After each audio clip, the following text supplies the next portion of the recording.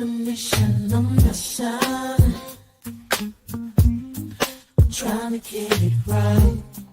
Transition, changing the way that I see life. Transition mind. I'm on a mission, trying to get it right. I'm transitioning my life.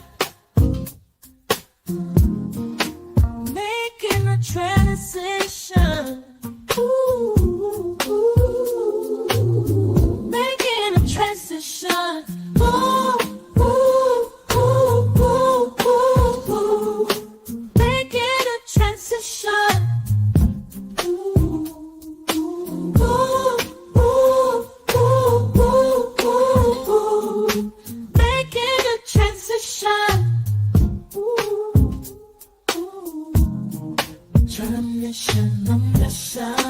I'm on a mission, I'm trying to get it right. Changing the way that I see life. Transition in my life. On a mission, on a mission, on a mission. Welcome. This is Alchemizing Energy. I'm your host, DJ Genesis, and today we are going to go over an African, I guess, scholar called Frank Zanu, and I'm just now like coming across this man based on an interview he did with David Anderson, and today I'm going to review some of the things he said because it's very interesting. Now that I've like he's coming across on my algorithm, I never even knew this guy existed. And we're going to see like a lot more of Africans kind of like just coming out and saying stuff about Black Americans and how they really feel. Maybe it's through the prompting of like the whole FBA movement, and I wanted to like kind of go over those things. A lot of times because I have a like I said, a Pan Africanist label on my head because I put it there. I said, you know what, I'm a Pan Africanist. And when I go on different channels, people are saying, hey, that's dead, right? And so every time I say something, it's like, well, that's what's wrong with you, Pan Africanists. And I was on the phone earlier and I was discussing, why I feel so strongly about Pan Africanism. Even though a lot of Africans and, even now with the FBA movement, they're just starkly against it. The reason why I hold so firm in my stature, like as far as like saying, okay, like we can't, why can't Pan Africanism still exist even though there is the FBA lineage, right? Because the majority of Pan Africanists in America are FBA lineage. I don't really see a lot of like Caribbean people opening up bookshops. I live in Dallas, Texas. There's a bookstore called Pan African Connection. Now, this is Miss Equete and her husband. These are FBA, what you would consider to be FBA people, right? And they, during that movement, opened up a bookstore, and brought relics over from Africa. They have all the Black book authors. They're a community landmark in Dallas where you go there, you get to see drumming, you get to like they actually host the every year the Malcolm X Fest. They do things within the community. So at what I'm like, okay, at what point do we just say, okay, that's dead now? And won't that actually imagine Miss Equete and them are in their 60s. Some people are in their 70s that have these bookstores throughout America, Pan African bookstores in Detroit, in Atlanta, all these different places. And when we say that this is a dead thing, does that affect them as people? Like, okay, imagine I open up a bookstore and I'm doing things for the community, and then you say, okay, well, Pan Africanism is dead. Does that mean that we stop going to their stores and getting our books, their Black books, getting our shea butter and all these different things they offer the community because we have this whole thing of it being dead? This is the part that I don't agree with, is because people only think about Pan Africanism as far as just going over to Africa and doing stuff, right? But Mr. Quete goes over to Africa on a regular basis and sends over and gets herbs and gets different products from Africa, brings them over to America for us to purchase at her store. She goes back and forth on a regular basis. She gets like different artifacts, different things. So when we say that this is dead, that means that, her story is dead, her time and her effort is dead. This is the reason why I don't necessarily agree with people just saying that this movement is dead with Pan Africanism, because with that movement of Pan Africanism, there also came the people from the 60s and 70s that actually began to open up community centers and places for Black people to come together, read books and all this other stuff. Every time I hear a person from like that time frame, the 60s, they always talk about the book that they read. Well, I got the book. I read a book that said this. Here's the book, right? So what would happen is because they opened up bookstores, you know, just to like spread the knowledge. Some of the books that Black authors would write would not be found in Barnes and Nobles. So they would open up Black bookstores where you can get the Black authors that talk about the Black experience, right? And a lot of these people that opened up these bookstores were African American. So I'm not just only speaking of, and just like you would say, okay, well, we don't have to go over to Africa and open up business. Well, a lot of these Pan African bookstores, they go over to Africa, they like get products, they do this stuff, bring it back to America, we buy them.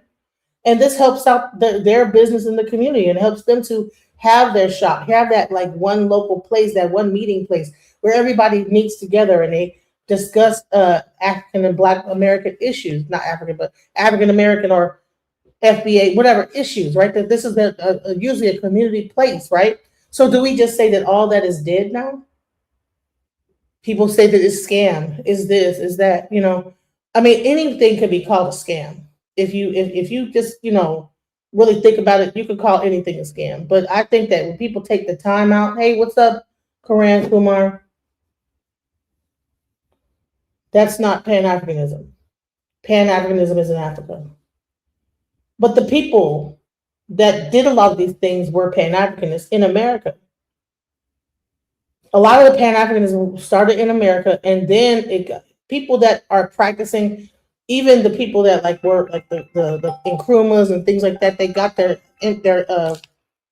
whole thing from America, American Blacks in the '60s. So I'm just saying, buying Black books or purchasing African clothing is not Pan Africanism.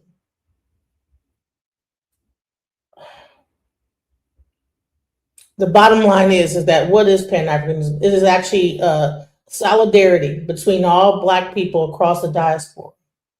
That is the main thing of Pan Africanism. And when you create a place where people can come and buy Black books and buy books from African scholars, Caribbean scholars, Black scholars, all these things, when you couldn't find these books at the white stores, you couldn't go into Barnes and Noble. Now you have Amazon. But before there was Amazon, there were places like Pan African Connection. There were the Shrine of the Black Madonna. There were all these stores that were all throughout America that actually are started by Pan African Black people from the '60s that would actually do the traveling, bring over the shea butter, bring over the black soap, bring over the different stuff like that from Africa. Now you can get it on Etsy. That didn't exist at some point. So I'm just saying, like, imagine I'm like a 60-year-old. I come from like that time frame. I've had my store for 40 years. Now there's a new FBA movement and saying that everything I stood upon is just dead. What does that do to our elders that like are actually still living? Everybody's not dead. All the elderly is not dead. They're still there. What does that do with them? We just discard them? That is the point I want to make. But now you have a guy named Frank Zanu from Africa, and he's saying, you know what? Black Americans are lost. I want to get right into it. Because this is not, I'm not going to have, like, I'm not going to keep just trying to, like, fight about the Pan Africanism thing. Because I think that people think it's about Africa, but really I think it's about the elders that were a part of that movement, that what they did, everything they could to try to create solidarity. Maybe it didn't work. I'll get you that. But that does not mean that the work that they did or that they're still doing doesn't exist or it's dead. People are still working in the diaspora, working together. So we can't say this 100% dead. Maybe people wanted to die. They only want to work within the Black community here. Okay, well, show me your store. Where is the FBA store? Well, guess what? The FBAs that are Pan African are the ones that have the stores right now that exist today that I know of. Now, if you have one that's like anti Pan Africanism and a pure FBA, tell me where they are. Maybe we need to like create like a directory so we can go to those stores. But right now, I don't really see anything other than online and people just having a discussion online about it. Let's get into this interview with Mr. Frank Zanu, where he kind of gets into it and starts to say that Black Americans are lost. And I think this is really crazy. Like, what? A lot of Africans can be very egotistical in their situation. I will say that because for him to come over and say this, it's like, okay, let's hear, because you know what, this is my first time I'm watching it with you, and you're gonna get my genuine response as we watch this. This is my actual real response. I haven't pre-watched it because I wanted to like share my true emotions as I watch this in real time. And then if anyone wants to come up, I will share the link. But I'm just gonna start off with just me giving my commentary, and then I'll allow others to come up and begin to speak as well. Let's go. United States of America. So I have a link. I seems to be the only bridge who can compare what I know from where I came from and then seeing people that we're taking from that place now. So I can look at the two and be able to spell out the similarities and what the root cause of some of the problems are. The first topic I want to get into is, how do you define culture? And under your definition, do Black Americans have a unique culture? Let me start here with Frank. Well, I'm glad you used the word unique culture. So yes, I'm sure you all saw the episode, that got everybody on my case, except this gentleman who was the only one brave enough to say, well, look, before I cut him into pieces, let me give him a chance to come into the studio and explain, to the audience. Yeah. So it's interesting. People say, oh, you're from Benin. And I'll say, yes. And they say, what's Benin culture like? And then I freeze. Because there's nothing like a Benin culture. Or if you're from Ghana, or if you're from Nigeria, Sierra Leone, Liberia, there is no such thing. But if you say, oh, you're Yoruba, I said, yes. What is Yoruba culture like? Then he or she is able to start to talk about it. So there are similarities which I'm going to really explain, and you can see it. So I'm first going to ask. He's been on my show. He's seen my. I do not put together that show, which I fund from my own pocket because I just want to say things to make people angry. No, it's because I really care. And sometimes I get frustrated about what I have seen from the continent where I come from and what I see here about my great-great-great-grandfathers, uncles, sisters who were taken away. So African Americans would say, well, you're not one uncle. Yes, I know, but I'm walking past my cousin, my nieces every day. So what is in my head is what is in their head. And what I'm explaining is something that they must listen to when I say there is no such thing as African American culture. They're like, what do you mean? Well, culture for me is not dance, food, clothing. Those are not cultures. Culture is a worldview. The worldview is what drives people. Their relationship to wealth, to money, to community, to marriage, to family. It's the worldview they have. That's the foundation of a culture. And number two, there is no possibility for you to have a culture without having a language. So if you read most of the books written by brilliant African Americans, the first thing you see, the headline is, the traumatic thing about slavery is not merely changing your environment. The traumatic thing about slavery is not merely asking you to work long hours. The Russians had hard labor camps in Siberia. Many countries, Japanese had it, where people work and they die. The traumatic thing about slavery is one thing only, which everyone has written about. They took our language away. They took our culture away. They took our history and religion away. That is a traumatic thing about being a slave. Now, if they took those things away, how and when were they recovered? All right. So here's the question. So why is he only speaking about slavery when colonialism did the same thing to Africa? Now, I'm not going to only speak. Listen. Just because he's African does not mean I'm going to take up for him. He's speaking about slavery, but he's not speaking about colonialism. He's from Africa. His country was colonized Why can't he discuss colonization? Because that's what affected his country.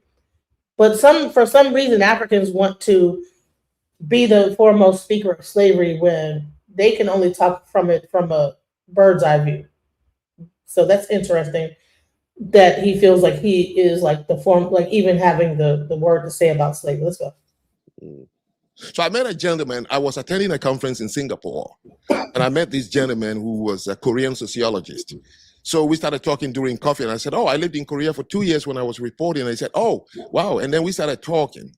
I don't remember how the conversation came about when he asked me. He said, "So your country was colonized?" I said, "Yes," and my country, his country, Korea, was colonized by the Japanese for 49 years. And he said, "What did you guys," meaning referring to people in Benin, "what did you lose as a result of colonization?" And I froze and I said, "Whoa, nobody has ever asked me that question." So I said, "Prof, you tell me, and that will give me some idea." And he said, "No, we're Koreans, we're colonized by the Japanese. So when they left, all we lost was time. We just went back being Koreans." And from that day, I could tell clearly, what did we lose as a result of colonization in Africa? What did you lose as a result of slavery? If you don't fix that which you lost, you're not going to make any way forward. So in Africa, the countries that exist today were never there. They force a group of tribes that have their own distinct cultures to become a country.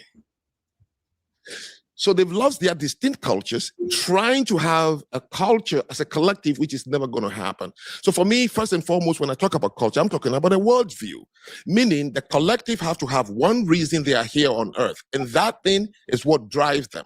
It's what makes them wage wars, conquer people, anything. You ask anybody, in 1884, it was the Irish journalist who finally found a word to describe the English man, which he called the manifest destiny. That exceptionalism of the Englishmen, now you call them Americans. The American exceptionalism is the American culture, that they believe that God put them on this earth to colonize and civilize others. And that's what drives them to go out there and try to give freedom and fight for freedom and do all the things that Do we really believe that they believe that it was a God sent thing to this manifest destiny argument is full of it. Okay, it was their greedy thing of, oh, okay, well, we can't own Europe, so let's go out and own other places and bully other places and try to take over there because we can't take it over here. I think a lot of the people that were like sent out of Europe were like prisoners and like some kind of like Christian cult, the Puritans. They were not this. They tried to make it about God, but they knew what they were doing. Come on now. They came up with this manifest destiny to justify enslaving other people. So let's not make it anything other than what it was that they really believe in this whole thing. They probably got together and said, you know what? I believe it's our manifest. Somebody probably had a dream and said, you know what? I believe it's our manifest. God said that we should do this. Please. Good or bad, I'm not giving any value. You know what? And there's an actual video that came out on Instagram or I think it was TikTok, where it was a black guy who walked around and asked a bunch of white people, do you believe in Jesus? And they were like, no. A lot of like our belief systems, I don't think that white people believe in God and spirituality the same way that we do. So when they say manifest destiny, I don't think it's coming from a supreme being. I believe it comes from their own understanding of power. When they speak manifest destiny, we think that they're speaking from a spiritual mindset when they're coming from a power and logic mindset. You ask the Japanese, he will tell you their worldview. So their dance and food, and no, those are not. I came from a place where, as a young boy, I was given a worldview, and it guided me everywhere I went. So when you meet me outside my culture, you can tell from my behavior, he must come from a culture that believes in XYZ. So a culture becomes more pronounced when you are outside the group. As an individual, outside your group, people must be able to tell. Okay. Dave, what is your rebuttal to that? It's not so much a rebuttal, it's a difference in philosophy, right? Mhm. It is, and I think we got to thank Frank for even coming here, because I know for some people this would be very adversarial. Frank and I, we talk all the time. We're very, very good folk. And there's a couple of things that I got to push back on simply because they were not available to us. See, when Frank was born, he inherited a culture. We had to make one with what we had. Some of us, if I were to swab any one of you, you would find some Nigerian, you would find some Ghanaian. Like, we had to hodgepodge, not to mention out of all of the places that Black people were forced into when we were slaves, 3% came to what we now consider the United States of America. And then we were bred over time. We were buck broken over time. They would take our women and grape them out of respect for your channel. You know what I'm saying? Drop the G. And then on top of that, they had a split breast system. And the split breast system means that one breast would feed the white children of the slave master, and the other one would feed the Black children that were going to be bought off and sold. We also have a situation where we had to face things that no other Black person on the continent had to face. You know, taking our children and feeding them to alligators, lynching, Jim Crow, all of those things. And when you look at it, whether we choose to acknowledge it or not, the pulse of America runs through foundational Black Americans. Who was the first person to die in the Revolutionary War? Crispus Attucks, Black man, foundational Black American, right? Harriet Tubman made the Underground Railroad and stopped it in Philadelphia. There are all of these things that have happened that make it who we are. Now, as a person who was the first Black youth president of an organization called the National Conference of Christians and Jews, to Frank's point, I do agree, you don't really see your culture until you're out of it. So I'm a raisin and buttermilk in a conversation where there's a bunch of white Christians and a bunch of Jewish people, and they're like, hey, we do this. I'm like, no, Black people don't do that. You know what I'm saying? From the way we walk, the way we talk, the way we eat, the way we move. Not to mention, you can't go anywhere on this earth without seeing our influence. The problem is, unlike any other Black culture on the face of the planet, we have been colonized and monetized for profit by everyone, including the Koreans. K-pop. Whose fault is that? Whose fault is it that we don't own our influence? How did it get bought and sold, and at what cost? We can't blame anybody but ourselves for that. Come on now. We can't be like, oh, we got everybody's using our thing. Well, guess what? It's because, you know what? I'm gonna tell you about the house scene, right? The house scene, the techno scene, right? People, when they didn't get accepted over here and given a record deal, they went over to Europe with the house of techno music. That's why they call it EDM now, to further separate themselves from their Detroit and Chicago Black American roots, right? So when you think about EDM and you think about electronic dance music, which is not even what it really is, it's Detroit techno and Chicago house music remixed into a European version of it. It was Black people that brought that over there. It was Neil Rushton who came into the Black community, found Kevin Saunderson and people of the like, paid them $500 a piece to put their music out overseas in Europe because they were not given the record deals in America. So we kind of like we could say that it was you know, everybody's doing our thing, but you know what, we sold, we were bought and sold for like pennies on the dollar. So can we really blame, because there's actual Black, you know, submerged. Give a shout out to Mike Banks for creating the first Black American distribution company in Detroit, Michigan, where artists were able to go, instead of going through a Neil Rushton or Unique Distribution, all the different distributions companies that were started in New York and Europe and things like that.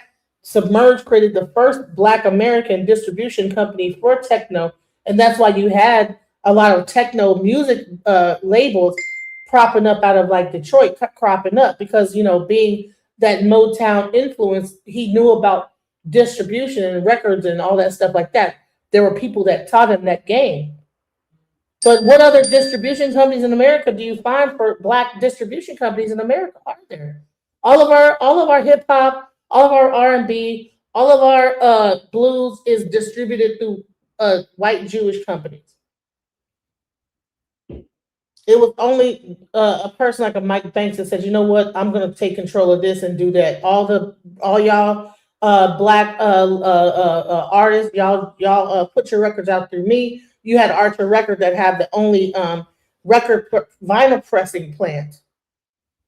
So that's the only thing is that we did have to go through Archer and different white Middle Eastern people because I think that Ron Murphy. I'm not sure what his background is. Ron Murphy. I'm not sure what the last name is. That sounds like a Scottish. But I actually met Ron Murphy.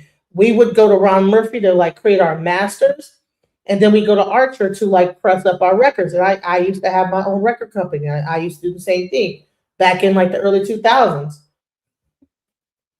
So like just so you know is that like when you talk about like the ownership of things like okay yes we have the influence of this that the other but he wants to go into K-pop, he about to go into that. Well, guess what, who's writing the music for K-pop? It's black artists. Someone can like put some money into their pocket and say, okay, I want you to write the songs for this Korean pop group over here. And so now there you go. So it's not like that we are not actually giving our talent away to these people and then now they're owning it. It's not like that they just picked up on it and just did it. No, what they did was they gave you some money, have you come to their country, and then can you do this and that? Can you do that? They'll hire you as a DJ. I remember back in the day, they'll hire you as a DJ. And I was told, listen, don't tell them how you make your music. Don't tell, because what they do, they hire you as a DJ to DJ. But the whole time you're there, they're asking you, so what do you use to make your music? They'll sit you down to the dinner. So what kind of what kind of equipment do you have? How do you make your? I love this song, man. How'd you make it? And you ain't thinking nothing about it. You just up there just spilling the beans. Yeah, I got an 808, I got like a curve that are a lot. And so then they like go ahead and go buy those machines. Now they're making the same music and copying the music you're doing, probably listening to your record and whatever, finding the sound so they can reproduce and recreate what you've done, but you gave them the sauce. So can we really blame anyone and be like, oh, well, we're the ones that don't know? The reason why we are the ones and everybody else got it is because we gave it to them. So let's just be real about that. Let's go. Ain't nothing but R&B. Let's call it what it is. And it's R&B under duress, because if you look at what happened with Megan Thee Stallion when she was dealing with those K-pop girls, she was like, oh, it's serious up in here. Because if they miss a step, they get what Joe Jackson gave Mike and them, but worse. There are all of these things that take place that no one wants to talk about. So no, we don't have a language because we weren't allowed to speak our language under penalty of death. When you talk about you can't come to the cookout and things of that nature, people forget. Picnic is an abbreviated slang term, which means you get the picking to lynch. Postcards came from pictures that they used to take the back of and mail for people who couldn't see the lynching that they had. All of these things we survived. And the funny thing is, everyone's coming over here and benefiting from the fact that we put out the 13th, 14th, and 15th Amendment. All of those things that started as the Black Liberation Movement, but then got shoehorned into civil rights because everybody wants to come off of our pain.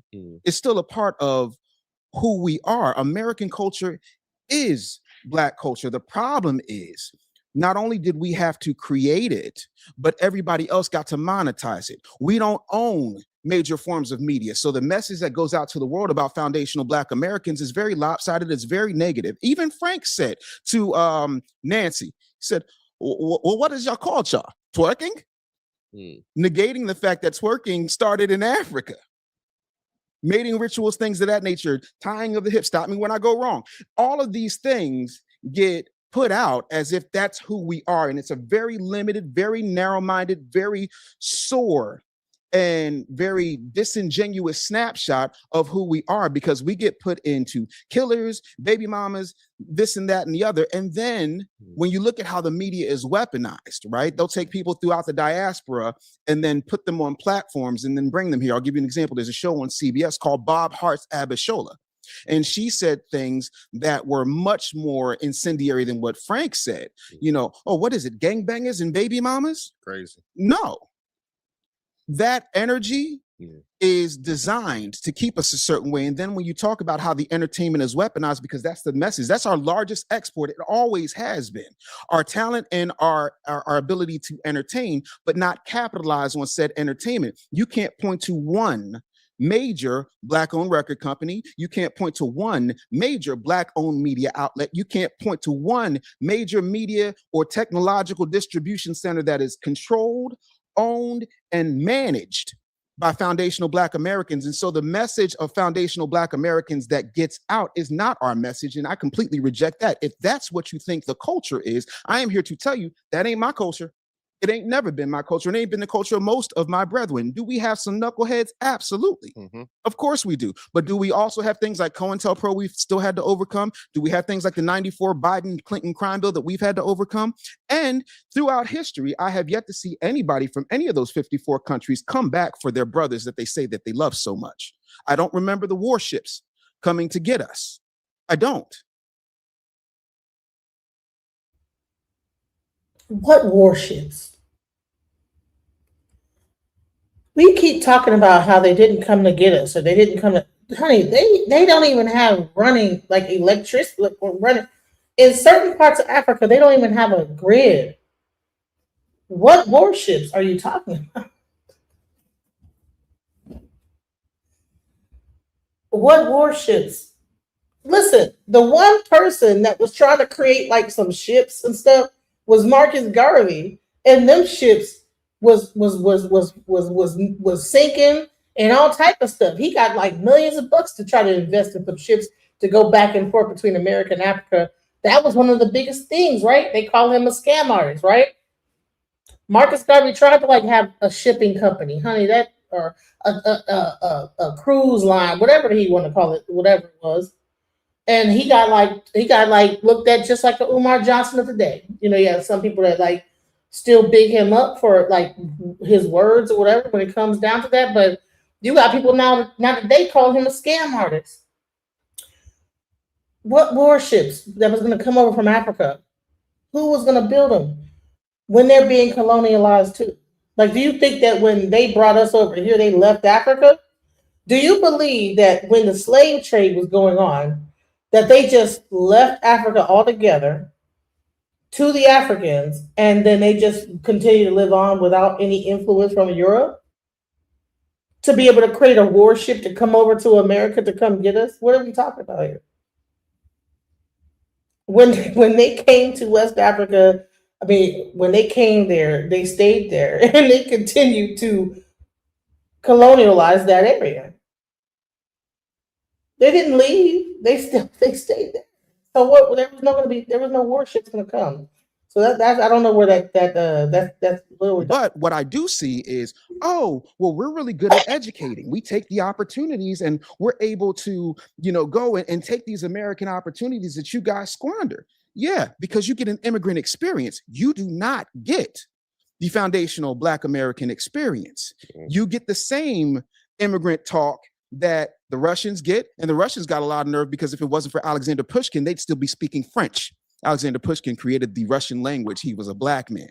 So when you talk about where we are and where we've been, you also have to talk about the mind screw, out of respect for your channel, that we have been put under. So no, we don't have an official language because we weren't allowed to have one. But still, if you look at AAVE, it's everywhere. And when it comes out of our mouth, it goes from the hood to the boardrooms to a billboard on Broadway or in Times Square.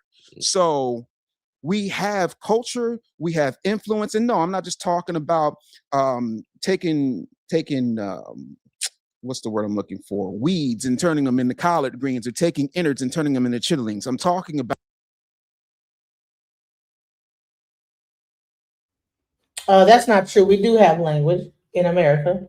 First of all, Creole, which is a combination of different languages, is a African combining all those different things in America and different things. That is a language. Gullah and Geechee is a language. So what are we saying? We didn't have a language. We have languages.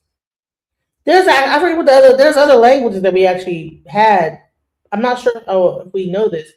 But there were actual languages that were kind of created, like kind of like a patois that were had back in those days to be able to communicate even with each other. Because you imagine if you have like people from the Congo, we have people from the Nigeria, Benin, you have people from like Yoruba section of Nigeria. How do they communicate on the slave plantation? They have to have some way of doing that. So they had to have combined different languages to speak to each other in combination with the French that they were being spoken in. That's where you get those kind of Creole patois type of languages. Jamaican patois is a language. What are we saying? AAVE is a language. It's a derivation of of the English language. So we're saying we didn't have a language of our own that people there was language that we had that people didn't understand what it was. Honey, I remember back in the '60s they had this thing, you jive turkey. I remember during they had this thing, Naked Gun, and they were talking like making fun about how black people used to talk, and they were making fun, you jive turkey suck mother, and then they had people talking in like how people in the '60s talking, made fun of it, and kind of like made a joke of it, but like if the average person probably didn't even know what they were saying. Yeah, send me down the time. Remember like what's that one? Send me down in the hit me time. That was making fun of like how black people talked in the '60s and '70s. So we did have our own way of communicating in language. It wasn't necessarily considered like an actual language, so to speak, but people spoke in a language and we still do, that others probably don't even know what we're saying at the time. You get a average person that's coming from a Hispanic person, and you hear them listening to African vernacular, they might not even know what the hell we're talking about. Like what you say, I'm hot. I'm hot. No, I'm not hot. I'm not. I'm cold. I'm cool. I'm not hot. And you like no, that means that you gotta like explain to them what the meaning is based on what the African American version of it is. So we do have language, we do have Creole, we do have Gullah Geechee. We did have language back in that time because we had to communicate with each other sometimes in another way to even like make sure that the slave master didn't know what the hell we were talking about. So we did have language. Let's go. About the fact that we have persevered and we are the most copied individuals on the planet. So much so, if I'm wrong, please explain Akon to me. Please explain Burna Boy to me. They all do a variation of who we are. And I'm not just talking about music. I'm talking about the walk. I'm talking about the talk. I'm talking about the hairstyles. I'm talking about the innovation. Everything we do. We took a construction worker's boot and made it the hottest item for the past 40 years.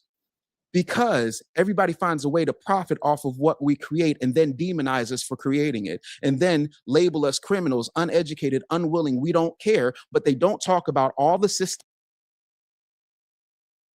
Is American English new, or is it a reiteration of the United Kingdom? Or American English has become its own thing. That's why it's called American English. It's its own language.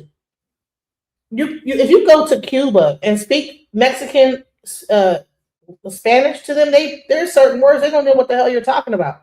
If you are a Cuban, you go to Mexico, they might not understand what you're talking about. There's certain words. Listen, when I like type into translator, a Cuban person, Spanish, man, honey, it's so they don't even the damn Google Translate don't even. There's like general basic Spanish, but then there's Cuban, which is like a combination of slavery and all those things that happened in Cuba.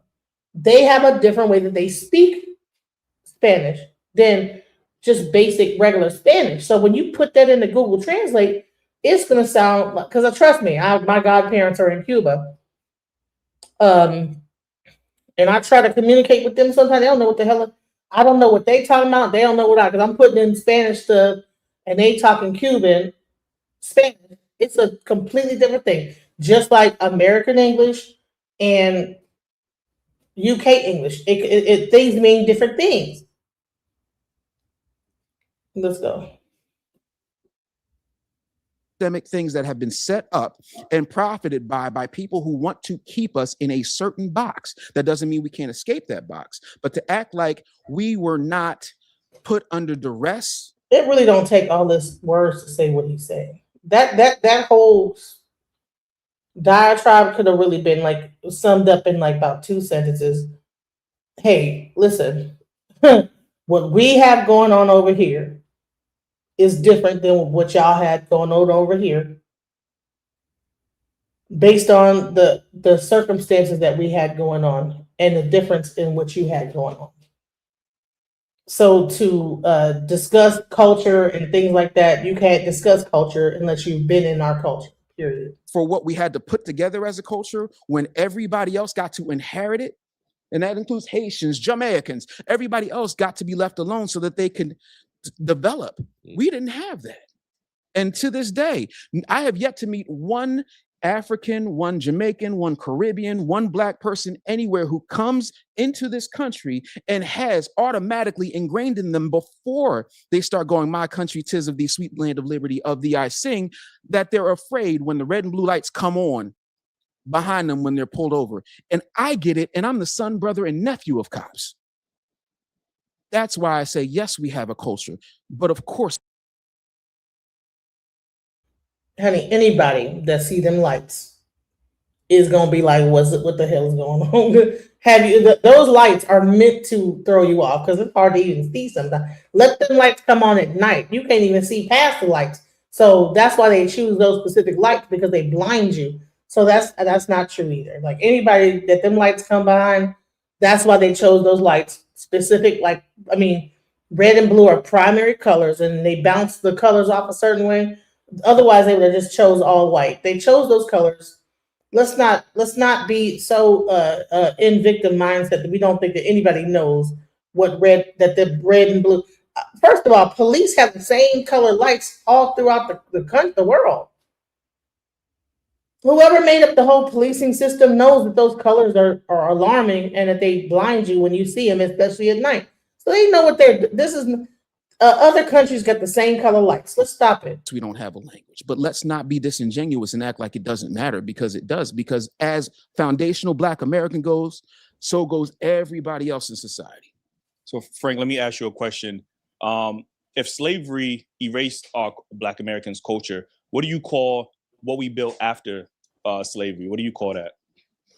Well, you have to give me an example of what you mean by what we build. What are you referring to? You tied culture back to African. He's being facetious now. What we built. Come on now. I'm not sure if he lives in America or not. I need to do some research into who he is. I mean, I don't know everything about this guy. I just like saw that he said that we were lost, and I like started reviewing this. But come on now, he's asking stupid questions. Like, what we built the whole country. Stop it. What do you mean? Shut up. And something that you inherit. But you said that got erased during slavery. But we built something. Clearly, Black Americans have built throughout slavery and the culture that we have currently. What I'm asking is, give me an example so I'll be able to respond to that particular thing. Well, like things like gospel is something that we built after slavery. Songs and music, the foods that we eat, that we consume. Sure, songs and music exist in every society.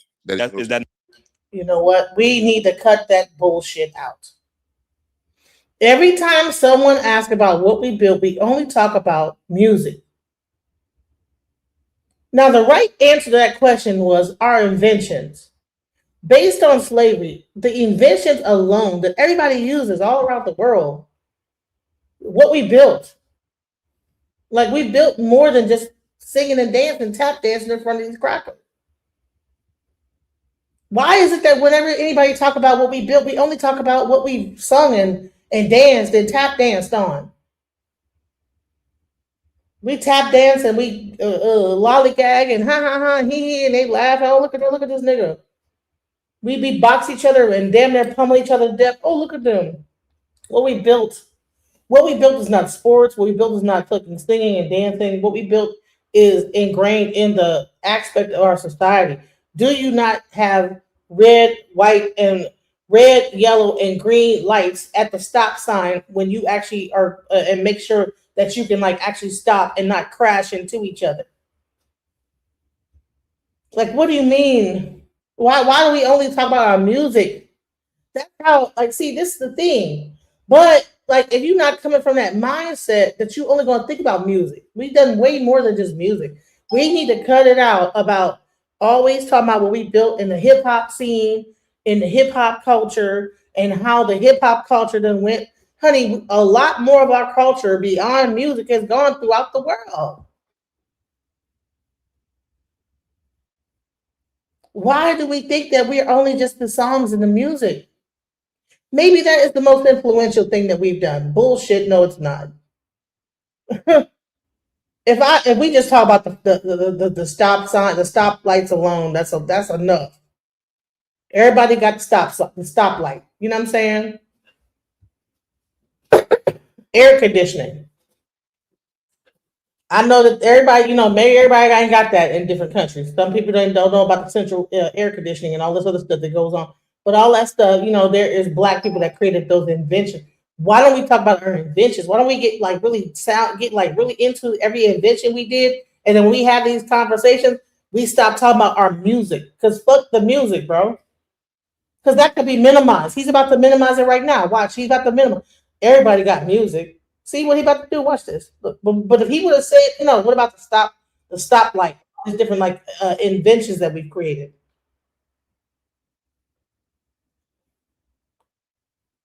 Hello, welcome. How you doing? Hey, what's up? Oh, nothing much, nothing much. When you got done, I wanted to speak on Mr. Frank Zanu. Was it Zanu? Something like that. Zanu, yeah. But I think when you got done building, you got done building, he's feigning to be stupid. Like, what do you mean what you created? That's condescending in a way, but we'll go into it. Let's go. Not a part of culture? No. Let me come to that. And first, let me make a little. So he said our music, and of course, everybody makes music. And then he says, what? Music is not a part of culture. Of course, we don't have a language, but let's not be this. Of course, we don't. Together forcefully as country. Together forcefully as. Let's go into it right now. Of course, we don't have a language, but let's not be disingenuous and act like it doesn't matter, because it does. Because as foundational Black American goes, so goes everybody else in society. So, Frank, let me ask you a question. If slavery erased our Black Americans' culture, what do you call what we built after slavery? What do you call that? Well, you have to give me an example of what you mean by what we build. What are you referring to? You tied culture back to African and something that you inherit, but you said that got erased during slavery, but we built something clearly Black Americans have built throughout slavery and the culture that we have currently. What I'm asking is, give me an example so I'll be able to respond to that particular thing. Well, like things like gospel is something that we built after slavery. Songs and music, the foods that we eat, that we consume. Sure, songs and music exist in every society. Is that not a part of culture? No. Let me come to that. And first, let me make a little response to David's assertion that we were not allowed. So in Benin or Ghana or Nigeria, you pick any of the 54 countries in Africa, right? If you had gone into a Yoruba tribe, which is now part of Nigeria, they would speak Yoruba.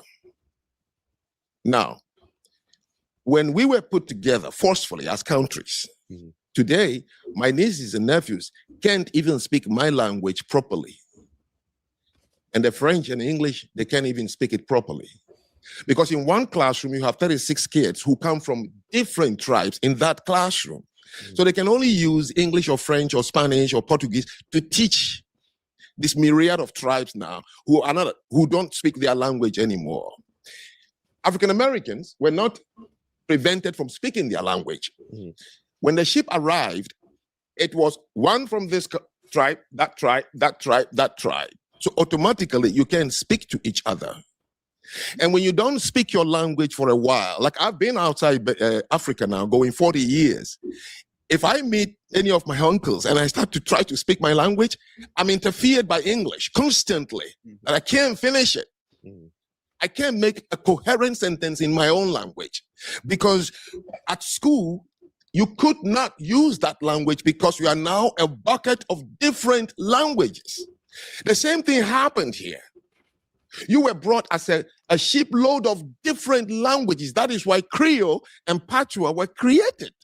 So you use the only word you can understand, a little bit of the colonizer or whoever is controlling you, and try to speak to someone who comes from Senegal. You don't know what he speaks. So over time, it becomes this hodgepodge of a language called Creole or Patois. In Sierra Leone, they have it. In Liberia, they have it. In Nigeria, they have the pidgin English because they can't speak to each other. So nobody prevented you. All you need is not to use your language because there is no one there to speak to, and the next generation, it's gone. The Jews, however, it was Jews. They took them as Jews. Even though they went from country to country to country, they were lucky enough to keep talking to each other because they can understand each other. So they were able to retain the language. This is my starting point. It happened to us on. He's talking about Jews. Jews are from a small slab of land, not a huge continent. What is he? Maybe I'm missing something. Al, did you want to say something? Well, I'll just say that, like, to me, to me, he's a fake intellectual. Like, I mean, like, it's because to be honest, I do agree with some of his premises, but a lot of time when he goes to talk about things like that, what he just said right there, it makes no sense. Like, what are you talking about? When the man asked you, okay, after the people who came over here lost their culture or lost the culture that they're, from their origins, and so you had to make a new culture. You had in the environment that you were in, you have to make a new culture. So does that new culture count as a culture? And then you go to talking about something that has nothing to do with anything. You're talking about the Jews. That's what I said. It's like a fake intellectual type of thing, like a mental masturbation where you went around the world and it's not coherent. It's not answering the man's question. And it makes no sense. That's why I wanted to add to that, though. Yeah, if you grab people from all over the continent and then bring them to over here, and then they'd be like, "Oh, well, no, the Jews had one language." What are you talking about? Like, bro, like Africa. Do you know how many languages are in Africa alone? I think it's like over like tens of thousands of different tribes and languages. And somehow we came over here and figured out how to communicate with each other. You know what I'm saying? Because they did not only just bring people over here from West Africa, they brought them from Ethiopia and other parts. Somehow we were able to communicate with each other. So I don't really get what he's talking about. The continent. So don't be fooled. You hear countries like Nigeria, Ghana.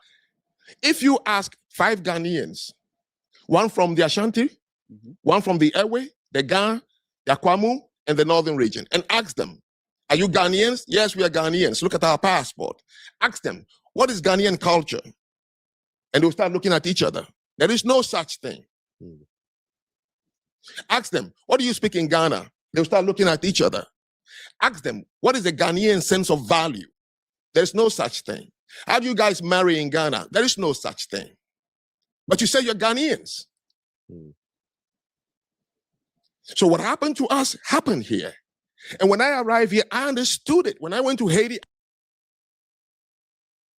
So he's trying to say that because they didn't have any culture doesn't mean that we don't have any culture over here. No, sir. We were forced to make a culture here because we had so many different people from all these different places that we had to make a culture here in order to even survive here. The culture came out of the conditions that we had here. It came out of condition. Condition equals culture. You put people in a certain condition that makes them actually start to come up with things to survive. That becomes a culture, right? No, I agree 100%. That's why I said that a lot of the stuff, like, because when you say music isn't culture or food isn't culture, like you're making an asinine type of summation. You know what I'm saying? Like that's why I said that, like I did agree with some of his premises, but then, like, when he went to say that food wasn't culture, or like I said before, you're saying that those things, that food, that dance, that cultural garb isn't culture. then that's when you just saying some bullshit. Excuse me. You're just saying bull stuff. You're saying something that just doesn't make any sense. At the end of the day, when our foreparents came here, again, you had to make it. Matter of fact, we were forced into a semi-separate social reality, and then that forced black people to have to make certain cultural attributes. Now, this is where I'll say that this is a point of contention, but black people did make a culture. Black people do have a culture. We do have a certain shared worldview, certain shared cultural identifiers. So that's what I said. I don't know what he's talking about. Like, I don't even understand. Like, I don't understand. Okay, what the Ghanaian people and having to be, I don't get what he's saying. Like, I don't get where he's going with that at all. I don't get it either. Here, let me just make this point right here. I'm gonna say this because, like I said, the reason why I say that we shouldn't only focus on the music that we made, and also I'm saying that conditions equals culture, right? So there was a car that was made, right? Cars probably were crashing into each other. This inventor said, okay, we need to find a way to do this to make it so that we don't crash at a crossroads, right? Created so now someone says, oh no, the modern stop sign was created by a white person. Okay, well no, before that there was this invention, right? That actually saved a lot of lives, just by okay, listen, stop this, whatever. This is the actual first iteration of that whole thing of trying to save people from crashing up on each other, right? So what happened is the culture of America and had cars. Cars was invented in America. The stop sign, this whole invention comes out of that culture, right?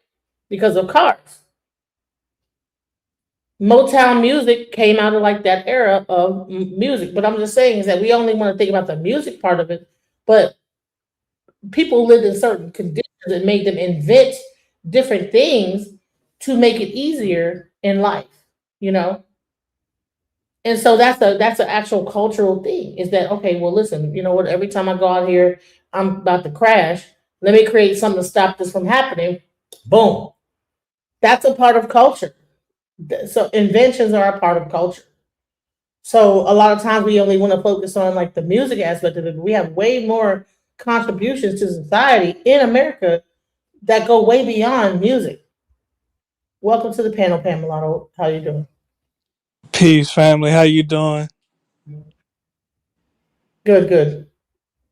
Did you Hope have all some? is well. Well, yeah, I wanted to respond to the title, and it says and I can't read it right now, so I had to paraphrase and just correct me if I'm wrong. But essentially, it's FBA's loss. Is that the question? Black Americans are lost. So not FBA. He just said Black Americans are lost. Frank Zanu says that the African so-called scholar. Yeah. And my response to that is, I will argue many Black Americans are indeed lost, but the FBA movement and the ADOS movement and the U.S. Freedmen movement is evidence that collectively Black Americans are waking up, and we are seeing that we have no allies. We see that the Africans and the Caribbeans collectively are not our allies. We see that other, quote, people of color are not our allies. And we see that we made mistakes when we advocated for mass immigration to the US with the 1965 Immigration Naturalization Act.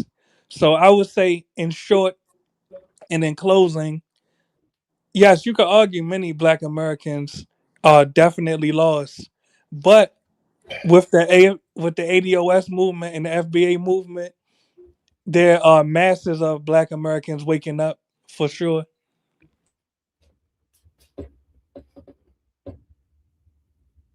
All right, let's continue with this and let's see what else he has to say. I was like, whoa, when I went to Jamaica, the same thing. So when I said I was only speaking here, so I said African Americans, I would have said the same thing about my own countries in the continent. We have no culture.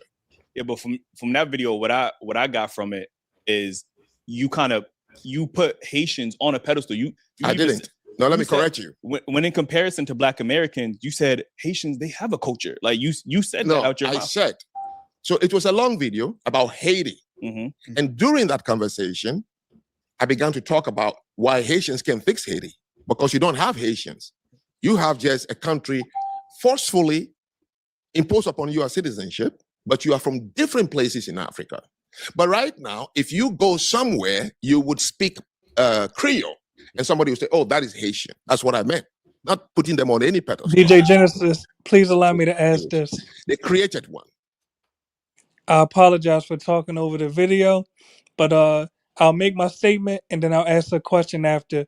Now, it perplexes me why so many Black Americans are, I don't want to say outraged, but triggered by this particular African's opinion of us, because if we ask this exact African, why isn't he in his country of origin pushing the neo-colonists out? We see that he has not addressed that. He's in the U.S. talking shit to us. So, with all due respect, do you know what particular country in Africa he is from? Ghana. Exactly. I just Togo. think exactly. That's They what I'm said saying. Ghana, right? Al? No, that it's right. I think it's like right next to it, or it's like a country over. It's either Oh, right yeah, like next. Benin, or I think he said Ghana, but you said Benin. No, he from Togo. Okay, I And thought Benin were the same like place, like Benin, Togo. well, I Yeah, like know they on right next to each Ancestry, other. exactly, on Ancestry tests, Benin and Togo are grouped together. But I will say this, and this is really a teachable moment for all of us, including me, because I'm not here to preach. We have to start tuning out these towers that want to come to the US and have come to the US, and they are very critical of us. But when we put that mirror up on them and ask them, hey, why aren't you getting the neo colonists out of your country right now? They have no response, really. So I really don't take any tether's opinion of us seriously at all. I just judge a tree by its fruit. And the fruit of the African in the US, the fruit of the Caribbean in the US, is that they abandoned their countries and allowed their countries to be neo colonized by Asians and Europeans and Arabians, etc. He's from Benin. That's what I thought he said. Yeah, Benin, Togo. That's the same. Yeah, he need to go fix Benin. He needs to go fix that.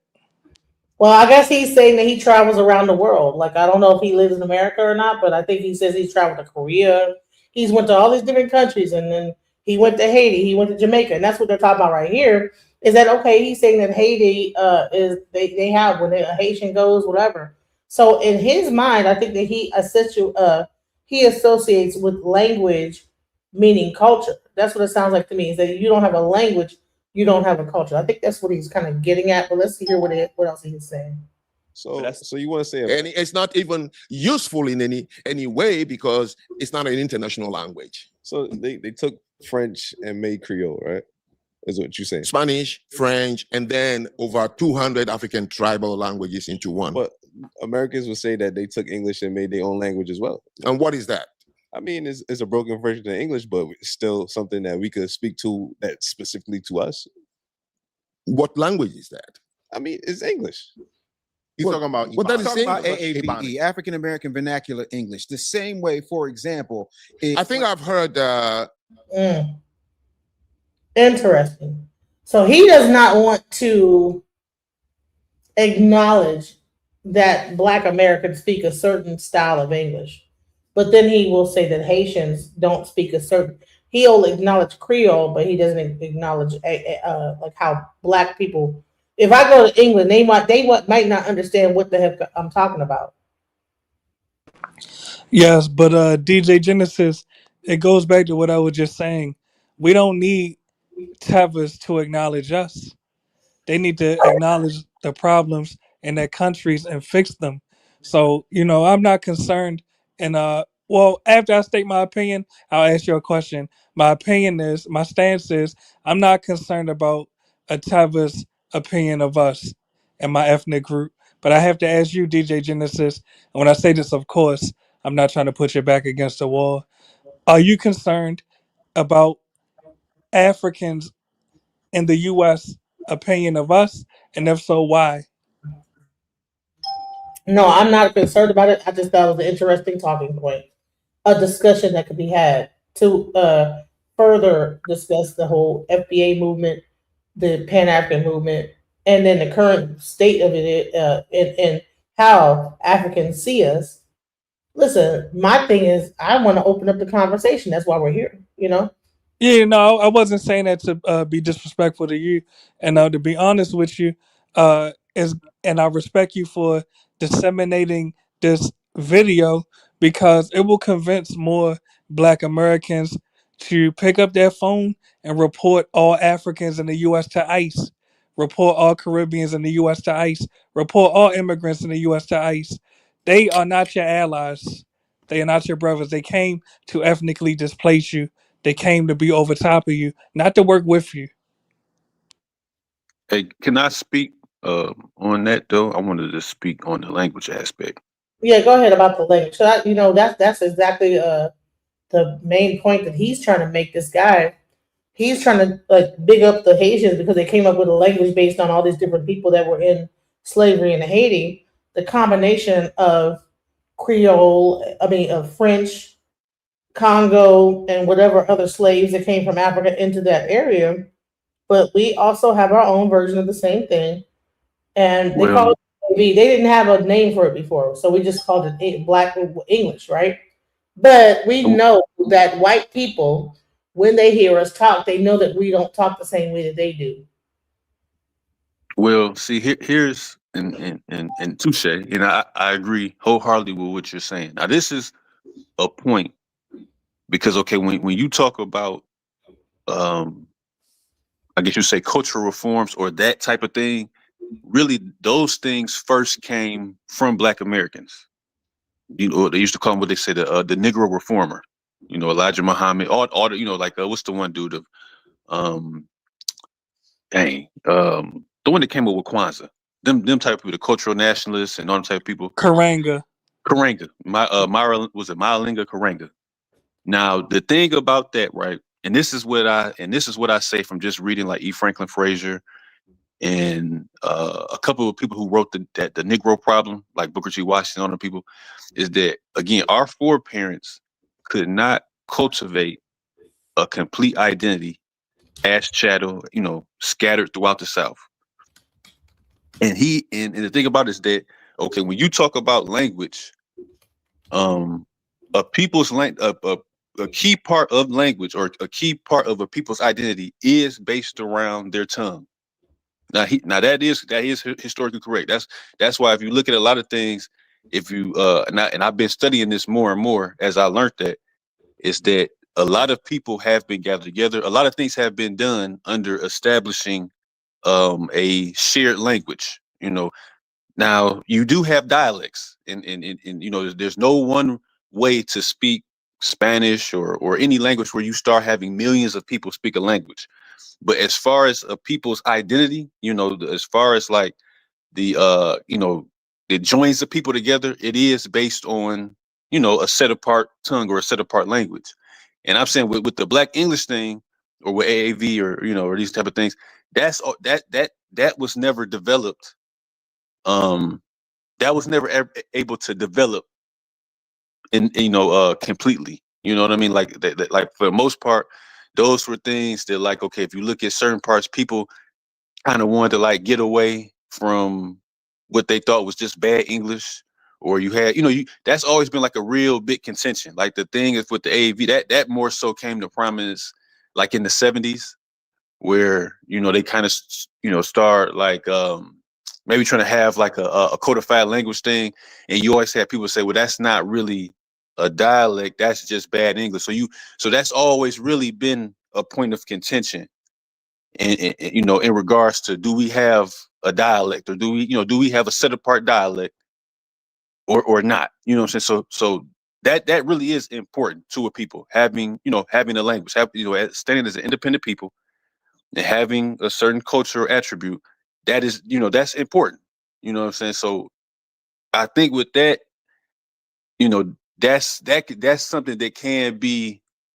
I'll say that people that was within the ethnic group that they stressed that they talked about that, because for the most part, a lot of the people was more so about assimilation, just speaking the proper American. I guess you say the what they call it, the American standard English, and you always had like a little contention, like, well, that's this bad English, or that's just for people that was this uneducated and we couldn't read. You know what I'm saying? Because if you look generations before, like a lot of people, they kind of like enunciated their language. So I mean, or enunciated their English in a certain way. So that's why I say, like, I agree with that point in that regards, but just more so based on people that have been within Black America that were trying to maybe cultivate culture outside of what was cultivated in the slave reality, in the plantation reality. So I don't know if I'm making myself clear, but that's what I wanted to say to that about in regards to having the importance of having a set apart language or dialect. You know what I mean? We already have one. That's the thing, is that we have a language, because I can guarantee you a person come from England and go into some parts of like Georgia probably Mhm. won't understand what the F they are saying. Because trust me, sometimes I don't know what they're saying. So we do have dialects of a language that mix a little bit of like whatever it is. Go into parts of like North Carolina, South Carolina, where they have that Gullah Geechee like kind of thing. Sound like Jamaican patois. But Well, this yeah. guy that's sitting on here is being he's being disingenuous. He's purposely like, what do you mean? Like, black. So what language are you speaking? Like he's being condescending in a way. And then like almost on some bullshit. Like, bro, you know that black people don't talk the way white people talk in America. Well, but I'm saying, see, a vernacular. Like I said, okay, it's just like when you talk in a certain way, right? And people, they'll say, well, you talking white, or like if you talking to Isn't that a culture? Listen, isn't it a cultural thing? Okay, Mhm. what dictates culture, right? If I'm in an area that is in Louisiana that's more French influenced, they're going to talk a certain way. The thing is that this guy does not realize that America is a continent. When you go throughout America, people talk in even though it's English, so-called English, the sound of it is going to be different depending on where you are in the country. New Yorkers are going to sound more like a English person. When you go down south, they're going to sound more Scottish. There's some down south people that if you put the way a Scottish person talks and how they talk, it sounds the same. There's certain parts of the Caribbean sounds the same as a Scottish person. So are we just going to say that that's not a cultural situation where those areas are not influenced by certain things and that's not cultural? Well, no. I'm saying no. That's vernacular. But then again, when you talk about a region of people, again, like you said, when you brought up Louisiana, right? Again, like that's not something that's specific just to Black people. If you understand what I'm saying, like if that's a shared vernacular of a region. Like it's not really something that's just you could say that's localized to Black folks. You hear white people that talk, like that way too down there. Like, or when you go to like Baltimore, like how they talk, like that's a shared. That's not like like an actual set dialect of a people. That's a vernacular. Like, what I'm saying? When you go to different places and people are speaking different vernaculars of English, like the way I might speak, like for instance, right? People in different regions, like you said, they have different slangs. They have different way in which they enunciate words, right? But that's a different vernacular. That's not a dialect or a separate language. So do you know? Okay, so what's the difference between a dialect versus a language? Tell me the difference. Well, no, we'll see a dialect. You want me to read the definition or just freestyle it? You can freestyle. I'm bringing it up. Okay, because I read the, what I'm saying, like a dialect is like an actual, set apart. So it could off a main language, and you have a certain set apart words, but it has like a fitting, like the things that go like was it like context? It's actual rules for a language and a dialect. Like that would be like a different vernacular. What I think is that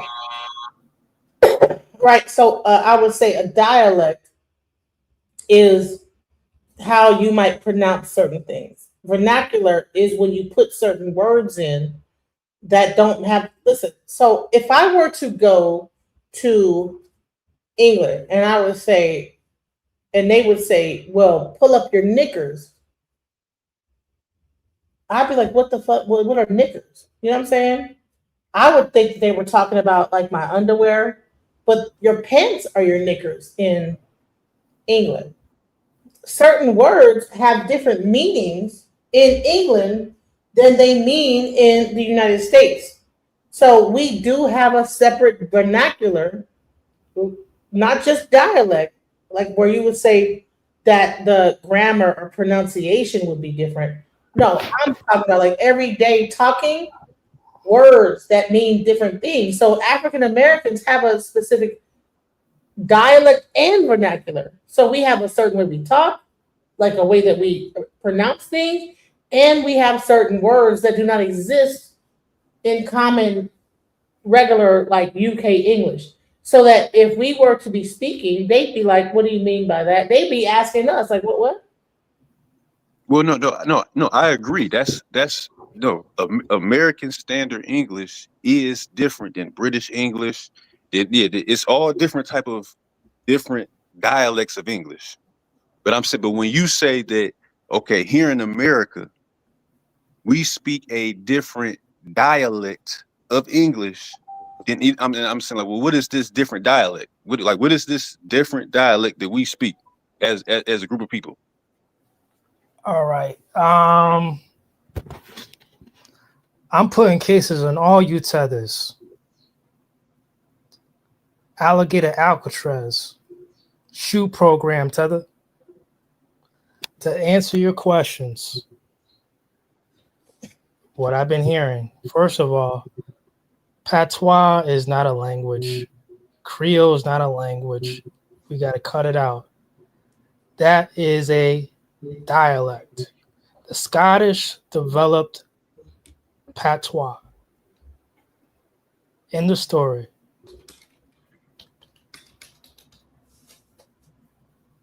Okay, so what Irish planters, that's what they talk. They're using loan words. That is not even a language. They don't even write that way. Do you understand? They're illiterate out that way when it comes down to writing. That's a big problem. It's always been a big problem. So have you heard We do too much. have you heard of pigeon? Have you heard of pigeon? Yes, I have, and that's exactly what But pigeon, that's exactly what Africa. That's exactly what Africa needs to be speaking among themselves, either Pidgin English or Pidgin France. That's what they need to be speaking amongst themselves, so they can universally talk to one another. But didn't patois come from pigeon? No. It comes from the Irish and the Scottish. Let's stop this. When you see these people start speaking Gaelic, trust me, you'll know. You could pull up a Scottish person speaking Gaelic, Irish person, and you know exactly. You'll be like, "Wow, I don't even understand anything they're saying. They're speaking English though." Let's stop this stuff. And another thing that I'm seeing with these panels, Gaelic considered a language, right? It's not a language. No, Okay. Gaelic is a separate language than English. You can Google all you want. These people Gaelic is can't a even separate write in language those than languages. English, though. Ebonics is something special. It's a whole different category. But you're And missing. you're right. And when you go to New Orleans or Louisiana, white folks speak that way too. Let's stop this stuff. I agree with the brother on that point up Okay, here. so just because white, that just means that they're influenced by the people around them. They're speaking that way because more and They more black practice folks. voodoo too. Right, but that just because white people speak that way, because the majority of the people in that area speak that way that are black. Sis, it's not a language though. Okay, all right. So let's go back into. I'm not going to argue. I'm just okay. No, no, no, Everybody, no. everybody has that. I'm not trying. We're not It's trying not to even an argue. argument. It's just we're giving too much credit to things. Yeah, that's what I say. I'm not trying to argue. What I'm saying is that he's correct in you know in the people's sovereignty and their identity. Like not to bring up anything religious, but that's like the Bible. That's why it was so important that they kept the language in the language of their fathers, because you keep its authenticity, you keep its cultural meanings. You know, language is very important in the people's in their identity, in their culture. So when people say, You're agreeing to what he's saying. well, no, He's no, saying I'm that we just don't have saying a that when culture people, because we don't have a language. That's what That's what it sounds like he's saying. well, no, no, I was Yeah, just saying that our foreparents in the South that we could not cultivate a separate language or a dialect. A lot of those things. That's why I said it was a point of contention even with Ebonics. Like when the Ebonics came, you had one group of people that was saying no, that's bad English. We don't want our kids learning that in the schools. We don't, you had one group of people that was saying that. Then you had some people that were saying, well, let the kids speak how they want to speak. So that you've never had a shared dialect in that manner. We've never had that. Those things have always Before been you points of start these contention. videos, Here's the question though: does culture, if you don't have a actual language of that culture, does that mean that you don't have a culture? Like, say, Americans are culture. Stop okay, this. so you're saying that Black America does not have a separate culture from America? Black, No, white, we all have cultures Same down culture. south, New Jersey. We all have different accents. Say, for instance, right now, I'm FBA. Do I sound like that brother by accent? Who's speaking right now? Who's on the panel? Do I sound like him? No, you You don't. might not. You might not even think I'm FBA. But hold up for a second.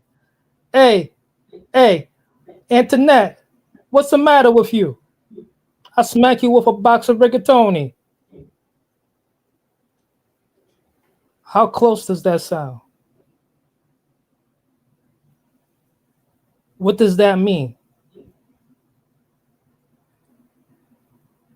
You're missing the point that I'm trying to like. Exactly. Do I have a similar accent to someone?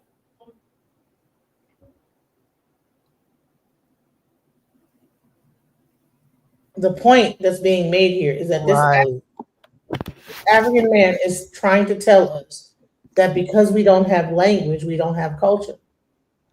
That's the point. And so let's go. And it's that panel though. That panel's always self-defeated. Anyone who keep on playing these games, oh man, where's our businesses at? Oh man, they're just lying. They're so self-defeated. I mean, pretty much that's what he's saying. Listen. I'm gonna go back a little bit because I think that's what the all right, because they're talking. He talked about the Haitians. He said about the Haitians, right? All right, let's go. I began to talk about why Haitians can fix Haiti, because you don't have Haitians.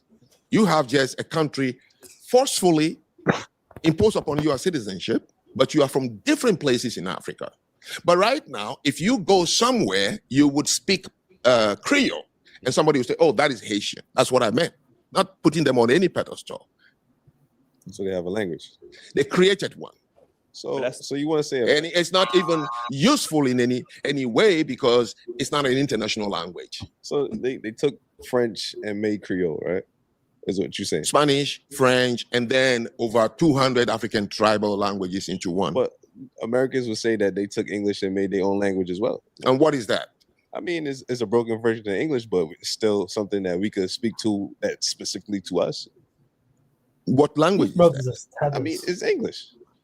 He's talking about what that is Talking saying. about AAVE, African American Vernacular English. The same way, for example, I think I've heard. Yes, when I came to this country in 1994, I had a debate on my campus about Ebonics. right. Now, Same thing. yeah, and somebody corrected me. I think it was my professor said, no, if you say Ebonics, there is no one collective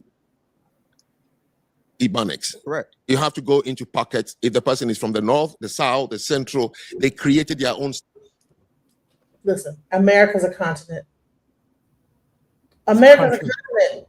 It's a The continent. United States is a country. Well, the United States is a country. America's a continent. Correct. Yeah, North America and South America. It's a And lab. they're joining Caribbean islands. No, hold on, stop. And So- they're joining a Caribbean island. Can I make my point without being interrupted and having you like in a minute? So I'm saying is that he's trying to say that okay, that all right, there's different. The reason why Ebonics is not a real candidate for being a language is because when you go to different parts of America, which is a huge slab of land, California is like 100. I don't even know how far it is from New York. Georgia is I don't know how far from Colorado. Like you know what I'm saying? All these people in all these different areas have different ways that they speak the same language. That does not dictate that there's like some kind of a language going or like that's different from what Haiti's doing. Hey, but the biggest difference is Ebonics, it's taught in the Ivy League. Their stuff ain't no patois taught in no Ivy League, ain't no Creole taught in no Ivy League, ain't no Pidgin taught in no Ivy League. Our stuff is taught in Ivy Leagues. They be having seminars on our stuff to this very day. Right. So let's go. I began to talk about why Haitians can fix Haiti because you don't have Haitians. You have just a country forcefully imposed upon you a citizenship, but you are from different places in Africa. But right now, if you go somewhere, you would speak Creole, and somebody would say, "Oh, that is Haitian." That's what I meant. Not putting them on any pedestal. So they have a language. They created one. So you want to say, And it's not even useful in any way because it's not an international language. so they took French and made Creole, right? Is what you're saying. Spanish, French, and then over 200 African tribal languages into one. But Americans would say that they took English and made their own language as well. And what is that? I mean, it's a broken version of English, but it's still something that we could speak to that's specifically to us. What language is that? I mean, it's English. He's talking about what that is talking saying. about AAVE, African American Vernacular English. The same way, for example, I think I've heard. Yes, when I came to this country in 1994, I had a debate on my campus about Ebonics. Right. Now, Same thing. Yeah, and somebody corrected me. I think it was my professor said, no, if you say Ebonics, there is no one collective Ebonics. Correct. You have to go into pockets. If the person is from the north, the south, the central, they created their own style around it. So I understand that part. That didn't even qualify as a subculture. So let me give you, Jamaicans don't have a culture. When you say the country Jamaica, no, that is not identifiable as a culture. But the Rastafarians have a culture. Now, let me explain what I mean by worldview. The Rastafarians' worldview is that men were put on earth to take care of nature. Okay? That wealth, you have to create more than consume. So they live a frugal life. So politically, they are pacifists. They will never go to war. Socially, they're communal and what we call Epicurean. They believe getting high, eat some food, and have deep conversation is what life is about. And then religiously, they are Rastafarians. Hippies are the Western version of a Rastafarians. They also had a worldview, and that dictated their relationship with wealth.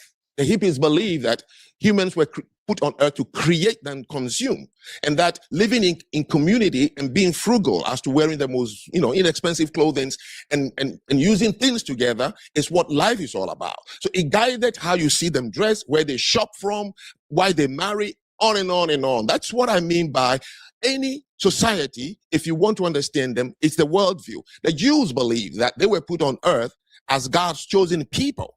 Mhm. That through them, that is a worldview. Now, any child told that, forget hurting one of them. Because they are driven by that. That is why they insist on having a community wherever they are. The Chinese, the white community. Do Africans that come from the continent have a community? We don't. Why? Because we don't have a culture. If we had, it would drive us to have a community. In the 50 states of the United States of America, African Americans don't have a community. They have neighborhoods. Now, people who got angry with me didn't even ask me, what does culture do anyway?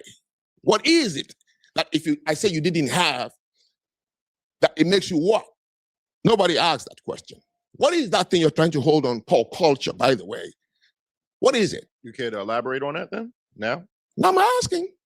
Once upon a time, John Lennon sang a song. Imagine we don't have religion. Imagine a world without religion, without heaven and hell. He believed in what? The brotherhood of mankind. Sure. So imagine the people without a culture.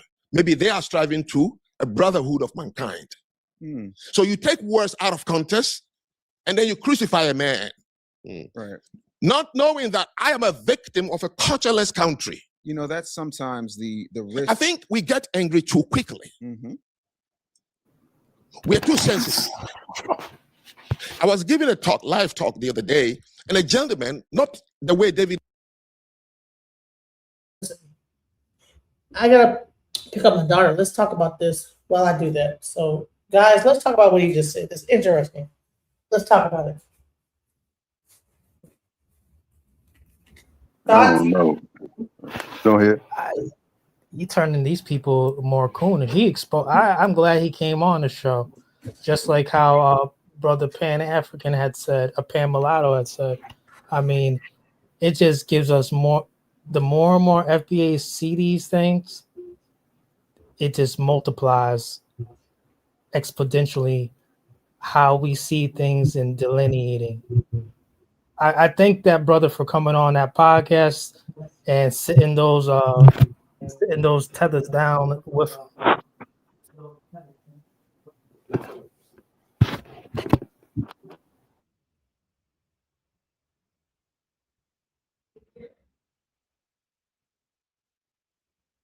Well, no, I'll tap in. As far as me, that's what I'm saying. That's just a whole bunch of babble.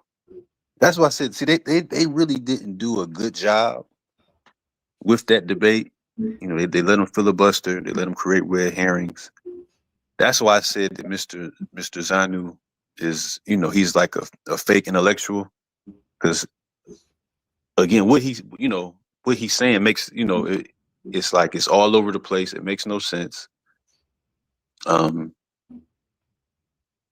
Okay, you're gonna say that Jamaica doesn't have culture, but then Rastafarians do, which I don't understand what you're saying. Like, what do you mean? It's just like a whole bunch of, you know, gooble gobble, and just, you know, and it's not coherent where you can really draw a conclusion of what he's saying. That's why I said that they did, when they had a debate, they let him control the narrative, and they didn't make him stay on topic. You know what I'm saying? Like I did think that when he was saying the thing about language, that was, you know, that is a good thing to expound on.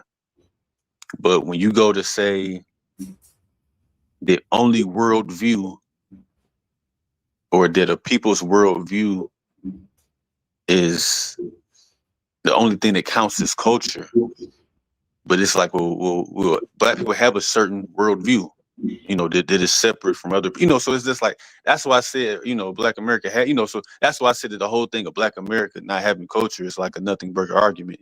And what he's saying makes no sense.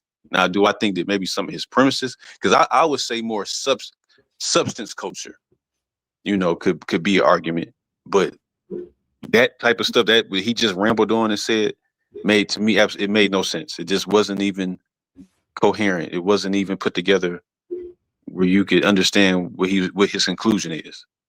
Why do you think it is that he would big up like a Haitian culture and then downplay African American culture? and then say, okay, well, they at least they created their own language, and it's like, okay, do you think it's because they conquered their situation, and so they're looked up to, or what do you think the reason why even he's really promoting the Caribbean culture and then downplaying the Black American culture? This guy is Thomas Sowell 2.0 on steroids. That's it.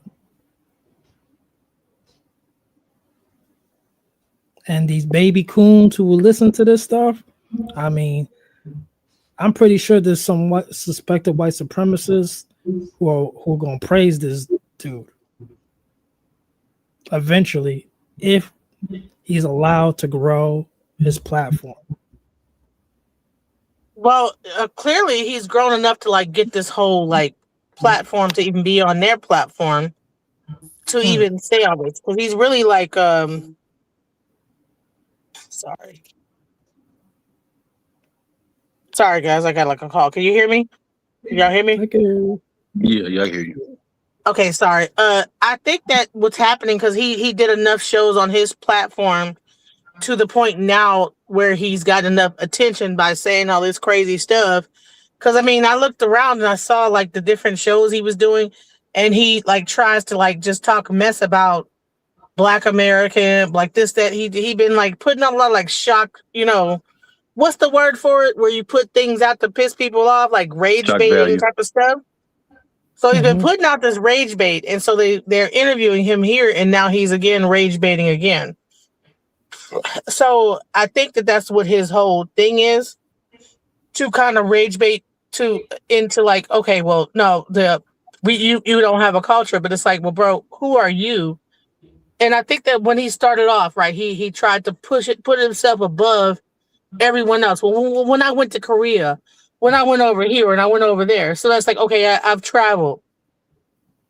So that's like showing, like, listen, I travel. I travel around. I do this. I do that. Right.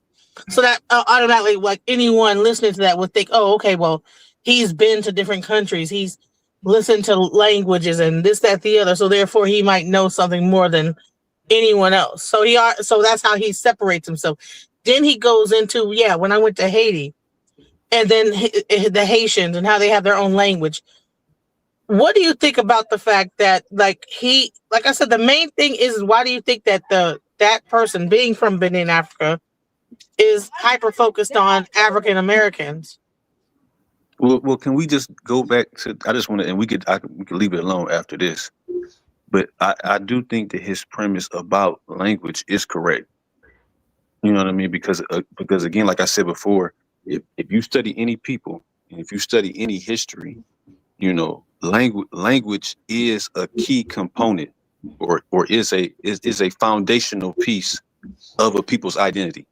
How they communicate, how you grow and preserve culture. Like when you talk about any group of people, like when you talk about the English language in general, that's something that took 900 years of development to get to the point that where it was. And then they were able to put certain documentation into the English language and then spread that English language all around the world. So you put medicine, you put art. So that's why I said when you talk about a language, that's why I was saying that if you look up the definition of language versus, dialect versus vernacular, Ebonics, that's a vernacular. It's not an actual dialect. So, and when you talk about actually preserving culture or strengthening your identity as a people or as a separate people, you do have to have a set apart language. Or a set apart dialect, something that is specific to you. So I think what he's saying with the New World other New World groups, that they do have to start. I'm not saying that patois is something, because it's still something in its infancy, and in the Creole, I'm not too familiar with the Haitians and that, but I'm just saying that is something that, okay, if I see you maybe in somewhere where else, I can speak. We're going to identify each other through our tongue. Like, hey, how you doing? But we're going to say it in our tongue. That's something that gives you a closer identity than certain things that we're maybe identifying as cultural identifiers. So I do think that that point does have has weight to it. I won't deny that. You know what I mean? Well, I'll answer what you said about why he bigs up Haiti. All right, are y'all ready? All right, this is why he bigs up Haiti so much. First and foremost, he's from Benin. They have a similar culture by lineage. Also, they were colonized by who? The French, both of them. Lastly, if you ever heard of the city of snakes, the city of pythons that's in Benin, all right? Now pay attention to the Haitian deities like Dambala. That's a python, it's a snake. Let's cut it out, y'all.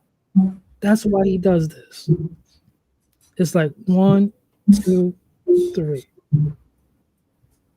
You know what? Because actually, like Haitians are probably closer to them because you know what? They practice voodoo, and you know what voodoo is the capital? I mean, Benin is capital of voodoo. Voodoo. So Exactly. that's That's why why I've he's been so saying it. all about Haiti I and would just say said that they have more culture thank you. than America because they practice the same religion, I just said that. and the Haitians are really their people. Just said that. Well, certain Haitians, you know, I'm sure there's other ones that are like not.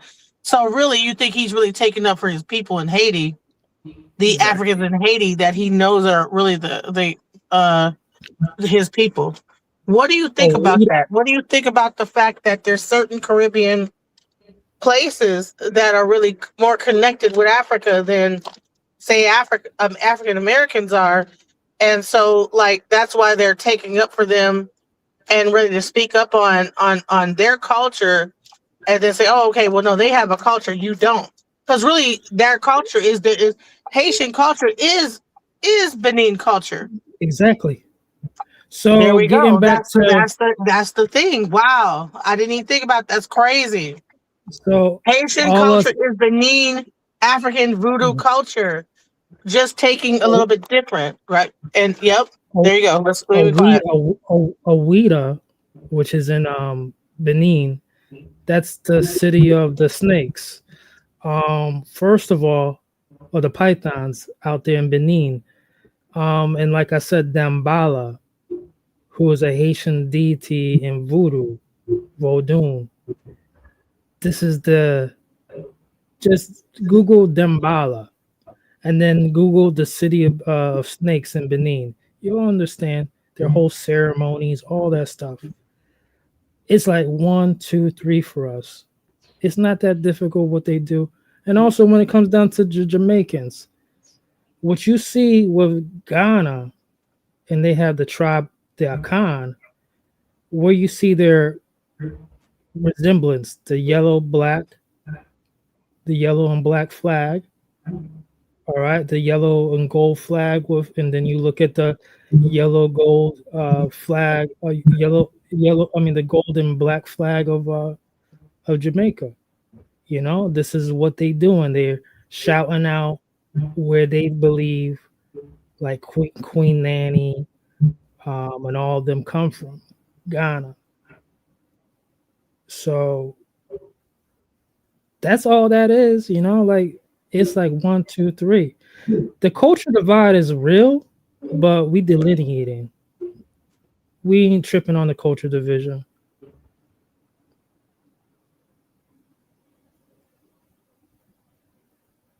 Wow, that's crazy. Even like think about that. I could go deeper with even some more. Like this is what it is. Like Please do, please do. what part? Well, first, see, they believe out there that we are the Osu out here, the untouchables, OSU. They believe we are the Osu, that our ancestors, their great uncles who were kings and queens. Like I said, they sold their ancestors sold off the very best. And this is like this is why I brought up Scar and Mufasa and Simba. That's the whole tale of Mansa Musa, whose Islamic name is Sundayata, and his uncle Sumaro. That would be Simba. But isn't that whole story and that Scar. Lion King based in South Africa, not Benin, Togo, Nigeria, West No, Africa? that's based on Mali. Mali, Sundayata is Mansa Musa, and Mansa Musa's uncle would be who Scar was. His uncle's name was Sumaro, and that's exactly what that's exactly essentially one of the codifications of the Lion King. Getting back into what I'm saying is that they sold our ancestors who did make it over here. They sold them. They built those slave fortresses. The Portuguese didn't bring any limestone over there to bring those fortresses together. They already had them ready for the Arabs. They were doing it before the caveman came out of Europe. They had those slave fortresses already ready. Just But like how the were Haitians. there slave fortresses in Benin, Togo? I thought that they Yes. were mainly in those parts of Nigeria and Ghana, not necessarily in Togo, Benin. Yeah, they did. They're still there. They're still there. From Senegal, all those locations, they still there. There's just more popular named ones.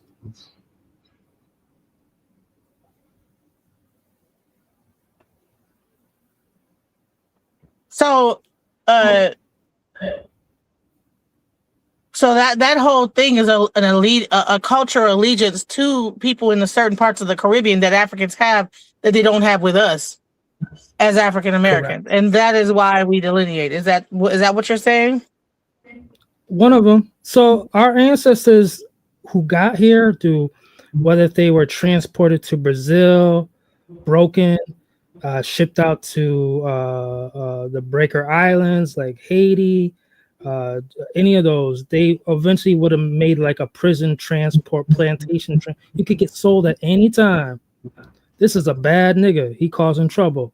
All right, we gonna hide the receipt that he's a bad nigga, but we gonna keep on selling him. We gonna sell him, and he makes it to South Carolina. You know, we absorb our ancestors. We were already here, though.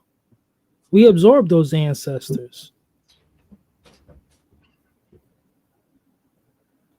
Olame, get the nigga guy. Olame, why? She gonna cure my sick. This is facts, bro. Sis, this is just what it is. You know, it's like being I'm in Rikers right now. I'm a Yankee up in Rikers, but then your paperwork, you getting shipped down south. Where?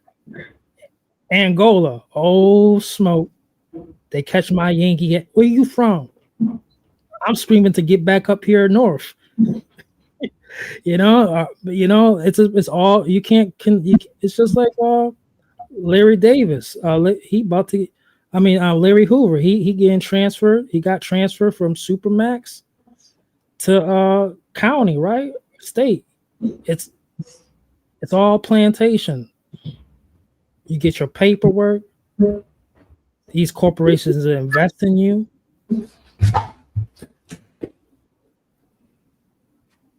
Split apart. Our great grandmothers, you know, they just like in the movie Beloved with Oprah Winfrey, she had that point where like, man, do I unalive my kids? Because it's touching, but you know what? These sisters have had their children, their offspring taken away from them like kittens and sold. Keep this part away. Right. No, all I gotta say is that delineation is super necessary. They're trying to tether onto our reparations. All right. So let's go back into. Let's hear more what other crazy shit he got to say. Let's hear this crazy. He's behaving. He wrote the book and he said, "My brother Frank." He doesn't know what this means to me. He called me on the phone and spoke with me, and we became friends like on the phone. And I said, "I gotta go, even if it's 3 hours drive. If I have to fly, I'm going to see this gentleman because more than this conversation, there is someone here who really is a thinker." But we got to begin to tame down and accept criticism because that is the only way societies were built in this world. In my live talk, I told this gentleman when he wouldn't get off my case, and I said, "Let me tell you something. You don't hate the white man. You don't even fear them. Because if black people hate and fear the white man the way they hate and fear each other, you would all have left this country at the end of slavery." Left this country and go where? Go where? Yeah. Where did the Jews go to? You know how many lands in Africa was offered to African Americans through? Wait a minute.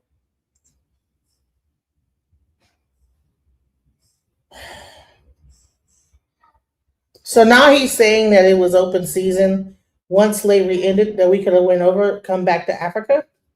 When Africa was being colonized, he's lying. This is not true, guys. All right, so now I'm starting to see this is. Come on now, what are we saying? The Black Star Line project. It was funded by a British through Marcus Garvey and Kwame Nkrumah. The Black Star Line. Did you go? No. How did you get the Amerigo-Liberia culture moved back? 3,400 people only agreed to go to Liberia. What do you mean where to? Plenty of land everywhere. Where did you come back from? How about the Caribbean? See, that in and of itself. But I'm not saying it. No. Hold on, Frank. I'm not. Let me get the day real quick. No. See, the thing of it is, and you gotta understand, right? Like my favorite verse in the Bible is Proverbs 4:7. It says, "In all thy getting, get an understanding." You gotta understand Frank's perspective. In his mind, it's like, well, shoot, why didn't you go? To me, that's no different than when Kanye sat in front of Harvey Levin and the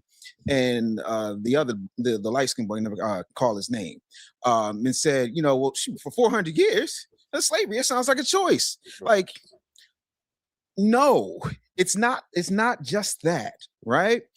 It's bigger than that, because what no one talks about is the psyop that was done to us from 1619 through 1865, and then after 1865 all the way through, right? So if you have been told over and over and over and over, man, that's not even the answer, bro. Who got the money to get on the plane to go back to Africa and with what money? Can I point out something Like too? Y'all could have came back to Africa. Well, what money, bro? There's two things I never trust. All right, it's difficult to trust. One thing is a brother with no whiskers on his face. It's difficult to trust. And another one is a brother with a bun in his hair with 2 earrings. Difficult to trust them. They the most dangerous. They the most deceptive. The brother with the bun in his hair, the hair bun, and 2 earrings. I get so tired of everybody acting like we were just so downtrodden from slavery, but yet we built Oklahoma. We built companies. There was people like that, that put together communities. So let's stop pretending like we were just these down. Oh Lord, I trouble so hard. You know, we just was just so. Oh, what we gonna do? You know, come on now. We were not doing that. We were building pants with pockets. We were going up through stuff like willing to die for stuff. I mean, we were very strong back then. We want to be like, oh, the systematic situation that listen, what does that have to do? Like, okay, he said that, why didn't y'all just come back to Africa? And do what? Like, go and do with what money and what resources and do what? He pointed out Liberia as well. When we had Oklahoma City, Tulsa, why didn't we leave Tulsa and go back to Africa? Because we were thriving in Tulsa. Like, do you understand? Like, I don't understand what he's saying here. And this guy wants to go back to this downtrodden slavery story as to why we don't wait until the systematic oppression and come on now. All right, so you mentioned Tulsa, correct? No, but all right, so you mentioned Black Wall Street. Now that's like 1925, 1921. Go back 100 years. That's 1821, 1825. Now think about this. That's when the FBA, who were offered, hey, do you want to? They were offered through the American Colonization Society. Hey, there's land over there in Monrovia, Liberia, and many did take it up, or enough, and they came over there and they colonized. It was the FBAs who decided to flee, those ones who created what you see as Liberia right now. However, this brings one of their arguments. We come over there and we colonize too. They're mad at us about multiple things.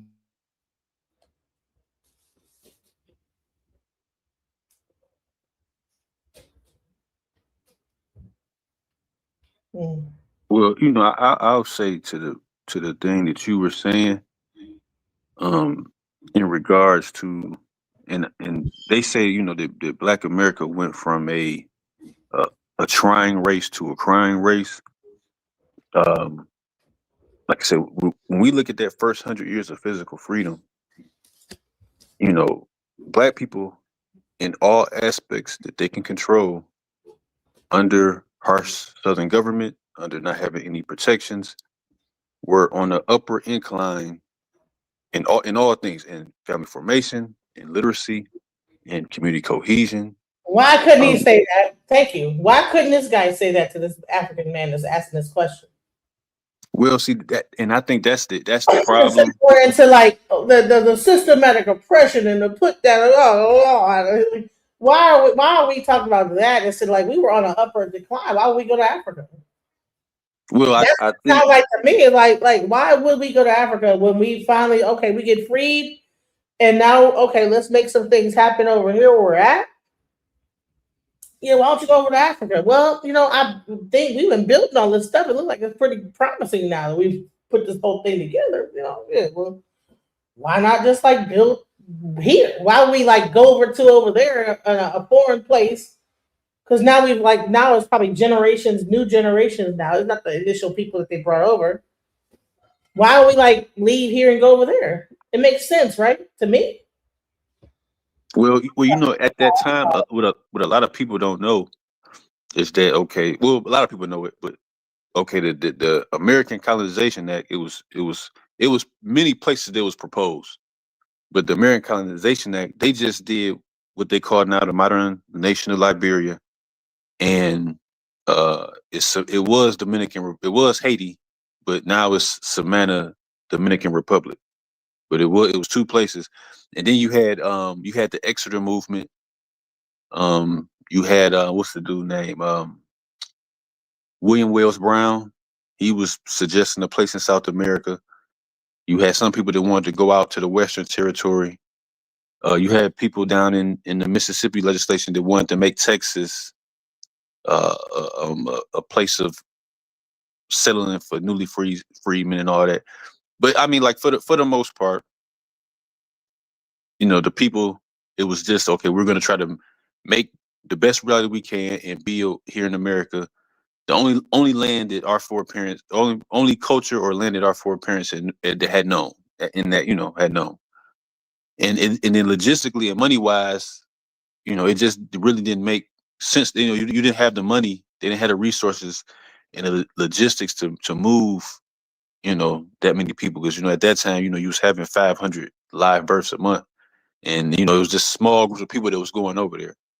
But like I said, to your point, that a lot of that, what he's talking about, the dying tribe, the victim thing, and man, they burnt down every city we ever had, all the, the stuff that people say now, that those things weren't really traditional Black American culture. For the most part, Black American culture was about, getting behind the mule, so to speak, and what you can control, developing those things, building family, building church, building one's faith, building banks, institutions.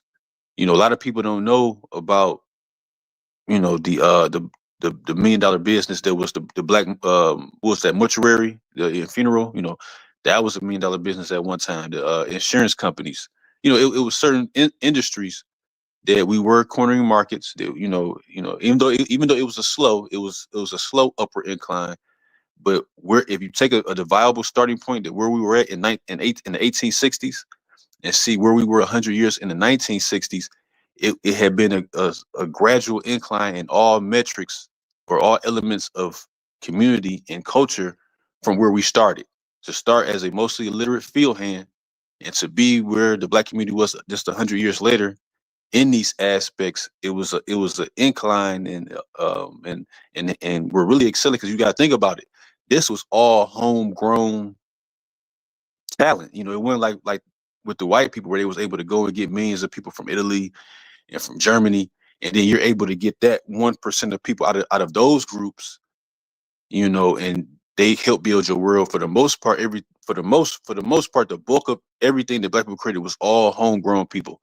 All people that came from that 4 million plus people that were able to build, and like I said, even if you look at a lot of the patents, most of the patents came from that time when the more black conservative type of thinking, social thinking, ruled the black community. So all metrics, that, like I said, all that weaponized grievance and everything that happened, that stuff came after civil rights.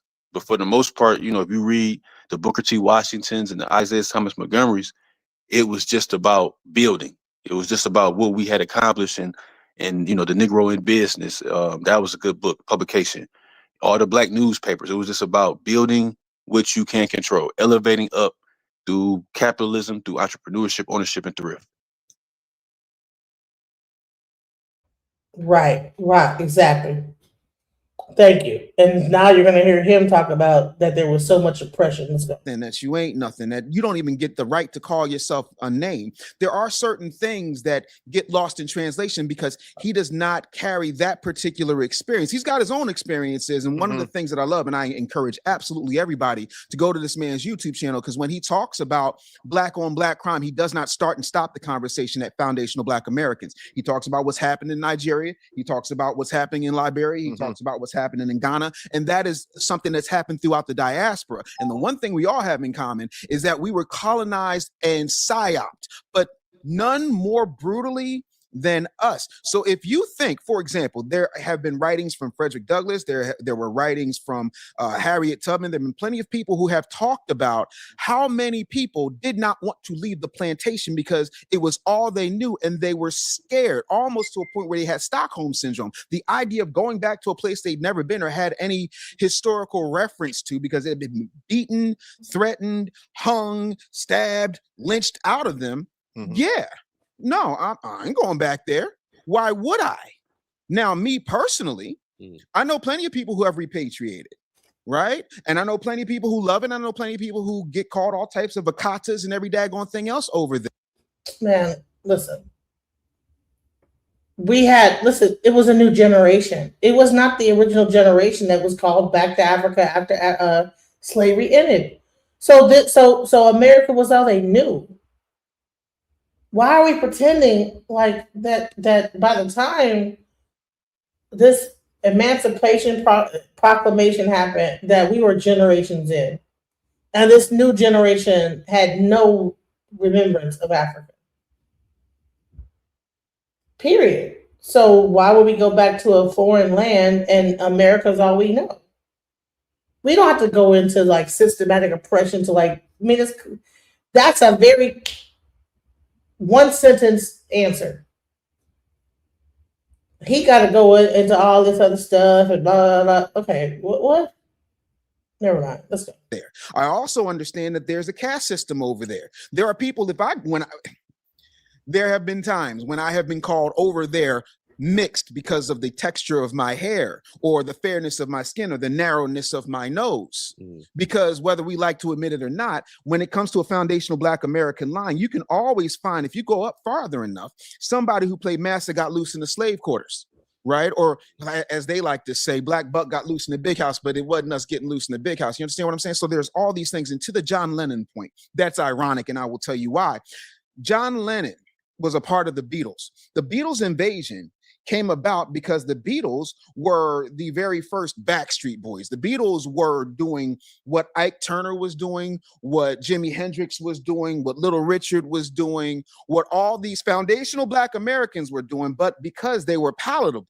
And they told you themselves that they were singing Black music no different than Elvis. So yeah, it's real easy to say, imagine when you're a European, rich, white man with an Asian wife who has more money than he knows what to do with, who had the unmitigated gall to say he was bigger than Christ himself and not get canceled. Yeah, you can imagine that because you're imagining it behind a gated community. And the second he stepped out of that gated community, one of his own people got it. But even that is culture. When we were not allowed to marry each other, to the point when you talked about traditions, we jumped the broom as a symbol to each other and everybody on the plantation or the property, because all slaves weren't on plantations, that this person is my person. I jumped the broom. To this day, I jumped the broom with my wife.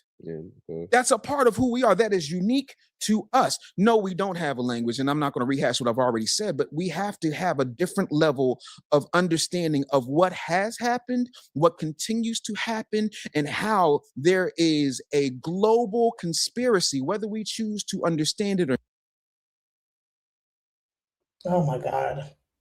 Am I the only one that's hearing this? And I'm like, what are we saying here? At what point do we always talk about the global conspiracy to keep us back and hold us down? Is that the other? But we've seen Black American communities at least sprout up and thrive.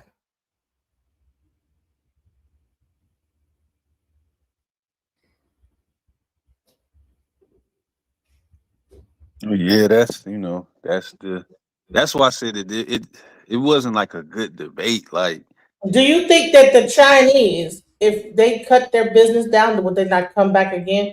You know, why is it that Muslim, when you cut one head, the other one sprouts up? Why is it the African, when they do it to us, it's like, oh, we're through? Maybe they did get rid of all the warriors. I don't know. But I'm saying, okay, one get thing, sprout up another one, sprout up another one. Why don't we have that mindset? Why is it like that? Oh, they did this, and honey, god dang it, how many years later? When did Tulsa happen? What year? What I year think did that was Tulsa? what 24. I want to say 100 years later, we're 25. still talking about fucking Tulsa. How many years is it? 100 or 200? How many years? I think I want to say it was 1924ish, either 1924 or 25 up in there somewhere. How many years ago was that? Oh, that was like 100, 100, So we have to go take a time machine back to Tulsa. And you mean to tell me we ain't spread up no new communities since then? Come on now, bro. We gotta get out the past, bro. Get out the past. Well, Get out that, the past. Like that, what? but that's what I said with, and again, a lot, not to cut you off, keep your thought what you were saying, but that's what I was saying with a lot of the issues with that brand of civil rights movement, where they had the ideology of weaponized grievance. You know, if you look at the true story of Tulsa, Tulsa was rebuilt. You know, and Tulsa was partly rebuilt at night. If It you know, if was you look, rebuilt yeah, it was rebuilt. by Black people. Yeah, Or by it white? was no, it was rebuilt by Black people. Wow. I forget the lawyer, because you had a lawyer. I think his name was.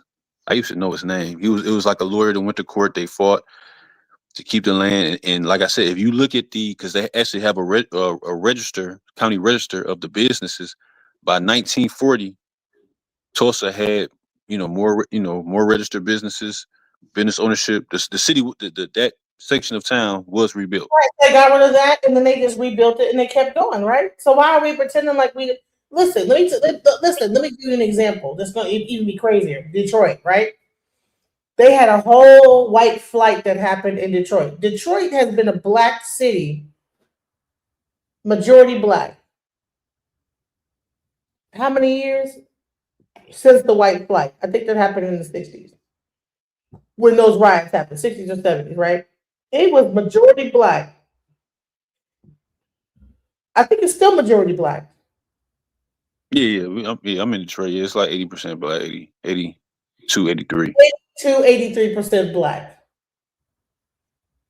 Now we can say that the white man is holding Detroit down, like not letting money come into Detroit. I know that's some bullshit because I lived in Detroit, and honey, listen. There's tech town. There's all type of money funneling in through, but the thing is that there's corruption and all type of other shit that happens. People want to big up. What's the mayor? They all want to talk. What's the not Kwame Kilpatrick, the one in the 70s that everybody wants to talk You talking about? about Comey Young? Coleman Young.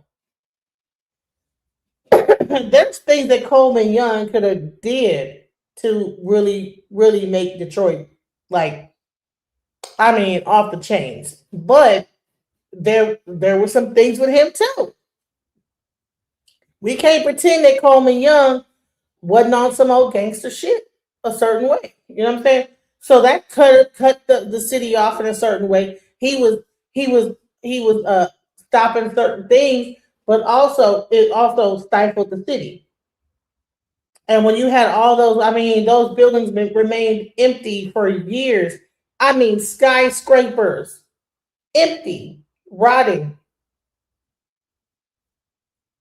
The water system, they was trying to keep control of that. You know, that I think they just now started to lose that recently, the water, because Detroit had some of the best water in the country.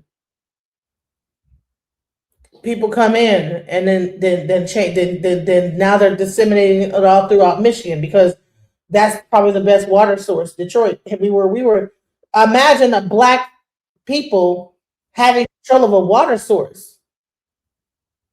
Detroit had control of that water source. I mean, are you aware of that? That we had control of one of the most cleanest water sources?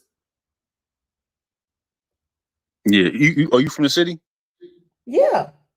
Oh, okay. Yeah. 7 miles to Halen. Yeah, 6 Mile Conant, Conant Garden. Okay. So Okay. I lived in Hamtramck for a long time. My child's father is about 10 from Slum Village. Oh, okay. All right. So you're talking to a person that lived. Now I wasn't born in Detroit, but I lived a very significant part of my life, pretty much my entire 20s and early 30s in Detroit. Like so, I like it holds a very special place in my heart. Detroit, man, it taught me so much because I went to the military and I was in Washington D.C. Another what they used to call Chocolate City, D.C. There was times when it was real, actual American cities that was dominated by black mayors, black people. Now, of course, the government cut off certain programs and funding, but we had our chance like to really make something happen within those cities. What happened? We listen. You're in power. You're a mayor. You are in control of the situation. Detroit, Atlanta, DC, some of the most major cities ran by black uh, government. What happened?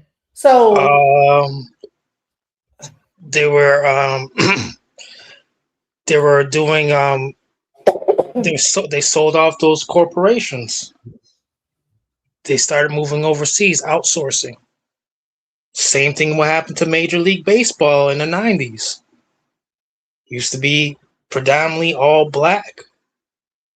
Just about the greatest, one of the greatest of the great. That's when it was super entertaining.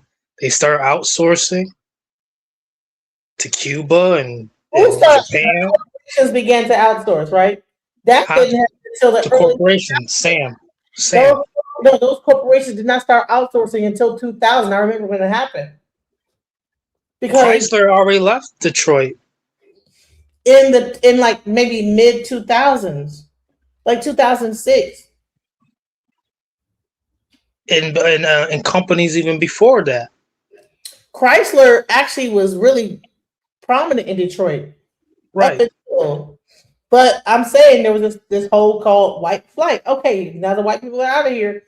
Detroit was ran by black people. Mhm. Why Okay. why couldn't it thrive? Why couldn't it maintain? What was going on? Why was the building? Why were so much blight? Why didn't the mayor make sure all the houses were not just sitting up there rotten? Why didn't he pass legislation? Here's the thing: we want to play this bullshit as role that we're just Mhm. victims, but no. You have several huge American cities that were run by black freaking government.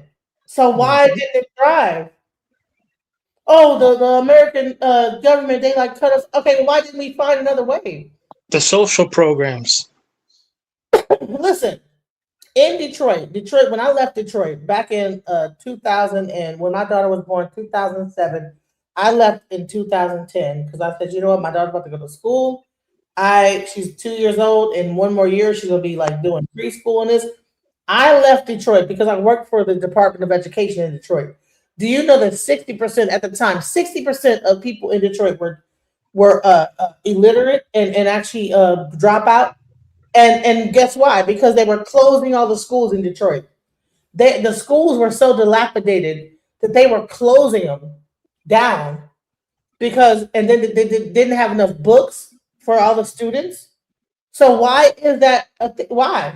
Why is that? Why don't the schools in Detroit have books? Why is it that when you're under a black situation, a black governor, a black mayor, a black this and Mhm. black that, and then everything's falling apart, but then we want to cry about racism and this, that, the other. But honey, the people running the show are black. Hey, those they're and the majorities of these people that we're speaking on. What do they have in common? And this is the The money truth. from the school coming from They the taxpayers' money. they're But democratic. They're Democrats. Detroit, listen, Detroit started to have, and I remember when they started to build casinos. So where's all that casino money? Why isn't Detroit the top fucking school system when they got the casinos all throughout Scamming. that? Scamming, sis. Detroit has turned into Las Vegas damn near. They got the They- MGM, the such so they're building a new one. They're turning it Detroit into a new casino place, right? Well, I remember I was there when they had the first one, Greektown. It's not probably called Greektown no more. I think somebody else bought it. I remember when the Chinese was buying up all the land in Detroit. They had these land thing where it was like $1 to buy land. They allowed China to come in and buy all those land, what you call, and then leave it dilapidated and leave it fucked up and not come and fix it. It took like listen, because I was like I wanted to stay in Detroit, but they were like, oh yeah, you're gonna miss out because at one point when all this stuff comes through, there's gonna be a thing where we're gonna be able to own stuff but I'm like, bro, what are we waiting on? We're waiting on like a lot. There's a line that is gonna happen, right? Because it's all fucked up, all the buildings and everything. Detroit was a black city. You had Illich. Illich came in and pretty much killed a person that owned all the land around that area where they have Comerica Park. It was that all was black owned. Where I got Comerica you. Park is, where the baseball park is, and right there on Woodward and Grand Central Circus Park, that was black owned. Detroit was black owned. Village came in, bought all that up, killed the people that owned the thing. Like when once they were trying to hold on to it. His family somehow this is the story. I don't know if it's true. Let me be quiet. Sis, also we have to take in account Al, do you know that about Illich and his family and how they killed those people that owned that area over there by Grand Circus and like how he got control of Comerica Park area and how that whole area used to be Black Bottom? Are you aware of that? Well, That used to be Black well, yeah, Bottom? yeah. I mean, shoot, we bought up what, a quarter of the North End, all the Cass Corridor. That used to be Black Uh, Bottom. That used to be a black neighborhood that was a thriving black neighborhood. How does this well, happen? I'll say this about Detroit. You know what I'm saying? I'm what, third generation Detroiter. Okay. I'll say this though. I'll say this, that part of it, because I'll say with Coleman Young, okay, the things that he did do, Was he a Democrat or Republican? He came, he black liberal, leftist liberal democratic thing. He came up out of the Highlander folk school and all that. He's of that of that legacy. But I'll say what The boule. yeah. All that Well, boule.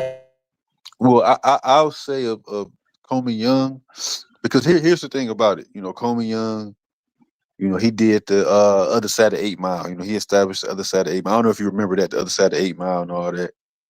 But the thing about, okay, if you're going to do that, and then you run out all the the white folks, the white people, whatever, you run out the dollars, and then you do certain things, like they said, like it's matter of fact, it's a good documentary on YouTube called Black Socialism.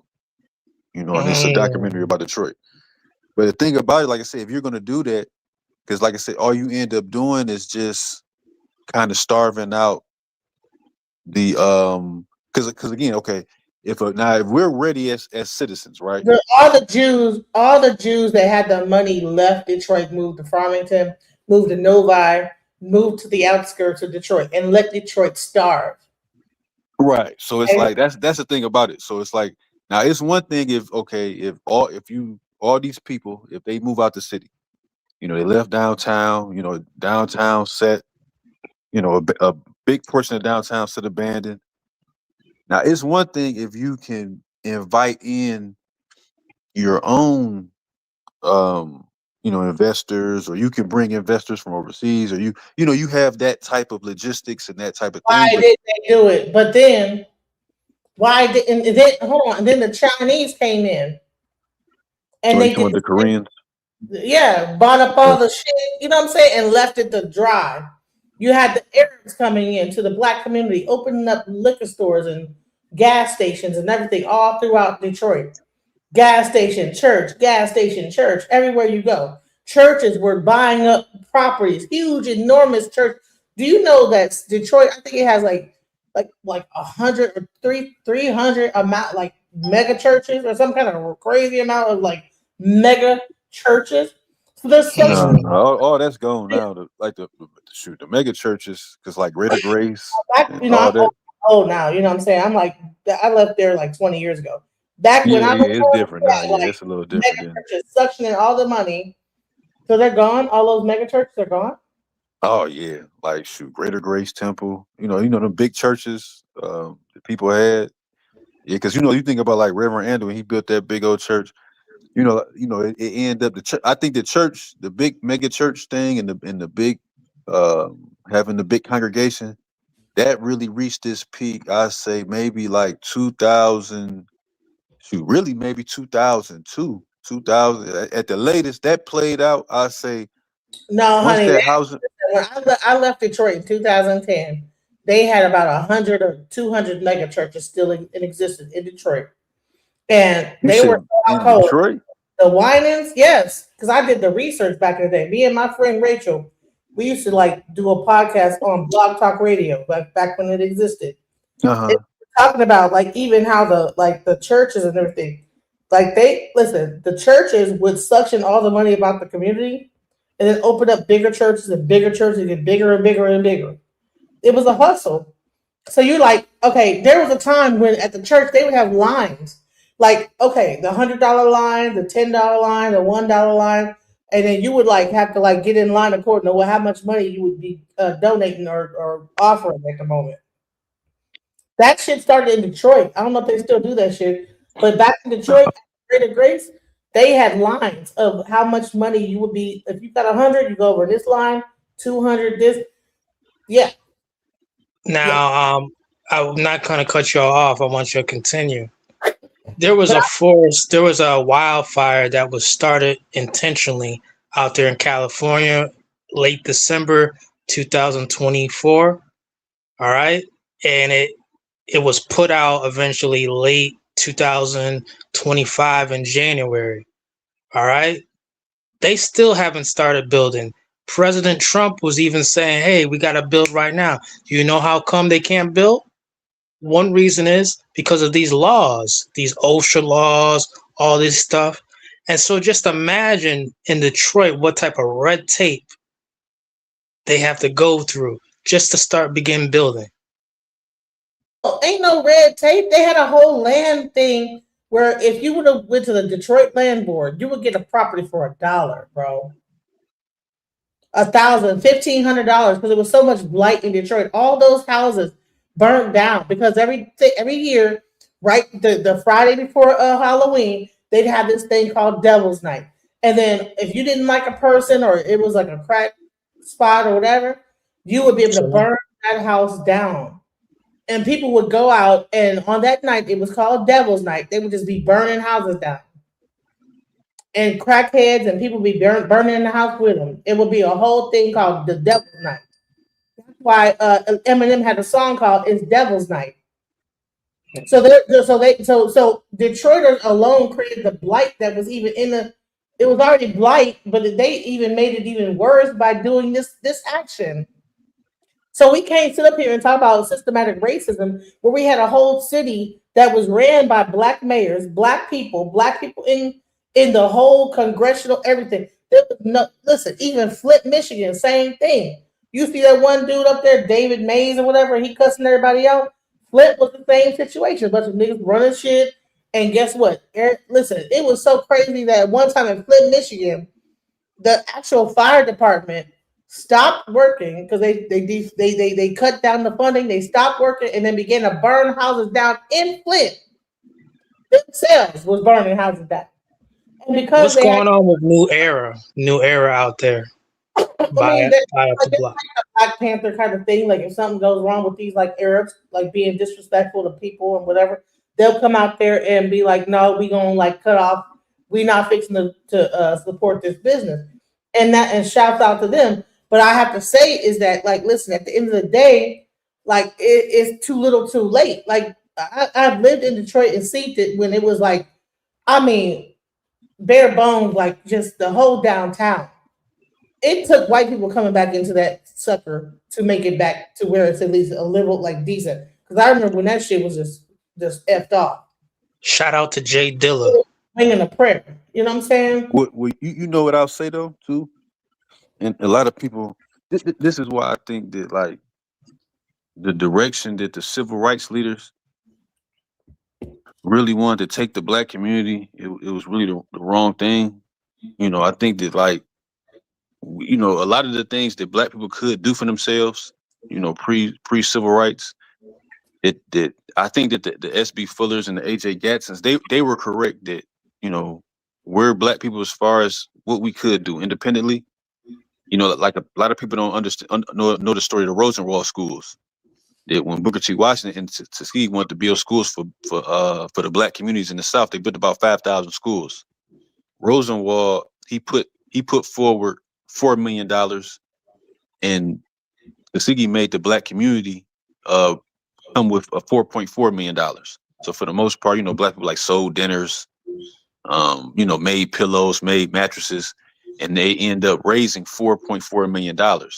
And the reason why Booker T. Washington did, he said that he wanted black people to have a certain level of responsibility and not be, you know, beggars and these different type of things that we, you know, we could do things for ourselves. There was certain things in institution building that we could do for ourselves. And I think that like when the leftists, you know, the Marxist, socialist type of leaders came and they kind of said, well, no bootstrapism, no pick yourself up by your bootstraps, none of that. And that we'll mostly, for the most part, you know, depend on, you know, socialist or social type of programs and government grants and these type of things. You kind of sapped, you know, you kind of sapped what we could do. You kind of sapped, you know, certain things that we could, elements of community we could do for ourselves. I think with Detroit, you know, that was part of it. But Detroit, I think that Coleman Young, like say, you know, if you're going to isolate the black community from the money, then you have to have a community or a culture that can kind of like fill that void. You know what I mean? And it's like you didn't have that, so the community just. So we got because listen, I just think is that when this guy is up there talking about this downtrodden story and going back in the 1800s and this, that, the other, no, we have had black cities, Oakland, North Carolina, Charlotte, different.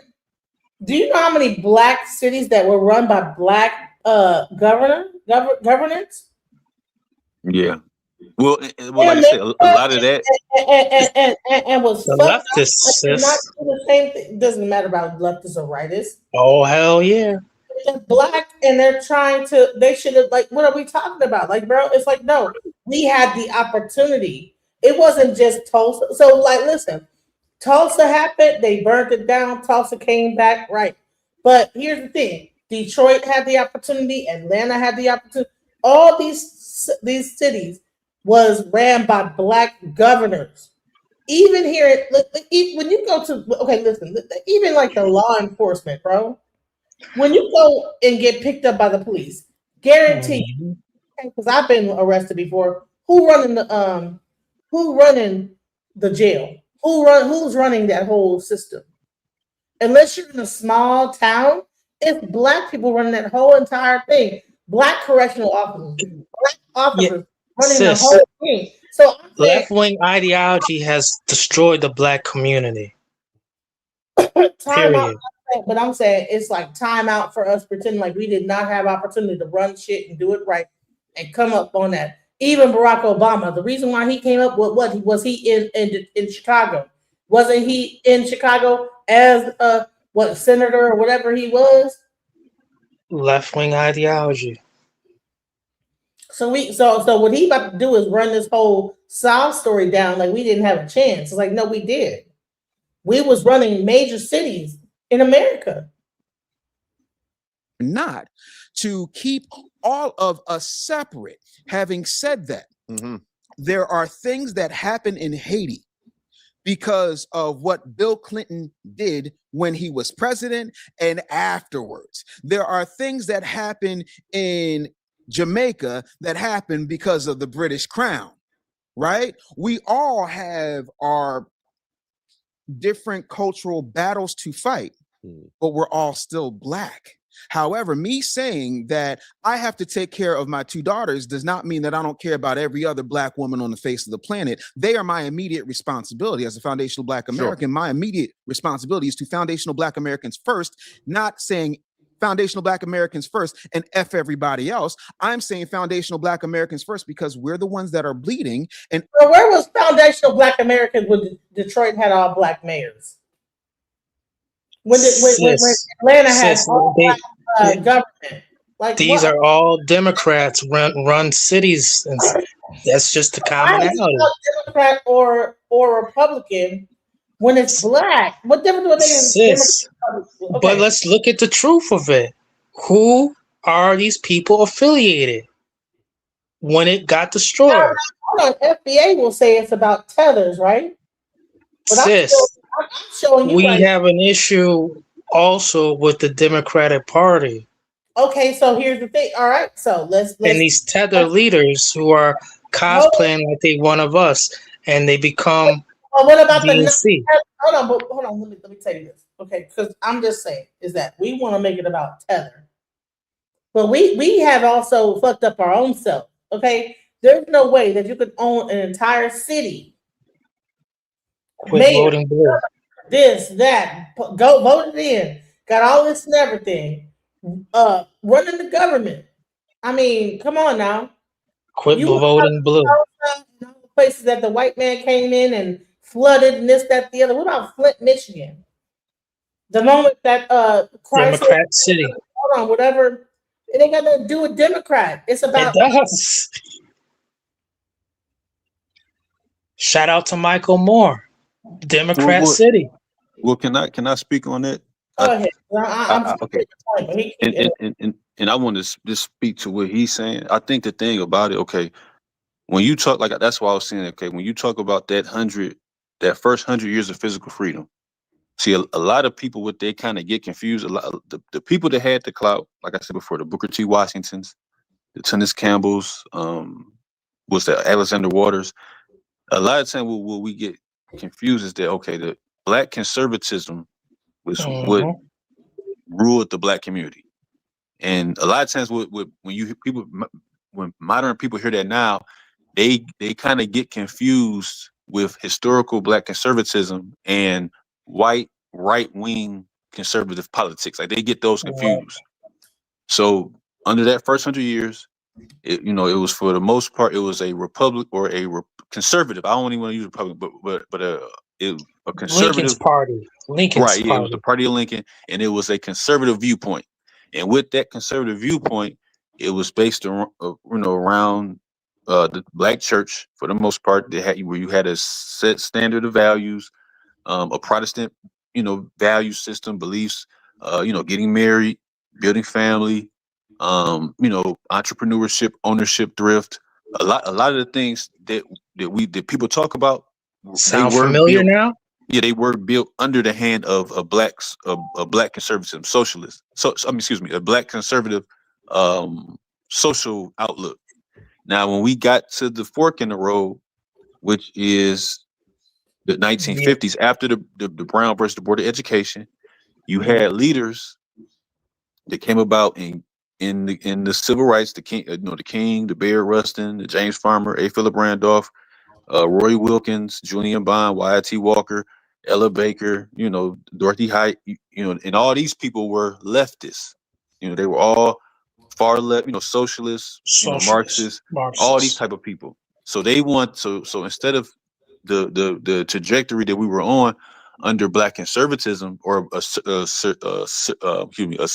a conservative type of viewpoint, they want to take the black community into statism, or statisms, feminisms, liberalisms, and these type of things. Now, I'm not saying because I have respect for Thurgood Marshall and all them guys, Charles Hamilton Houston, and all them people, Diane Nash. I got respect for them because they did put their life on the line. But where they want to take the black community was in opposition to community building. It was more so about, okay, we're gonna go into this American system, elevating ourselves as individuals, or and then as far as the community, it was about going away from the black church and against because that old school type of Southern thing, they were kind of aloof from civil rights, like John H. Mhm. Jackson and all the people. A And lot of people. I'm sorry, I just have to cut in real quick because I just did the research. I just want to make this a point, right? That from 19 okay, by 1982, more than 300 cities, 641 African American mayors have existed.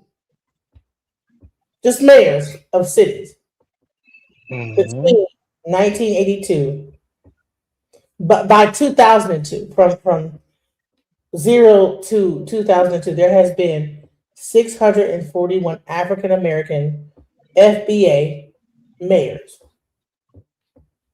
Hundreds, Sure the FBA though. but 600 to 700 plus Black Americans have served or are serving as mayors in U.S. cities between 1950 and 2024. And they were Democrats. 600 to 700 plus. Democrats. Okay. Left wing radicals. Okay, so left wing. All right. Let me do it. Let me look up into how many. All right, let's see. How many Black mayors were? And while you do that, one of the tenets of conservatism, Republican, as of today, still would be love of family, love of God first and foremost, and love of country. Black folks, if even way back, something similar. It just seems like we walked away from all that, obviously, when it come down to the 50s. That is going crazy. up. All right, so they're saying around 200 were Republican. But bottom line is that out of the 600, there was 200 Republican. Bottom line is that even if it's like 10, right? We talk about Tulsa, we talk about North Carolina, this, that, ooh, and that's the reason why. But you have mayors of cities throughout the country, whether they be Democrat, Republican, whatever. That's not the point I'm trying to make. Is that you had Black people in power in these cities, whatever their political thing is. So when people are over here, like this guy, that's talking about all this oppression. Well, what are we saying here is that when you have a black man, whether it's Democrat, Republican, a black person's in power. Well, I think but the thing about it is that okay. Say this black person is in power, but if they're aligning certain, if they're aligning their leadership around a certain set of values or a certain direction, and we're saying, okay, listen, when black people were able to build and maintain community independently or semi-independently, it was based on these values, this set way of doing things.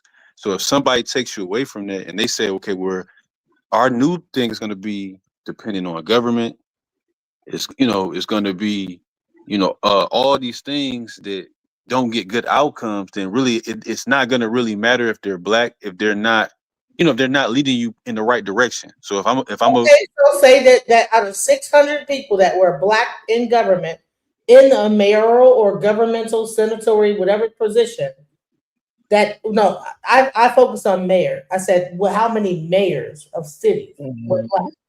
Right? 200 were Republican and 400 were Democrat. We want to talk about Tulsa, Oklahoma as the only, and like the 4 places that got shut down by whites. But we had 200 mayors of cities that were predominantly black throughout this whole time. So why are we pretending like we didn't have any? Why are we giving this narrative of not having any power at any point when we actually were mayors and governors and senators? Like the one thing that we actually got into at some point was mainly in government, which is interesting when you think about it, is that Black Americans knew to get into government. We knew to get into law enforcement. We knew to get into the military, right? So why are we talking like this? Like this from weak ass point, right? Everybody has benefited from our blood, whether they choose to admit it or not. The 13th, 14th, and 15th Amendment do not happen with us. Civil rights does not happen with us. These very loose, very fun immigration laws that folks are now playing and screwing all of us throughout the diaspora who are here in the How do we pass immigration laws if we're not in Congress to pass them? If we're not in a governmental position to pass them? So all this stuff we're crying about is because we actually were in place to pass these laws. And now we're going to come back, mayors don't pass those laws. No, we were in Senate. Like I was just saying about cities, how we want to like say downtrodden, boo hoo hoo, the systematic government, but we were actually mayors of cities, right? Right. So we had all these little small towns all throughout. We went on to talk about Tulsa. We don't want to talk about like North Carolina and the city that got a thing in Atlanta where the people are over in the water, whatever, and boo hoo hoo this and boo hoo hoo that. Evansville? No, was it Evansville? I mean, not Evansville. That's in Florida, but Lake Lanier. Lake Lanier. That was Otis. What was that? All the other cities right now that Black mayors and stuff are over top of, and we're up on top of, and we're running. I mean, even up until now, there are still Black cities have Black mayors, this, that, the other.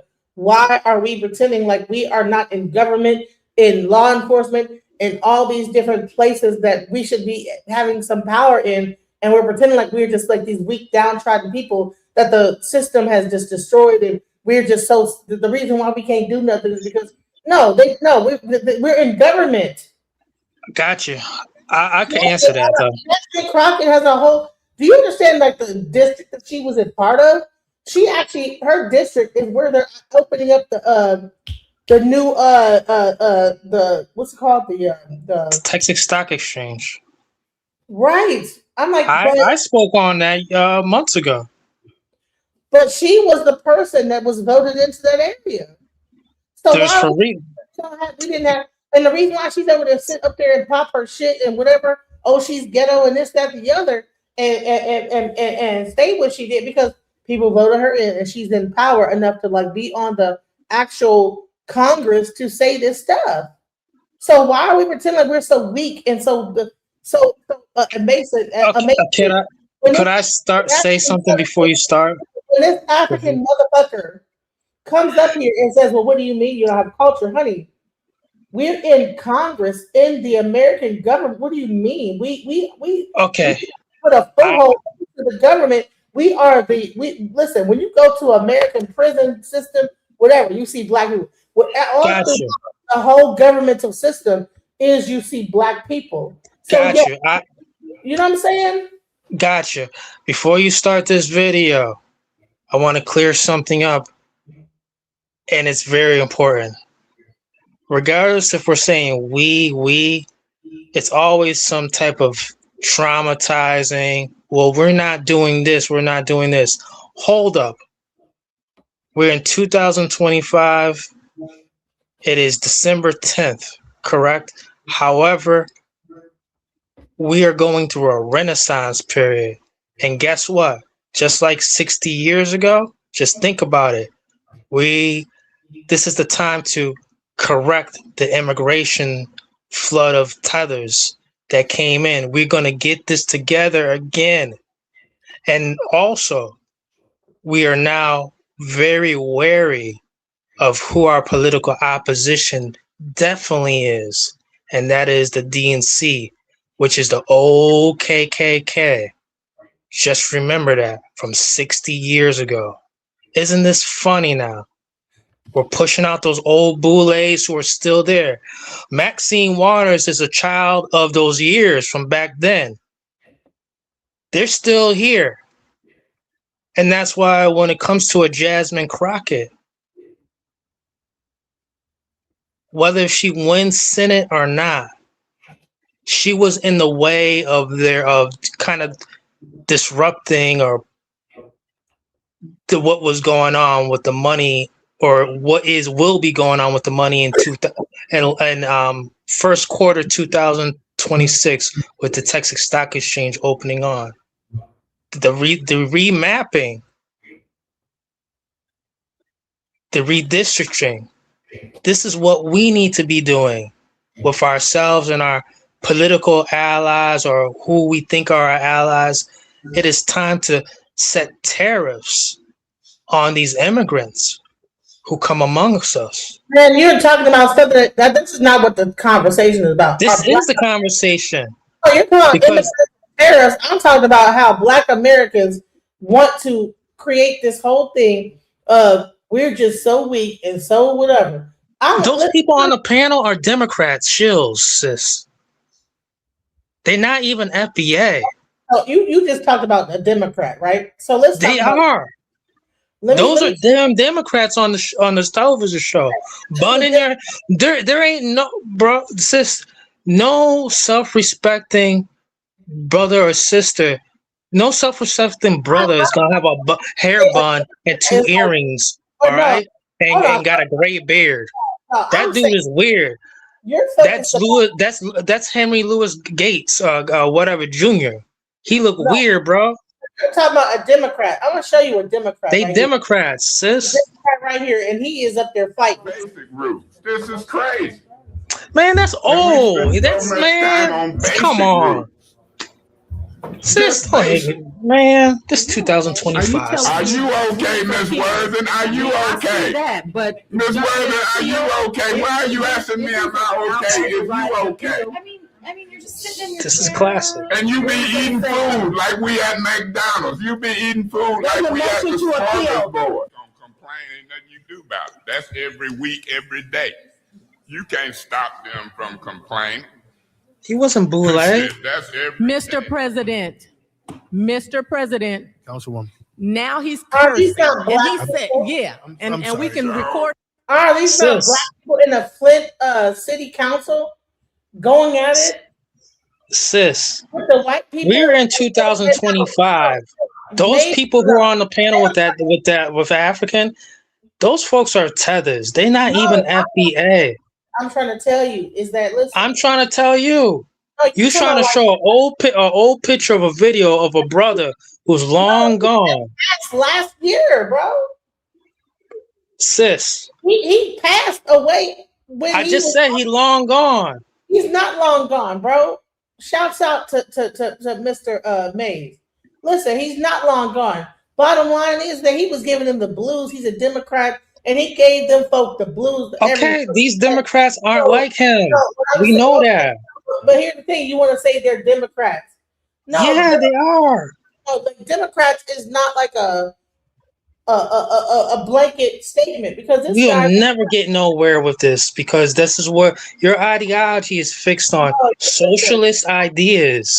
I'm trying to talk about the fact that Black Americans have been in government. You see us in government. Who's getting fired right now? Government jobs. Who got fired? Who got laid off the most? Government jobs. Who? Yes. Democrat sisters. Who got fired the most? Let's pay attention. We having a renaissance period, and you yapping about who's not Democrat. These folks is Democrat. Take that to the chin. And that's no disrespect.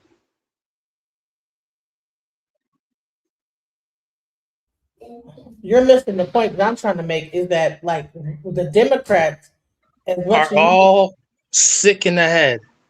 The Democrats are the ones that be speaking out the most about the. No, they don't. Man, they weak. They compromised. Jasmine Crockett spoke about it. Man, she weak. Okay. She weak. I don't see your Republican. She not gonna get no seat. A Black Republican. She not gonna get no damn seat, Senate seat. Talking out in the Senate. Show me a Black Republican talking out in the Senate. Sis, we having a renaissance. We done with the DNC. FBA ain't messing with the DNC. Tell me a Black Republican talking and being as outspoken. We not running with DNC. Yeah, and so I want it to be removed. You didn't say damn. I say whatever I said, Miss Galloway. I ain't studying you. Let's bring this thing You need to go on with yourself. You is an artist of author confusion. You like the devil. Mr. Mays is violating the Disorderly Persons Act. I It mean, needs she to like be the devil. removed. I ain't studying her BS bull. You want me to say it? Y'all want to talk business or some other shit? I'm just getting tired of it. And these highlights aren't from 2024 by no means. It don't matter. Those are all from way back. It don't even matter from 2024, but I can show you Jasmine Crockett speaking up. Jasmine Crockett is not built. You want to talk about Democrats? All I see is Democrats speaking up and talking mess and saying like we ain't going for it. I don't see. They for immigrants. Show me the Black Republicans speaking up in Congress. These Democrats are for. Show me the video of a Black Republican speaking up. These Democrats are for immigrants. Instead of laying down, all I see is Republicans laying down and just passing laws. These Democrats is done, like the Pan-Africans. They done. All I gotta say is that when it comes down to it, is that we want to say this guy wants to be on some old slave stuff.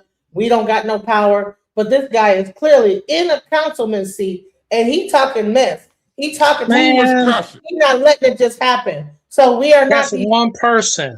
We are no. That's one person in power in government. That's not falling for the bullshit. That's Jasmine Crockett not letting it happen.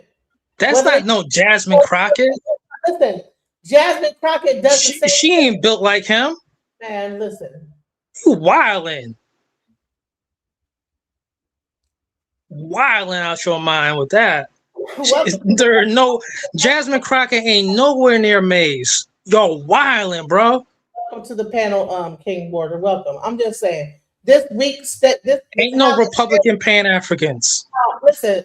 Yeah, because that's because the Republicans are coons. What are you talking about? And so are the damn Democrats. Prove it. Don't be a Republican. I'm dead ass. I'm saying prove it. Obama. Oh, what is that? Brandon Johnson. Say? You just want to name names? Prove it. I didn't say name names. I just told you. One Republican. You didn't say anything. You just naming names. I'm gonna name them names. I'm not Kanye West. I'm gonna name them damn names. I'm not sure. You're a goofball. Just like all the rest of the FBA. You're goofballs. Your girl Karen Bass Gonzalez, I don't know who Karen Bass is. AOC. I am blessed Thank to you for the make super money, chat, money guys. making money, money making Please money, send money more. making money, money making money, manifest making money, money making money, money making money, money making money. I ain't stressed, making money, money making money, money making money, money making money. Gratitude is my attitude. I'm making money moves. Jewelry in the safe, piggy bank on full. And I'm living life abundant. I'm making money fast. I'm a money making magnet, making cold hard cash. I'm making money.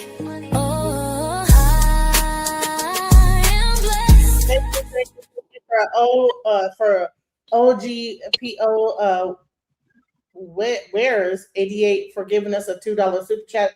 Please support the channel. Thank you so much for your support because it's a lot to do this. I'm saying blood pressure be raised up. I'm great to reset the room. Thank you for doing that. I know you voted for Kamala, bro, right there at the bottom. Vote? No, I didn't vote for Kamala. Hell yeah, you did. No, because I don't vote. This is why I don't. This is why I say because you FBAs. You FBAs are really stupid. Oh, you voted for? No, you don't know anything. What I do? Stop saying that. You don't I'm know calling anything, ICE. nigga. I'm from this country. I doubt it. I You know sound like you anti-American. You sound like you have a more I accent love than this I country. do, sir. Can you say you love this country? I was born in this country. As Do you love this my country? people were born in this country. Do you love this country? I don't care about this country really. You anti-American. And you're white. Nah, I'm proud No, American. you're 100% white. I'm a proud American. You're white. And I love this country. My ancestors built this country from the ground up on FBA. Sound like a white man. You literally sound like a white man. I don't care what you on, Democrat shill. You praising Kamala. Kamala's country is over. This is why you're retarded. FBA people are literally retarded. I'll take self-deport for 1,000, Alex. Self-deport. Get them out of here. Pack them up. Max Powers, you want to come up? Show me your face before you come up. These people are just. Whew. Now I can see why we're not getting reparations. You talk all that defeatist stuff. You sound like that panel. No, you're not doing anything. You definitely a Democrat. Yeah, I already. All right, Max Powers, you want something? You got something to say? Boy. I'm sorry. Can you hear me now? Yeah, I can hear you. Awesome. Good. Gollies, I was gonna. So you was asking which what's a black Republican that speaks like that gollies, I'm trying to remember the question that the question is that he's trying to say that it's a Democratic shield. And I'm saying that I showed David Mays, who was fighting for years in the Flint, Michigan situation. And I'm like, that was not a Republican. That was a Democrat that was fighting the whole time until he died. Eric Mays? David Mays. You say his name was David Mays, right? Or Eric Mays. Maybe it was Eric Mays. My bad. No, okay. I was about to say, yeah, that's Eric Mays. Yeah, Eric Mays, he was he regardless of what side of the aisle, Eric Mays stood up for what was right. And in my opinion, and I was all like, even though I am not a Democrat, I will always give Eric Mays his flowers because of the fact that he did, regardless of what side of the political aisle, he did for what was right for the Flint, Michigan people, especially when they had the problem with the water, and the lack of water treatment, and so. Eric Mays, he was one of those OGs who did not hold back anything. He did not hold back his thoughts. He did not hold back his opinions, and I always respect him for that. Rest in Right. peace, Eric So Mays. to make it about rest in peace, may he rest in peace, and let's have a moment of silence for Eric Mays. Shouts out to Eric Mays. Do you know how come I brought that up on Watching the World that day with Attorney Calvin about Jasmine Crockett's district Oak Lawn? Do you know how come I exactly brought that up about the Texas Stock Exchange? I'll let you explain. Go ahead. Oh, what? I'm confused. Anyways, I brought that up because it's important to understand that area in Dallas. All right, and I want you to pay reason how come I brought that up. I understood what was going on with New York City at the time. And I understood that the people in New York City were getting ready to leave many months in advance. Hold up. Now that Mandani is about to be in there in January, those billionaire 1% corporations, they already have left slowly, and they're going to Dallas. I am telling you that. I'm giving you the heads up, and that area is going to be the new Wall Street. I think more of Miami will be the new Wall Street. I'm not even speaking on what you want, but that's why I brought that up 3 months ago on Watching the World, DJ Genesis. I mean, that's cool. I get it. But what I'm saying is that you're talking about I was talking about initially Black people in government. That this guy that is talking about us from a position of Black and bringing up the slave trade and this, that, the other, and the reason why we can't get ahead and boo hoo hoo. I'm like, no, that's not even who we are. Even with a person like Eric Mays that's in Congress raising hell right now, Black cities, you know what I'm saying, that have existed since Tulsa, Black majority owned cities, Black mayors have existed. We only want to think about Tulsa. Eric Mays loved women. He loved women. This brother got a bun in his bro. That is not the fucking point I'm making. What year did Eric Mays passed away? Like 10 years ago, right? I think last year, didn't like last year, like last February, like only 1 year ago.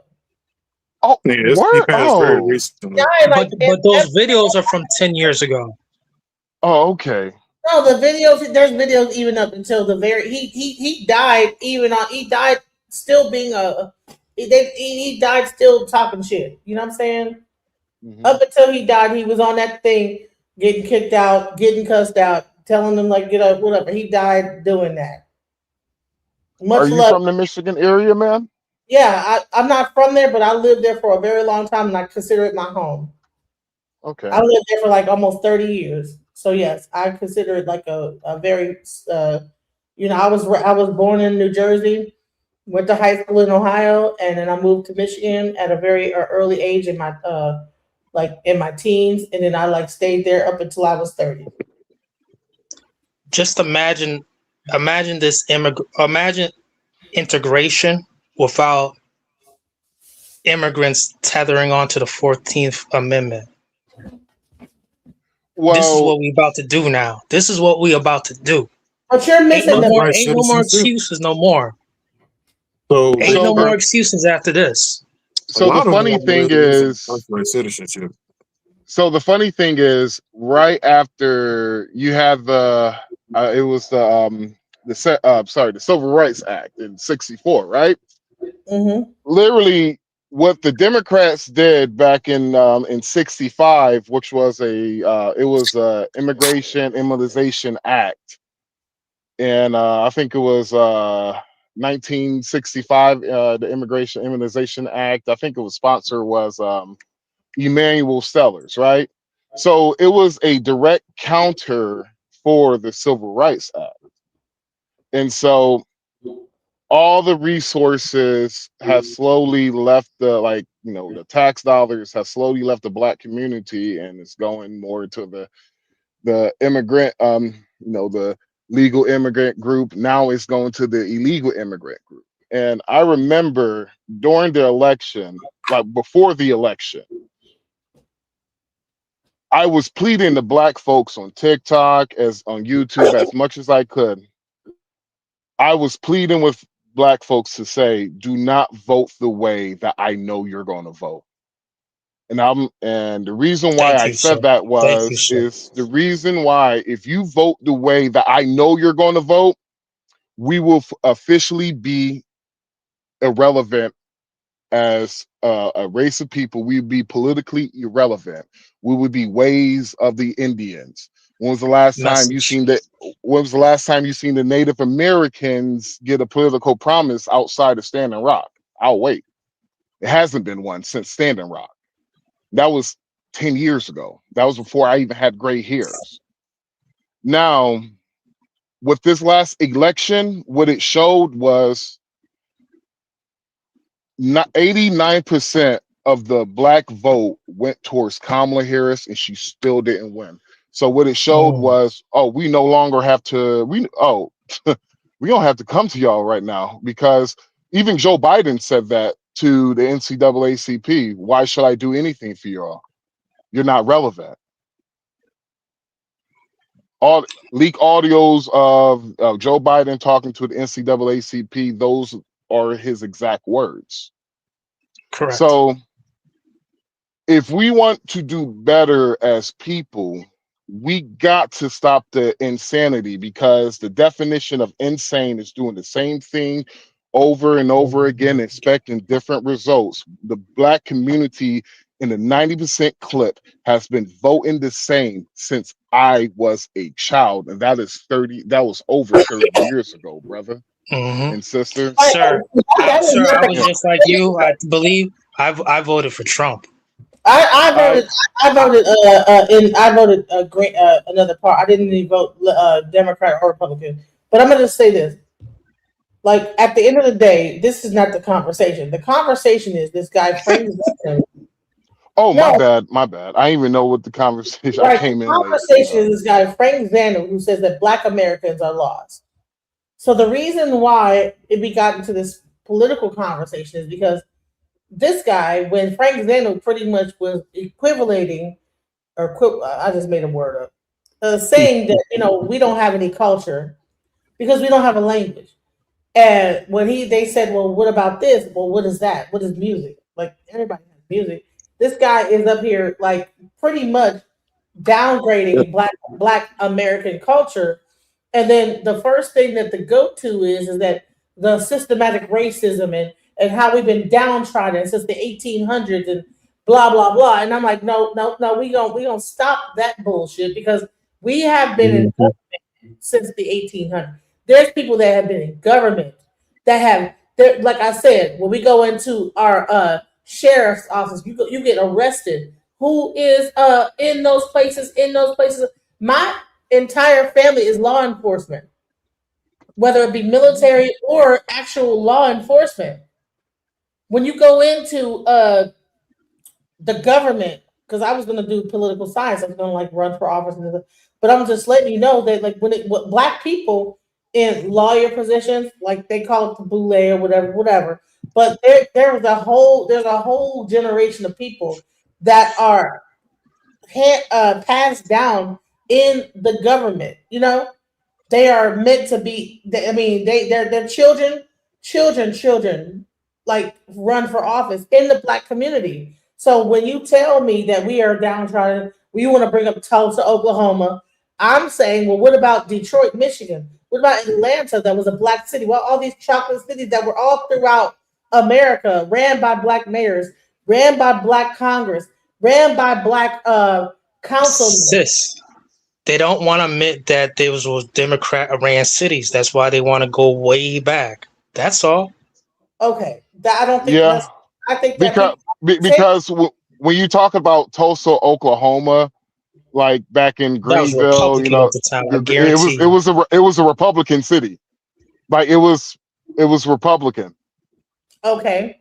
So are And there so no Republican black-owned, black-ran city? And then I looked Sis, that we up. having a renaissance. Hold on, stop it. I looked that up. There's over 200 Republican-ran cities in America. No, it's Republican. No, over time from that time, there have been 200 Republican mayors. And they were black? 600 out of 600, yeah, black Republican mayors. 600 out of 600, 200 Republican. So we can't. Could you name one or a couple locations? Give us like a reference. Just two locations. Because I'm like those 200s. I guarantee you, if there now is this like what's the time This period? don't make no sense.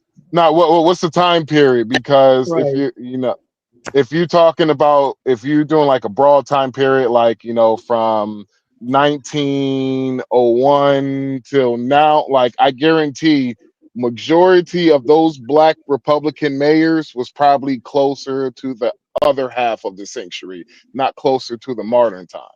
Mm-hmm. But that is not a statistic. That is, I'm not saying that as fact. That is just an educated guess I'm making. And Sir, I probably agree with might you. be I right. guarantee you this was nowhere in the 1960s and 70s.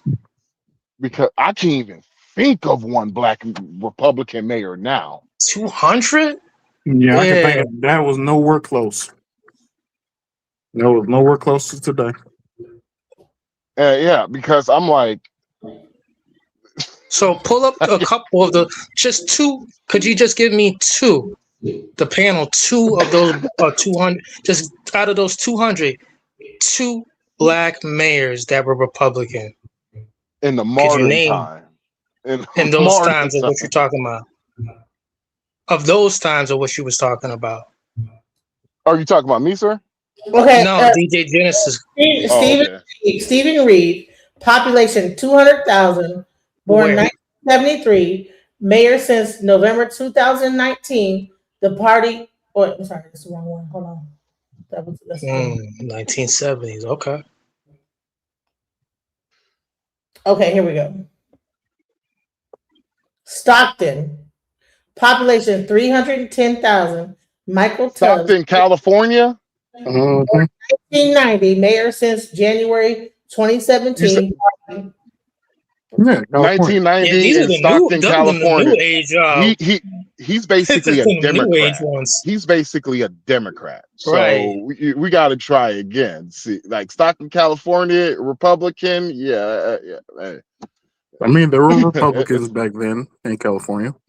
Well, California has always been a extremely progressive. I mean, state. actually, it's just now starting. But back then, it was actually a lot of Republican. When we go to Arnold Schwarzenegger and that's 20-something years ago, though. I know. That's what I'm talking about. Back then. All right. Now it's Democrats. Plano, Texas, population 286,000, born 1962, mayor since May 2013. See, when I'm thinking Harry cities, LaRoselier, Republican. Okay. In Plano, Texas. Hold on, let me look. Keep going. But the bottom line is, I don't really think it's about party. I think it's about where we're talking about. Yes, about party. No, stop No, it. really, it's mainly about the person, But especially how their mindset was. Listen, because you just saw Eric Mays up in there raising hell. He was a Democrat. He was different. Okay, he was different. Okay, so you want to just throw Jasmine Crockett away like she ain't been speaking up, and all the other people that might be Democrats that speak up about certain like things that are going wrong and say that they're bullshit.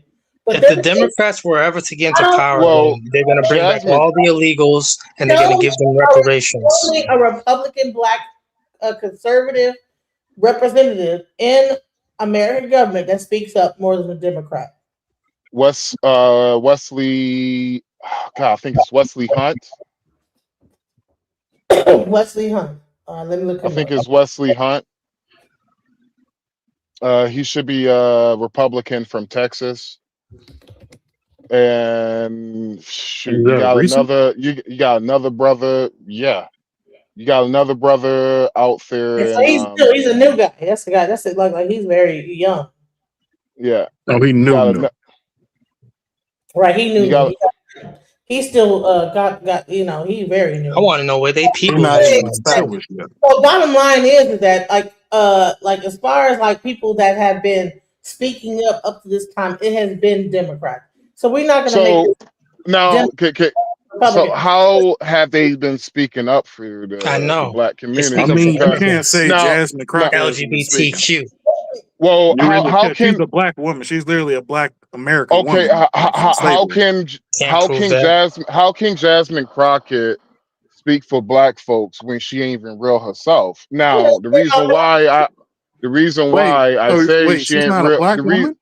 the reason why I said Jasmine Crockett ain't real herself is the fact that please explain to me why a woman who grew up in a good two-parent household in a upper middle class neighborhood in one of the nicest parts in I ain't gonna say one of the Mm-hmm. nicest parts in St. Louis, but went to a private school in St. Louis that is actually quite a chunk of change. Ain't no regular middle class citizen is going to afford that Richer. And private school Richer. tuition. My because I'm thing gonna be is, sending my kids to a private school. why is yeah? And you want to hear something, sir? You talk like you actually that's the Read background you books come from. Yeah, you talk like you read books and all that stuff. Now, why can you explain to me why is Jasmine Crockett sounding like damn she Keisha from the block? because Because she's a she black woman. That's no, usually how our black women are when they're She because strong. just she started doing this 2 years ago, maybe the yeah most. You mean because why what I she's have so vocal and why realized she's starting to fight now? no, what I realize is that if you want to get far in politics as a black person, sell black people fluff. They will vote for you regardless. Hey, you What? remember when Kamala went on the BET Awards and called up Taraji P. Henson? Man, that's exactly when Jasmine Crockett started doing that. After that happened, when Kamala was like, "Girl, they ain't like us." Because she used to talk like this, you know. That's I'm You know from what I'm I'm hearing? from I'm hearing a Texas, lot of Arkansas. I just don't want black people in the government. I don't That's what want. I'm I don't want hearing. So people code switching for okay. no reason. Can you make your argument then instead of like I've heard you said this person's a Hmm. coon. Make an argument. Why do you feel that I don't want black people in The government? Can you people make your who argument? the reason I say that is mainly the people who are really talking and saying mostly about her. Do you realize that the other people on the other side are speaking against you on the Republican side? And They speak okay. I'm not talking about the tethers y'all talk about. I'm talking about actual Oh, black Americans that are okay. How Republicans. they speak? Can you explain to me how are they speaking against me? Please Do you know explain who to me Tim that. Scott is? Tim Scott. Yes, I know who Tim Scott is. What has he done for you? Because he's been in Well, the office for a while. I don't know what Tim Scott has done for Oh, me because really? he's not my I'm not one he's not my representative. Oh, Exactly. now we're going by I'm glad you representatives. slam dunked that, bro. High five on that one. Well, okay. Well, What are you can I talking ask you a about? question? All right, let me ask you a question then. Do you believe? What do you think is give me your 5 top issues that the black community need to fix? Huh? Top 5 issues? Top 5 I can do a issues, lot sir. more than top 5. Let's say you want to go to Just give police me 5. brutality. You want to go with Police brutality. education system not Uh-huh. being actually funded. Period. You want to Okay. go against the healthcare system that we currently are Healthcare living in. system. So Okay. that's 3 already. Let's do with the child care system now. Child care system is actually very poor when it also comes to resources in the black community. Would you agree? Okay. It needs to be updated. It can't be updated when mainly the Well, people in it don't want to fight for it.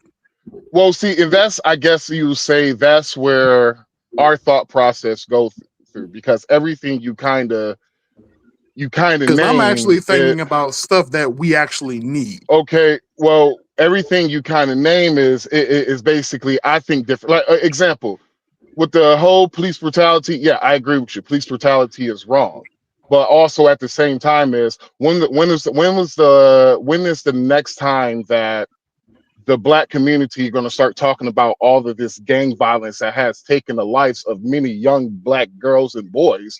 And This is the What first does time in a that the long need gang, time. in order to fight that? hold on, What do the we gang need in order community, to fight that? hold on. Hold on. Say something. Y'all talk about police brutality, but let's be real with you. Let's be real. It's like a teardrop in a bucket compared to the gang violence that kill as young victims up to 2 years old Black girls. Mm-hmm. Like, What do so you need in order to fight gang violence? Listen, how about instead of the government, instead of Fathers. us Black folks keep getting on our knees and asking the government to give us a cum shop or some money to spend in our community, how about we become an actual community? How about instead of white How people do you being the now? number one I love employer, that you said let that. it I love that let you it said that. let it let black let's let the Black community, let's let other Black folks be the number one employers. How do we do The that government is if not other meant niggas don't want to, to be around other niggas? when it comes to the healthcare system, how much you want the government to be involved in your life. For me, I don't care about, I don't want as if I could get the government far the hell away from me as much as possible. You take these colorful dollars, yes, for the military, all that good stuff, the roads and all that, Yeah, I'm I caught good. that too. The black on black crime, I caught that too. I know, I caught that too. But okay, you said that, but Hold on. the You thing said that we realize that we yeah. need those resources in order to fight all that gang violence, right? So how do we put that into the education system if the government How is about put actually Black taking those fathers back in the resources home? out of our community? How about we put Black fathers back in the home? We could watch in one I generation. 100% agree. Some of y'all niggas do incentivizing. need to be back in the homes. But What you gonna because get everything you kind of, oh, my bad. How you gonna get them back in the Black home? What incentive are you gonna do to make sure that they go back into the Black home? Stop incentivizing women to leave their household. How about Bingo. we take away, The like, social programs. how about we take away some social programs? Not only we Some, take yes. away some social programs, but we need to put a halt on this AB in the Black community. And Hey, so being a black maybe community. maybe if you take that privilege, not a right, but a privilege of able to end your child, maybe some women might pick better. You know what's so crazy? Maybe some men might pick the right women I could have to swore I just had a conversation create with a child. Charlie Kirk. You know what's so crazy about what you're saying is that I just had a conversation with Charlie Kirk and I don't even know. there is majority white women that are in the actual welfare system. Do you We're think talking about Black folks, Black man. We ain't women. talking about white. that's not the point I'm trying to make? Right? So why is it that Black women are single mothers and white women that get the same benefits from the government are not single mothers?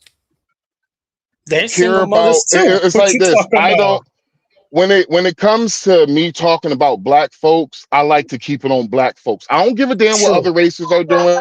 No, there's a We're reason why. not talking about the cinnamon bun girl.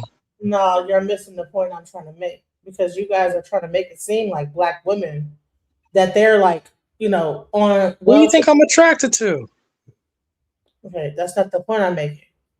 If Black women are on welfare and they are not with their child's father, but white women are, do you think it's welfare that's making them not to be with their child's father, or how the child's father is treating them and making them leave the Black father?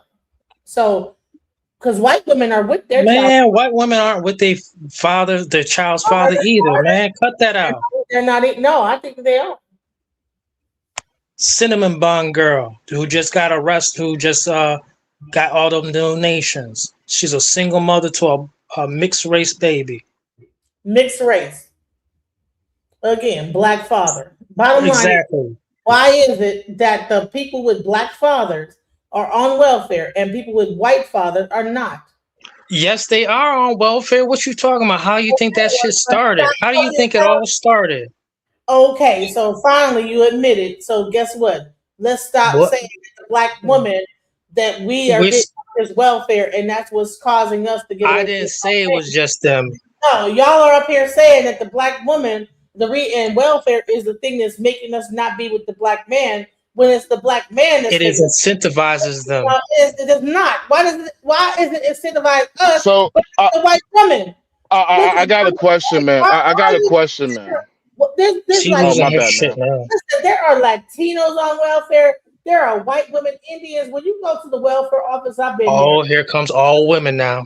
Here we go. So I got a question, man, for you. Now, Listen, have you been to the welfare office? I've been there. I'm trying to tell you is that when you go there, okay, and you go there to get your food stamps, you're not going to only see black women. You're going to see where I live at. I'm gonna see majority Hispanic. Exactly. So right, but are they? Do you think they don't have their man with them because of that? Sis, the majority of them are all fucked up too. ma'am, I got a question, ma'am. But you're doing all And, this all women shit. So are you So saying come on. this is y'all not fucking these women on welfare? Y'all fucking them women on welfare. well, ma'am. Hell no. Well, What you tripping, sis? Come on. Listen, well, I'm too grown for I'm that. married, ma'am. I'm sorry, but I'm married. Yeah, I don't mess you with women on wild, welfare. sis. all that You EBT. wild. Listen, y'all go over there and be screwing them women on welfare, eat their kids. You I wild. don't See how she don't just doing stick this my stuff? you're projected, man, like Exactly. I'm some being stuff silly. that I don't do. Listen, I'm being silly, but it's Ain't no crazy. young boy. What you talking about? This is Well, grown man right here. ma'am. Y'all are two married men that have children, are in your children's life, and telling a person that's a single mother that why they're on welfare, and you don't have no anecdotal experience of why that woman's on welfare. You just assume it's because she wants to get away from the black man and wants to marginalize the black man. Versus, you don't think a woman that has children wants to be with the father of their children? What are you talking about? Most When women what? love to be with the father of their children, but something When clearly happened and break up in that situation to make that woman want to be a single mother. What? No woman wants to be a single fucking mother. when they start drug testing for welfare, How hard it is to be a single mother. It's very difficult to be a single mother doing everything. I would love to be with the child, the mother, the father. then Of my daughter. advocate for that. He passed away. My child father passed away, so I had to get help from the government.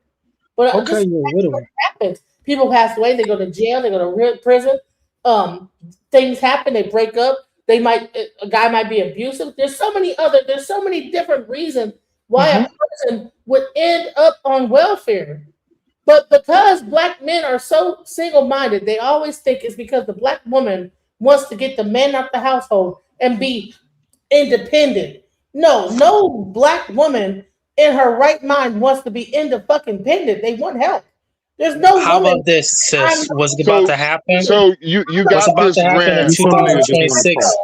They're gonna have to get drug tested to get Let welfare. her talk, bro. Let her talk, bro. Let her talk. Let Some her niggas get. just want to keep on opening their mouth. Women that Man, would choose single motherhood. let her get her shit off her chest. Choose that. No one would choose to be a single mother. No. Here's a So I napkin, sis. literally Here's a said napkin.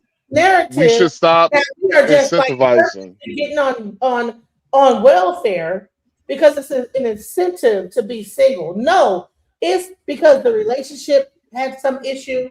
They would probably prefer to be with their child's father, but whatever happened in that relationship made that woman have to say, you know what, I have to do this on my own. Why? Hey, I'm gonna tell you, sis. That happen in relationships. She's gonna answer it, bro. So. No, stop making it about that a woman just chooses to be. Nah, sis. Here's a napkin to wipe the slime That's through what your happens nose. when you get triggered, ma'am. I'm gonna be real with you, ma'am. You just got triggered and just went on a Yep. whole 10-minute rant, ma'am. All I said was, Men if and we on like 15 all minutes. women type of shit. If I said if we stop incentivizing some of this stuff. Mm-hmm. Now, if we stop incentivizing some of the stuff, like I said, maybe women might pick better. Maybe men might do better. But it's like this. What responsibility do the black women do? Okay. When it comes to the problems of the black community, how much of the responsibility is the black woman willing to take? Because I know black men, we're willing to take 50 at least. Mm-hmm. How much is the black woman is willing to take responsibility? Because you couldn't even agree with me. You like, you know what? I'm talking about getting more marriages instead of 1 out of 4 black women will ever get married.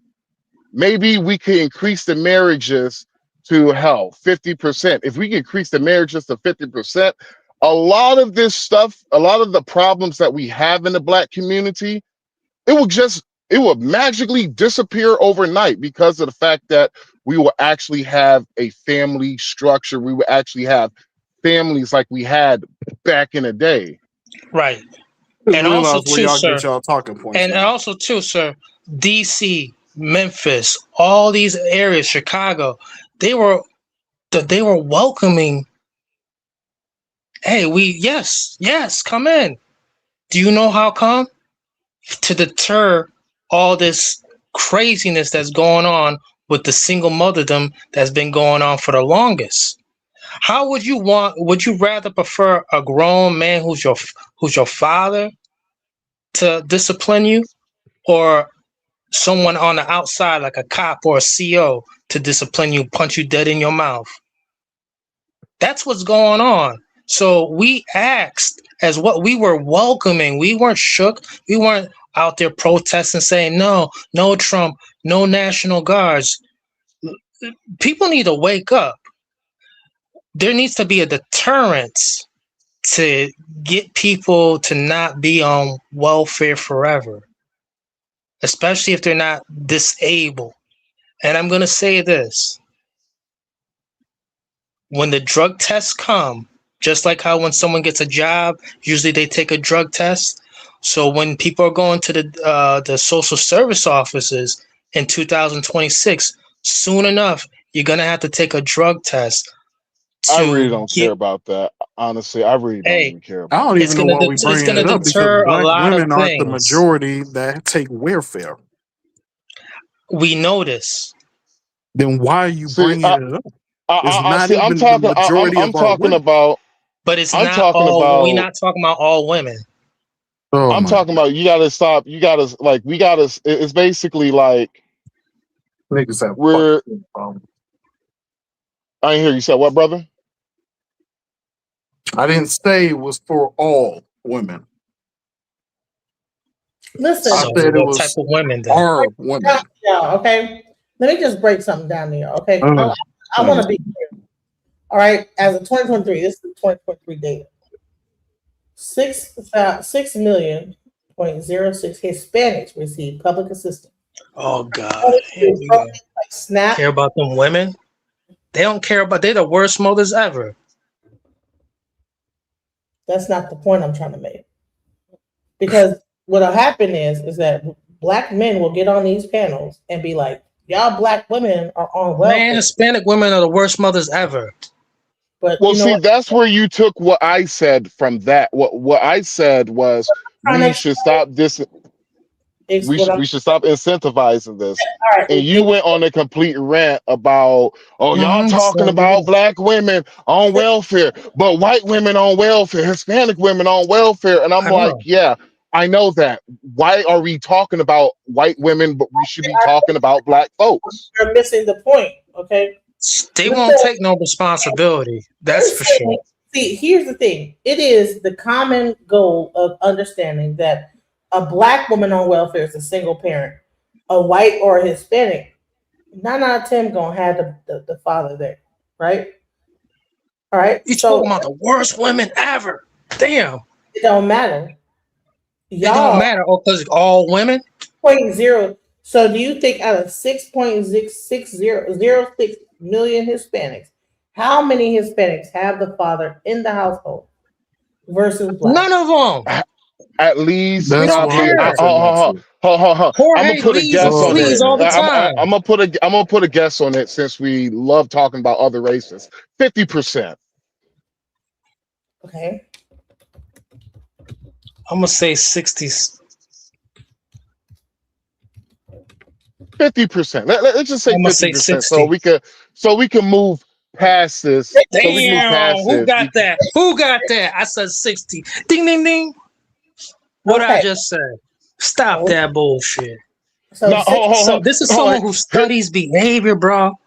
Like, So here's come something on. funny, bro. Flex. Here's something funny, bro. The funny thing is that is a 10% increase since the last time they actually looked at those statistics. I guarantee it's higher now.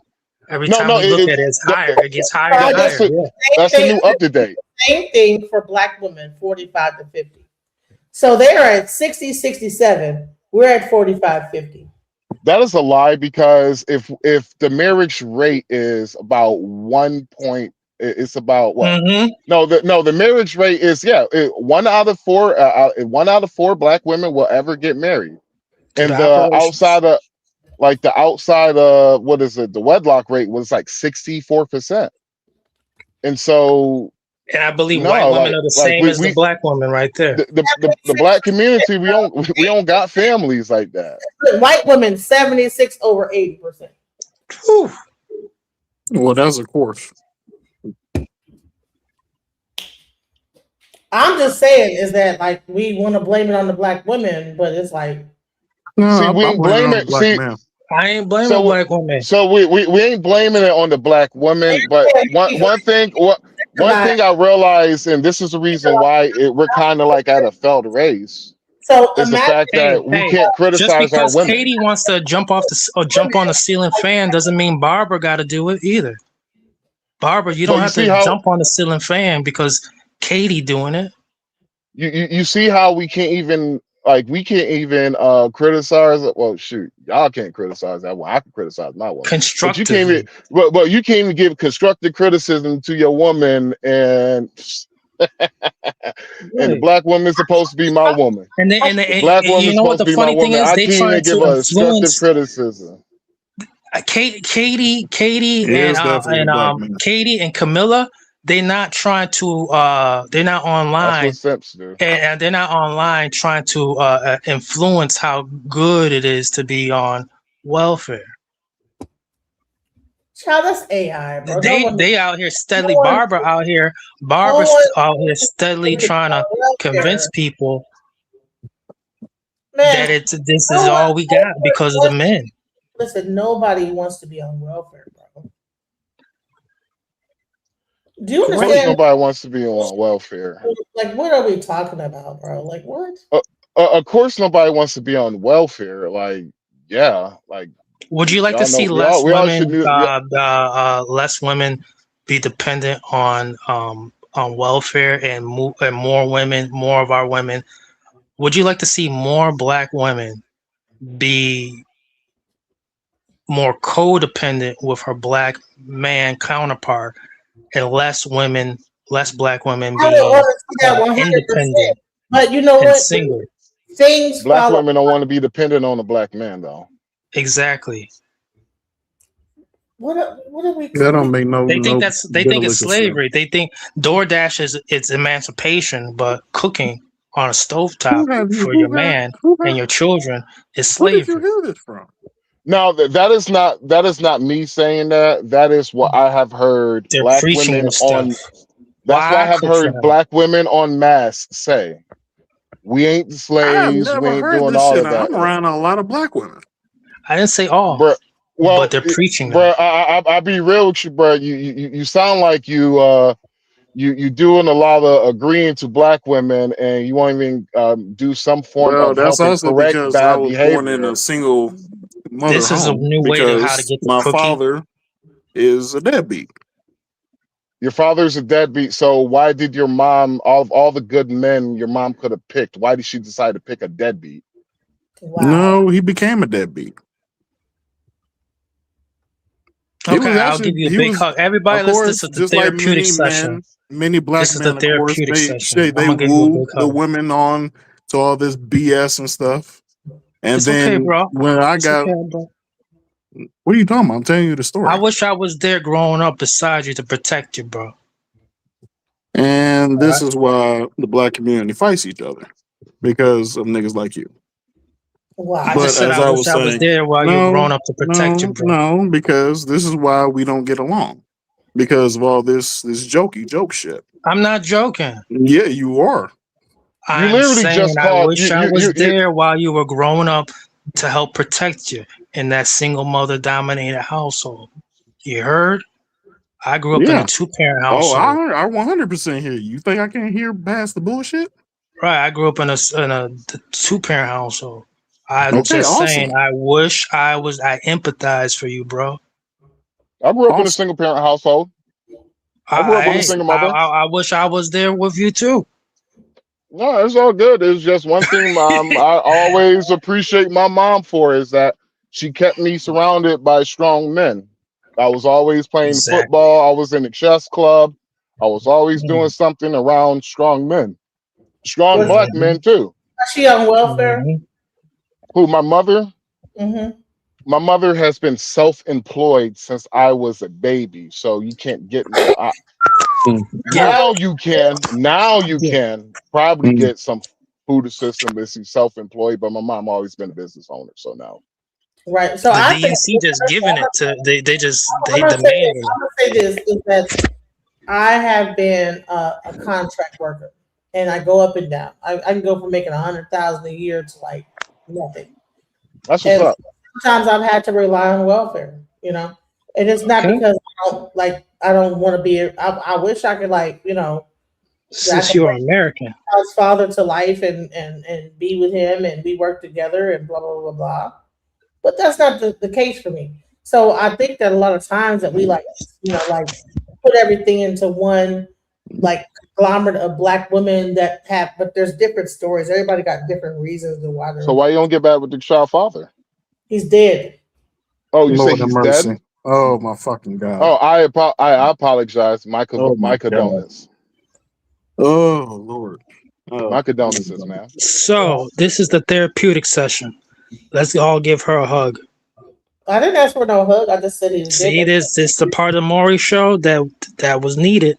Come on, No, Do let's you hug have it out. boys? it's not Do you have needed because boys they're or just going to make shit worse. I have girls, but it's okay. I'm not, but he has a son as well, and me and the other one, we try to like come together and make things happen, and Were y'all two sisters or two women we try to help. talking to now I had a question. Were y'all two women while while your husband was alive or your man was alive? 10 years While your apart. big 10 years apart. Okay, were y'all talking a little bit more than your baby daddy knew? Your two women? Did y'all conversate a little more? He had the first child 10 years before he had my child, and he died after 2 years of my child being alive. Okay, did you talk to her just a little bit more than he would realize? No, Trying to connect with her? we connected after he passed on. Strength and sisterhood. And we helped each other as we could, and so bottom line is that black people are not a monolith. A lot of times we want to like create these narratives. You never know what happens. A person go to prison. There could be different things. Reason why a mother ends up on welfare. People do not want to be on welfare. Anyway, what's your thoughts, though, DJ Genesis? Could I have your thoughts on that cinnamon bun woman? No one wants to go to a place and beg for help and money, and they treat you like shit. If you ever been to a welfare, all the bullshit they have to go to, it's you want to kill the person behind the fucking desk. They're like, I mean, you're. It's like they don't. It's like, come on now, no one wants to do that. That shit's bullshit. So, anyways, I want to bring the conversation back to the original. Yes, ma'am. Are Black Americans lost? And there was this guy, Frank Zanu, who talks about Black Americans being lost. I don't want to just keep on. That's a whole nother show. We can like really get into welfare and the system, but I was not prepared to even have that conversation. Let's go back to this situation because the reason why we got into this is because when the Frank Zanu guy was talking about culture and this, that, the other, this guy got into this whole sob story about Black Americans and what they've been through and what's held them back. And so I began to talk about the fact that we actually have held office. We have been in Congress. We have been all throughout the government. Other than the Oklahoma and all these different cities like Lanier, the thing, or whatever, we have been in power in cities now that throughout the United States. So we cannot pretend like we have not had any power and not have any like ability to like make things better for ourselves. Let's go. Americas does not happen without foundational Black Americans. And so all of those things are extremely important to that conversation. So what would be your definition? My fault is. What would be your definition of culture? Frank gave his definition of culture. What is your definition of culture? My definition of culture is traditions, it's style, it's certain taboos, you know, and taboos don't have to be a big, huge thing. Bring raisins in a potato salad to a family reunion. Watch what happens to you, right? Or if we're going to talk about taboos that still happen but are still considered taboo, bring home a white girl, see what happens. You at bare minimum are getting talked about. Not saying that there's not an OJ, not saying that, you know, the majority of professional athletes, entertainers, those types of people who get to a certain level don't still do that, but it's taboo. Curse while the pastor is talking during his sermon. Those are all taboos, right? Walking on the inside of the street as opposed to the outside of the street. I was raised, but again, my grandfather was born in, I think, 1890, and my grandmother was born in 1904. So my dad was born in 35. So I got a different worldview than a lot of people my age. But there's certain things you don't do. You don't hit a woman. Like there's certain things that aren't necessarily only unique to us, but there are certain things that over time we have built that make up our culture beyond just language. Spirituality was robbed from us, language was robbed from us. And yes, even with that, with the example Frank gave, and I'll lay my plane on this. Yeah, when you go to school, yeah, they got to teach a certain way. Even when you go, I got a cousin that lives in Osaka, Japan, and she teaches English as a second language to Japanese businessmen because they want to come over here. You understand what I'm saying to you? But you have to have a baseline language. But the difference is you're choosing to go to school versus being forced, whipped, you know, chained, bred like cattle, and had anything cultural taken from you. Even the ability to name your child wasn't up to you. My last name didn't come from the continent. My last name comes from the Anderson slave owners of South Carolina. I know exactly what plantation my ancestors come from. Can't tell you the boat though. I want to ask, like, so where did you get your definition of culture? If there even was a boat, bro. Well, my background is mass comm journalism. And if you do advanced mass comm journalism, of course, you are going to do multicultural understanding. And in the study of multicultural differences in understanding, of course, you study how languages were developed, what it meant for people, and so on and so forth. And it's the first thing that allows you to understand how to interact when you move from one place to go to another place. So through that, and then of course, my column for 13 years was life and culture. I didn't report on politics, economics, or wars. I reported on life and culture. It allowed me to study, and I realized, how would I know? I began to compare it, okay, to where I'm coming from. And I said, something went wrong. I would give me just a little bit to explain something.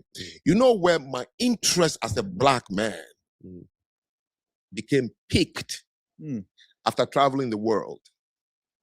When I began to hear the slogans we create, the narratives we create, okay? I was speaking in Kenya on a university campus. One young man got up and told me how I missed the point about why Kenya is the way it is. and blame the white man who came to take their culture and stop them from speaking their local languages and gave us Christianity. Oh, he went down the laundry list of things that happened to them, and it's still happening. So I said, wow, you are a brilliant man. I've never met anyone who have made this list, but I have only one question. Why did it work? And that is what we refuse to ask ourselves. So we always say that they did this to us, they did this to us. But we never ask ourselves, why did it work? See, I've been to the Caribbean. I've been to many cities in the United States. I've lived in the UK. I've seen blacks in the UK. I've seen black in China. I've seen blacks in almost every corner of the world. And I've seen blacks in America and on the continent. And everything we are describing is uniform about us. You really think that the largest number of people on earth in terms of countries, 54 in one continent, about 10 or 13 in the Caribbean, black groups in the UK, in China, in America, and we are all suffering that psychological warfare and responding to it for years? Nothing in the world, use any probability, has ever touched a coin and it fell on its head 9 times out of 10. Impossible. We need to re-examine us as black people. What is it? And it's nothing we are saying. Because if it is true, then there's something really wrong first with us. Let me tell you something. Korea, nobody. It's a miracle that Korea is what it is today. It is the only country in the world, or in Asia, let me just be, that has never waged war. They call them Pakachon, inferior, by the Japanese, but Mongolians, Chinese. They were bullied and they were invaded, colonized, tortured for hundreds of years. Why didn't it work on them?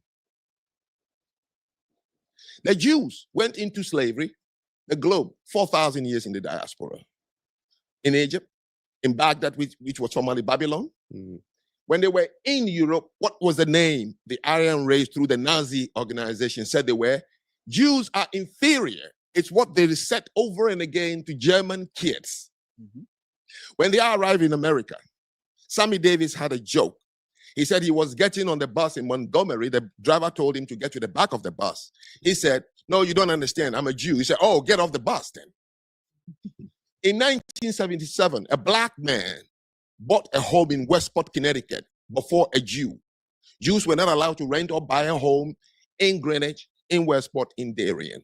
There's a story Donald Trump had to build the first golf course when he became aware that Jews and blacks were Gold allowed to play in Coast, golf that's a courses. super rich area. Jews had it tough in this country through redlining, where they were not allowed to set up businesses, so they were forced to convert and start loaning to themselves from within.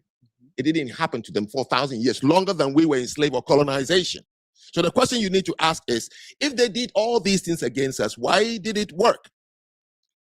Let me give you one thing to the response I said earlier, why African Americans didn't leave after slavery. Not because there was no place to go to. That is completely a lie. Ask yourself, the Ashantis knew that they were the most powerful tribe in Ghana, followed by the Airways, the Gans, the Chuis, Akwamus, everybody. They knew that they didn't form the country Ghana, that they were forced, okay? But it came to an end. For Ghana, 1957. Why didn't they go back to become the individual tribes they were? Was anybody there telling them you can't? No. Do you know why they stayed as a country? They were attracted by the bling the colonial left behind. The roads, the hospitals, the schools, the post office, the fire department, the buses with air conditioning from London imported to their country, the railway lines, all the beautiful things. Why didn't you live here? It's not because you don't know where to go. It's because you didn't hate the white man and you weren't afraid of him. I think you're eliminating the fact that we built blood, sweat, tears, deaths, so much. We are the biggest innovators. We built America. Why give up everything we built? America wouldn't exist off the pains and struggles of Black Americans. You don't just give that up. We also, if with asking your question, we do also ask, why didn't Africans or other Caribbean people or other nations join us and make us a bigger nation in America? We built it. Everything came off our death.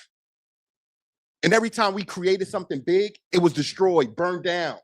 Like where? What are you talking about? Oh, No, give me wait. an I got this one. Don't worry. Wilmington, North.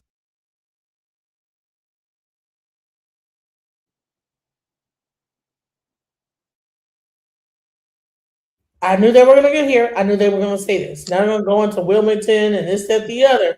But I just talked about the fact that what about all the other cities that Black Americans in government ran? Carolina, Eatonville, Rosewood, Tulsa, Philadelphia, Chester, Pennsylvania, Wilmington, North Carolina, Beaufort, South Carolina, in Jersey. Yeah, And know, what there about were Detroit? plenty of What about Detroit, Michigan, Atlanta, DC, chocolate cities? Okay.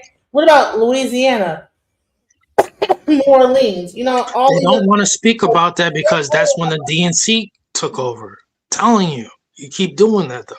places. Anytime we had any infrastructure, two things happened. They decided to integrate it. Look at have you been to Central Park? You know what Central Park is, right? It's a park. No, it's not. Central Park was actually a place called Seneca Village. It was when freed Black people decided to converge in one area, and they decided to redistrict that area, even though they owned the land and the houses that they built free and clear, and they destroyed those people, displaced those people, and built a park around it. There's an old song Joni Mitchell said, "Don't it always seem to go that you don't know what you got till it's gone." They paved paradise and put up a parking lot. They paved paradise and put up Seneca Village. In Georgia, just outside of Atlanta, there's a place called Lake Lanier. It used to be a thriving Black town. They decided to kill the Black folks, get rid of the ones they couldn't kill, and then people right now are boating on it every weekend. That's what happened to us. That's what got destroyed. And it doesn't mean that we don't keep building, but after a while, even if you... But did it happen to Detroit? Did it happen to Atlanta? Did it happen to DC? Like, there were mayors and governors and all this other stuff in actual huge American cities ran by Black people. Yeah. And DNC fucked it up. So the crazy thing is that this is so just so you know, Max Powers King Warden. This is where we were at, right? I asked this question, and then I showed Eric Mays. I said, okay, you want to make it about the Democratic Party? Eric Mays was a Democrat, and he was fighting. So my thing is that you want to make the Democratic National Party is the reason why that Detroit and DC and whatever and blah blah blah. Exactly. All right, so do you guys all agree? Is that the reason why the Democrats are the reason why that these cities were not able to thrive? No, I disagree. I disagree. I would say is that so what the guy was talking, you know, he brought up cities and towns and everything. See, the problem, I don't know what happened after the 1960s or around the 1960s, And hold on one second, 1970s. before you go into what you're about to say. All right, so he says that, right? He goes into, I knew he was going to do this. That's the reason why I was asking the question. Like, what about all the governmental things that we've done in the government being in power? And then man in the high tower says, oh, well, that was because of Democrats, and those towns were Republican. No, I wasn't going to. I wasn't going to say. I was going to say I don't know what happened between the 1960s, but between the 1960s, 1970s. But Black folks came accustomed to. There's going to eventually be one day these white tea folks going to lose their mind and going to try to destroy that ish. And the thing about it was whenever they destroyed it, they rebuilt. And that, like, you know, how example, Greenwood, it wasn't called Black Wall Street before, it was called Black Wall Street after they rebuilt it. And so we kept rebuilding stuff. We rebuilt, like they tore something down, we rebuilt it. You know, then after like between 1960, they just destroyed something, we just threw our hands up. Right, but okay, so us building a town, doing it a certain way, it got destroyed. We stopped rebuilding. But what we did is that we ended up going into existing American towns and getting into the government system of it. So it's almost like we just change how we do things. It's like because Depending on these Democrats, that's what no, happens. you're saying no, but I'm saying that. I mean, I believe one day some black folks, and this is not all, but some black folks woke up and said, you know what? The white man's ice is colder. So Under we're not Democrat gonna leadership. we're not gonna stay in the black neighborhood. We're just gonna start moving into these white neighborhoods. Oh yeah, that happened a lot. And so, you know, hey, and getting into government and getting into the actual mayoral position and all this other stuff. I'm not even talking about politics. I'm just talking about the white man's ice is colder because a lot of black folks just, you know what, we're going to move. We want to live what the white folks live at, even though they don't want me in their towns or they don't want me living near them, but we're going to move there anyway. And so we just start having people just kept moving away. We stopped building. Then eventually we all stopped working. We stopped working for black people and we start working more for the white team man. And can I add on something very important too? Did that. Can I add on something very important? It's be very brief.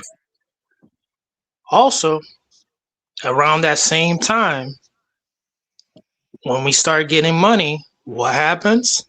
We move out. And who do we move to? We move around them. Same thing. So if you look at right now, you become a multimillionaire.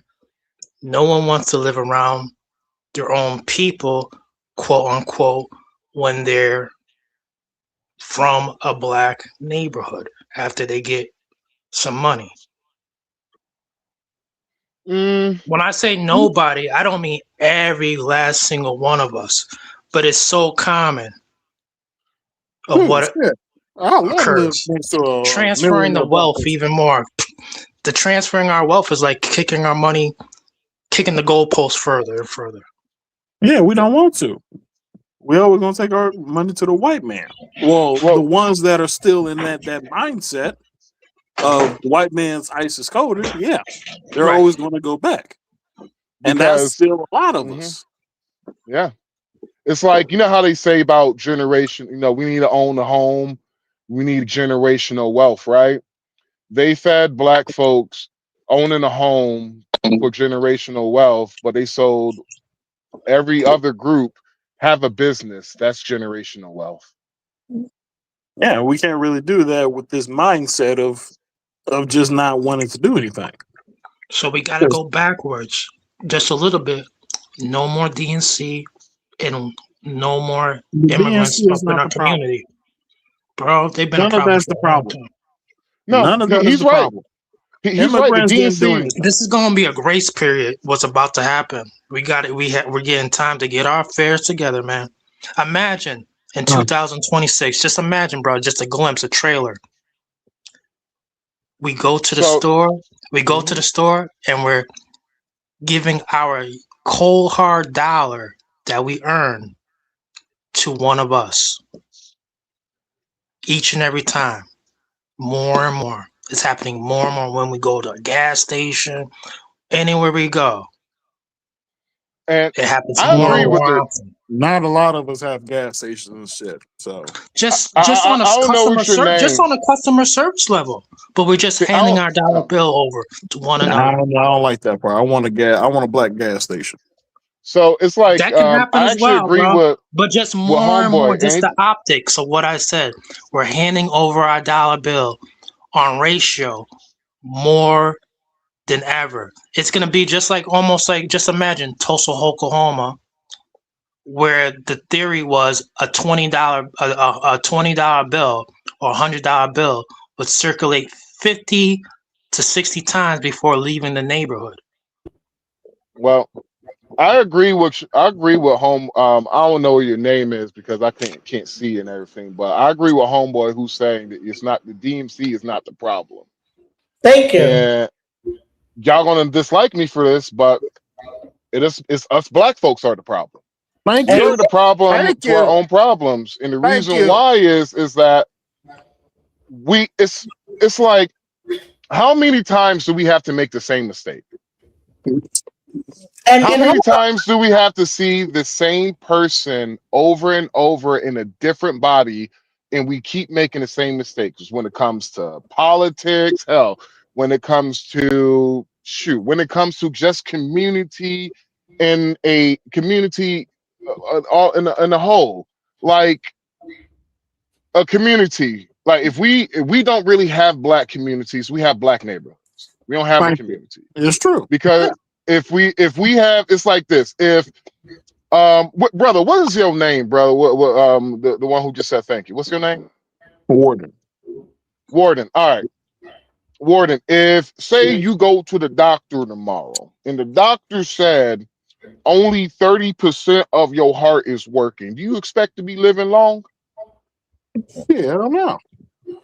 Okay, so the black community, the black family, the heart of a black community is family, and we have a very, very, very low marriage rate. But I wouldn't even say it's just that. It's not even just the families. Because we don't know the full number because a lot of us have left this country.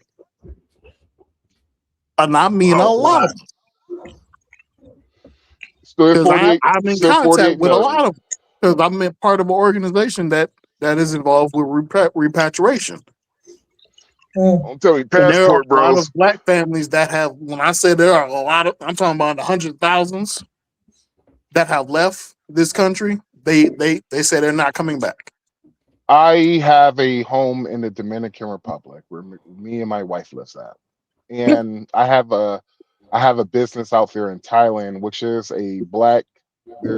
Actually a black community out there in Thailand. Man, thank you. I'm finding someone who thinks about business globally. And I've been saying this the whole time, but everybody wants to say, well, no one wants to go that. I'm like, bro, it's not about just Africa. Global business mind. Thank you. Someone finally has a global business mind. Shout out to that. It's like this. So what you do is it's funny, but you play the same game what the immigrants been doing. That's what you do. Yeah. You do the same thing that they've been doing. Like example, one of my partners in Thailand, he comes here, United States illegally 6 months out the year because of the fact that he is a high-end Thai chef. And so when he comes here 6 months out the year, he makes a bag. Then when he gets that bag, he sends it back home in crypto to his wife, and he leaves. Thank you. Like that's what you do. That's all I was saying. Eric, listen, I've been Say what you want. No, and he has I'm gonna free stay here healthcare. on. I've been saying the same damn thing to the FBA. I said, listen, y'all want to say maybe it's not Africa. I say Pan-Africanism, right? I'd say, listen, we need to be global mindset in business. Just like they're coming over here and sending their money back over here and there, we need to do the same thing. But everybody was against me on this thing. Oh, no. We need to be doing things here and building it up here. If you can't make the money here, you're gonna go over there, make the money there, and bring it over here. Same way. This is a tight market. Come on, See, I'm glad. Saturated market. It's very tight. It's very tight. You gotta go where the shit don't exist, and now you're creating a need or like a value, and then you could like be even better. And then you take that money you made over there and bring it back over here. Same thing. I said, why are we the only ones that don't exercise this right? Everybody else is doing the same thing, but we're the only ones like, no, we got to make it happen here. Yep. I'm making this happen under a Trump administration. Well, but you want to know one of the plans that I'm doing? I'm literally taking pest the control. greatest president ever in the U.S. Burkina Faso. I'm taking pest control and I'm taking to Burkina Faso. Nigeria's about to bang on Burkina Faso. Just the other day, they flying planes all over Burkina Faso's airspace. I ain't worried about Nigeria. I'm sorry. No offense. Guys. I got a question. Has anybody here ever like done business in one of these countries? Nope, don't plan on it unless it's right here in the United States. Yes, I Okay, have. so who said they have? Who said they have? I've done business in Sierra Leone and Okay. Ghana.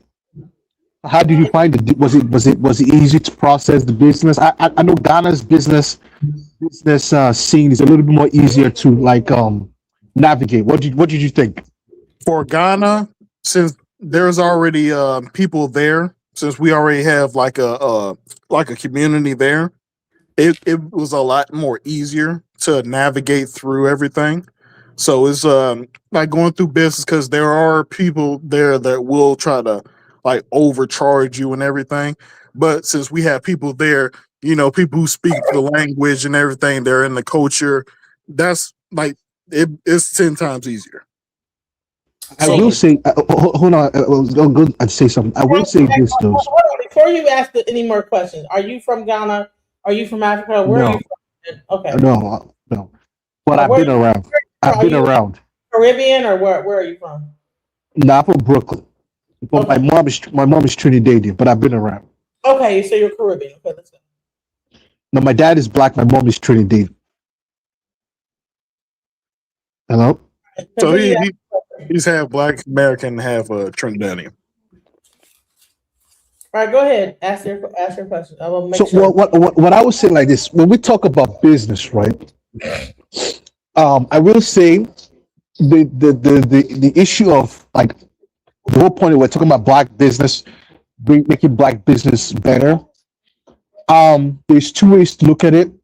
If we're talking about doing the black business in the US here, that's going to be a little bit difficult unless some things change seriously, because all of the wealth in America has been captured by the top 20%, as well as all of the industry, and everything here has been captured. So except there's some kind of major like change in America's like structure, the people who don't have anything in business won't be able to do anything in business here. That's just locked up.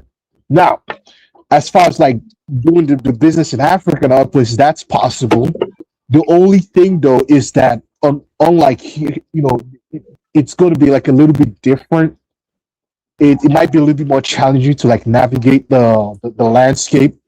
Are you from the United States originally? He already said that he was from Trinidad. His family from Trinidad. What the hell is wrong with You this person? already had that conversation. You ain't listening. This is what I'm saying. People are strong anyway, bro. So what I'm saying, because it sounds like you sound like you don't love America like I do. I love America. bro. What are you talking about, bro?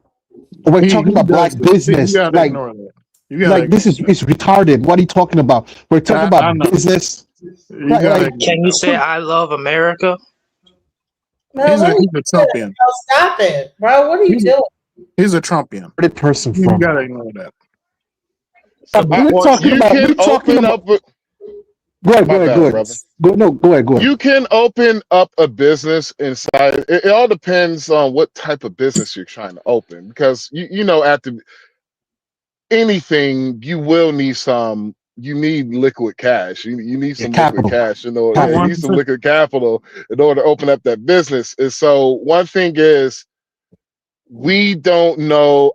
It took me till I was 30. I'm 37 now. Damn, I'm 37 now. Damn, I just said that out loud. Don't think about it. It'll get worse. I was about to say I'm 34. This I was panel like, don't love America like me. I'm the only FBA up on here who's proud. FBA is talking about some bullshit. Then okay, you're the only one. So I want to say something. I just want to say I'm putting cases on all you tethers. Alligator Alcatraz shoot program tether. It took me till I was 34 years old to actually learn some form of financial literacy. And the problem is well, let's just say it went from I was always a beginner from I know a little bit by my finances, savings, balance, budget, all that stuff, right? But until I got to like I was 34, that's when I actually learned the stuff in detail. I learned about stocks and bonds, derivatives, so it's dividends and all that. And we don't. I was way behind to all my white counterparts. To all my white friends I have, I was way behind them when it comes to financial literacy. Can And I so just say that's some? kind of, yes, sir. Yeah. So I want to piggyback on what you just said. But it's not even just the issue of financial literacy. As far as the issue facing people here in the U.S., it's a total lack of wealth. It's a total lack of liquid money. It's a total lack of convertible liquid assets. And so it's when you have the assets, you're going to get the education, right? You know, it's like when you don't have the thing, it's like kind of hard to Man, you know. scared money don't make no money. This is But America. but see, Is but this guy? Is the this guy reason, stable? This is I real mean, simple. It don't have to be so the reason, scientific. but see, the reason why it's You got easy the for us hunger. to do it over there because the conversion rate goes in our favor. You know, but hmm? Man, let me interject to say something.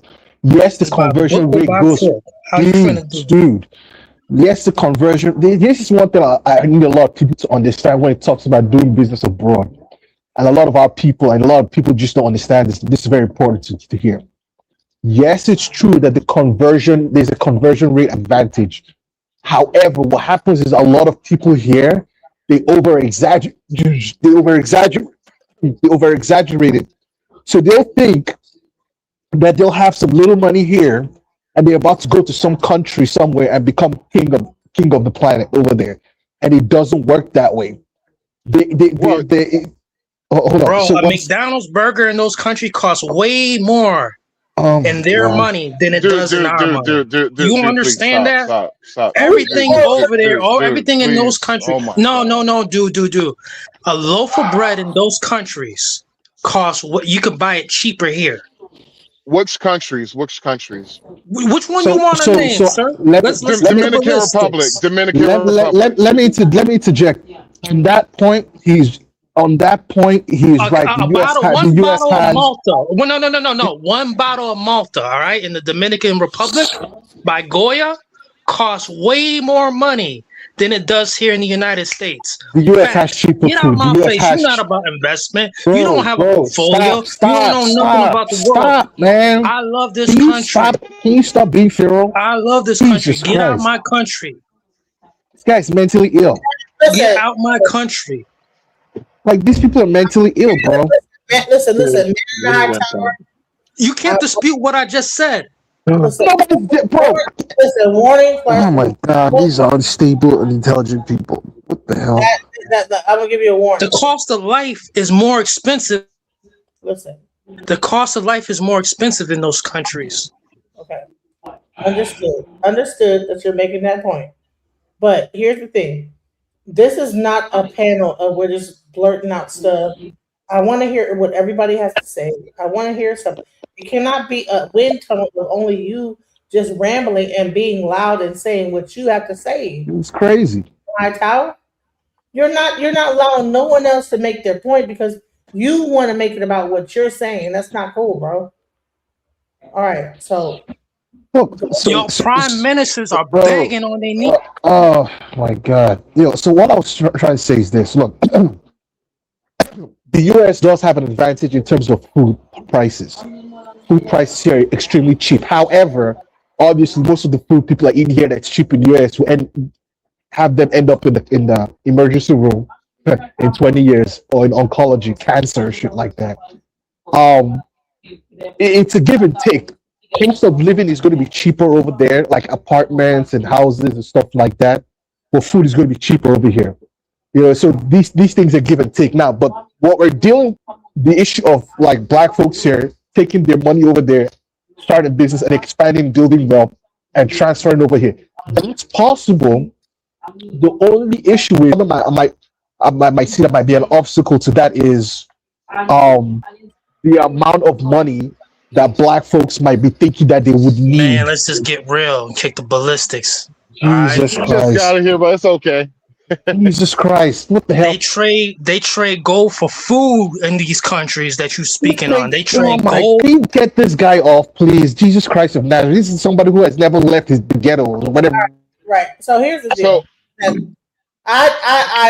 Here's the thing is that us thinking that everybody's just stupid. No one's dumb on this panel. No, it's not an issue of no one's being dumb, but it's an issue of people who don't have expertise in something, or who have never been nowhere should not talk. Like that's a huge problem in our community where people don't have an edge. I think that the people that's on this panel have been, like King Borden has been to Africa. He's been to other countries. He started businesses there. No, he hasn't. No, he hasn't. No, me. I've done it. Which the guy who just got kicked off?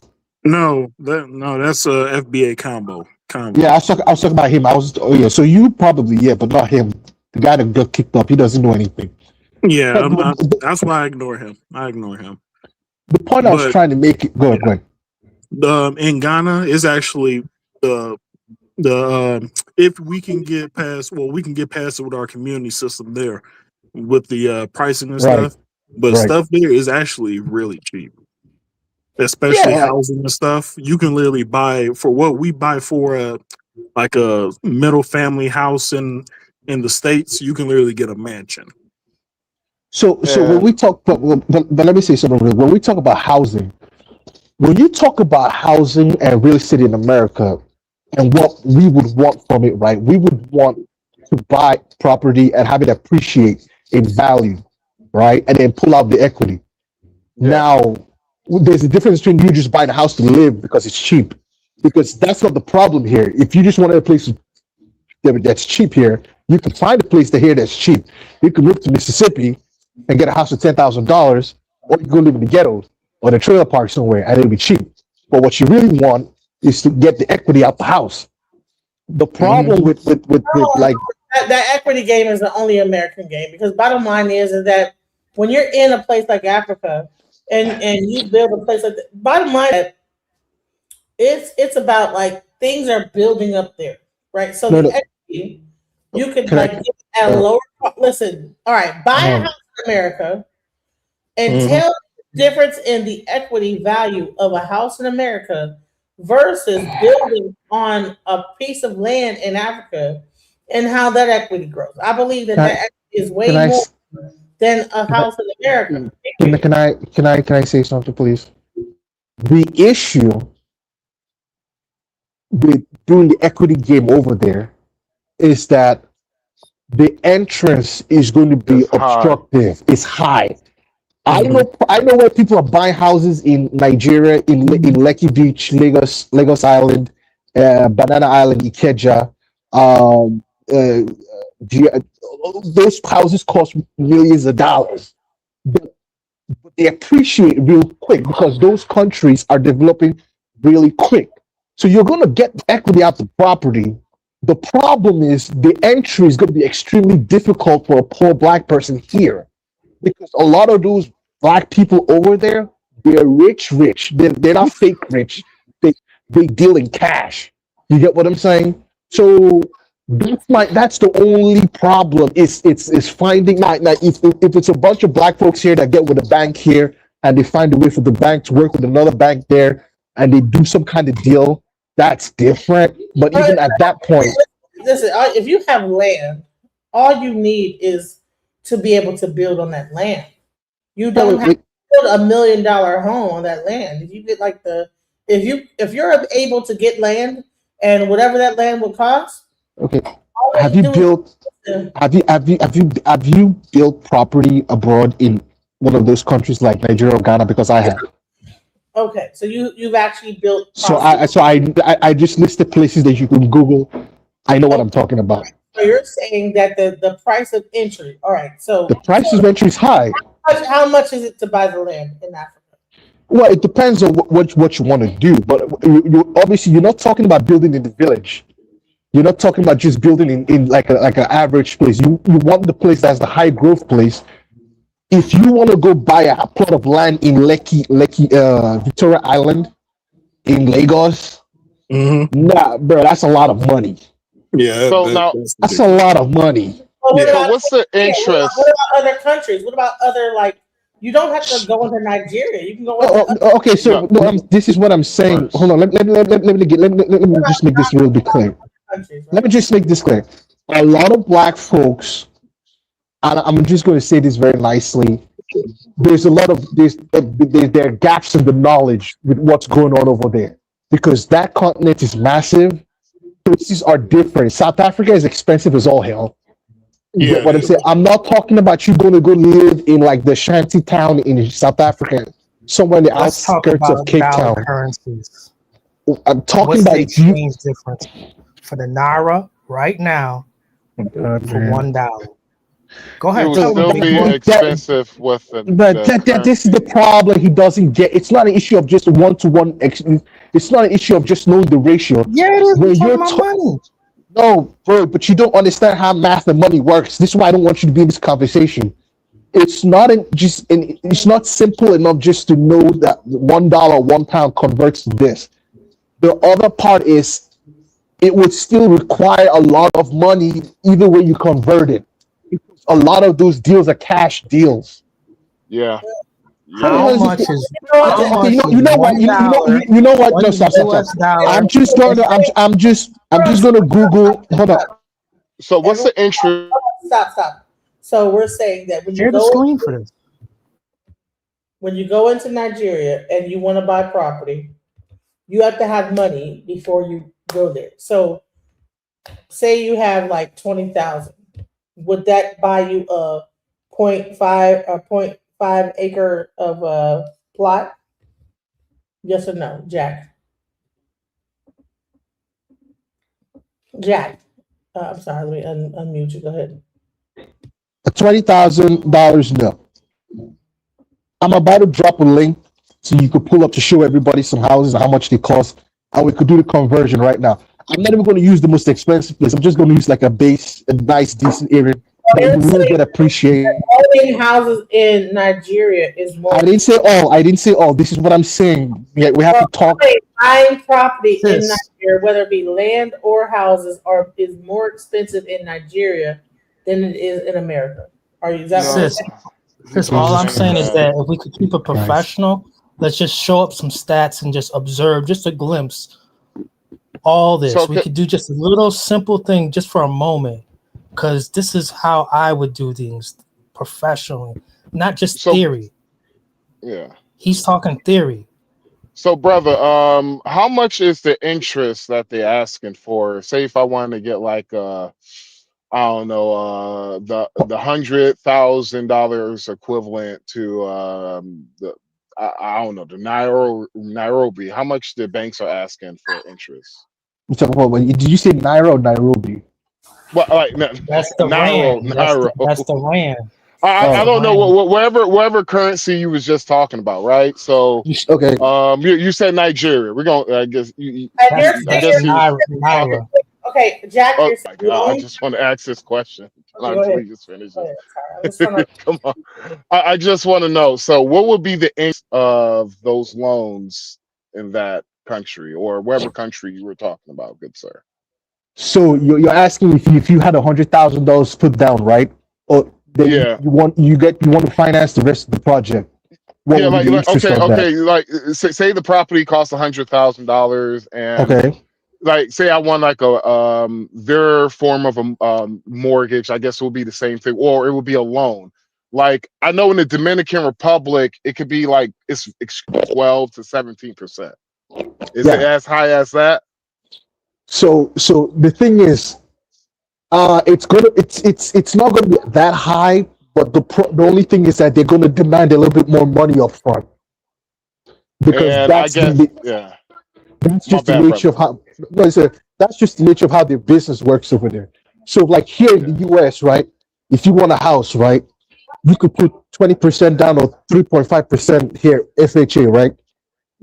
There it's gonna be like you're gonna have to put like finance at least 40% down or something like that before the bank talks to you. Same thing like Dominican Republic. So You know. And it's crazy, I know, but that's how they do things over there. But I'm about to drop something in the link. Give me a second. You guys give me a second. Need like I know in the Dominican Republic you need a lawyer, a realtor. Like, do you need the same thing over there, same way as the Dominican Republic? That'll make it I mean, easier. I mean, there's two ways to do business. Yes, that's correct. There's two ways to do business, right? Yeah. You don't have to go through the normal channels if you're bold and you think you know people, and you might know people that might got your back, and that's cool. However, I ain't doing that. there are banks there that have like there are banks there that have like international standing and stuff like that. They got money like Zenith Bank and Union Bank, and these banks have branches all over the England, and they have money and shit, and they have relationships like JP Morgan and Goldman, all that shit. They have all Yeah. that stuff over there. Scotia Bank. You need to Scotia build Bank. a team there. If you're gonna do business, you really need to build a team. No, Oh yeah, he it's sound best like if you have Dr. a team. Americana's nephew. If you don't have connections like that, like you know, like politicians and like you know, socialite people over there, I don't suggest you go there like trying to stunt. You get what Yeah. I'm saying? That Yeah. doesn't even, you know. I mean, I'm not even balling like that over there. I mean, I was like, What you talking about, Willis? Stop like lying. I seen them I'm in a photos. group. Like I'm in a group and stuff. Like we trying to like build real estate and stuff like that. I seen him riding the golden elephant. I ain't know elephants came gold. Shoot. I mean, that's what I'm trying to get. That's why I keep on playing. Y'all keep on playing this game. I'm trying to create this Wakanda. That's why I keep on getting as many black people as I can. Be like, come on, y'all ain't playing this game. You create Wakanda. I'm gonna create Wakanda Southeast for you. Hey, that's all I want. Information in the back chat, in the private chat, so I can like contact you, because I'm like, you know what, I want to do business. I got some money coming. I want to try to like do something out there because I just know better. Than Don't to, get scammed, everybody. Just be careful. Yeah, yeah. I ain't gonna lie, it's easy. It's easy. No, so when you talk about being scammed and stuff like that, when people who get scammed are the people who like go for like outlandish things outside of like the normal. You get what I'm saying? Yeah. People who think they have like a Greed is backdoor at connection. an all-time high. Yeah, so like don't go in there thinking that you know somebody's gonna, you know, don't you know that's just how it is. like 500,000 acres for like $10. Like Yeah, like crazy, like insane shit like that. Like people, you know, and that's anywhere you go.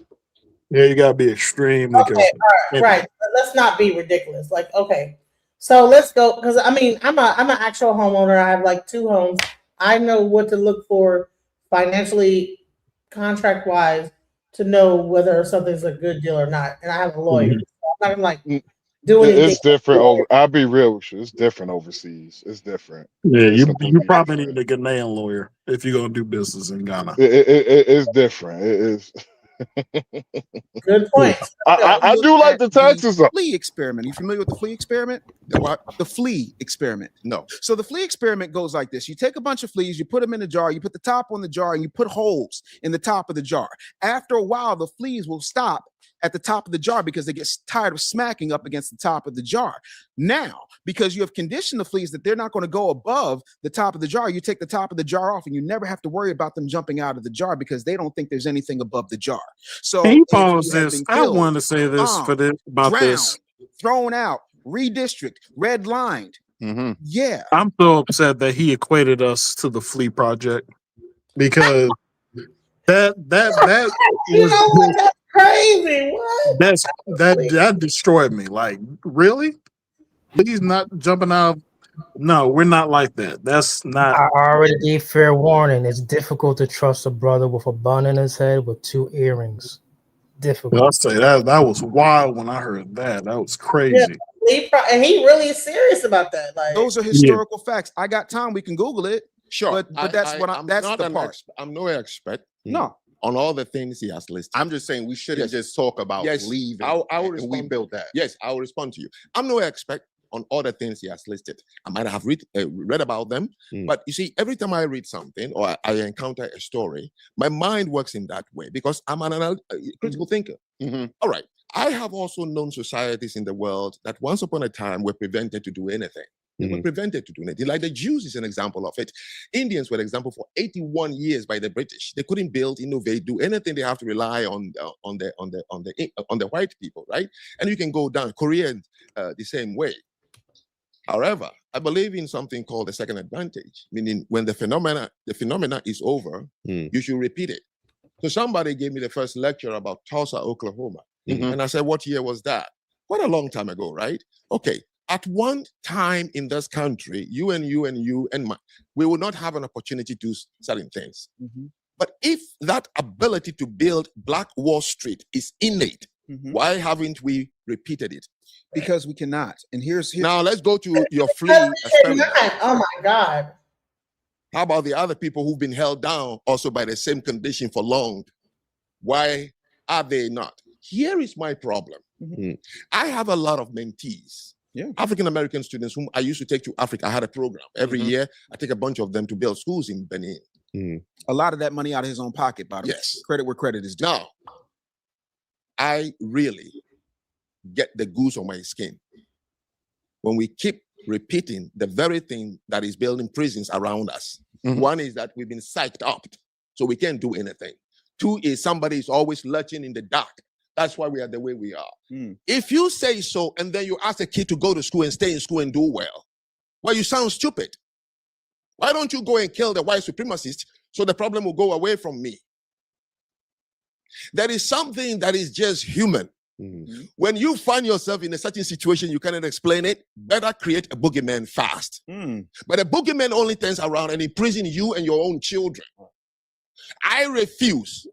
There is no psychological effect on any Black person on earth. We are just what we are, different. And whenever we find ourselves among other people, the first thing we start doing is compare. Let me give you a country, South Africa. 12 tribes, 7 major ones. Shaka the Zulu is from the Zululand, and then the Xhosas, and then the Vendas and Limpopos, okay? Makes one huge region, 51 million Black people. Six-pack and big chest. They'll kill you with their bare hands. 2.8 million white people arrived and built that country to the standard of a European country. 2.8 million South African white. Then the people started bickering. They said apartheid was the reason the Black man was poor in South Africa. So the majority, 51 million Black people, were waiting on 2.8, saying that apartheid. You don't know what apartheid is? Apartheid was no economic thing. Apartheid simply is what is happening or happened in America, like in Westport. Look, don't have children with our girls. We want to keep a pure race. Apartheid is what is happening in India. We want to keep Indians marrying themselves. Koreans are eugenics. They marry each other. How many Koreans have you seen in America married to celebrities? No. That is apartheid. So if you start marrying them, they'll tell them, clean out. That was it. Now, if Blacks believe that they can build South Africa, you know what? Mandela wouldn't waste his time in prison and all these things. He would have simply said, you know what? Let's have a BSA, Black South Africa Republic. Let them cut off white South Africa and let's compete. No, they wasted their time out to your beach, to your clinic, to your schools. Okay, 32 years ago, the white man said, just wait and see. We are warning them that managing a country is not something anybody you can just do. So 32 years ago, they gave the country back to the Blacks. I was there in 2022 to speak. They are now having load shed. Electricity can't stay on. Water is not flowing. Roads are cracked. Airport is breaking down. The Durban train station is finished when they gave it to Blacks. So you're saying that they're not capable? No, they're not capable. I don't have to say it. 32 years. It took Singapore, Hong Kong, South Korea, Malaysia, and Indonesia to build themselves up right after independence. 14 countries in the Balkans. Many people in this country who are below the age of 40 don't understand what Soviet Union means. That was a devil's empire that colonized 14 countries in their grip for 40 years. Name one Eastern European country that is downtrodden because of the Russians. So do you have the answer to the reason they're not capable? Can I say something? Go ahead. So I don't agree with what a lot of this guy says. I think he has an oversimplification of what happened over there. And I'm gonna give you guys an example. Now, the thing you gotta understand is, like I use India for example. Indians, right? Before the British came to India, the Indians had like a whole higher level civilization. They were like 25% of the world's GDP. This, that, and the third. They had a lot of high civilization. Had a lot of this, a lot of stuff.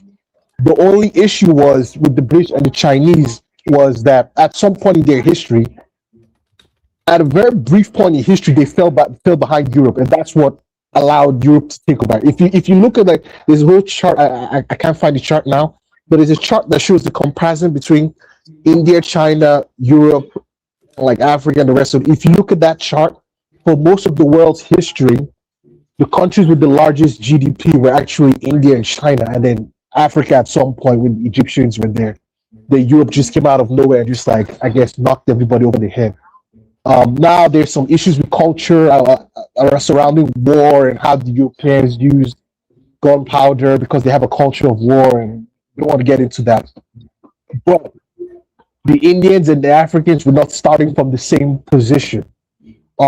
Black folks were, when I say black folks, I'm talking about Africans, black folks, whatever you want to call them, before the Europeans came, were starting from a very low position. Yes, I know that there were black people in Egypt. I know there was black people in Mali, and I know they were break off black civilizations, quote unquote. But as far as that entire subcontinent, the majority of that place at the time had not crossed properly into like what I call the Metal Age. You get what I'm saying? Like the Bronze Age. Now you did have the Benin Kingdom was just crossing into the Bronze Age when the British came in and started wrecking shit, and they still have the bronze pieces in Benin in British Museum and stuff like that. Weren't they just now starting to go into the Steel Age? Yeah, that exactly. So they were just about to cross into like the Bronze Age, and then from bronze you get to the other one.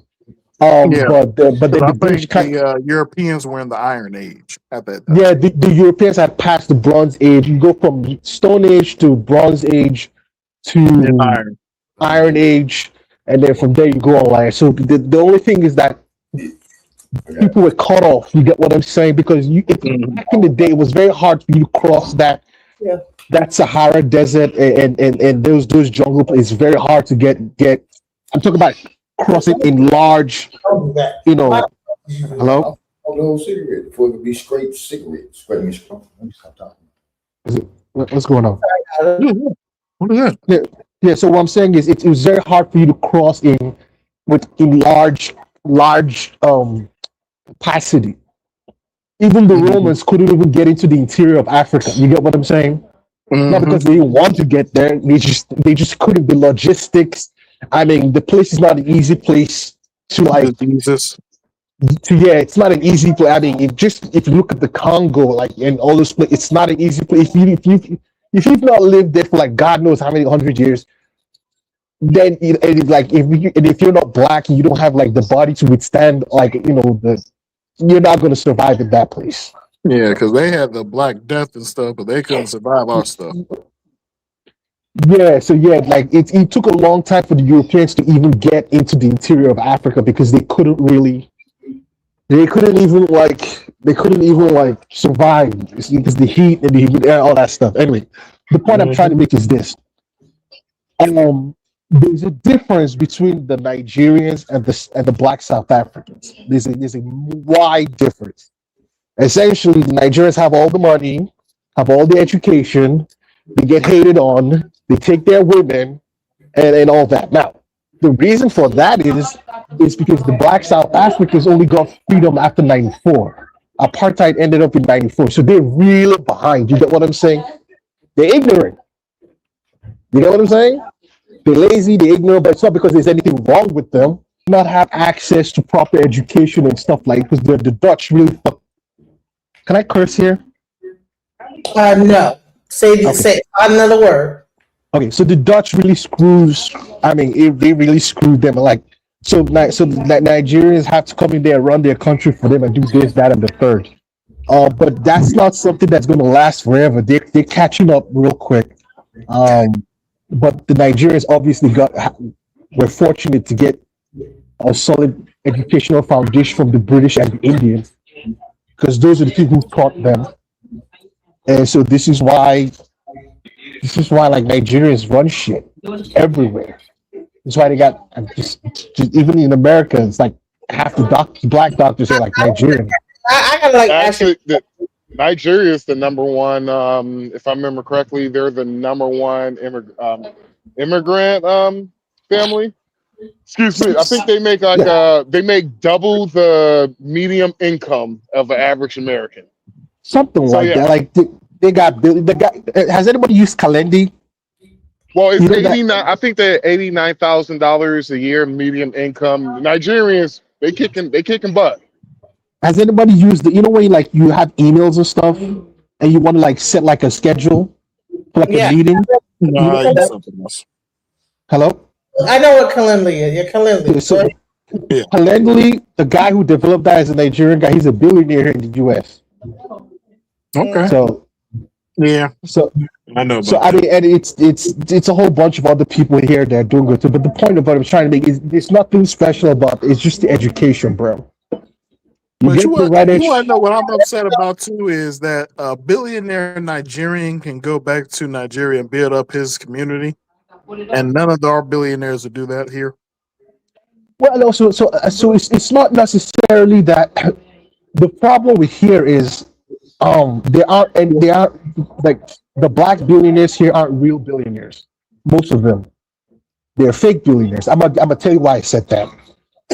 As far as I know, there are only 3 black people here, black folks here, that I can classify as like real people that got money and power and pull. Patrick Stewart, Worldwide Technologies.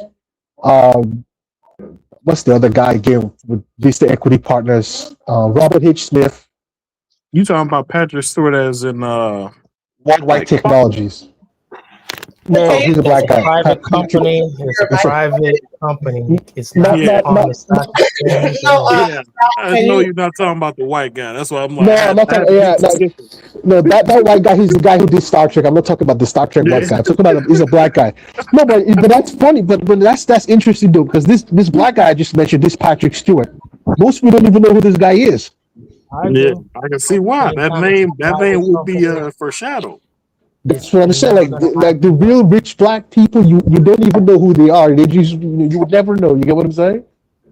They don't walk around with like chains and. I already whatever. told you it was a private company, and it's not going to IPO They're ever. just not capable because they're just not capable. There's no reason behind it. There's nothing behind it. There's not a particular mindset. I will that tell you woke up one because day and just if you look in the generation of where I come from, my grandfather, great grandfather, great grandfather, none from Africa has ever build and manage a country. It got to be a reason though. No. I'm saying we have never done it. Just like So can I interject here? Can I interject here? Can I interject here? Can I interject? So he doesn't understand his own situation. The reason why he's people from I think he's from Benin, which is the country next to Nigeria. The thing he doesn't understand is when the French came to Benin didn't exist. You get what I'm saying? Those were tribes that they were still like. Listen, do me a favor. Step a little bit, like a little bit further from your mic because it's very, you're so close. Go ahead.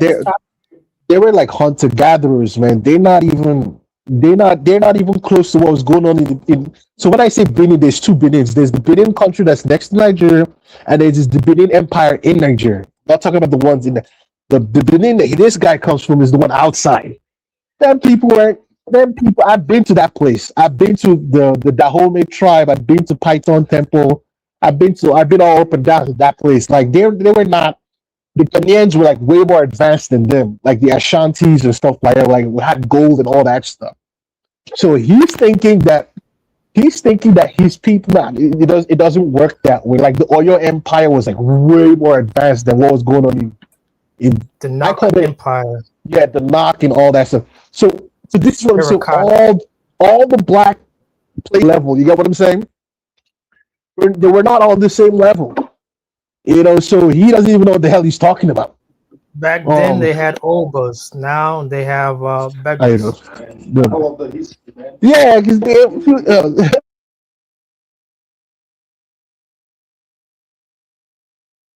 Right. Only rabbits can dig a rabbit hole. So lions can't. So why would you say, is there a reason the lion can dig a foxhole? No, there's no reason. It's a lion. But those different animals. We It's talking about called a humans. lack of breadth of experience. Humans are That is a different, my reason. friend. Not having the experience is a reason. And again, Okay, so maybe we have not had the need. You see, we make too big a deal about industrialization, as if industrialization is for people who are smart. No, industrialization is for people who were threatened by nature.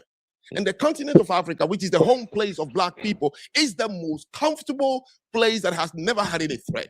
Can I interject there? Can I interject? Can I interject? Let me interject. So he made a mistake again. Here's the thing. Civilization occurs in steps. So you first start from like hunter-gatherers, right? Then you're hunter-gathering, you go from one tribe to another, you're picking people up. At some point, you guys were like, look, this stuff doesn't make. At some point, you guys are going to notice that the fruit that you threw on the ground somewhere has grown into a plant. At some point, a whole bunch of people figure that shit out. When you figure that stuff out, then it makes sense that, look, instead of us running all up and down, you get what I'm saying? Let's just plant some stuff. When you start planting stuff, you're going to realize that you need more people. Then you start adding more people to your village and stuff like that. And then you start to grow. The more you grow, the more problems come. The more problems come, the more solutions come. Like the Benin Empire, they started doing like metal work, metallurgy, and like bronze work because they were massive. You get what I'm saying? They were big. At some point, the you can't make up wood is not enough. You get what I'm saying? At some point. So this issue of like what a lot of black folks are missing, and the trick that white folks use on black folks is it's not like there's nothing special in what all these other people did. It's just that their situation prompted them to to develop those things, because like I said, you go from hunter-gatherer to agriculture, from agricultural empire, from agriculture to builder, from builder you go to from builder you go to like engineering or something like that. Then you go to like industrial. There's steps you take, and a lot of times you can jump steps, because the Chinese they jump 2 generations or something like that. And now China is more technologically advanced than the US and Europe. And I know people will say, oh, that's not true, but you should go to Shanghai and see what the hell is going on there. Springs you wake up every day, the trees are green, the tomato is 365 days, it's right behind your house, the river is there, and you just lie out there, eat something, and just chill. So your brain for millions of years is not inventive because there's no need. There's no need. So he just contradicted himself. The black man by nature is not an individualistic actor. No. The black man relies. That's why you can't finish a sentence with the black man without him saying, oh, my niece, my cousin. You can talk to a Japanese, a Korean, and a white man for 3 hours, and he's my wife and children. That's all you're going to hear, because they come from that kind of thing. All right. So where we come from, where we evolved, gave us something. And that something is what we are. So what the white person did in South Africa is not because he's smart, it's because just over years, millions of years, they've been in threat from nature. So always their brain is inventive. How can we protect ourselves? We didn't need a reason to let the water be in some, because and we have to come back to that. But we keep preaching that this weakly white small race have held down black men, Shaquille O'Neal size of people. And then our children are hearing it. And you forget to see why our children hate each other, because you say we are nothing. So it's easy for the black man to kill the other person. And I'm just saying we need to stop this. Stop it. Raise you guys pause it. The same experience, and it's not going away. I agree with you, right? To a certain degree, So to your question, we build it so we won't live it. You're lying to yourself. What did you build in America? Name one thing you built. You were in the 6 states in the South, farms because of your ability. They took them to Jamaica because of plantation. They took them to Haiti because of plantation. So when they brought you here, it's because farms. And you keep saying we build. You're making the kids angry. If the man didn't have a home, how could he bring you as a slave? He built the country. He wanted you here to maintain some things, man. So what? You build, so what? You will give your dignity, your children's dignity, because we built the country. Therefore, we are going to stay in the country where we will be looked down upon. We will be indignified because I built it. Instead of you going and build. You know what the Jews build in other people's country, but they left it easily to go to a desert. And look at it today. Touch one of them, and God bless you.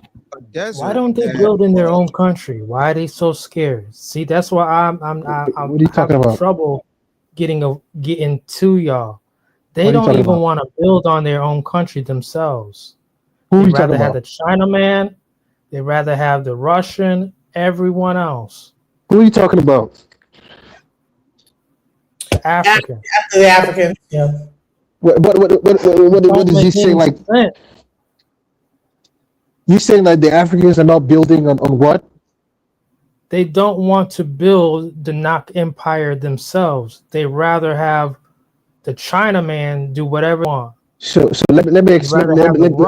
Hold on. Let me interject real quick. And This is the thing. the fact that he's in front of these brothers' faces, Oh these my queer God. brothers' faces, sitting down with them. Bro, can I explain? Can I explain? It's crazy. The thing is, this is the thing, and I want to say this as politely as possible.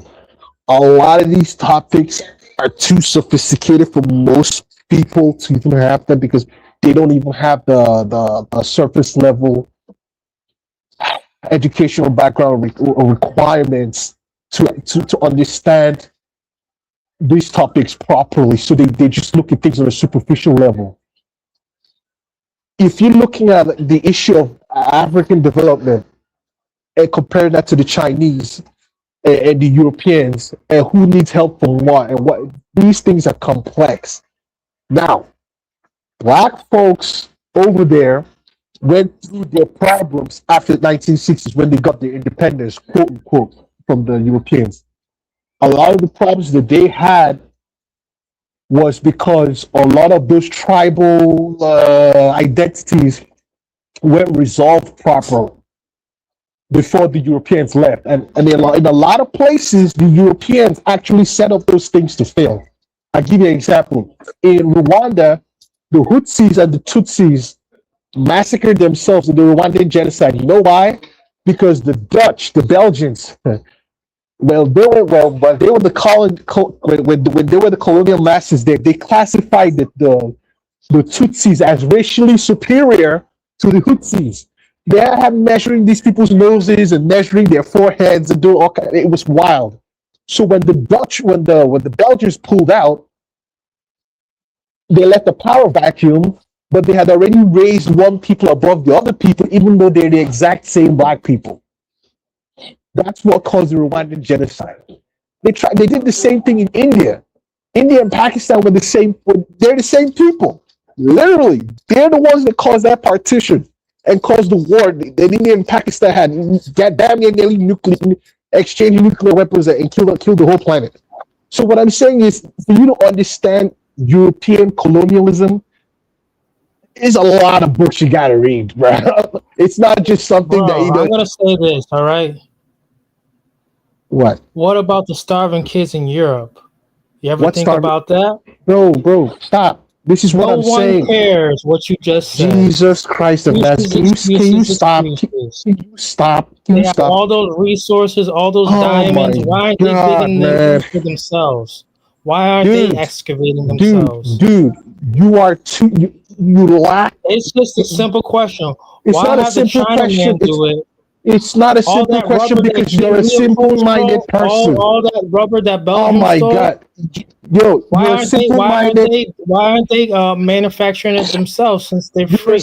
You're a simple-minded person, so you What are ask you simple talking about? questions. These people, You don't know what do you know about Chinese people, bro?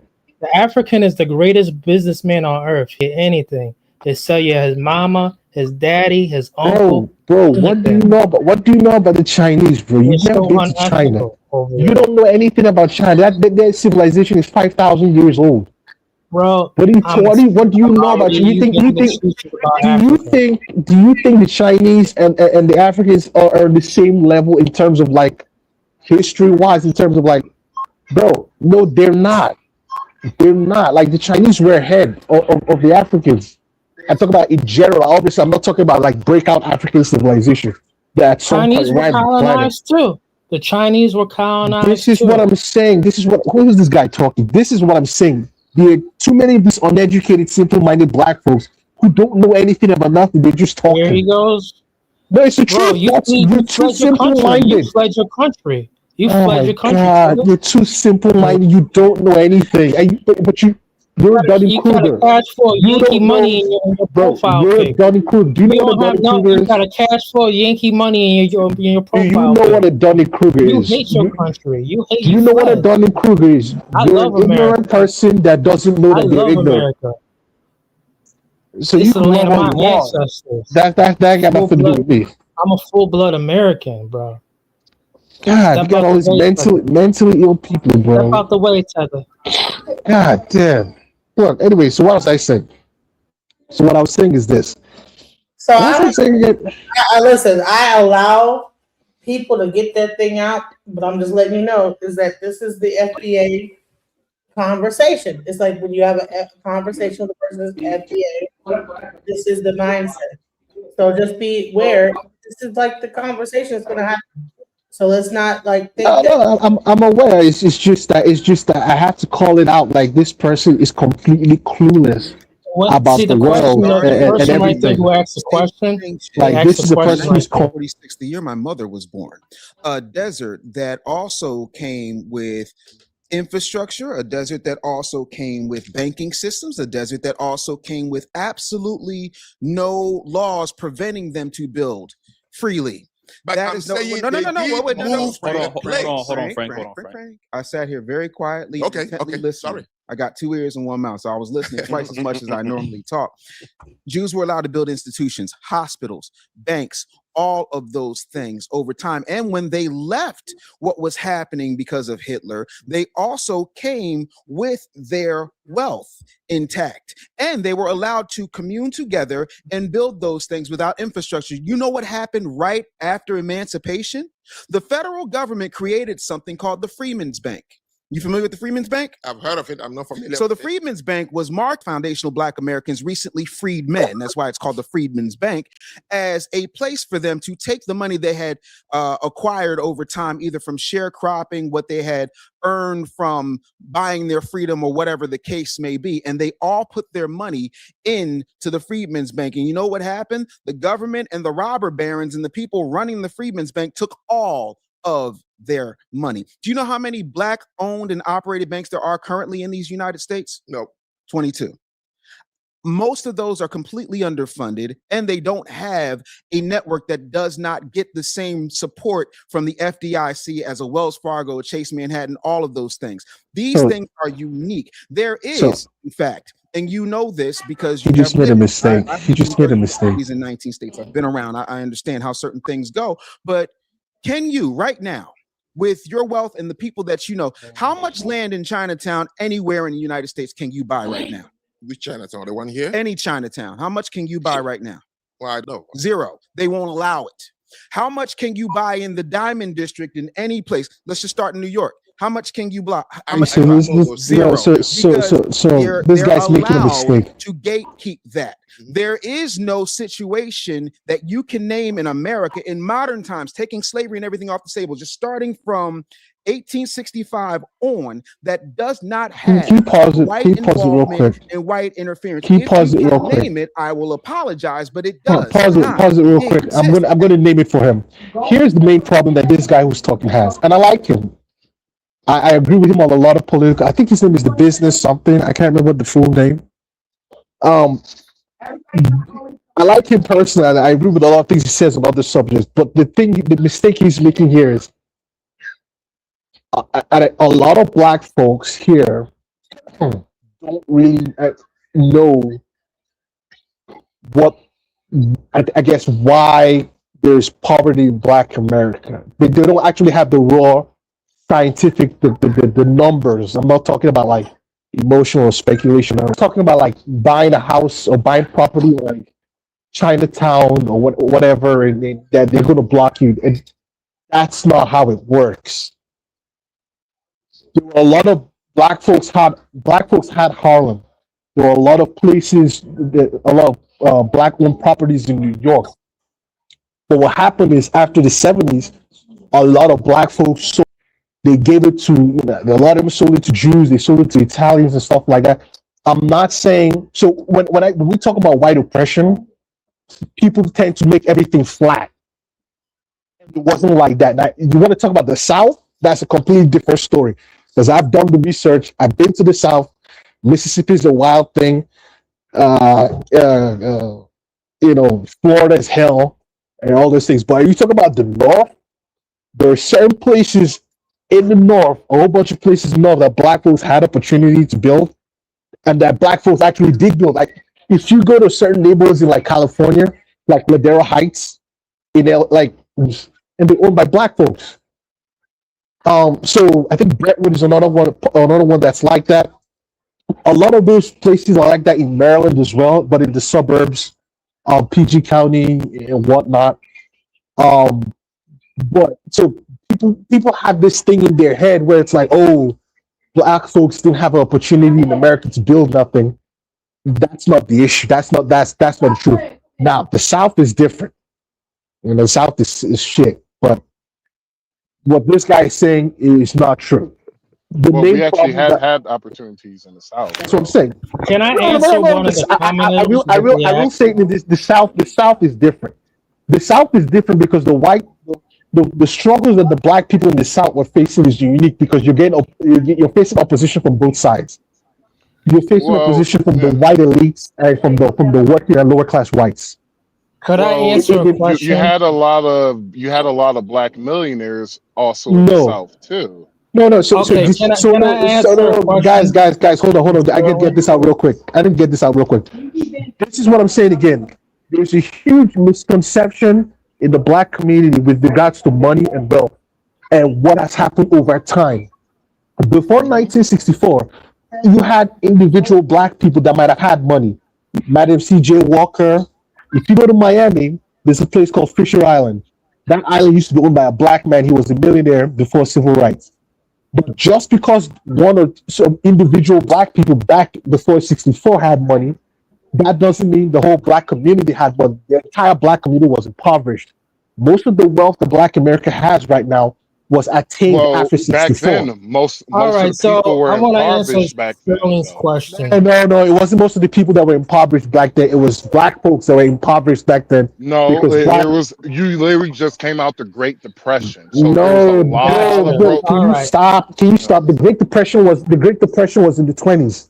What are you talking about? This ain't the Roaring 20s. Okay, so I'm gonna answer Sterling's question. No, stop. You got about hold on. This is what I'm saying. People can't be talking about these things without the proper educational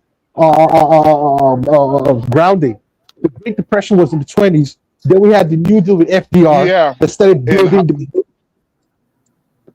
building the middle class. So no, the white folks in the 50s and the 60s, they weren't starving. The reason why we had the civil rights, we actually got out of the World War II was the reasons why we got out of the Great Depression. No, bro, no. There was no Great Depression was in the 20s. The reason why you got out of the Great Depression was because of the New Deal. It was in the 20s. Oh my lord. All right, so I'm going to answer Sterling Campbell's question. He asked about Africa. Bro. Like, calm down. I said this, Sterling. Jesus Christ, bro. You asked about the African is the greatest businessman on planet Earth. Nobody said that. Nobody said that. Sterling Campbell, who's a commenter, cut it out. Anyways, I'll answer it. I was saying that facetiously. The African, because he will sell you his mama, everything. He'll sell you his land, his diamonds. He has no ethics. That's what I mean. Bro, you don't know anything. You don't know anything about anything. You shouldn't even be talking. I do. You should just sit down and just Africa listen. About America. No, you don't, bro. No, you don't, bro. You should. I know Americans don't want Africans over here. You can't be arrogant in your ignorance, Americans bro. Don't want this is a huge problem. I mean, I don't think you're mentally stable for one. America has spoken. What I'm saying is, somebody else who has some sense talk, please. Yeah, Does okay, Tether. That's anybody all you else? do. Somebody wants to contribute? Go This drink guy's some not. tea and crumpets. Anybody else? Go have some tea and crumpets. Well, I was trying to. You kept yelling, "Oh my That's God!" what No. makes So I us I'm was. just weak. like, I didn't want to I'm People yell. are quiet, allowed to you know, take their like. money. Oh, and by the way, the United States of America, also Germany, all of those countries that were involved in World War II paid and repaired the Jews. Japanese Americans who were put in internment camps because America allegedly was afraid of another Pearl Harbor. But we all know historically that was some BS because they knew Pearl Harbor was going to happen before it happened and they allowed it to happen. Took the Japanese Americans out of their homes, out of their stores, out of their businesses, out of their communities and put them in internment camps. And when they released them when the war was over, you know what they did? They repaired them financially. They gave them grants, land grants. So it's easy to talk about, well, look at what the Jews did, this, that, and the third. Because the other part of that is you can freely, without fear of recompense, without fear of cancellation, without fear of any type of retaliation, talk extremely critically of foundational Black Americans. I dare you to go do that to Edelstein and the folks over at the National Defamation League and see how quickly Frank Zanu gets canceled. See how quickly your bank accounts get frozen. See how quickly you become public enemy number one. But they will back you and make sure your algorithm goes viral to the point where people wrongly are threatening your life. It's not an apples to apples comparison. We're comparing apples to ancestry and the freedom to make it happen. That's not an excuse. And by the way, I'm not saying a white man is holding me down. I have plenty of businesses. Google is a snitch. It'll tell you all of my business.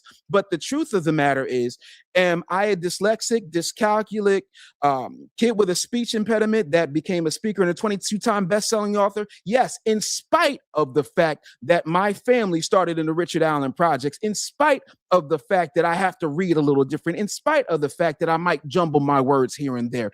It's not that it's impossible, but to me to act like that is the rule, as opposed to the fact the truth is that I am the exception, is not only disingenuous, it's very, very short-sighted. Mhm. That's the only point I'm making. Look, when I use I don't talk about something like, the Jews have this money, this person. I don't know. And I don't want to talk about it. And I don't talk about other people because I don't have to. They have done nothing to me. I talk about people like me. So I'm not going to criticize them in the fear of my algorithm. And by the way, I do not like that anybody will say because I'm criticizing my people, so my algorithm is going up. If it is so, fine. All I'm saying is I am talking about. We don't even have the same And leanings. I'm We're not the saying, same. if all the things you are mentioning happening, wouldn't that be enough reason for you to You've say? been here for 40 years, you said? 34. Okay, before then, what was your understanding of foundational Black Americans at that point? Have you heard about us even when you were wherever you were from? Well, you must understand that when we began to know about African Americans, they were called colored people. And then from colored, it became Negro. And then after Negro, it became Afro-American. So we in high school, if you had come to Africa, we call it Afro-American. Right. And then from there it became Black American. And then from there it became African Americans. And now I'm hearing the new terminology, which is foundational Black Americans. I don't understand it. I don't know where it came from. So if I knew about African Americans, yes, my name was Superfly. We all have to choose an African name, African American name, because we watch Cooley High, Brockton, and all these things. We knew the names have changed just as the lifestyles have changed also. So yes, of course, we read it in high school. We knew about. But what was the gist of what? Because my whole point of bringing this up is, the media and the world of the power of America. Let's just like you mentioned those movies, Black people in a certain way, but we're ignoring the fact that Black people are foundational Black Americans are being pictured as criminals. Your enemy, everything anger, everything evil, everything is boiled in. So when you guys hear that from wherever you're from, you come here, you know what is funny? And have that same You know what is funny? I'll tell you this. In Africa, New York has many Africans. Ask any African who is over 50 years old or 60 years old to name one negative thing we heard back in Africa about African Americans. Zero. So where does that come? Because we had African people on the show say that their parents gave them the talk when they came over here. Stay away from those Black Americans. They're just gonna get you pregnant. They drugged. So where did that white supremacist talking point about Black Americans come from with Africans and even some Caribbeans? Yeah. So you have social media, right? Before social media. No. I'm talking about. Listen, You're talking about today. This has been going on for centuries. No, you asked me about what we knew about African Americans back in the, and I'm telling you, we never knew one negative thing about African Americans. Never. Now, let me make it clear so you can understand. Start from 1957, when W.E.B. Du Bois moved to Ghana. Malcolm X, Muhammad Ali, Maya Angelou moved and lived there for 14 years. Ghana became, or West Africa became the Mecca for African Americans. Not one has any bad message when they come back here. So we were only knowing things and we were copying your style. You made dashiki become even attractive to us to wear it.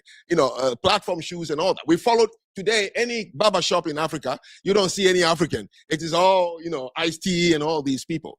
Only when we arrived here, then we see it for ourselves, what we see. So you follow the white supremacist mindset when you guys got here. That's what I'm hearing.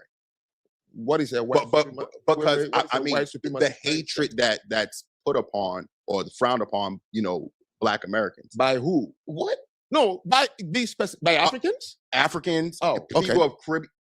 My father's Jamaican. Oh, no, I hear it in that household too, yes, brother. Yes. So there's not coming over here and then saying, embracing, hey, I got a Black brother, I have a Black sister. Yeah. It's more like, oh, I heard what they said. Oh, yeah. And I agree with them. Yes. Y'all some niggas over there. Yes. You know what I'm saying? So Yes. that's the problem. In one of my episodes, I ended it by saying, I talk about how we started worshiping African Americans when we were in Africa. All my classmates, you are not going to have a name. You pick one of the movie names.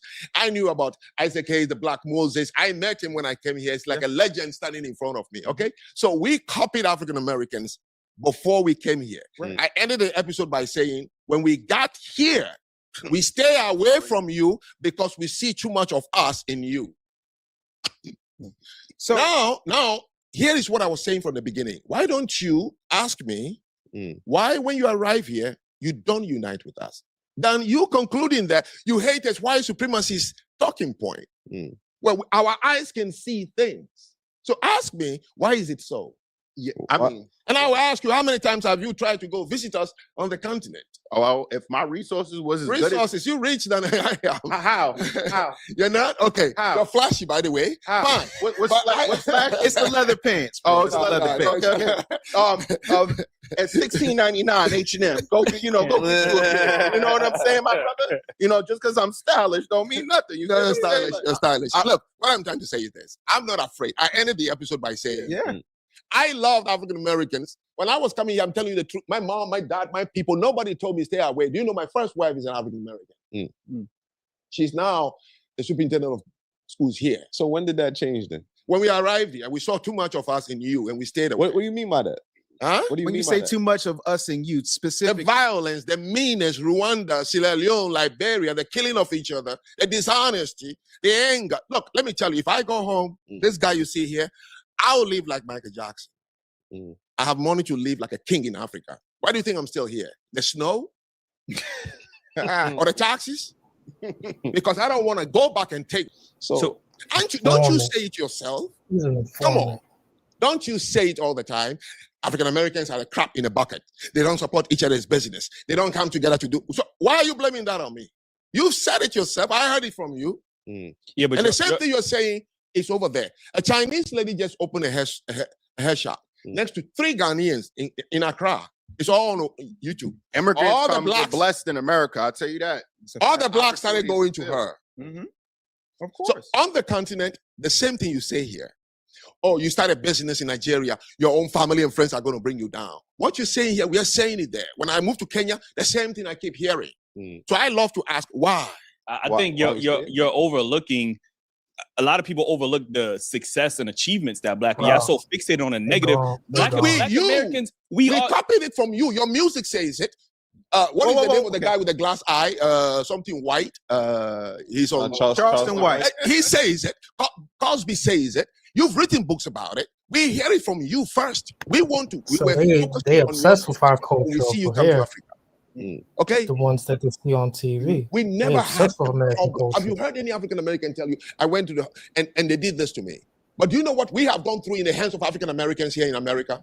How many times a white man has called me a Buddhist scratcher? But I can tell you when I go to high schools to speak, that's what they call me, laughing. So you think it's just you?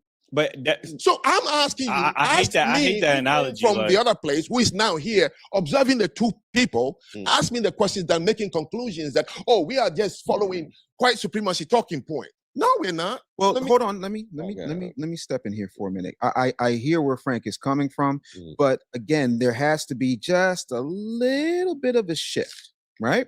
Because two things that are very, very important. My man said he loved Cooley High, right? He said that we made dashikis and platforms cool, afros and bell bottoms, whole nine, iced tea on the wall, boom, boom, boom. Wonderful. He's right. Cosby did say it. Pull up your pants, all that good stuff. He's absolutely right. Our music says it. He's absolutely right. Our television says it. Am I in the right ballpark? Cool. How much of that did we produce? Of what? All of those things. All the media that you're speaking of. Who media? No, I live in Bridgeport. No. It's a first-hand experience for me. No. I don't want to move the goalposts. I want to talk about exactly what you said when it comes to. He live in the hood. He live in Bridgeport.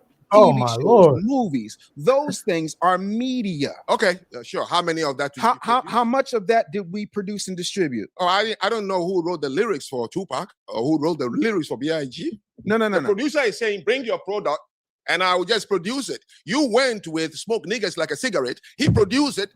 You blame. That's why he knows about Westport. No. Okay. Let's get real. Oh, I am getting real. Here's what I know. So I come to you,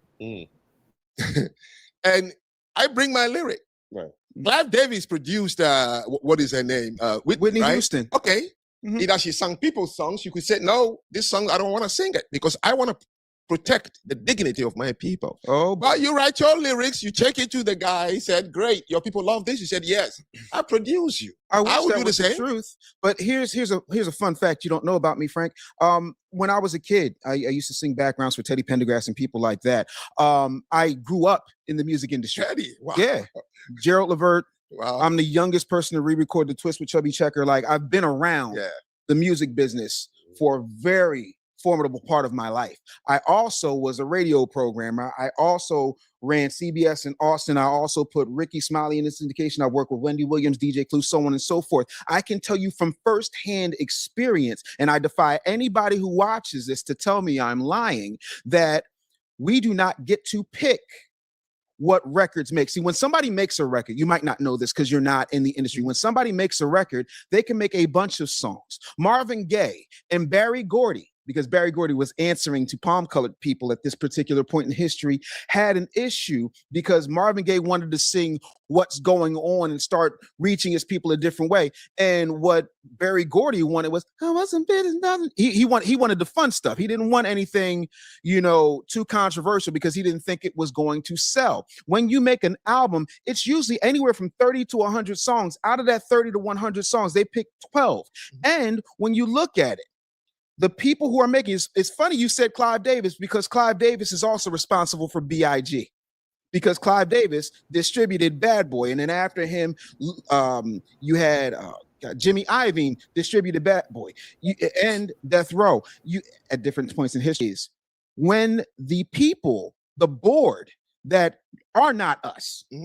Statistically and historically, because I defy you to find a major record company, a major media platform that is owned by us. We don't get a say. We can make 1,000,001 songs. I have sat in meetings with people who were signing record deals and they were like, yeah, we like this, but no more of this. You can't talk about this, that, and the third. And if you say no, you know what there is? There is a line of foundational Black Americans who all want to buy their mama a house, and the only thing they know how to do is rap. The only thing they know how to do is make beats. And so once the product gets in their hands, it's not about what we want. Because if you go back, you were here, 1992. Were you here?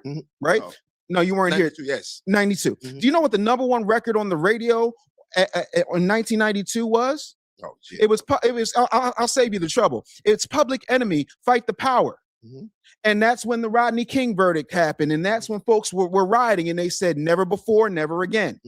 And they made a distinct, and when I say they, I'm talking about the major media companies said, we're not going to allow this to happen ever again. So they decide what goes out. They own the radio stations. They own the billboards. They own the distribution channels. They have global distribution that has absolutely nothing to do with I bring my lyrics, because there have been plenty of people who bought lyrics. Right. Last point, and I'll land my plane. You're familiar with Tyler Perry, are you not? Okay. Do you know what his lowest grossing movie was? It's a movie that shows a responsible foundational Black American man who had 2 daughters, like I got my 2 daughters and I take care of my 2 daughters. But that is not what sells. How many times have you turned on the news and heard a foundational Black American businessman went home to his wife and 2 daughters today and absolutely nothing bad happened? But you'll hear about all the grapes, and take the G off, you know what I'm saying. You'll hear about all the unalivings. You will hear about all the stabbings. You'll hear about all the drug raids. You'll hear about absolutely everything, because we are the only people who do not own and control our narrative. We get to perform. We do not get to collect. We get to put it out. They get to produce it and decide the message that goes.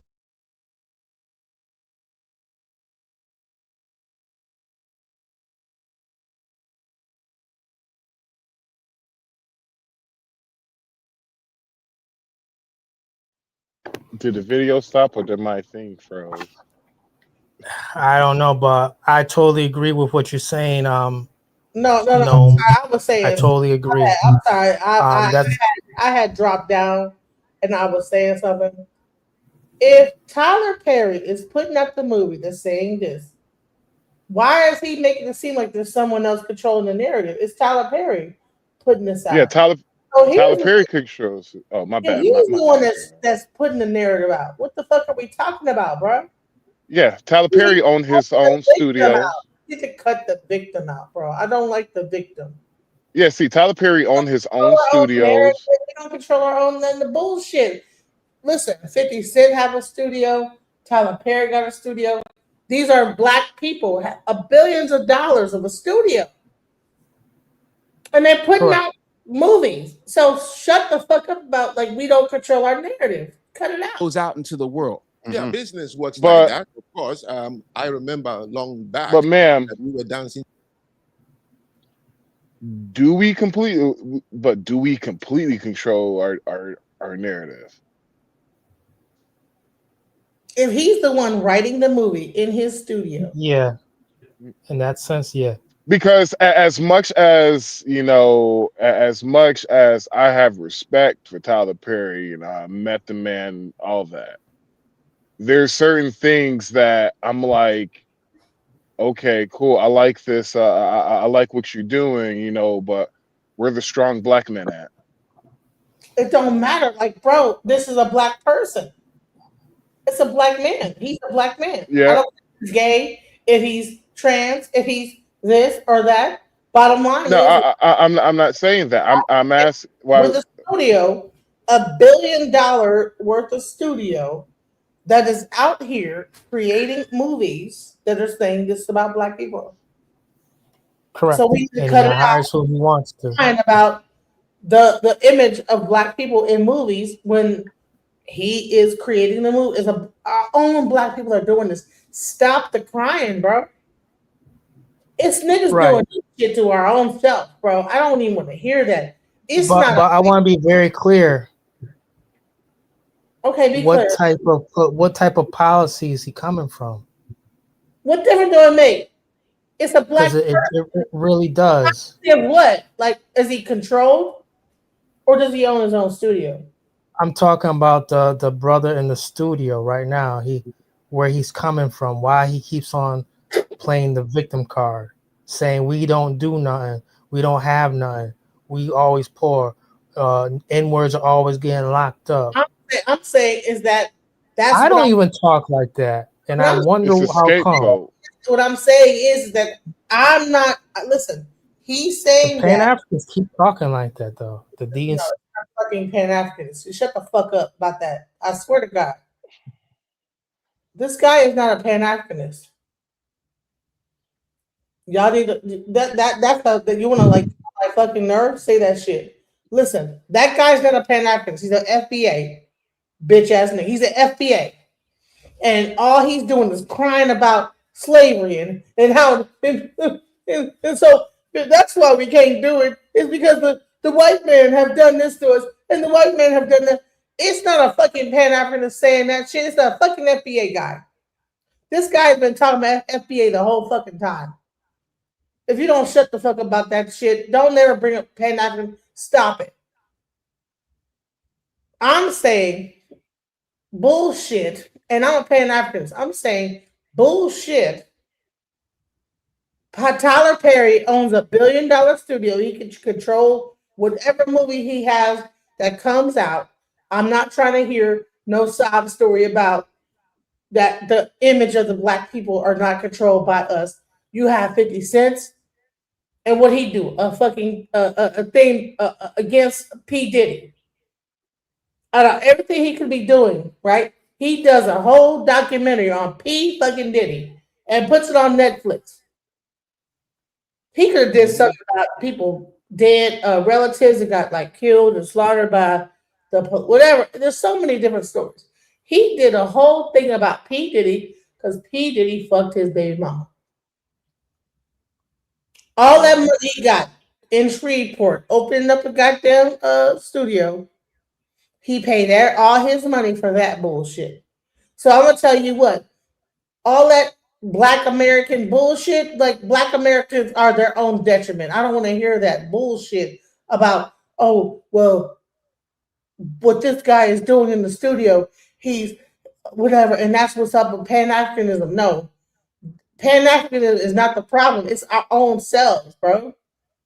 I'm showing you. When I showed you D. Mays or Eric Mays in Congress, oh, that's because he was a Democrat. Who gives a fuck about Democrat and Republican? Where this guy is up here fighting for his life. He fought until he died for black people. And you want to say that he's just about Democrats? Fuck the Democrat and Republican. This guy was a politician, and he chose a side or whatever. But he was there to fight for us and the Flint, whatever, about the water, about everything. Fuck all this shit, bro. Y'all need to cut this shit out with this thing. Y'all are fucking cult members. Y'all are so hell bent on being a part of a cult. And I know how a cult is. Trust me, go throughout my whole timeline and you will see cult-like behavior. Did a whole show about it. I have no idea what you're talking about. Okay, I'm telling you, this whole FBA movement is a cult. It's a cult. I'm sorry. Anytime that you like see something in your face and you don't even see what's in your face because you're so Like, can you give an example? Can you give a good example?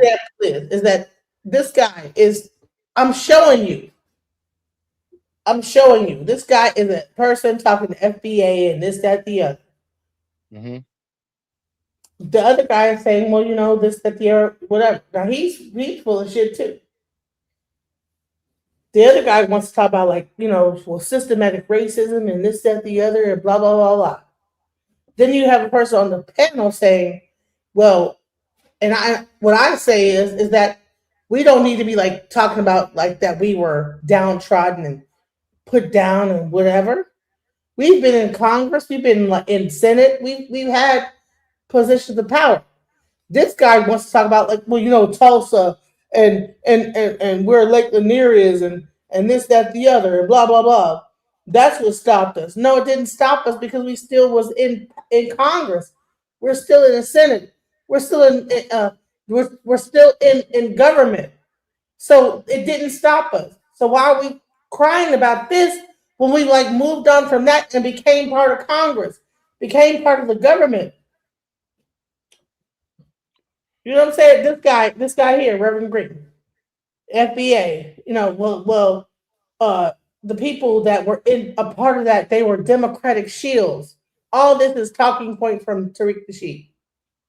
So there's something I just want to see where what do you think, you know, and it's just something that, you know, that just popped up in my head, right? If we have the opportunity. If black folks have the opportunity, right? Let's just say, Thanos snap my fingers. Tomorrow, they're giving us reparations, FBA reparations Are because of you slavery, yada yada yada yada. FBA? Here we go. Reparations. Yeah, and so when they give you this reparation check, right? They're gonna give you this reparation check. They said when you get this reparation check, you can no longer complain about racism, white supremacy. You can't complain about none of that. Do you think a lot of black folks will take the money? 100% they will. Now,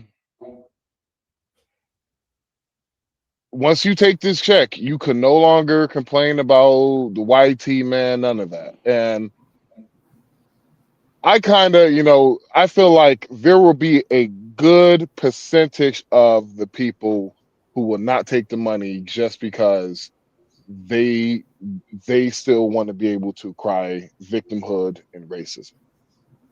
I think everybody's gonna take the money because everybody need the money, and they're gonna still cry about white supremacy and say, "Well, they gave us the money, but you know what? When they gave us the money, it didn't do this and do that and blah blah blah," because we want to cry about stuff all the fucking time.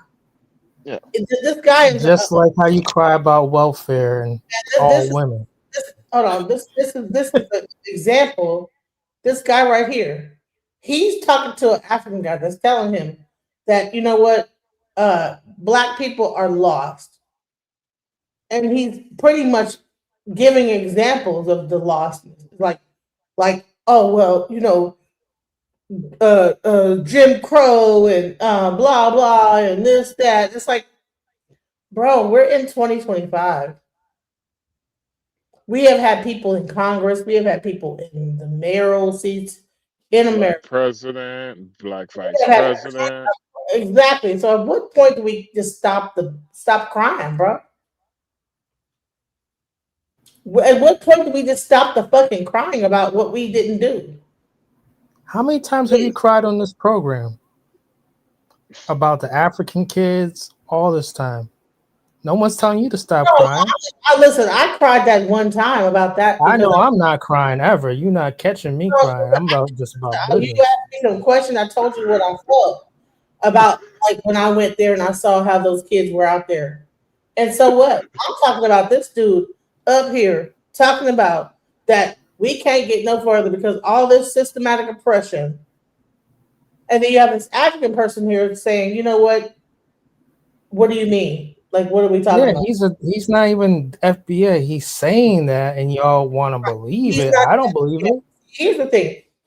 FBA has become like he's not no FBA. He has no FBA lineage. Google his name. Just because the person does not have FBA lineage does not mean that they don't know like life. Okay. People are using FBA like it is you ain't Crips and Bloods. That's what it sounds like. He ain't no Crip. He don't know what the flag is. He's definitely not FBA. You don't know about FBA good? I ain't never asked who asked what he. We already know he's not. Duh. You're none of them are on the panel. You're stating the obvious, bro. None of them on the panel are. They're just doing it because they think it's cool. So Max Powers, are you not FBA? And if it does, I'm talking about on the video panel. None of them are. FBA? Are you FBA? Who, me? None of them in the video are. Are you talking to me, ma'am? Yeah. You just you seen me when I went live. You didn't see how nappy my hair was? Are you FBA gang? Shit. I'm speaking about the people in the video. None of them are FBA. I'm dark beige now. I'm part of dark beige squad. Well, they say that if you're too dark, you can't be FBA because you might be Haitian. I'm part of dark beige people. Yeah. No, I'm just joking. Ella Fitzgerald, we are dancing to Satchmo, we're dancing to Herbie Hancock and all these black people. Yeah. But you understand? And there was no violence and dirty language in it, but it was the same producers. In fact, back then you can say there was no Bad Boy, there was no Death Row, there was no Young Money. Now you have it, and you're still writing the bad lyrics. This is what I understand about the culture. Cultures have gatekeepers. Did you wear the T-shirt? Did you dance to the song? Did you buy it? Did you allow him to remain in your neighborhood? Well, you promoted it. So don't blame the guy over there. If you're going to sell your dignity, as you said, so your lyrics can sell, well, you choose because you don't have a culture that has a gatekeeper. But I promise you one thing, the people I have lived among in Asia, they will never let you back again into the community if you're going to sing songs about our women that way or make videos with our women. Didn't you allow it? You did. So I don't like to blame who produced. So at one point, by that same logic, if it's just business, slavery was just business, Jim Crow was just business, segregation was just business, poll taxes was just business. All of it is just business. But the truth of the matter is there is irreparable harm, and to act like that irreparable harm does not exist and lay it on the artist and not on the people who go looking for those particular artists. When I was coming up, when I got my deal, right? Oh my there God, was this a is department so that was weak. called Artist and Repertoire. The average bear calls it A&R. And you had to go out and you would develop talent over time. Now, that's not what happens. They want the most ratchet, the most gutter, the most despicable situation they can possibly have. And when we do own it and we get too old and we're like, you know what, I want to retire, they back up the Brinks truck and they take us out of the game. When you look at what happened when BET got sold by Bob Johnson over to Viacom, which is now Paramount or whatever the heck they are this week, do you know the first things they did? No.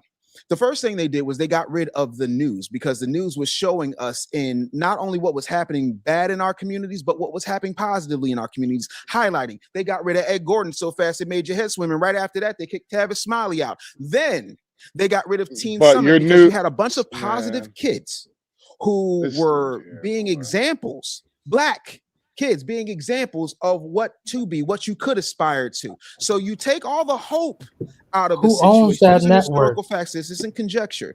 And you take all the hope out of the situation and you continue to promote hopelessness. There is a distinct line that starts in the summer of Viacom owns BET right now. Right, and who really owns that? Whatever it is, white people. You're the one making it that the kids are demoralized by these narratives. And I refuse to participate in that, because the day I knew I'm just a different person, I'm an accidental citizen of this earth. I didn't choose my skin color. I didn't choose my tribe. I didn't choose my nation. I didn't choose my race. What is there for me to defend anyway? Knowing that I'm an accidental being here, I get along with anybody based on me. That's it. And I'm tall, handsome, and happy. That's when I respond when people ask me, how are you?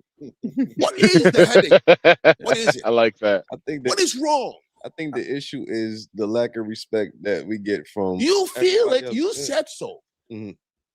When I came to this country, there was one word common among gangbangers. Yo, you disrespected me. What the heck is that? It's an abstract noun. You can't even see it. You hang on to abstract nouns and kill people over it. How do you know you've been disrespected? What does it do to you? Did I pinch you? Did I hit you on the head? I mean, what is it? Wait, let me tell you. only because you mentioned being called African booty. Excuse me, ma'am. Scratch of Who is this? your mind. Who's No, the you did. I didn't end by saying. I said. Do you have a link to this video? Yeah, I do. You can put in the comments. I if you don't mind, if you could put this in the comments. I just got to hear a little bit more what he said he's Nigerian. No, he's from Sierra Leone. But I Sierra Leone. Yep. I thought he's from Benin. Oh, I'm sorry. Benin, Sierra Leone. My bad. I agree. Sorry, I agree with. I agree with what he just said, man. That was like, damn. He's from Benin. Yeah. Only African Americans did it to me. Did I tell you it affected me? It didn't. I still took kids. Okay, so you Africa, take you out of it, right? You talking about the millions of Africans is here. It didn't affect them because that's the one thing they always come and say. I don't know. It's a through line. I'm only telling you about what happens. I was in Kenya, and this Sudanese girl, I was online, and I met her online. So finally we met in person. And she said to me, you know, I knew you're from America, but I knew you were not an African American. That's why I agreed to meet with you. And I said, why would you say that? And she told me her story. She's a refugee in Kenya, tall. And so she got a scholarship to come and play here in Maryland. I don't know which school she went to, a high school. She said every day she cried. She can't go to the locker room because of the black players, basketball girls. So one day they played against a white team. One of the white girls saw that she was not in a good mood and asked her, and she told her. Her mother, the white girl's mother, came to the school and made sure that she took this girl out to go to a different school. She said the last 2 years in America, among all white, not that I didn't miss my black people, was the best I ever had.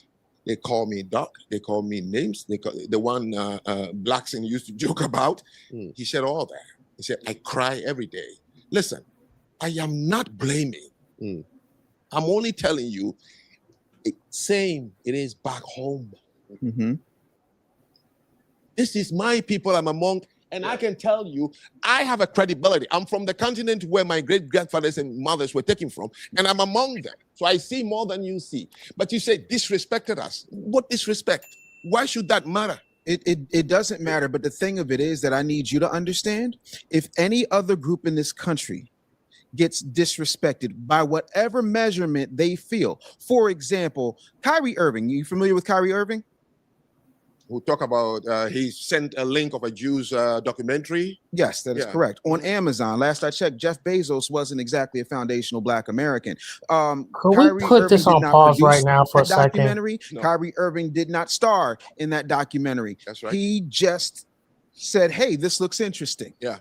What did the Anti-Defamation League do to Kyrie Irving? They asked him to go to 5 classes and learn about Jewish sensitivity. What else? Pay some fees, become friends. Hey, with my the dude rabbis, with the Statue of because Liberty. he was the, yes, sir. I don't know your name is. Do you be on the Obsidian show? Who's Obsidian? Never mind, brother. Never mind. No. No, you sound like a guy who be on his show every now and then. That's what a lot of people you say. asked me to stop the video. What do you have to say? Why? Right. The one thing I can say about this is that when people are involved with certain ideologies, all they talk about is race. And this is, and he keeps on throwing and injecting FBA. This is not an FBA thing. It's not even an FBA conversation. It's just a hit piece. Everybody can clearly see ain't nobody on that panel FBA. But it's interesting. But some people want to keep on going for the ride. Well, that's FBA. Like, based on what? No one on that panel is FBA. How do you know that? They keep on talking about race. So The reason why, not because. limitations. Hold on. Hold on. No, listen. You're saying that the people on the panel could not be FBA because of what they're talking about. Correct. Is that what you're saying? Right. They're not even talking about delineation. They're talking about race.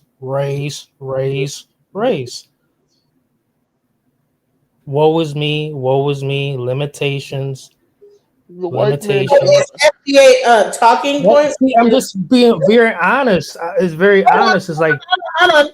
See, this is why I know that FBA is not just they're not speaking about delineation. This is how I know that they're not speaking about delineation. This is how I know that FBA is not just a lineage, because if that were the truth, different FBAs could have different talking points in how they approach things. This is a cult that would say that these are the talking points of FBA, and if you are outside of that, you're not FBA. Because why? Oh, they're not saying delineation.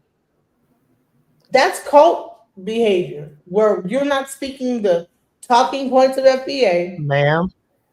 But this if you rewind it just a little bit, is the last time he mentions FBA, all right, just rewind if you can. The even way he says, I'm ma'am, not going to rewind. You don't have to. But all I'm saying is every time he mentions FBI, even the next time, watch how he says it. He is not speaking on delineation at any point. He's not speaking on Right. So if they're not reparations. the talking He's point just saying FBA.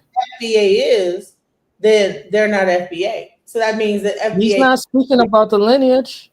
He's That just means- saying he's FBA. FBA. Okay. FBA. So here's the thing. Like what? So an FBA has to speak certain talking points. They have to like be No, talking. he's cosplaying. No, Clearly, he's cosplaying. Here's the word cosplaying. So now Yes, you're he's cosplaying. like Eric Nasheed talking points. Here's the thing: if something is a want to read, that's not FBI. People, and listen, a lineage is anybody. They're not gonna like all like talk the same. He's not FBI. Dave Anderson and his group out there. He's just as tether. His background is just as tether as this guy's. Go and look up his background and then give me actual evidence that he's not FBA. Hey, you're not going to. I asked you to look it up. Could you look it up? What the hell is a You what is a said- tether, bro? What is that? You made the statement. You look it up. I'm not your fucking dog lap. I'm not on a lap dog. You too big and fat to be. There we go. And there you go. And just because you said that, again, kicked, done. Listen, I'm too big and fat to be your lapdog, but I'm also too big and fat to listen to bullshit. And now you're gone. What the hell is a tether? I don't have no idea what that is. That is some new shit that Tariq Nasheed came up to explain people that are from Caribbean descent that so-called tether or try to attach themselves to Black accomplishments and try to control the narrative of Black this, that, the other, but they might be from like Caribbean descent or African descent, but they try to be in our like reparations and whatever that we could be able to get. Well, ain't that's what rap music is?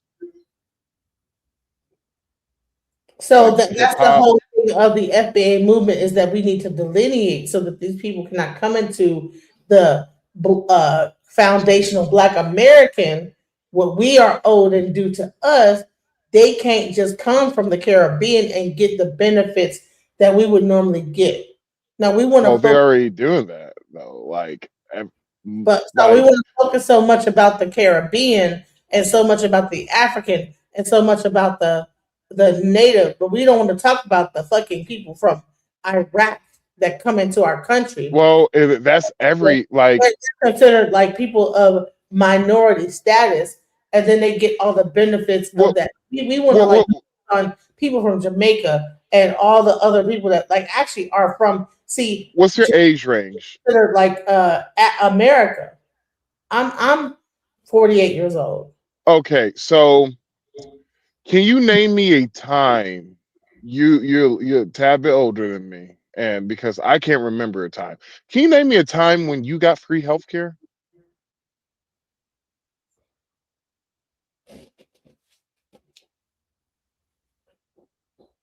No. So I do have it now because I'm a veteran. So and so as well, like that's the difference. That's the difference. That's something that is. Once I got out the military, I did get free health.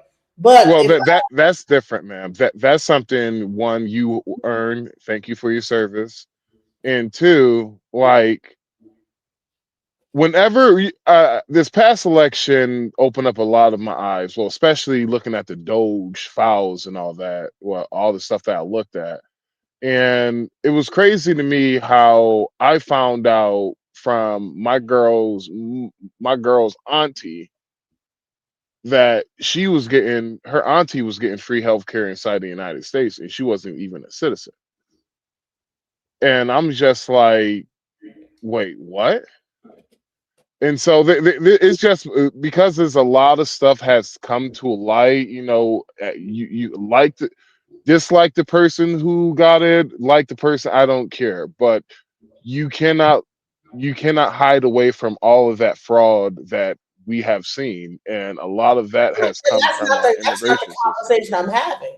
You Yeah, know, first of all, the reason why he got kicked down is because he started to attack me as a person and say little rude ass shit about me personally. You don't get to come on my panel and just talk shit about me. Get the fuck out of here. You know, I'm talking about the fact that this. I had a very clear conversation about what I'm watching here. I don't like the fact that people are trying to make excuses. You know, well, the reason why we're in this position is because slavery and we've been through and well, at this point, you know what? At any point, right? If your kid is in your household and you have done everything you can for them, and then you say, okay, well, I'm going to remove the reins and you just get to be free, and then they come back to you and then say, well, I'm not successful because, well, honey, I allowed you to be free. You know what I'm saying? You're in Can I say something? you're in government. You're in like these people are in government. You can say something. You just wait till I'm done. That's what you do. Wait till I'm finished. your mic's breaking up too, buddy. Right. So I'm saying is that it's one thing if we could say that, you know what, we've been in this bad downtrodden situation and they destroyed our communities and we were never in government. We never had no control over anything. But no, from what I'm seeing is that Black Americans are running the government. They just fired 300,000 Black women that were in the government positions. Now, weren't those jobs that Biden did promise Black women? No, they've been in them for years before COVID. The first 150,000 Black women that left, because the first was about a choice to leave, and then in this year they laid them off. But there was 150,000, so almost like 500,000 Black women was working government jobs, bro. So a lot of the issue with like the poverty, like what you're saying is right. Like, but I think the confusion is for a lot of Black folks is they don't understand why there's poverty in the Black community, and it boils down to a lack of ownership of assets. Black folks in America don't own enough assets that appreciate in value, whether it's property, commercial, or real estate. What is that? Huh? Whose fault is that they don't have enough things? It's black folks didn't invest in it. When the time when asset prices were low, Black folks didn't invest. Whose fault is that? First of all, people listen. A lot of your people that was working in government had every opportunity to take all that money they was making and invest. Yep, you're right. They was making big fucking money. I mean, hundreds of 200,000, 300,000 in money a year. And instead of buying Birkin bags or whatever, they should have been investing. I'm not gonna sit up here and pretend like we was not like actually like people in our community. Even me, like I was making at some point, like I mean, 150,000. Let me borrow $20. No, at one point I'm broke down. Yeah, well, I get what you said. I 100% agree. I chose to buy property. That's the only reason why I'm able to survive, is because I chose to buy property. These other people, if they didn't choose to do that and like do like some investments that would sound, if you didn't invest in something or you only had your 401k, that's probably what they're doing now. They're like living off their 401k. But the 401k is even depleted because it don't even last. Hello. So I'm trying to tell you that bottom line is that like, see, We want to. So this guy is up here as an African. Like, well, what's the problem? And then you have this other black guy here, and the other guy says, well, he's not a black guy, he's a tether. He must be from the Caribbean. No, no, niggas can sound stupid too. Niggas from America can sound dumb as fuck. You know, don't just think that they're only like Caribbeans can sound stupid. No, this is a black man that's saying he's an FBA, and the whole time he's talking the FBA argument. The whole time. Oh no, he can't be FBA. No, he's FBA. That's what he's saying the whole time. He's FBA. No, his whole channel is all the people. They're not FBA. See, this is the thing. It's a gang. It's like, oh, you're FBA gang. He's not speaking about delineation. He's not speaking about this, about that. So therefore, he cannot be FBA. That tells me is that there is certain talking points to a movement because they're saying it's just a lineage. But if you're not speaking the same talking points, then you're not FBA. That's what I'm saying. It's like people are lying about what this really is, the FBA movement. It's not just a lineage, it's actually a movement with exact talking points that you should be saying when you're talking about it. And if you don't, then you're a tether. You're either a coon or a tether. Now he's So called. the Yeah, go ahead. so the FBA is basically like how the brothers back in the conscious brothers back in the day. Essentially, it's more like an identity crisis thing. I'm sorry, you said what, brother? You was breaking your mic. You breaking up bad. So it's more like an identity crisis thing. It's like a lot of black folks are just looking for a reason to escape blackness. So it's Bloods, Crips, Moors, this, that. Oh, okay. So basically, it's basically another organization. It's like it's Hebrew Israelite. It's this. It's something. It's always something Muslim. But Tariq Nasheed will say it's not a movement. It's only a lineage. It's only the lineage of black people that were here from the 1800s. And if your like ancestry goes back to that time, then we had an ethnogenesis and you're a part of FBA. But the fact that the fact that either Tariq Nasheed has not clarified the thing of what it is because he says no, it's just like a lineage, or that FBAs are beginning to create their own narrative on what you should speak of and how it should be. That now it's like, oh, okay, well, he didn't say XYZ, so he can't be FBA. That's the problem I'm having. Is that what is FBA if it's only a lineage? Why should a person that's of a lineage speak a certain way or say certain things to be a part of the lineage? It's a lineage, right? A lineage is just like a family member that, like, okay, if I'm if my grandfather is Murray and my great grandfather whatever is Murray, I'm Murray, and it gets passed down, right? But though no, what I'm seeing is that as much as people say that this is a lineage, okay, what lineage is? Everybody from the same lineage? No, there's different lineages in America. We're from a whole America that is very large. There's like different like last names and all type of different things of different lineages. But what people want to do is make it into one lineage of FBA and then say that, well, this is the talking points of FBA. And then put everybody into like these rules of, well, if you're FBA, you should talk like this. And then at the same time say it's not a movement or not an organization. That's the part I'm having a problem with is that no, organizations have structures like that. This is what you say when people talk about this XYZ subject. That's an organization. So, but Tariq Nasheed does not want to do that. And I get why. Because, organizations get like, paid by the government.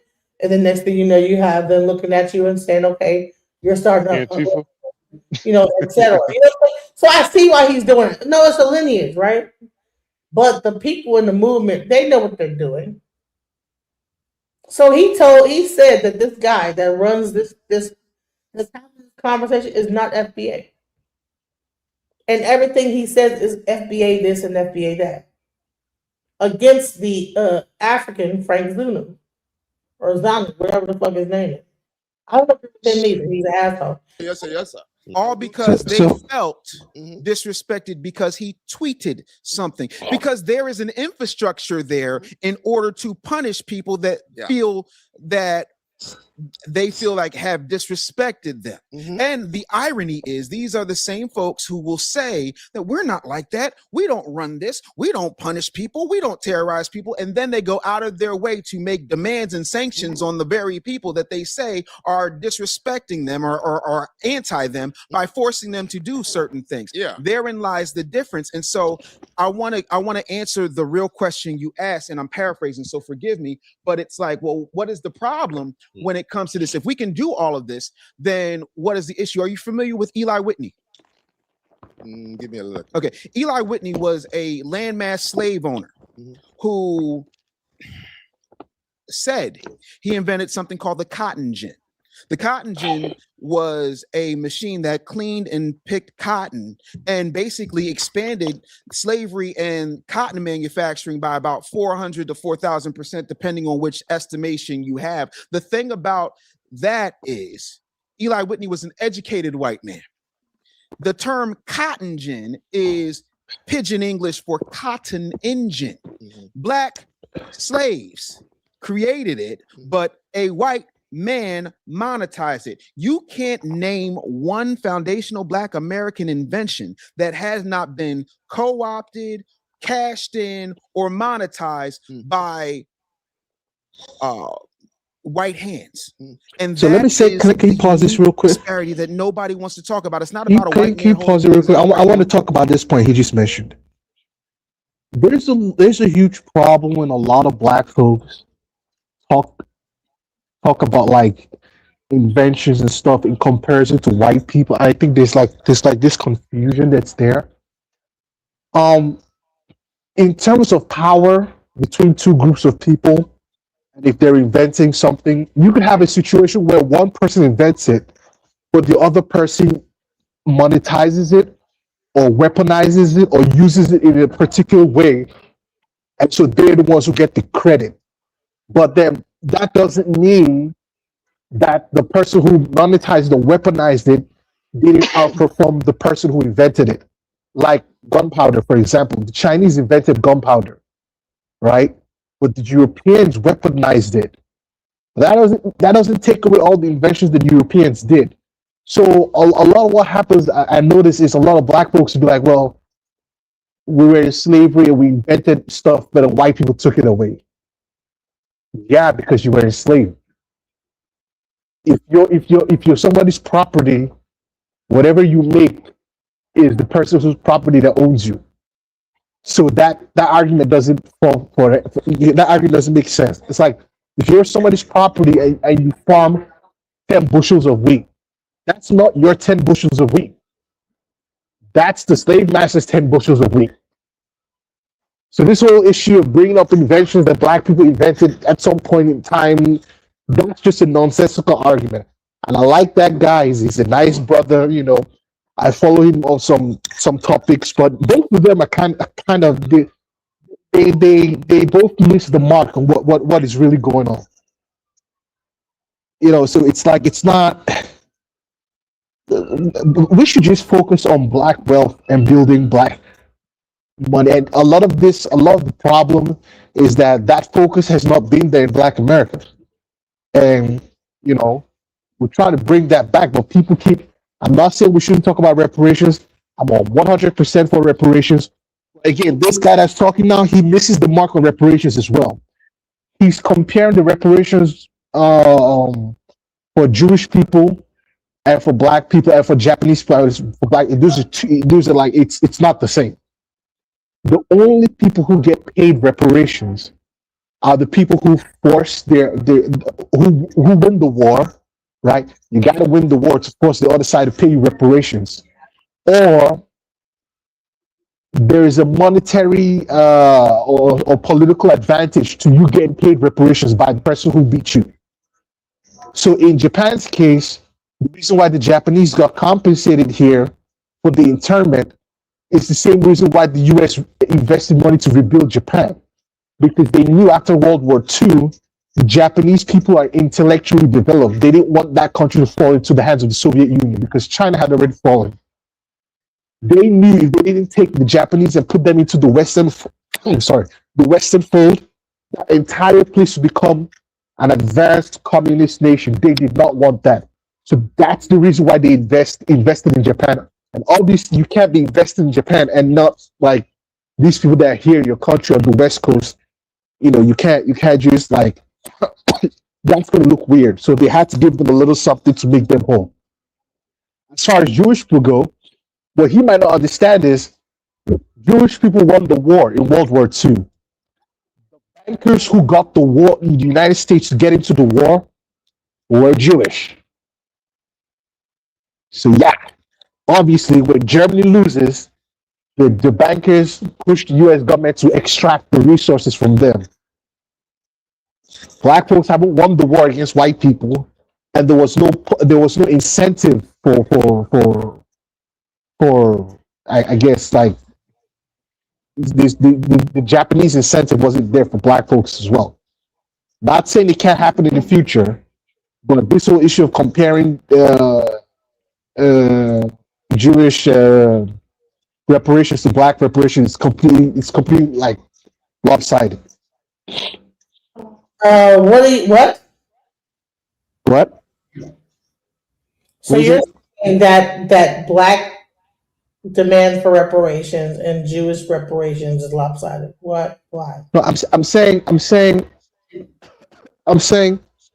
I support reparations for black folks.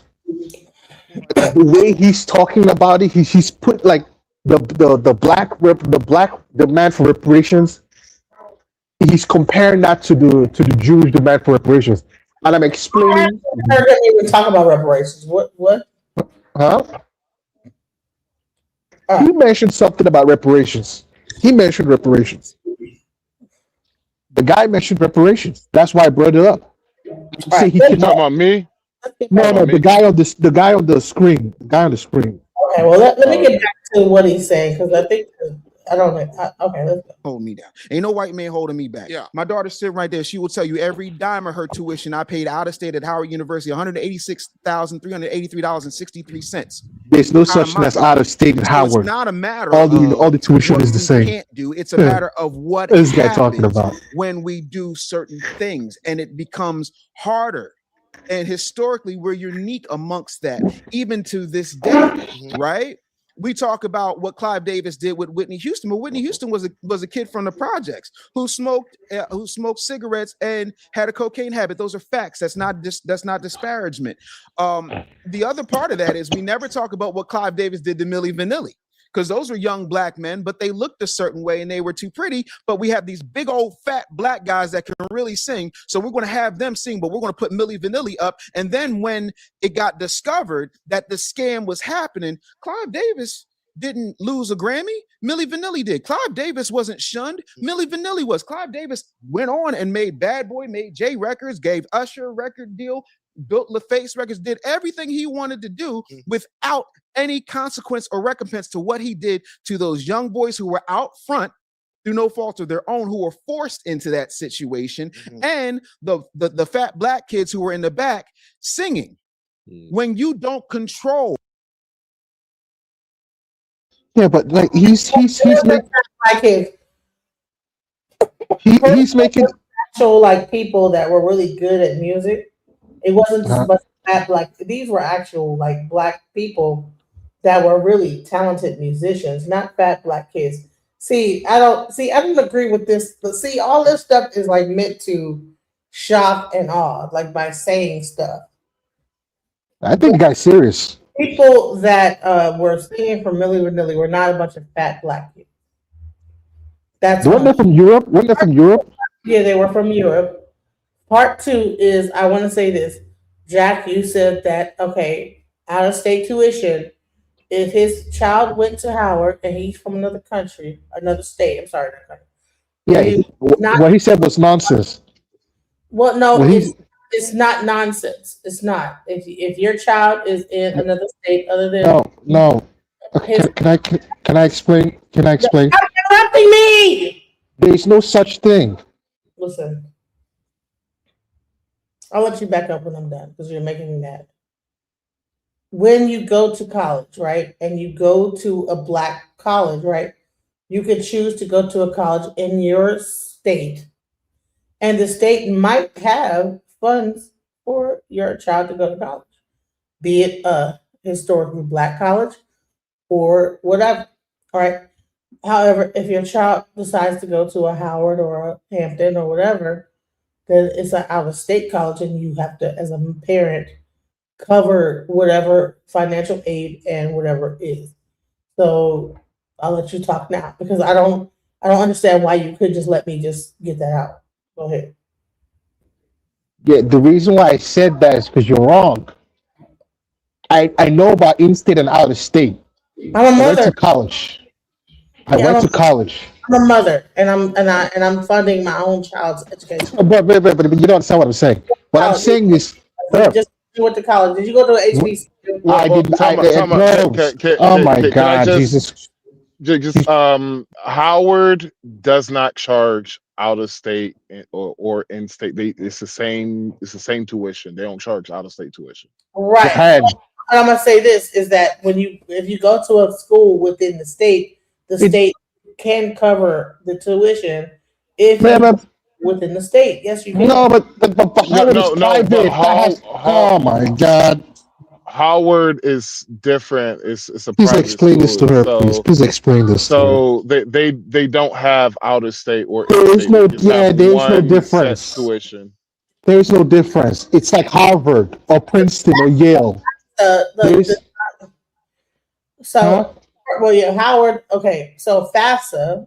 I mean, maybe because I'm Oh in God. Texas, and there might be a HBCU in Texas that Yes.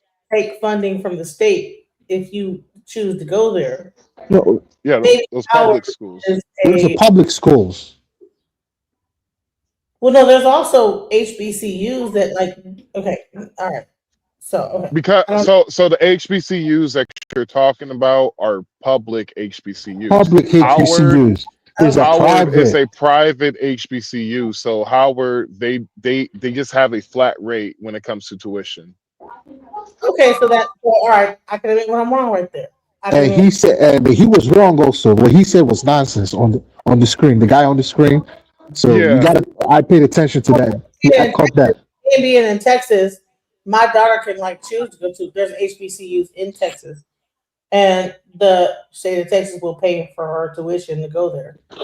Oh, for real? Yeah. Like the state of Texas gives free HBCU money complete. Yeah. No, they give if it's a Texas university or whatever school. Yeah, they do. Oh shoot, you. 100%. Is it Hope? Y'all have Hope scholarship, right? Ah, okay. Yeah, the Hope. Yep, exactly. Yeah, I did not know about that. I know like people get grants and stuff. Okay, no, you can like get a Hope scholarship, and then that will cover it. Yeah, yeah. So I actually did the whole so all right, for me, I'm more of like I have said already, I'm more of I'm an independent, but I fall more on the right side, right? And for Okay, me, libertarian. I would say I would be a libertarian, but libertarians do nothing but lose. So Yeah, that's they true. don't win nothing. Like then it's just certain things I don't like about libertarians, but hey, it is what it is. A lot of my friends are libertarians, so I'm more of a we don't need the government, we don't need no white team, man. We could do this on our own, right? And so it was one night, had a couple of drinks. I totaled up all the funding that it takes to actually run all the HBCUs inside the United States of America. For the number that I came with, and let me just make sure I got it. Hold on, let me just do this 1 second. Sure. Where we at? What was? But you know what? Hold on. He said that the guy was lying about paying out of state tuition for his daughter. No, I said what he said was nonsense because out of state tuition doesn't apply to Howard. I did a I did a. Well, I think if I remember correctly, to an actual school in state. See, if he were to pay it in state, he wouldn't probably have to pay nothing. But our daughter. No, no, no, no. A private school is a private school. If you go to Harvard or Princeton or Yale or Brandeis or Duke or Rice or Stanford, it's a private. Those are private schools. The tuition is the tuition. That's it. Like the tuition, there is no state consideration for nothing. If you get a scholarship, that's separate. But private university is a private university. Period. You know. The media, when you don't control the message, when you don't control the invention, when you don't have the ability to freely monetize the creation, how can you ever dominate? No, I don't know. I can answer that question. I do. Therein lies a lot of I do want to interject because we still got a couple of more questions to go. Yeah, sure. Jew, I know you had a topic that you wanted to get into. Okay. So when you hear the word tether, do you feel like, or do you believe that is a word to just, separate non-Black Americans from foundational Black Americans, or do you believe it's more of on the line of a hateful speech? No, I don't consider anything as a hateful speech. I don't. I know that people, use words. Would you consider yourself the same along the lines tether? As a tether? Yeah. It's a grammar. I mean, I don't know how people define it. Well, basically they say on the lines of non-Black Americans that benefit from Black Americans. My bad, I dropped. Oh, that's what tether means? Yeah. Oh, okay. They must have a tether. Yeah, they must have a reason to say that. Yeah, I mean, I wouldn't be offended by that. So could I finish? For yourself, that you benefit from the labor of Black Americans. Go ahead. I was saying, so the endowment is about $12 billion, right? There's, if I remember correctly, there's about 17 Black adults, 17 million Black adults. That is like $300 a year if per Black adult. So if per Black adult decides to fund the we could fund our own HBCUs for $300 a year. Hell, $600 a year just for mathematical error. That is just the funding of all HBCUs endowment.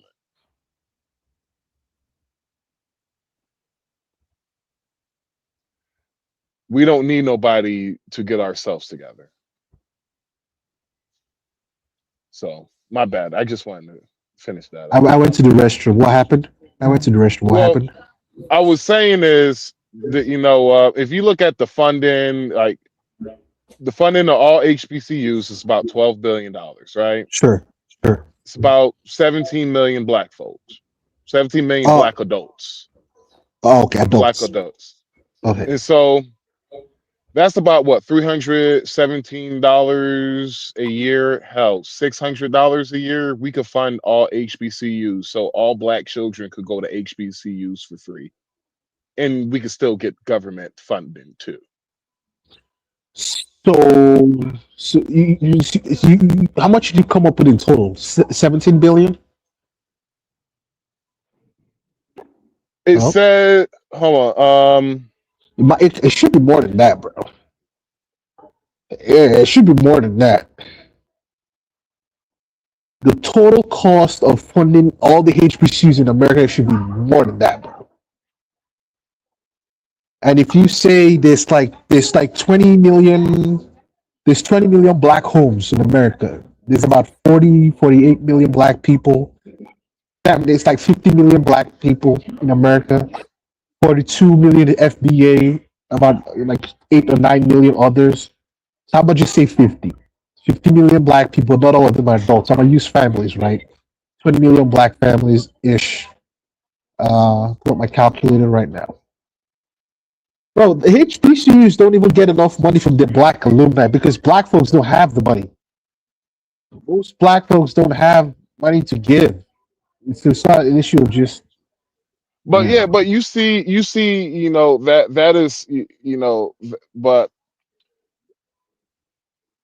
if we That's get a like pro- S12, what you say, that's a, brother? that's a problem. Yeah, I wish we had the money. I'm gonna pull up my scientific Well, see, calculator. that's to handle, the endowment and all that, and we can, and the HBCU still will be able to receive governmental funding, and Yeah, so that's basically allowing all, but black children to go to what, college for free, and bro, it's $600. bro, I'm saying it's not most.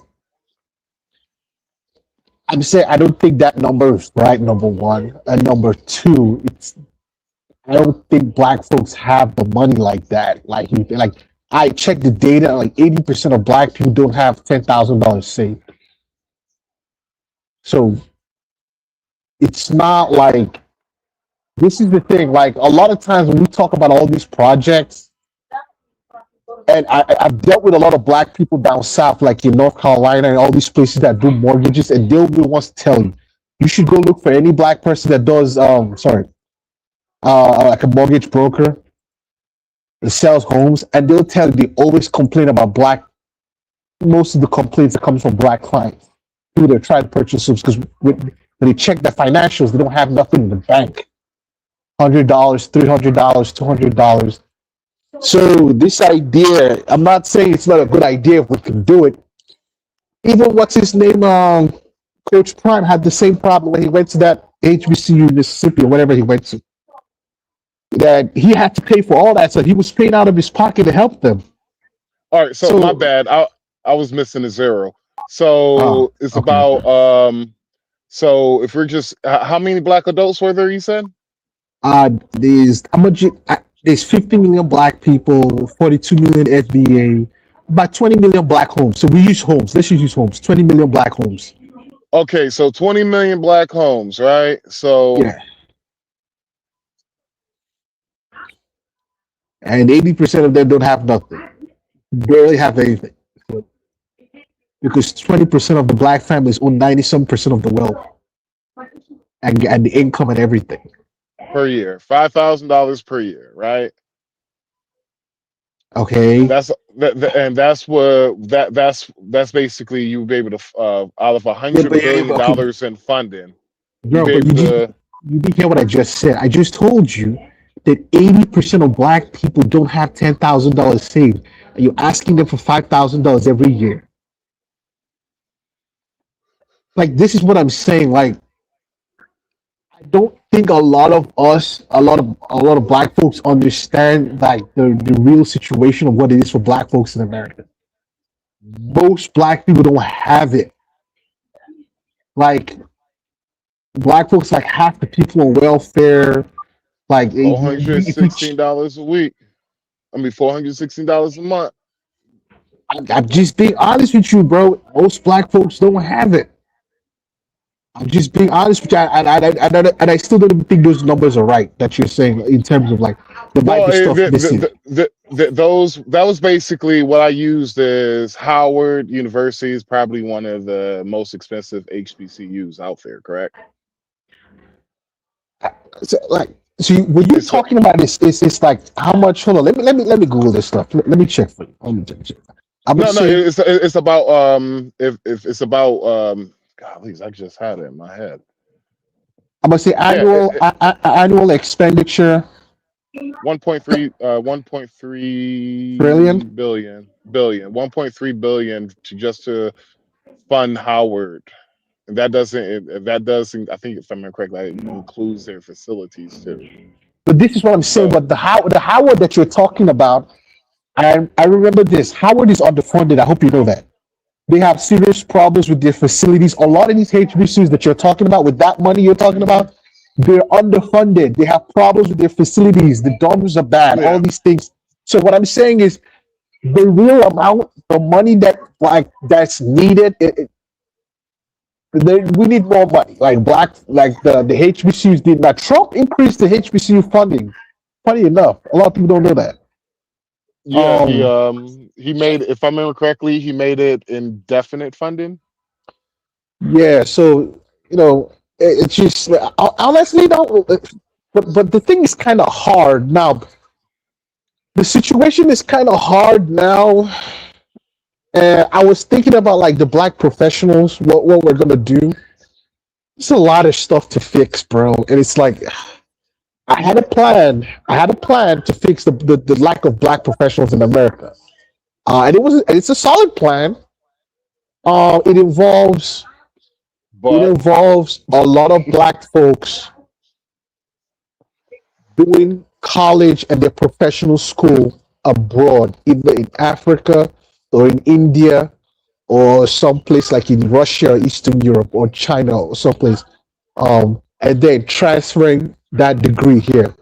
A lot of foreign people do that, and that's how they become rich here and they get a lot of money. The only issue with that is that it takes no, that's not the issue. The tax is not the issue. The issue is most there aren't even black families, and that kind to do that kind of thing requires a certain amount of rigor. And most of these black kids, they're just out here free floating. They don't have serious people as their parents, and they don't have people who know people. You get what I'm saying? Most, I'm not saying all. I'm not saying all. I have a personal friend. She's Indian. Okay, she did her medical school in India, pretty much dirt cheap, damn near free. She got residency at UPenn, University of Pennsylvania.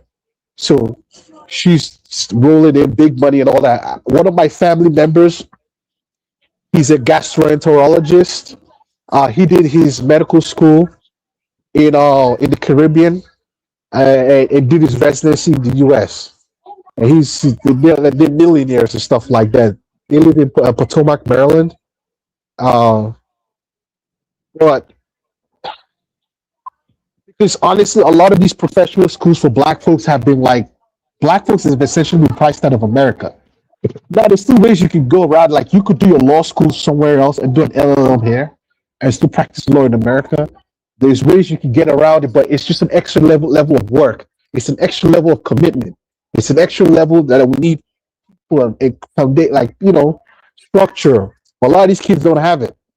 A lot of people don't, so it's a lot of things that we're gonna have to do, and you do have a lot of the connection with the diaspora and things you can use. A lot of people go to medical school in the Caribbean. A lot of people go to medical school in Nigeria. A lot of people do this. A lot of people do that. But it just seems that black folks are the only one who's not really taking advantage of all these things because black folks are just like in their corner talking about some FBA shit. Meanwhile, white people are running all around like Africa getting rich. Most people don't even know that shit. And it's sad, bro. Hello? Is everybody there?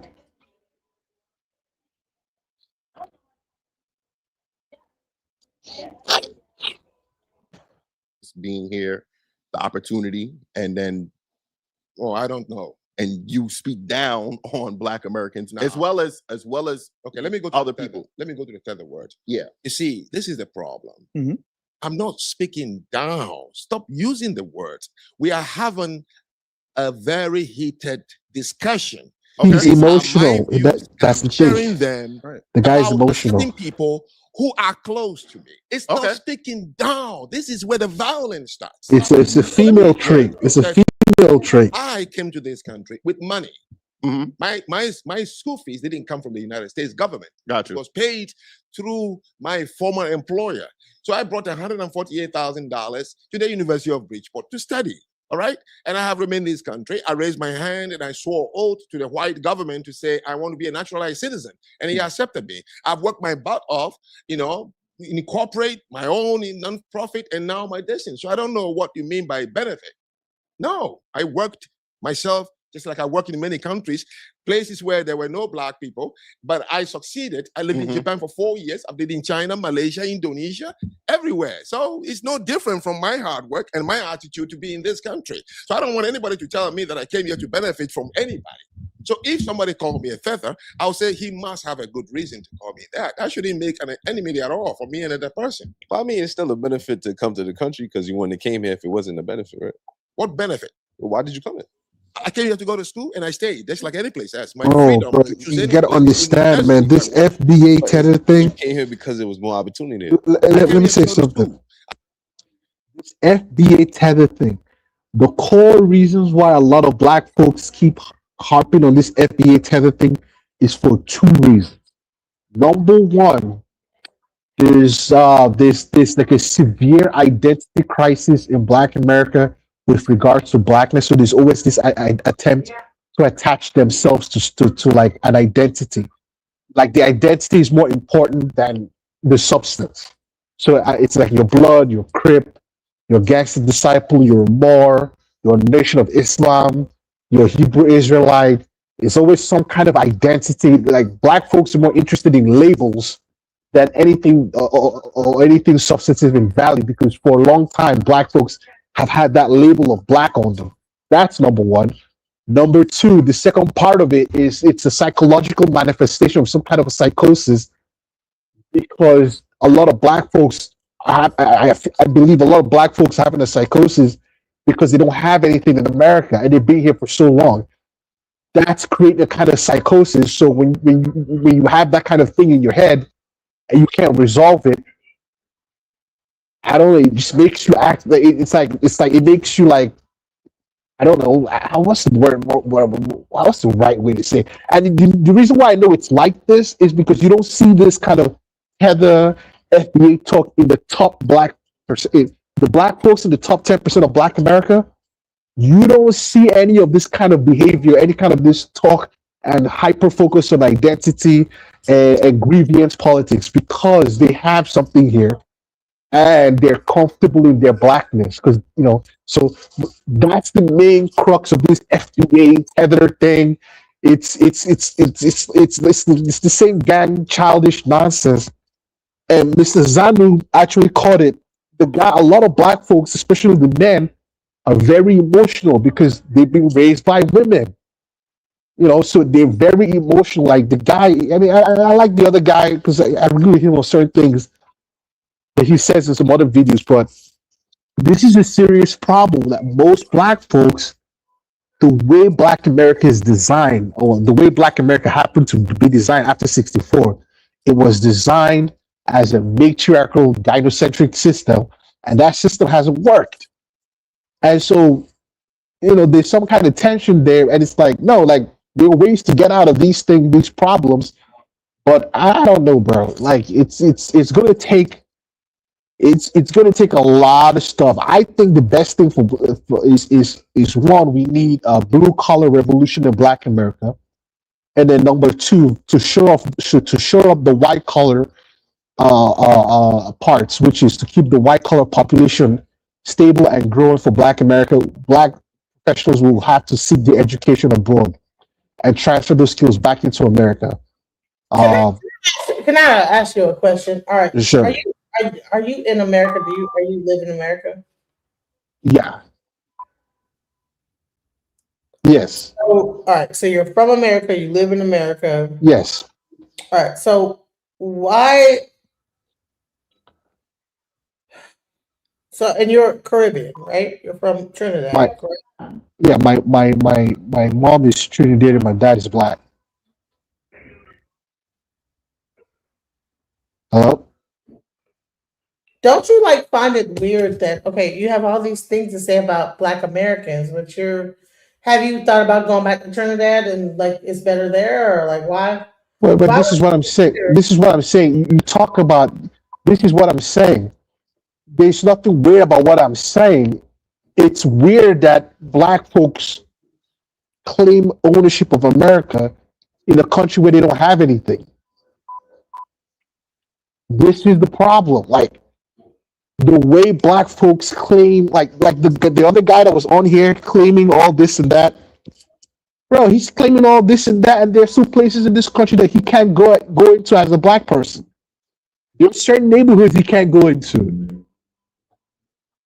This is what I'm saying. You cannot. This is what I'm saying. There's a level of infantile childishness that's steeped in almost like a feminine thing that's taken over Black America.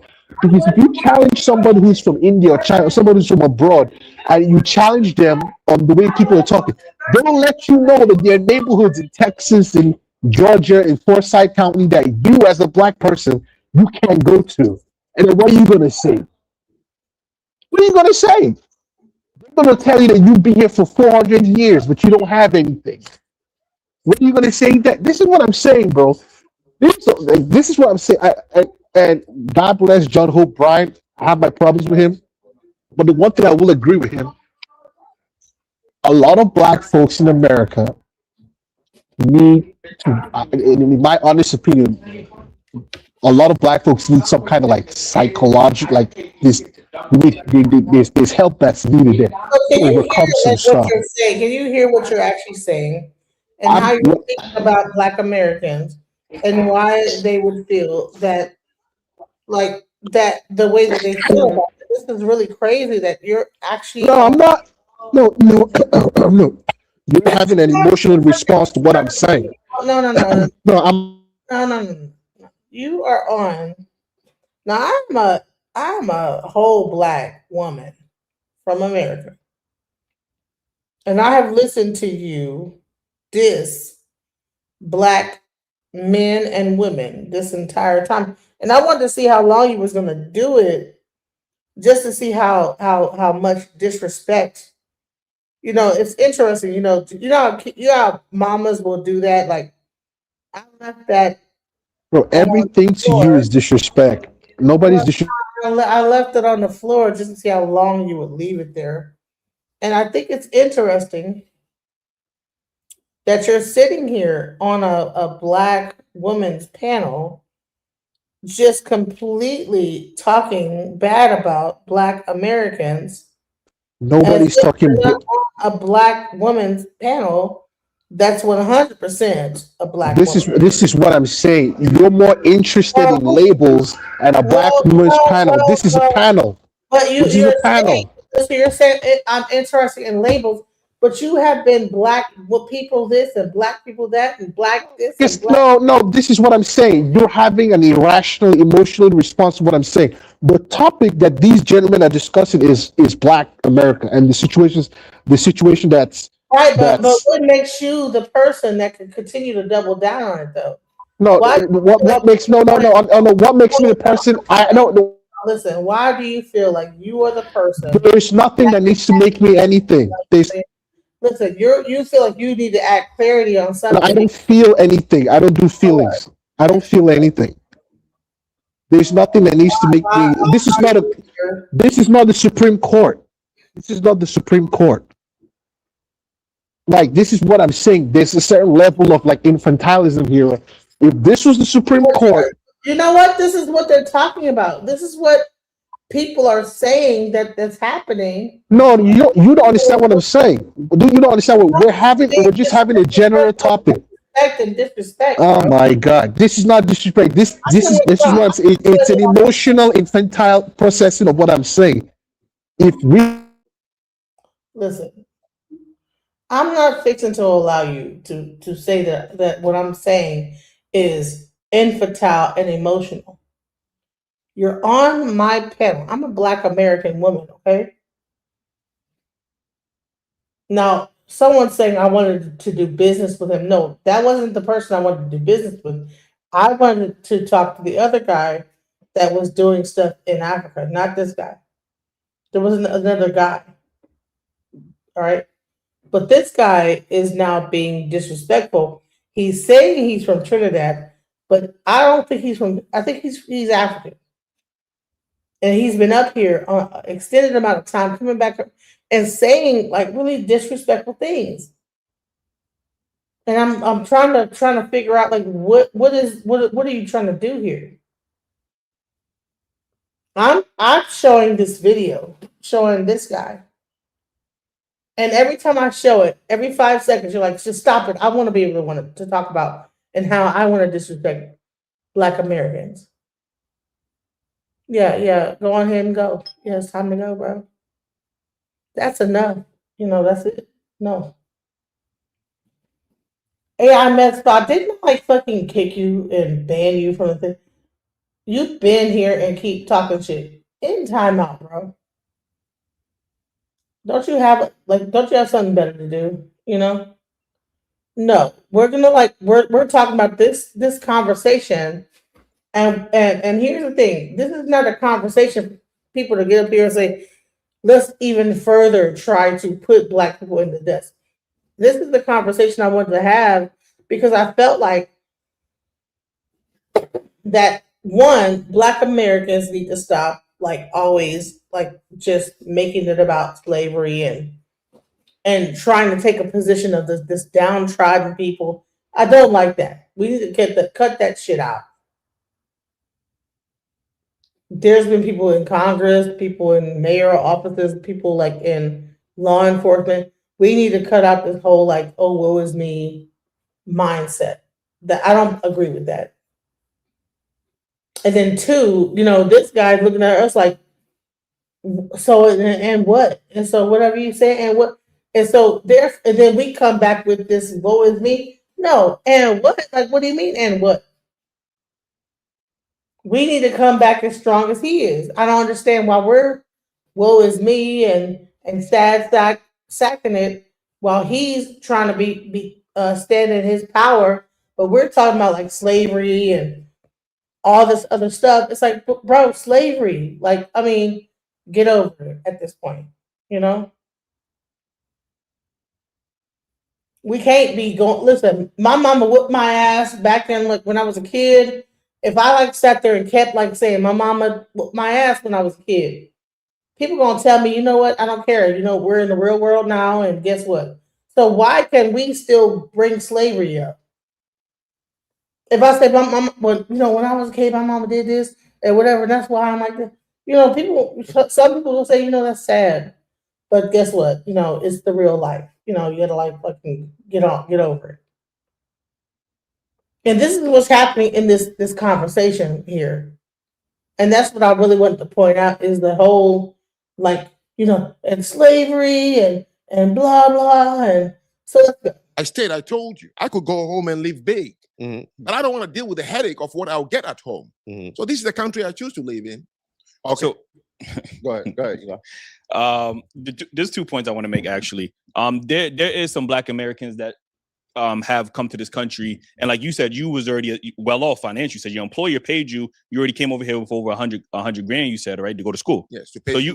So you already was established coming here. There's some black immigrants that are the same way. They come here established already, and then they come here and then look down upon the black Americans, just like something we say in Black America. You didn't get it out the mud like how we did. So now some people come over here in the diaspora that are already established, and now they want to say, damn, you know what?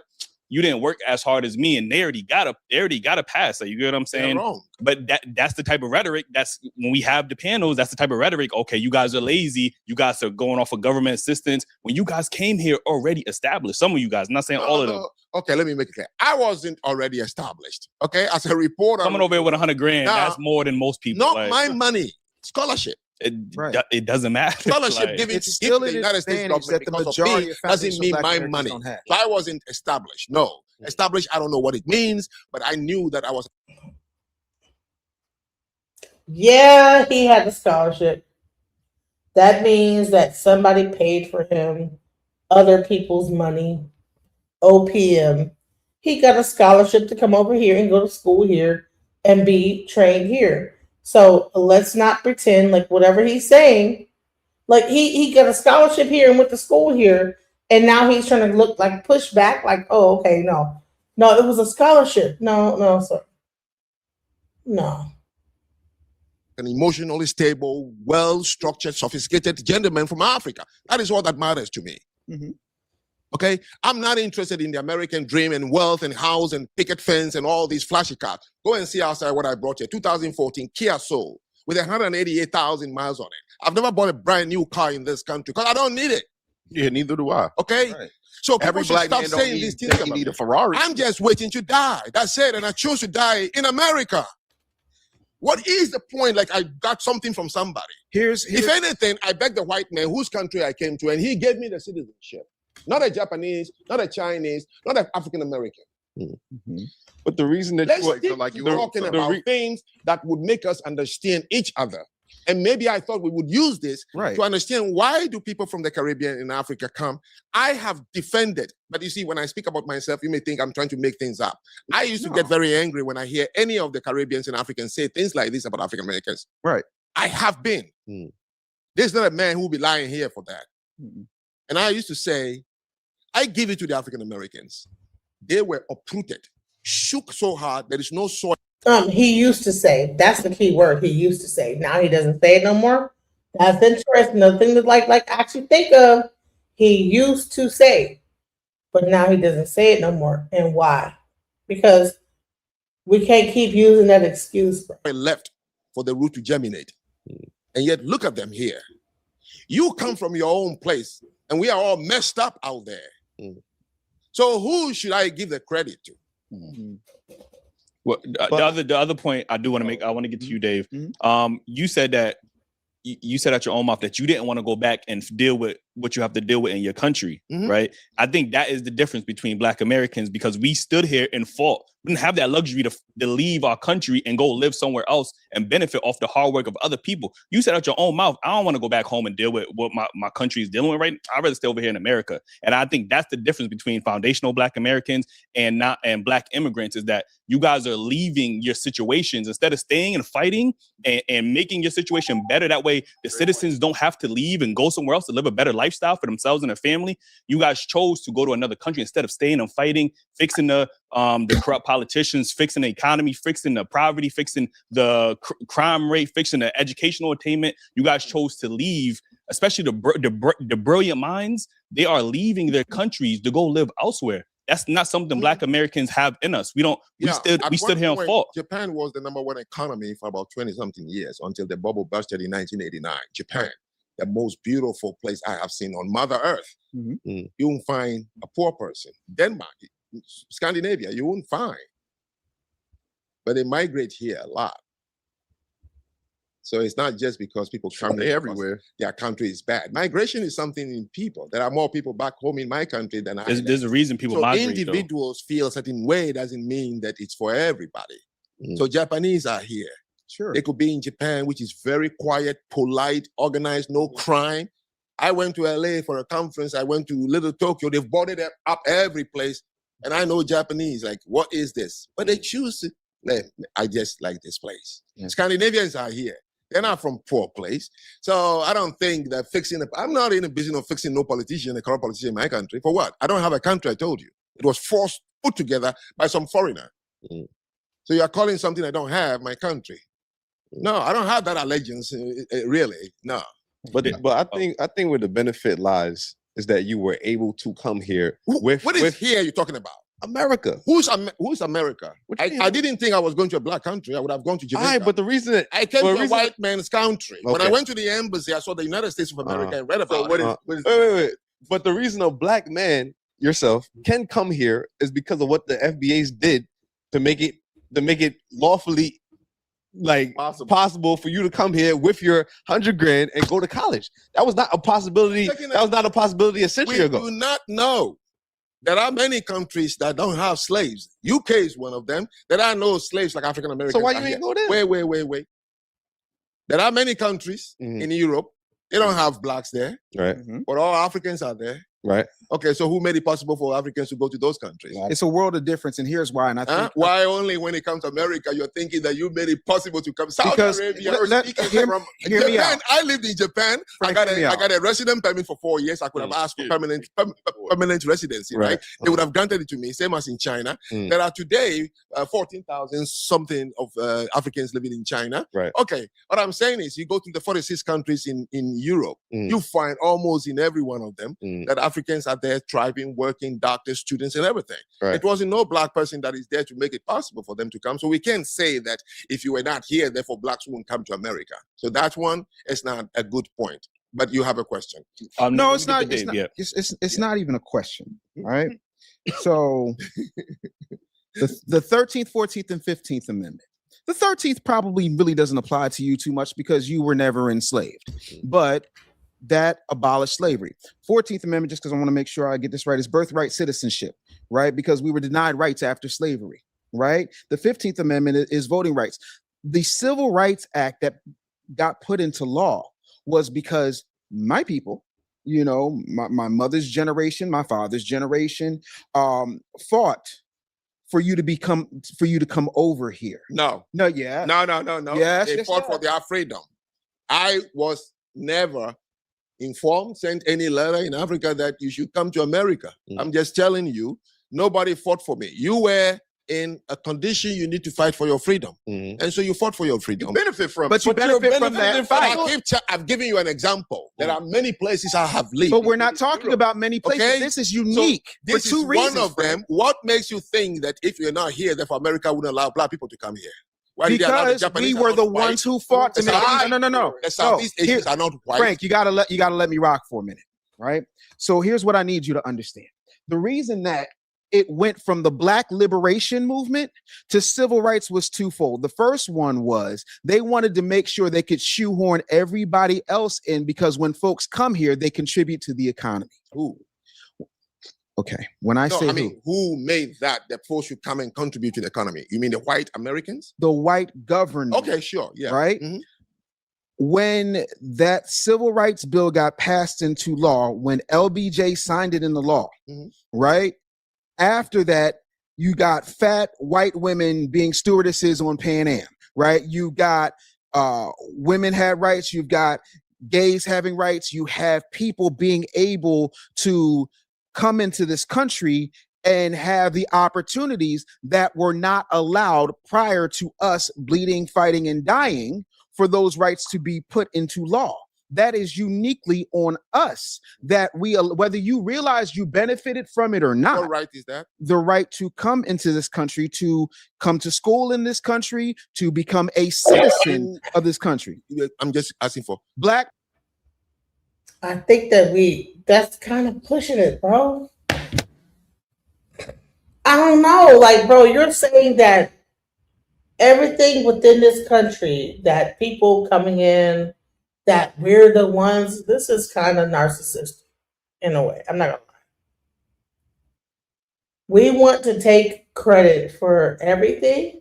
People coming into, what about the Italian, what about like the Tea Party? What about people coming over on ships like that? People have been coming over to America long before we had our freedom. So why?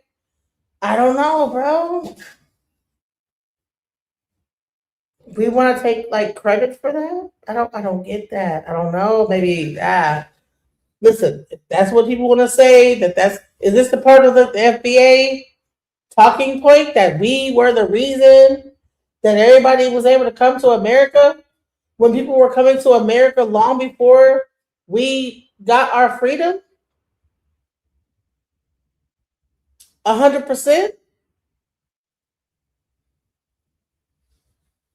Maybe I'm missing something. Maybe I don't. Listen, I don't claim to know everything, but I'm like, wasn't the Italians coming over here? Wasn't the Chinese coming over here? Weren't they building railroads? So now we're saying that we're the reason why? I don't know, bro. It's kind of a reach. People fought for civil rights. You are here because of civil rights. What is civil rights?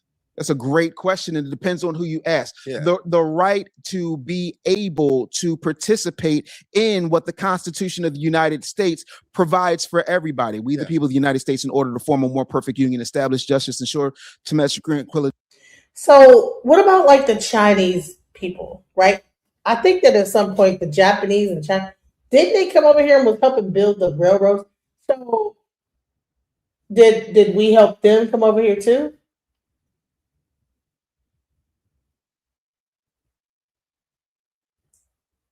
Oh, we can't call them tethers because they came over before.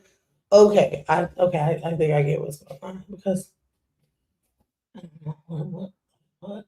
We provide for the common defense, promote the general welfare. I mean, it's a long constitution, but in it, there's a lot of amendments in the 13th, 14th, and 15th. Yeah, so the civil rights simply says that people living here, African Americans who were brought here illegally and forcefully, must have the freedom to participate in it.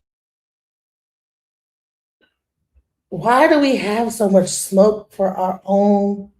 Even okay, they're not our, but people that like we have so much smoke for people that look like us. We have so much smoke. You know who we need to be talking about rather than arguing with this African guy about what. And this is to me, it's embarrassing to sit here and argue about. I think that we should be having a conversation of solidarity with our brothers in Africa. I don't care what nobody says, because let me tell you something. Let me show you what's really the problem. Okay, let's really get into it. We want to argue with our own African brothers, but when you got a person like this out here that is just talking shit, we want to talk about the Africans and the tethers. This guy is Nick Fuentes, right? He's a Mexican and an Italian, right? Now the Italians came over here, the Mexicans came over here, and then they like go over underneath the cloak of being white, right? But yet they get all the benefits of the civil rights movement and everything that we did, right? We want to be mad about birthright citizens. We call like ICE on them. The Africans, the Caribbeans, the whatever. We want to have long ass 2-hour conversations with Africans about stuff. But meanwhile, this guy, Nick Fuentes, is a Mexican Italian that grew up with a Mexican father and an Italian mother. And he gets to say anything, all this wild stuff about Black Americans, and ain't nobody really talking about that shit. We want to argue about this whatever his name is. I want to see how many people come up for what he's saying, bro.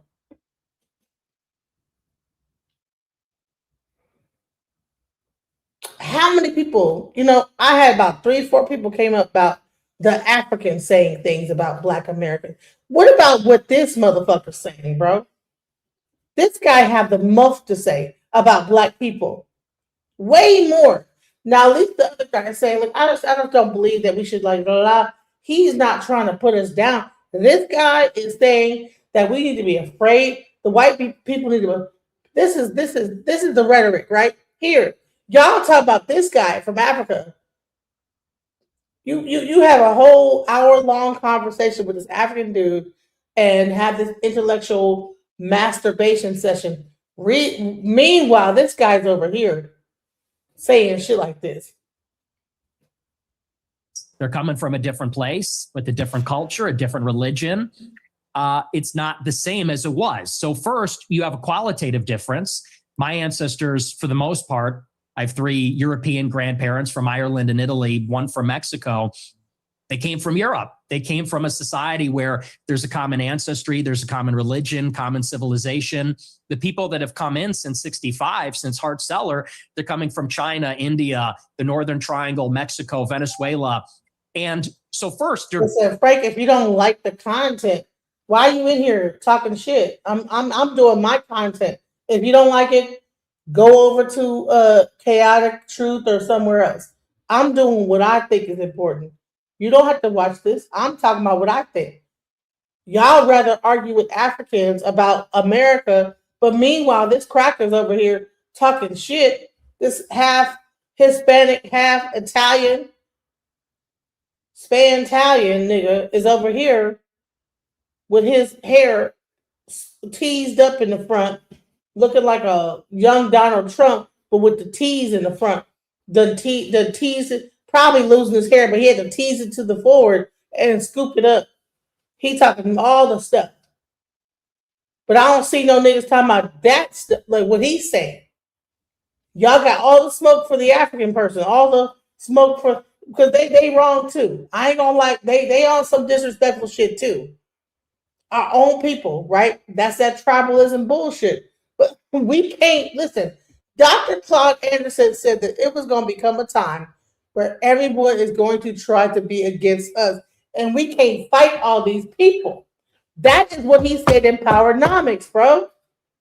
It's the Mexican come against the African, the fucking Caribbean, the everything. We can't fight all these people, bro. We can't fight everybody, bro. And this is what's happening right now as we speak. You got Nick Fuentes talking shit. You got like the Africans talking shit. And then we're creating a situation where we're like, okay, we need to delineate. But right at the time we're delineating, you got the most people. Oh, hey, we want to like get everybody to come against us. And we fixing to fight everybody. We want to fight the Chinese, the Japanese, see this, see these. We're gonna fight everybody. We fixing to fight everybody, bro. We want everybody to hate us, and then what we gonna do then? Honey, trust me. Like, you think that we can like withstand everybody hating us? Chinese, Asian, white, crack, all these people, and now we want to go against even our own, like whatever was. Well, they're tethers now. Now the only one that probably would have took up for us, we want to go against them. Now they don't like us either, and now we're just on an island. I don't know about that. I don't know if that's the best option. Just to get some reparations. So let me tell you something. Watch this. Watch this. Just different people. Secondly, it's a quantitative difference. There's way more, and it's an unceasing, always increasing wave.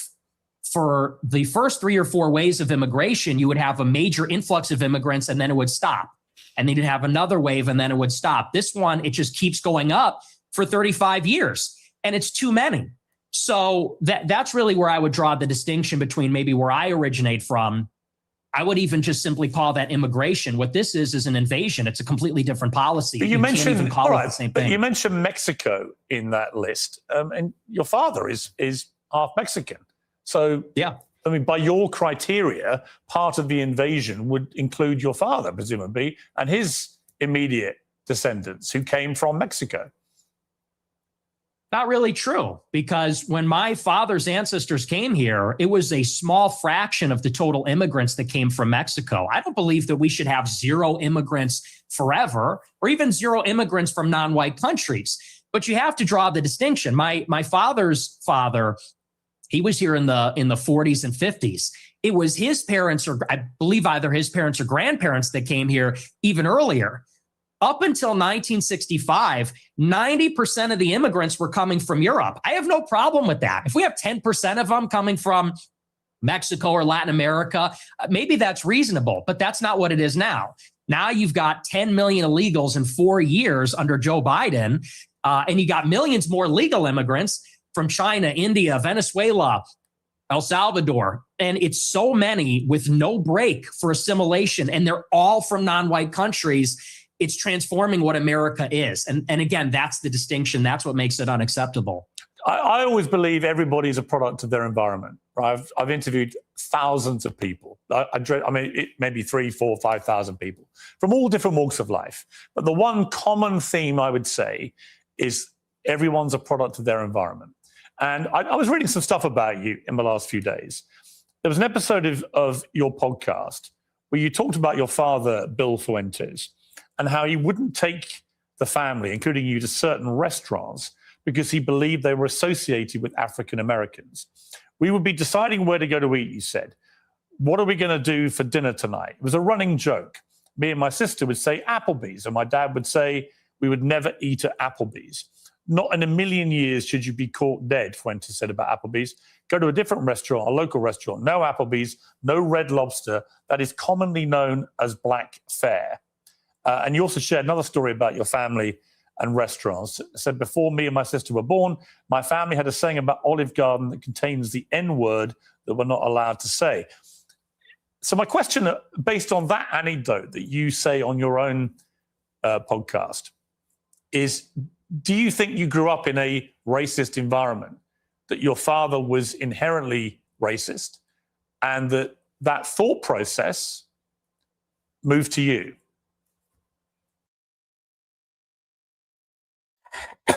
By the end of this thing, like Nick Fuentes, sound like a KKK member. All he needed was a damn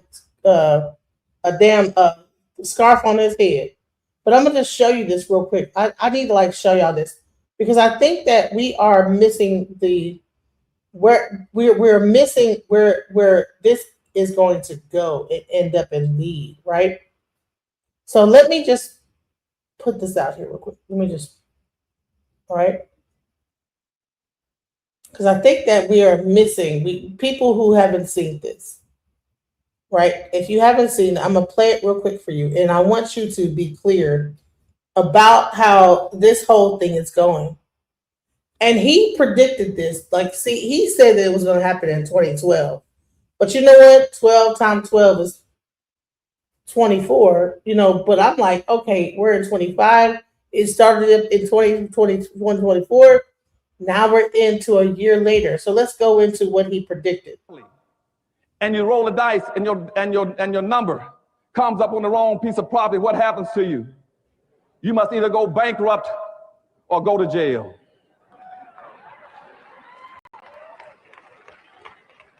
And that's the monopoly game that black folk are locked into. And when that happens to you in life, when you only got two alternatives in life, to either go bankrupt or go to jail, that is called an underclass.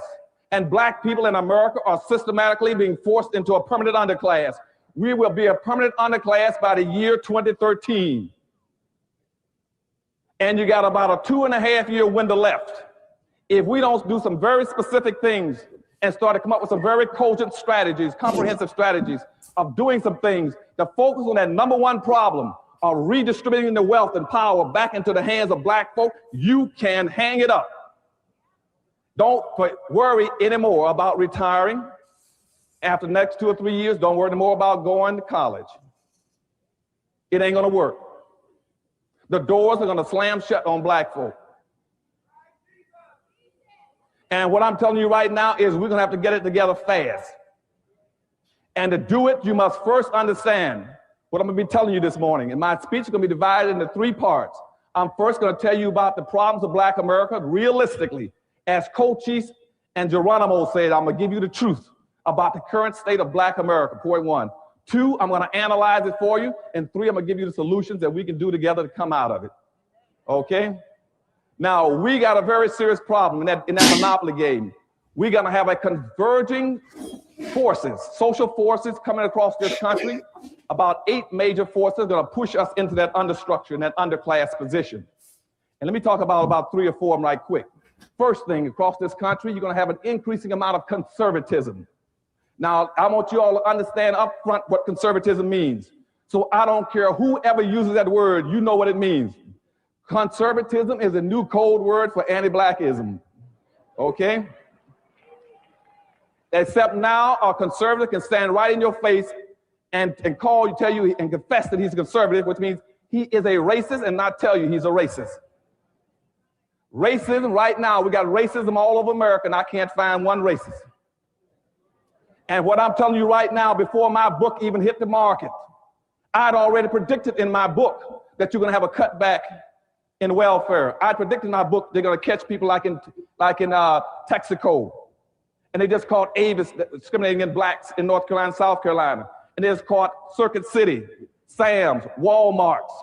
I knew they were gonna try to cut out the single mammoth districts. I knew they were gonna go after affirmative action. I knew there were gonna be riots all over this country that are coming. I talked about this a long time ago in the book because that's what conservatism means. Conservatism comes from the root word to conserve. To conserve means to hold on to what you've got, or those who ain't got, as my mother said in a 3rd grade deaf education, you ain't gonna get. That's what conservatism means. And it means nothing else. It means maintain the status quo. It means use every device that you have to give the pretense that what you see is normal. And right now there's a conservative move in this country going from the White House across this land through the Congress that says whatever exists all over this nation and in Los Angeles is normal. They want you to believe that it's normal to go outside and see all the drug abuse and all the crime, all the poverty, and all the suffering of black folk lying and sleeping on the streets, drugged out, doped out. They want you to believe that's normal. That's what conservatism means, maintain the status quo. It also means to Right. So understand this is that we're talking about like, so then you have like this whole thing, Democrat versus liberal versus conservatism. You have people that say like, you know what, that's, the Democrats were the ones, right? But Dr. Claude, which they say that the FBA movement, he was the first people to talk about FBA. He is not talking positive about conservatism. Because he says, what are you trying to conserve? Maintain the status quo of what? institute white authority, white values. So you hear him talk about family values and all these other kind of things. And also white superiority. So when people start talking about they want to go back and be a conservative, you ask them, what are you trying to conserve? When my people don't own anything and you own 100%, what have I got to conserve? When you hear blacks going around screaming about they are black conservatives, you ask them, what are you conserving? Tell me one point in history that you found something that you want to conserve. Amen. So don't let people run that game on you about being a conservative. See, we just got finished talking earlier about how I talked about black people in government. And then I got told, well, those are the Democrats, those are the liberals, right? The people that were talking up in Congress and everything like that, in government positions, those are the Democrats, those are liberals. And then he says, who they say that the FBA movement is he's one of the touters of this, right? Is if FBA is conservative, he asked, what are you trying to conserve? What in our history do we want to keep up going? You tell them, fine, you want to tell me what are you conserving? And when my people never had anything, why would they want to be a conservative? So the biggest problem we're going to have is conservatism when it goes across this nation. And we as black folk got to understand, now it's not all whites that are conservatives. There is an element that's got everything that want to make that it's the greed over need. They want to hold on to everything. And so, we're going to have a massive flow. Everybody's going to be talking about conservatism. You're going to see people politically switching, talking about they're moving to the far right. And what we have to do is understand that, and that's going to create major problems in this country. One, So Dr. Claude Anderson was talking about this whole movement about to happen. This was in, I think, 2006 or 7. And he thought it was going to happen in 2012. No, they were slowly doing it in 2012. It hit the fan 2024. And now we're seeing it in real time where you could see it with your own eyes. Because I know when I was watching this, I was like, well, he said 2012, I don't really see it going on. But then 10 years, now, I'm like, oh damn, look what he said. It's exactly what he said. Not only will you see an increasing amount of negative hostility towards black folk, every piece of research in the country tells us that, even from the Jewish organizations, that you're going to see more anti-blackness now and in the future than you've ever seen in the last 60 years since you left the civil rights movement. This is the part I want you guys to pay attention to. Two, you're going to see, we see organizations all over the country now, paramilitary groups, Aryan groups, Vipers, Freeman, Skinhead, Baldhead, all kind of groups that are organizing and optimistically expecting and anticipating a major clash in this country between blacks and whites. We've had 28 states in the United States now to pass concealed weapons laws. That's specifically so some of the white contingency groups can carry weapons and arms at all times. That's why you have such a major thrust from the National Rifle Association. That's why they're controlling most of your politicians. That's why you have such a major anti-governmental effort in this country. You hear people say, we want to go back to states' rights. We're anti-government. We want to get rid of the federal government. It's not that they're against government. They know that in history, the only people who've ever saved black folk has been the government, twice, the federal government. And if you eliminate the federal government by downsizing the government, black folk no longer have an ally. And if a clash occurs, you got nobody to come to the rescue a third time to help you. You see, you were pulled out of slavery by the federal government. You were pulled out of Jim Crowism by the federal government. There are contingencies in the country that says the next time there won't be a federal government to pull blacks out. Do you see what he And said? you talk about their anti-government, that's what they're talking about. They're not against government. And later on you hear me tell about why they're not against government, because you see, primary wealth in this country, the primary responsibility of government is to move wealth and to move power. And that's how the dominant society got its wealth and its power, by using government. But now they want to make sure black folk don't have access to it. That's why they're anti-affirmative action, but I'll get into all that a little later. But so the biggest thing, one of the biggest things that are going to drive us in this underclass structure will be conservatism. The second thing is that you're going to have an unending influx of immigrants into the country. And that's what Dr. Price is talking about. And nobody, no black politician, no black organization wants to deal with that issue. They will avoid it at all costs, even though in their hearts they know that's one of the biggest problems for black folk.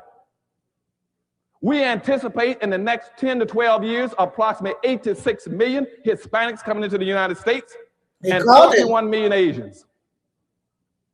You have been the majority minority for 400 years in this country. You have been the #2 population for 400 years. You're going to get kicked out of being #2. You're going to go down and become #4.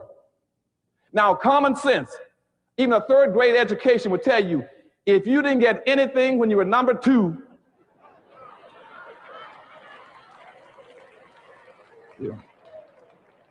you all jumped ahead of me, but anyway, you can guess what you're going to get when you become #4.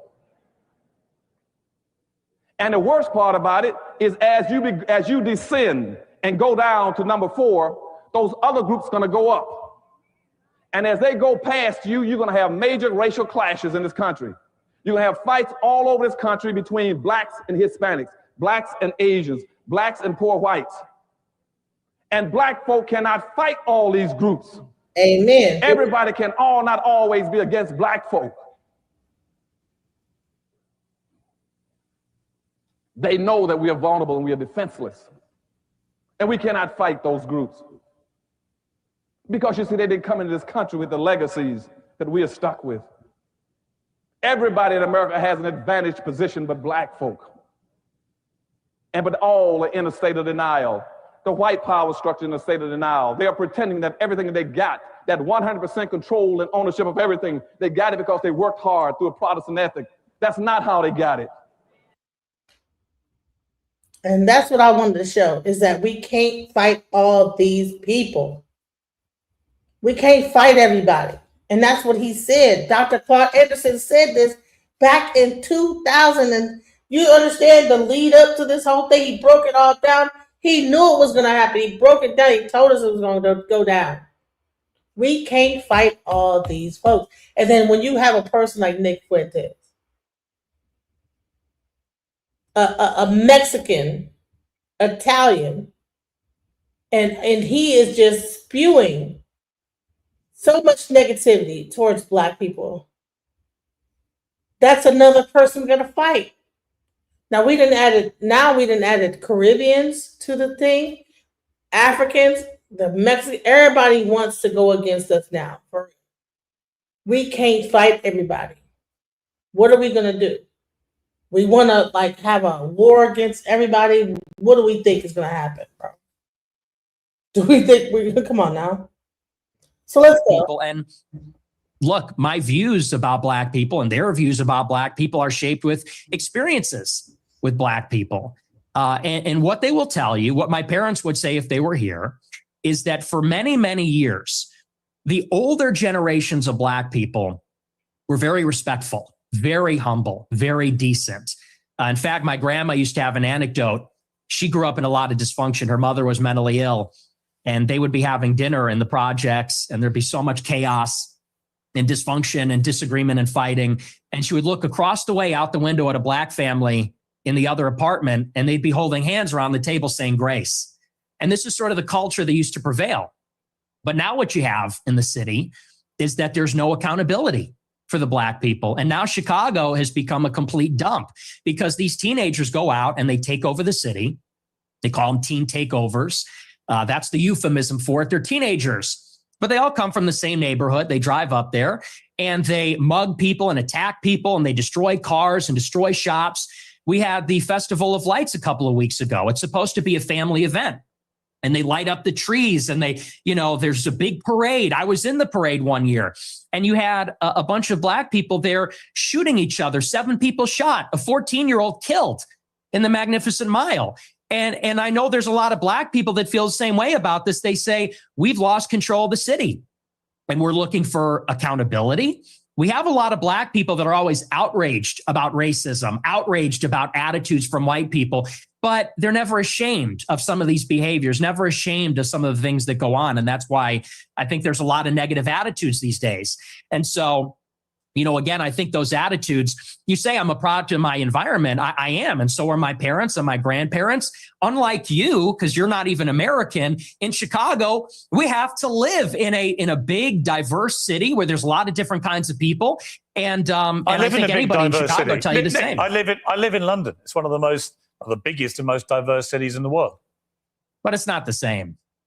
Well, actually, it's a big, diverse city. The only difference is we don't have the gun violence because we don't have guns. That's a whole different story. I don't want to get into that with you. I have got into that before. You got in America. a knife problem. You got sword problems. We have problems. You with have Aladdin. We have problems with violent crime.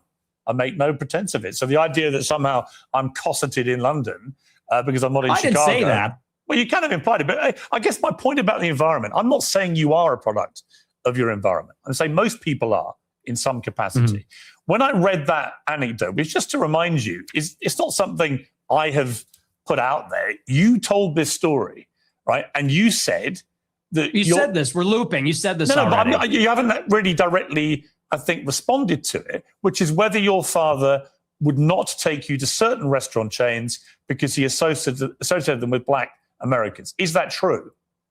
No. Well, see here, if you're in America, you would say that Olive Garden is not real Italian food. Applebee's, TGI Fridays, this stuff is a load of crap. My dad was just a food snob, but no, it's got nothing to do with that. My best friend in first grade was a black guy. We're not a racist family. So okay. So when you told the story, I'm just curious. So when you told that anecdote,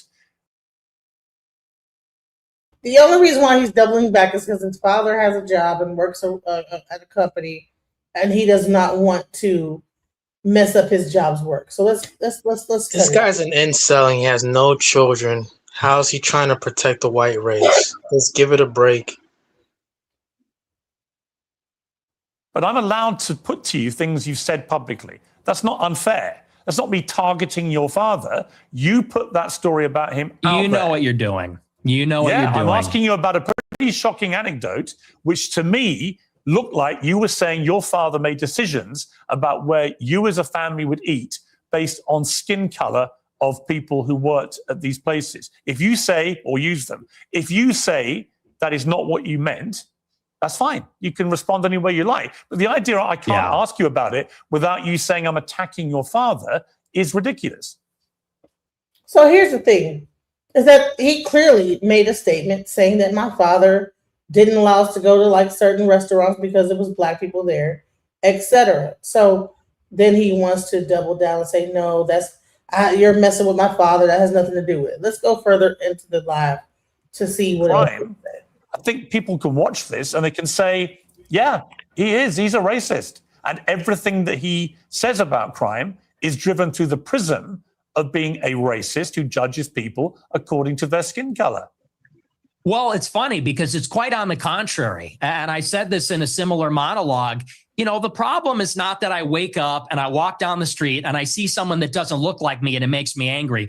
The problem is there's a pattern of behavior, which we've all seen. Blacks in America have become narcissistic, and they become narcissistic because they've been told they're victims of racism. They're victims of slavery. They've been told really there's no accountability. If they're rude, if they're inconsiderate, if they're criminal, they are told that they have no agency for their actions. They're being told if you act in this way, it's because the white man made you that way. It's because the system's rigged against you. And so we have been telling black people this for a generation, and now there's no rules. Now they go, and what we hate to see as decent people, not even as white people, but decent people, even black people too, what we hate to see is rudeness, obnoxiousness, inconsideration, criminality, violence. And that's that pattern of behavior that we see all over social media, on So the just to body be clear, cam footage, you on don't like cops. black people who play the victim and are rude. Is that your position? I don't like that pattern of behavior. And who are of- narcissists? I see where this is going. Yeah, Are you're you ahead going of to me. turn this around on You're me? ahead of me, aren't you? Because when I said Very it, clever. what black friends have you got? You said, I am yay. kind of black, Yay. aren't I? No, not that. You said, Oh, yay I'm not also. saying you. I'm just saying your choice of black friend is Ye, who is arguably the number one black victimhood narcissist in America. Do you understand the problem? So he's your friend. He's one of the very few black people you want to be associated with, but he's the epitome of what you just said you abhor about narcissistic black people. I disagree. I disagree with you, and I'll tell you why. Because Ye, if you've ever met him in real life, I have, yeah.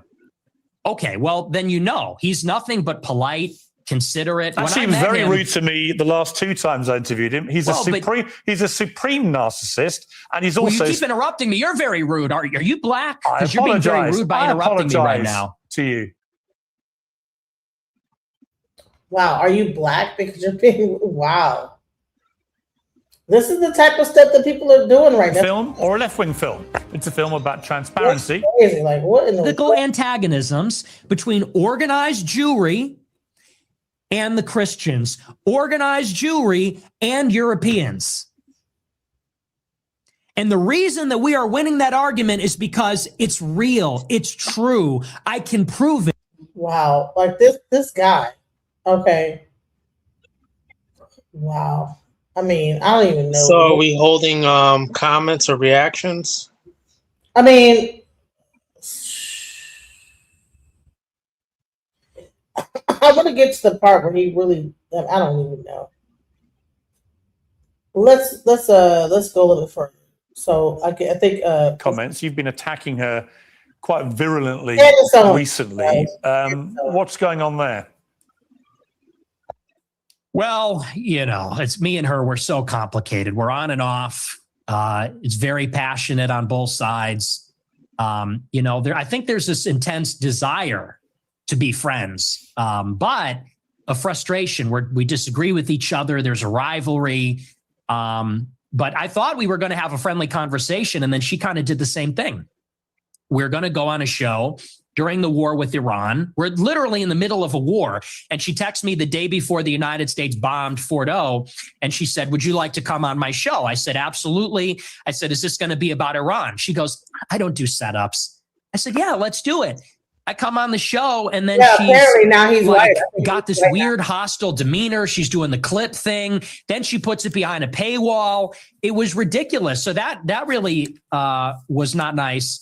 And then I think this whole Charlie Kirk thing, I think she's gone insane. I think she's absolutely lost her mind. So I feel sorry for her husband. What did you feel when Charlie Kirk was assassinated? Where were you when you heard about it? I was at my house, and a friend of mine who was actually at the event texted me and said, Charlie got shot. I said, who? He said, Charlie Kirk. I said, oh my gosh, that's terrible. And honestly, it was devastating. I didn't like Charlie Kirk at all. And we had an intense rivalry, and he hated me. I'm not gonna. He shouts out to Charlie Kirk. He done passed away. I'm not gonna do that.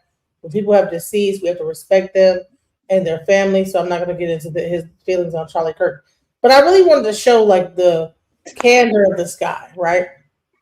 I mean, he talks so candidly about Black Americans, Black people, Black people this and Black people that, Black people in Chicago and Black people this. But we'll fight so hard against the so-called Caribbeans and this, that, the other. But this guy can just Black people himself to death, and you don't hear nobody coming against him, except for maybe a Candace Owens. Why is it that we will fight against our own people, but then this guy can talk so much about SHIT about Black people? So is that a question that people can answer? Is it okay that this guy can do that? Why is it that we turn a blind eye to that? Is this a question that people can answer now? Yeah, go ahead, answer the question. First and foremost, Nick Fuentes, just like Mexicans, they classify themselves as white. No big deal. If you look at the yellow mango that comes from Mexico, it's called Adolfo. All right? Adolfo. It's a Spanish word and it's rooted in Old Germanic language. Adolfo, like Adolfo. Google everything that I'm saying. The Nazis have always been in Mexico, even before they went to Germany. Even before they went to Argentina, I mean. Yeah, I was gonna say. So anyway, so getting back to Nick Fuentes, he classifies himself as a white supremacist. I'm not shocked nor surprised. This is kind of how it's supposed to be. He's a groyper. That's a subculture of incels. He's a self-proclaimed incel. What is he doing to benefit his own people? Does he have any offspring? But he is whining like a snowflake and obsessed with BBC each and every time. While his birth rates, while his people's low birth rate community keeps on diminishing more and more. What has he contributed other than being an incel? Piers Morgan platformed him and is just making Nick Fuentes more mainstream. Remember that boy in Utah, that tranny femme boy, he popped Charlie Kirk. He was a groper. Just like Nick Fuentes, because that's his group. So they be banging on each other too.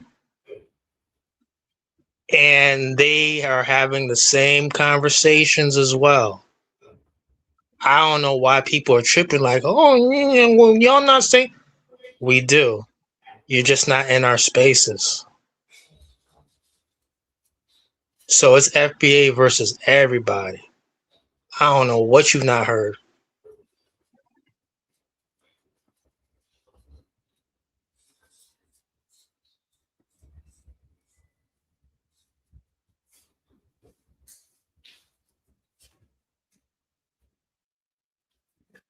The Spanish yellow, the yellow mango in Mexico is called Adolfo, as in Adolfo. The old Germanic word will, if you do the etymology, it goes as deep as explaining what that really all together means, and it means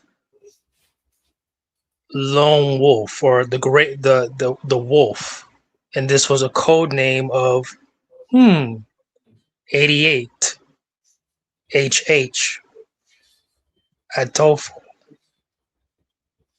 When you start decoding and know behavior and you do this for a while, sometimes you come across real people on here who are just not playing around.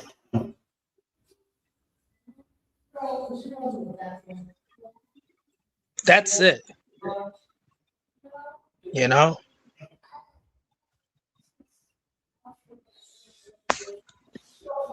It's just what it is. So, hey, they have low birth rates. And when I keep on hearing people on other podcasts, babe, everybody has low birth rates. No. They're tripping out because certain demographics have higher birth rates.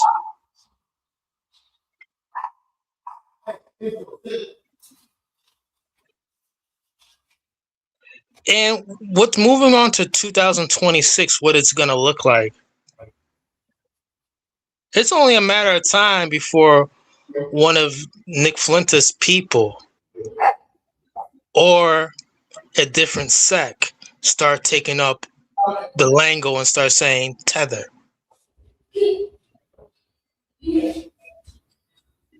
Could you imagine in a world in the very near future where you have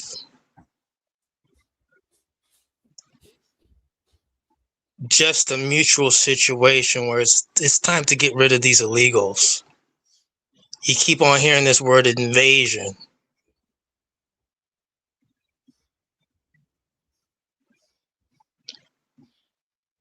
Invasion. It's only a matter of time where all Americans will understand, maybe for a brief moment, just to clean it up. Hey, we just gotta throw these fellas out. All of them. We're not friends or nothing like that, but we gotta make this happen. And then it's back to business.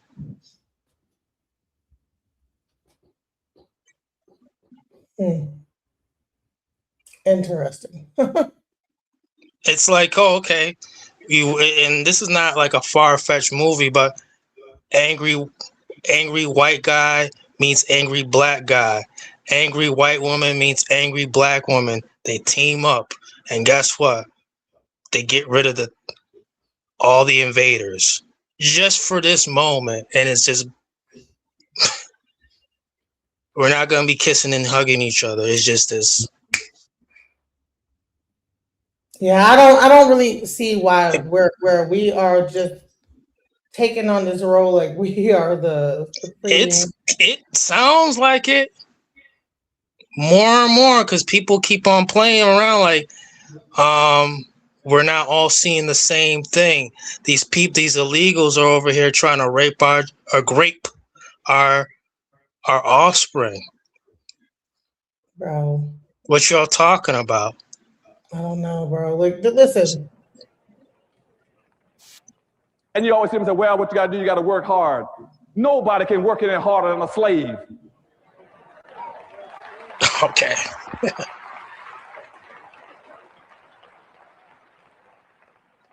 But they're gonna keep running these games on black folk. And at the same time, we got black folk that are accepting that what we gotta do is work harder. And you see, when we get into that in a few minutes about history, what the power structure really wants is what we call unearned income. Slavery was nothing but unearned income for whoever owns the slave. And once slavery ended, that's where Wall Street came from. Wall Street was based on slavery. Everything that blacks were producing went to Wall Street then. And now that all that money that's amassed on Wall Street is still producing unearned income. All that money is producing a regular salary for people. It's in stocks and bonds and dividends. They don't have to work. Never had to work. But we're going to talk about that later on. So what I'm saying now is that you're going to have this massive influx of. Let me be real. This is not just for African Americans. This is for people in general in America. That's the part that people don't even get. Is that if you work in America, your labor, you're a slave. Your labor is on the stock market, and they are trading your labor every day. They are betting on your labor and trading it every day. Up and down, the stock market goes. So yeah, it was started with us, but now it's everybody. So I would say this. You know, we want a lot of times we take on this whole thing of suffering. But at some point it stopped being just only us and became everybody. It became just the American public. We were the test of it. And then now it's everybody. We're not the only ones now. It's white people, Hispanic, whoever's in this country that's working in this country, that is working for a corporation or a non-corporate, whatever you're doing, that's what this country is founded of slavery. So yeah, period. Like, you know what I'm saying? You come into it. When you go and work at a company, they give you a number. They give you an actual number. And that's what's your employer ID number. And then based on your labor, they're able to go to the government and get welfare for your labor. And then that labor is also put on the stock market to exchange for dividends and this, that, the other. And you pay into a social security fund. Bottom line is all this stuff is like, yeah, it started with us, but we cannot pretend now we're not the only ones that are enslaved. We started the only ones. Now it's the whole situation. Let's be real. Can I say this one thing before we play this? Yeah, go That was ahead. nice. That was a nice, sweet, progressive message that we're all in this kind of together type of nonsense. Is it that we're in it together or that we're not? However, yeah, humanity does have a caste system on planet Earth, and it's becoming like, hey, there's a lot of poor people, and there's rich people, very wealthy people, and there's a caste system to humanity. Well, that's what I was getting around to, dumbass. Is that I was explaining that it was not about we think it's about race, but a broke ass white person in a trailer is just going through the same bullshit or worse than a nigga in the project. So we need to like stop all this thinking it's about race when there's You're people, bringing up race. No, I was trying to take it out of race. And You then know, one of my favorite heavy metal albums is the Vulgar Display. You said I was having a like come together. Is Vulgar Display of Power by Pantera. All right. I don't like that soft stuff. Bro. I don't like that progressive stuff. Just I kick it real. I was saying I'm gonna say shit the way I'm gonna say it, nigga. Don't come on my channel trying to listen, are you trying to tell me how to talk, bro? I'm making the statement to the audience that this speech, right, was really about black people at first, right? But if you listen, it's not just about us. When you hear it, most white people have never heard this conversation before. This was done in a church, in a black church back in 2007. But this affects all of this. So at this time, he was talking to us about powernomics, the group of economics, and how we need to come together. We're past that. But if you actually listen to what he's saying is going to happen, the predictions of things, group economics is done. We can't do that. That's just bullshit. It's never gonna happen. But what he's saying, prediction wise, how things are gonna go, how it's going to affect the economy, that's the part that is not just only a black thing. This is American economics. This guy used to be for the actual economic advisor for, I think, was it Roosevelt or somebody? He was actually for the president at that time, at some time, whatever, President Roosevelt or something. I gotta look into his bio, but he actually worked for the president. So he's like a person that did the numbers, crunched them. So the things he's saying is from he actually did the numbers. So you would say that this is a black thing, right? Well, I wouldn't listen to a person like him where he's predicting this. Now, when his predictions were off by, he said it was going to happen in 2012. It's happening now, though. That's the only thing, is that his predictions were that it was supposed to happen way before it actually happened. But now it's happening. And so I'm like, bro, you need to go back and see this. It's called powernomics. And as they go past you, you're going to have major racial clashes in this country. You're going to have fights all over this country between blacks and Hispanics, blacks and Asians, blacks and poor whites. And black folk cannot fight all these groups. Everybody can not always be against black folk. They know that we are vulnerable and we are defenseless. And we cannot fight those groups. Because you see, they come into this country with the legacies that we are stuck with. Everybody in America has an advantaged position but black folk. But all are in a state of denial. the white power structure in the state of denial. They are pretending that everything that they got, that 100% control and ownership of everything, they got it because they worked hard through a Protestant ethic. That's not how they got it. And you always hear them say, well, what you got to do, you got to work hard. Nobody can work any harder than a slave.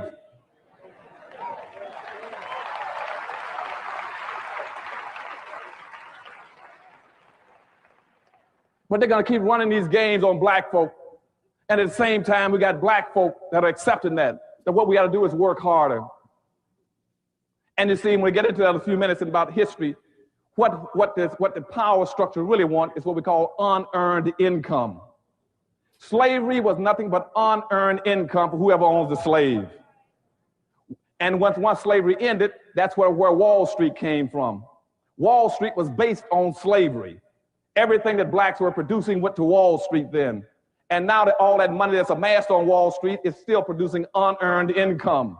All that money is producing a regular salary for people. It's in stocks and bonds and dividends. They don't have to work. Do you understand what he's saying? He's saying that, okay, so slavery happened, it produced unearned income, and it's still producing unearned income. That means it's not no longer about us being slaves as black people, but everybody being a slave. We still coming for our check. I'm not hearing what all that. I know what he's speaking on. This is not about what you know. I'm talking to the audience, bro. Shut up. Okay. God damn. I'm never shutting up. Okay, well, get off the channel then. If you can't let me say what I'm saying to interrupt me when I'm trying to teach the people that are in the audience about what he's saying. They know what he's saying. You don't know what the age group of people that are watching this are. There might be younger people in here. Stop it, bro. You're about to get Press a 1 in the chat room if you're over 18. Bro, no one's listening to you. This is not your chat, okay? If I say that, okay? But I'm not. Listen, bottom line is that he's talking about the fact that people, at first it was us that were the slaves that were traded on the stock market. Now you are, okay? Bottom line. Never had to work. But we're going to talk about that later on. So what I'm saying now is that you're going to have this massive influx of immigrants into the country that are better equipped. They don't have your legacies. They don't have your disadvantages.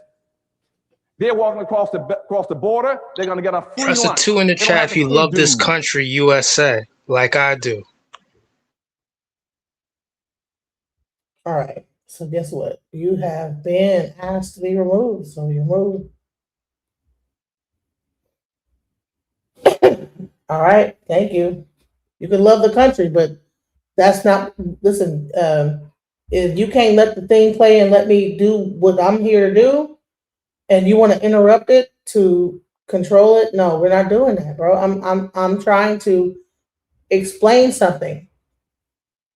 This Powernomics conversation started off back when he did it as a conversation of black people to practice group economics. But when you listen to it today, it now takes on another meaning. Now it's about understanding even how, as regular Americans, that how even this whole immigration system has affected our community. That the people that coming in, whatever, how you know what I'm saying? And then on top of that, how everything has gone. So this country with the legacies that we are stuck with. Everybody in America has an advantaged position but black folk. But all are in a state of denial. The white power structure in a state of denial. They are pretending that everything that they got, that 100% control and ownership of everything, they got it because they worked hard through a Protestant ethic. That's not how they got it. So now you can replace the white to corporate. Replace white with now corporate structure. And you always hear them say, well, what you got to do, you got to work hard. Nobody can work any harder than a slave.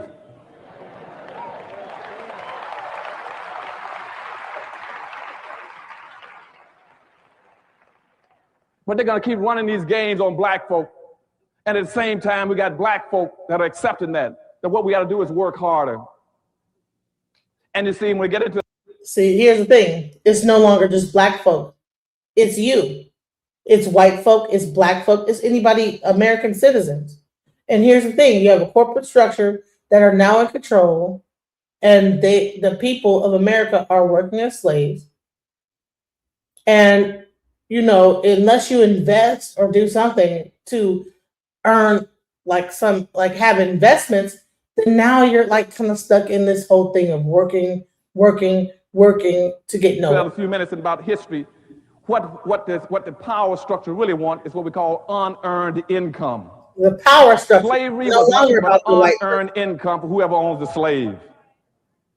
And once slavery ended, that's where Wall Street came from. Wall Street was based on slavery. Everything that blacks were producing went to Wall Street then. And now that all that money that's amassed on Wall Street is still producing unearned income.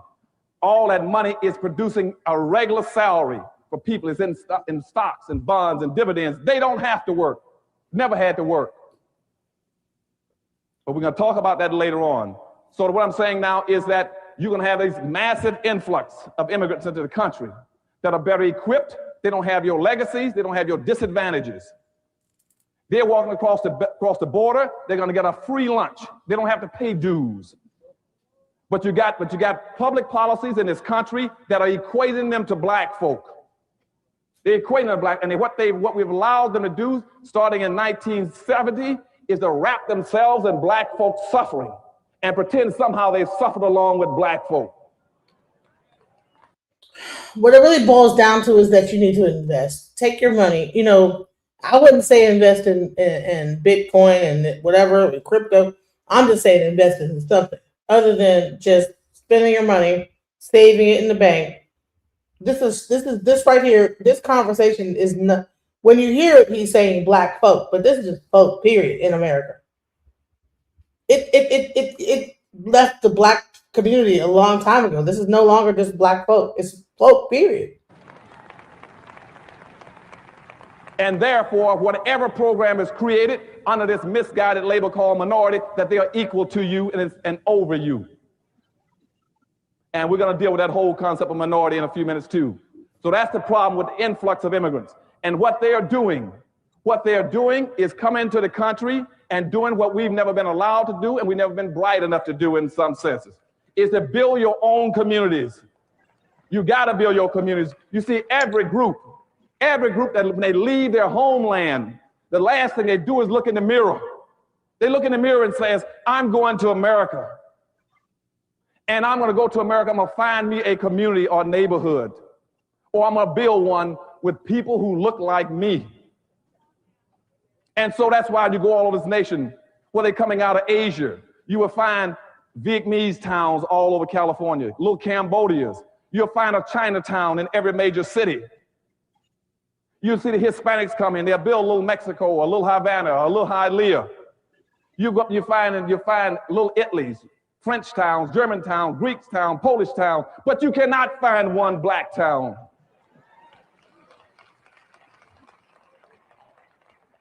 And we are the only people that keep trying to integrate. We're the only people, rather than looking in the mirror and saying, I see somebody that looks like me, I want to go find and build me a community of people who look like me. We're doing just the opposite. That's your second problem, is inappropriate behavior of black folk. We keep looking in the mirror and says, I want to get away from everybody that looks like me. You can't have any power and wealth doing that. If you don't have a community, you cannot rebuild Los Angeles without a black community. If I cannot come in this city, you can tell me where every black lives, where he stays, where he works. You don't have a community. And all of you that want to go in business, don't waste your time. You cannot start a business and operate without a town or community. Why can't you do it? Because without a community, you have no market. If you don't have a market, every black gonna go by your store at 200 miles an hour, heading for the suburbs and heading for the malls.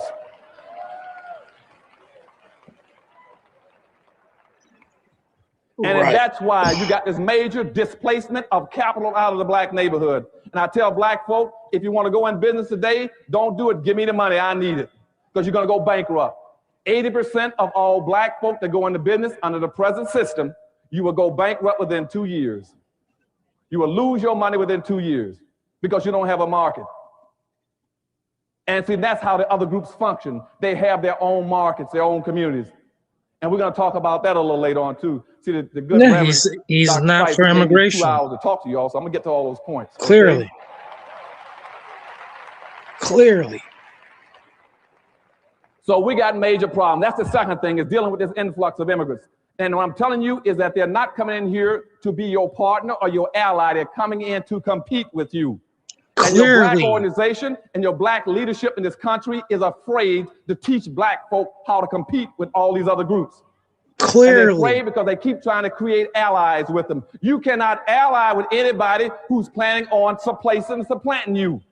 You see, if you go Tethers. check the Council of La Raza, you check the Council of Salala, if you check the National Hispanic Defense League, if you check the National Hispanic Party, the first thing that all of them have is to change the issues in this country from white and black to white and Hispanic.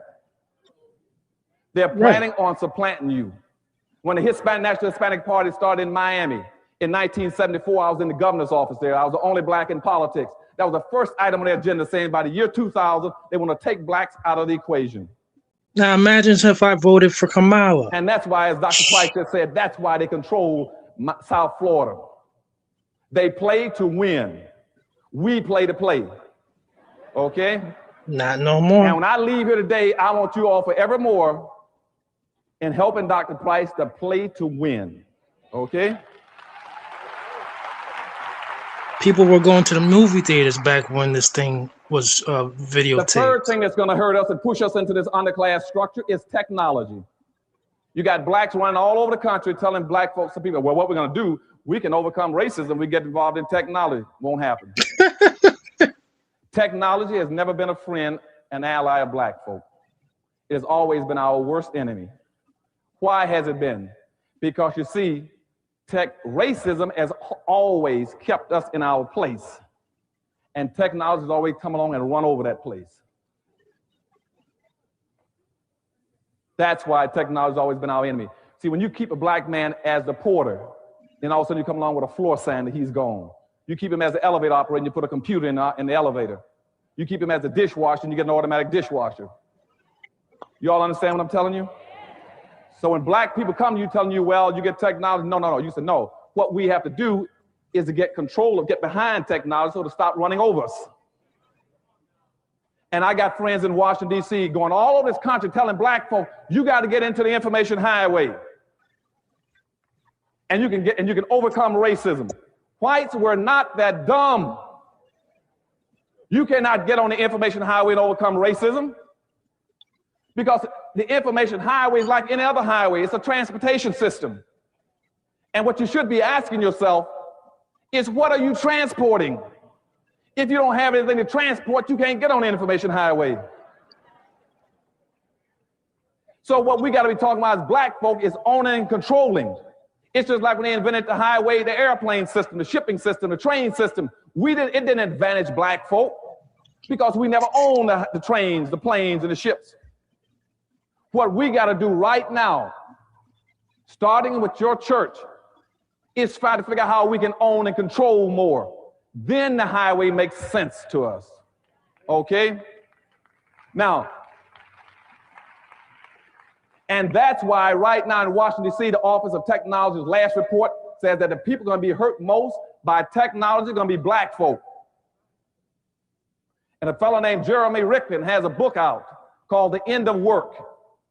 And he is the director of the National Economic Trends for Washington, D.C. and nationally. He's the guy to put out these trends. He put a book out, and his book, chapter 5, talks about what technology is going to do to people, and he uses black folk as an example. And I went and sat down and talked with him. And what he says to Dr. Anderson, he said, my publishers tried to make me take that chapter out of the book. He said, I fought to keep it in. He said, because technology is going to kill black folk. And read that book, and that's what he's talking about. He says, because black folk don't have any control of technology, you don't own anything. And that's why we're getting ready to lose all our radio stations in this country. We're going to lose all of our television stations in this country. Because what's happening now, they've lifted the allocation cap, and now it's called social Darwinism, economic Darwinism. Whoever got the most money now can buy anything they want in technology. And so So, all right, almost outside. Why do I care? So this speech was done in 2000 and I think 4, and he predicted everything that he said was going to happen in 2012. Now it's 2024, and this is not just about Black people. That's the thing. Is that as time has gone on, it's everybody. If you actually take the Black folk out of it and just say Americans, and just replace Black folks with Americans, and now you have what's about to happen, what's going on. The few Black stations we got in the United States now up for grabs. And as a matter of fact, even the cable system is going to be up for grabs because we don't have the money and resources. We can't compete with the whites now who want to buy all the systems. And once that happens, you can't get your information in. Now, that would not happen to organizations, to groups like the Hispanics. Because, see, the Hispanics got smart enough, they built communities. Then they took their language and they built a fence around their communities. They used their culture to protect their communities. Where is your culture in Los Angeles for Black folk? Where is your fence? And we're going to talk about that later on. You are vulnerable. The fourth thing that's going to happen to you is that this whole contract with white America is not anti-liberalism. It is not anti-Democratic Party. It wasn't even anti-Clinton. What it was they were trying to answer a question that's been haunting white America for about 30-something years. And that is, what do you do with 36 million obsolete Black folk? That's what the contract was for. And how they concluded that was, you see, they got 1,200 white think tanks in America. 1,200 white think tanks. You got one wholly owned Black think tank, and that's the Harvest Institute I'm trying to run. They got 3,000 employees with a $500 million budget. I got a few volunteers, no staff, no money. Because you see, in this country, no Blacks wants to give my Black think tank any money to help our leaders to develop policy and public issues. And when I ask them for money, what they say is that we can't give you money. I said, why not? They said, what is your organization for? I said, to help Black America. They said, who's going to benefit? I said, Black folk. They said, who's going to work in it? I said, Black folk. They said, ooh, too Black. And the first thing that comes to my mind is, how can you be too Black? What is too Black? 10, 20, 30? What's too Black? Nobody ever says something that's too Jewish, too Indian, too Asian. And I'm telling you, people are telling me this too Blackness comes from our Black entertainers, our Black athletes that's making $100 million. They could give the money to us that they're paying in taxes because we're tax exempt. But they'd rather give it to the government than even give it to an organization to help Black folk in this country. Because they don't want to be Black. And I keep trying to tell them, it doesn't hurt that much being Black.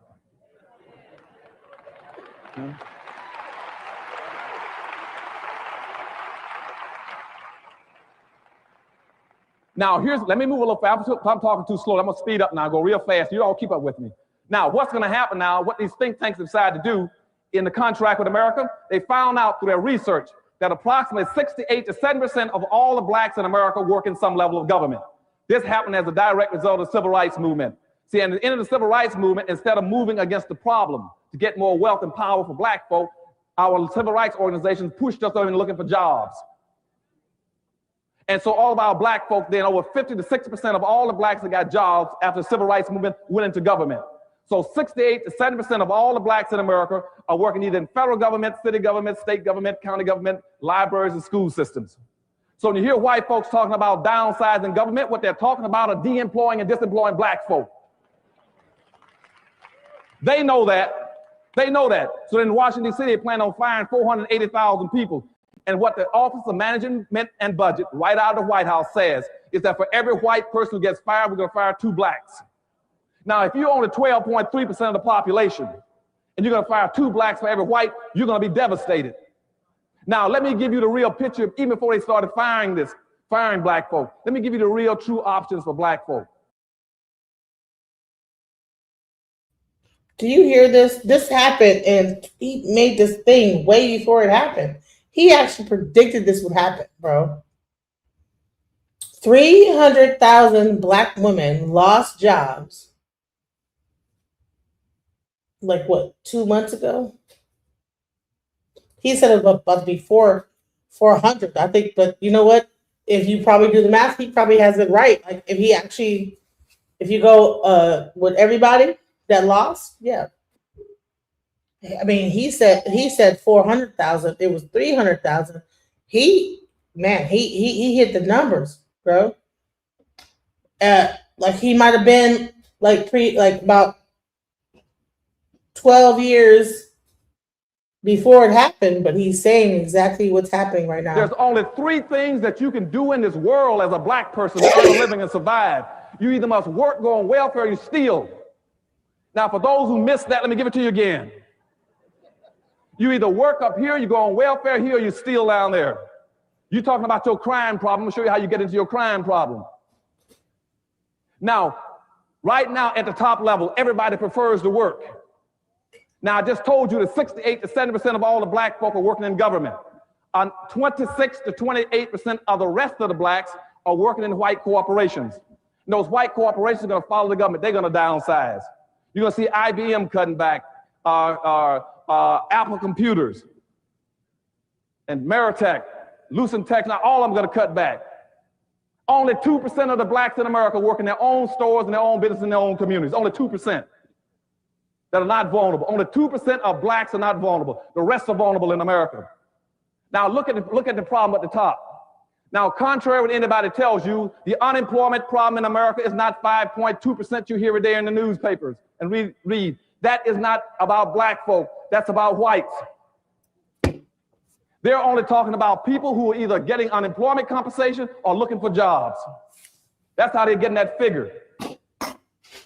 The unemployment rate in America for black folk today is 34% nationally.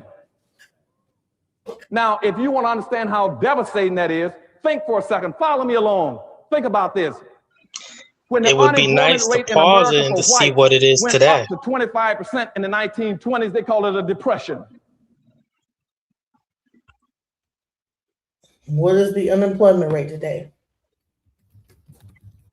It'd be interesting to figure if it's gotten better or worse, or it's still the same. I imagine it's probably still the same.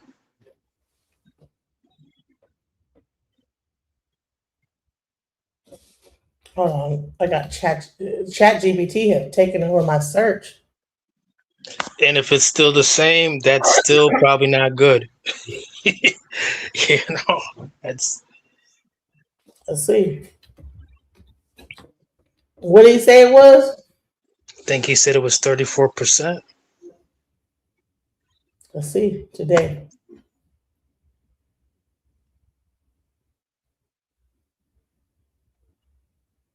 %7.3%.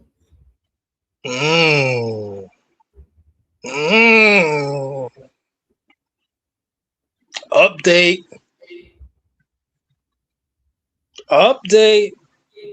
And I'm telling you, what type of administration was he under? Were we under during the time when he shot this? I don't know. Update. Democrat. Okay. So it was a Democratic. Okay, let's go. This was Obama years. But he's not a Democrat. He is not a. No, I'm just saying when he was speaking the facts. The unemployment rate for blacks hasn't even come down to 25%.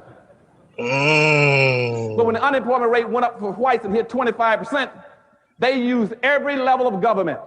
They said it's a depression and every piece of machinery, money, anything must be used to bring that unemployment rate down.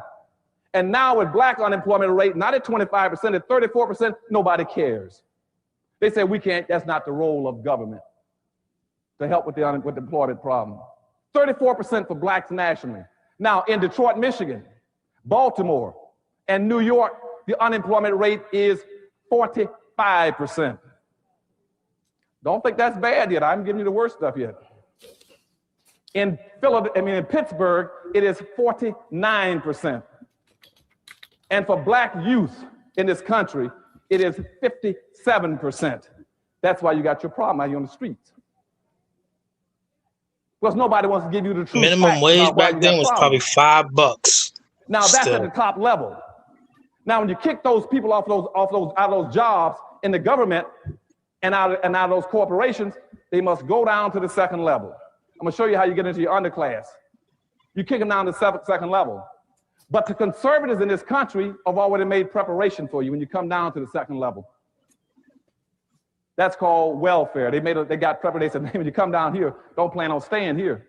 We just had welfare reform, which means you can't stay here on the second floor either. And now to do welfare, so you can only be on welfare for 2 years, we're gonna kick you off of that, which means you must go down to the next level. But before they kick you off the second level, look at the second level already.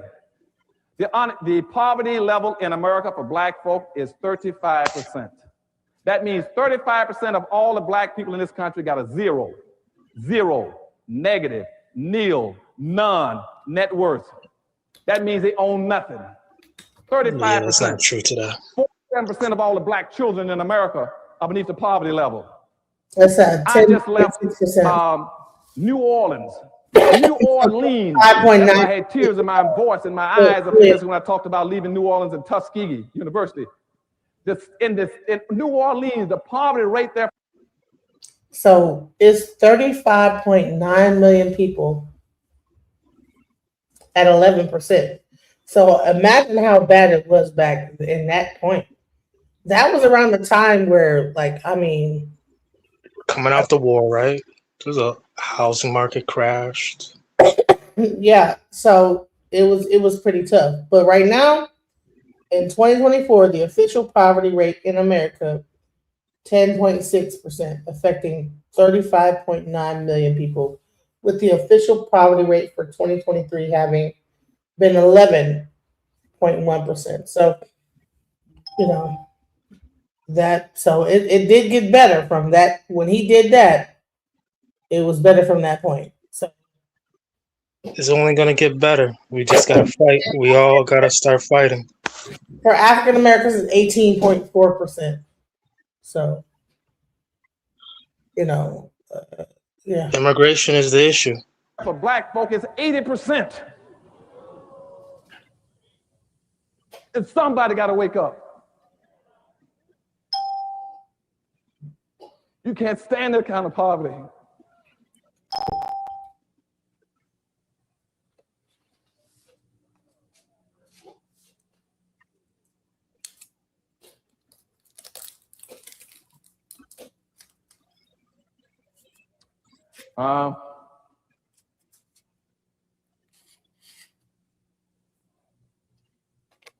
Someone was saying he's not black. I'm like, no.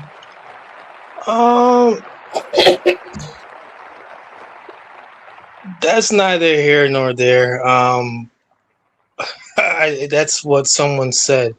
It's just like I'm saying. Dave Anderson is just like Amanda Seals. He's a grifter. Well, he's not. I don't think he's a grifter. I don't think he's that. I trust in Dr. Claude Anderson.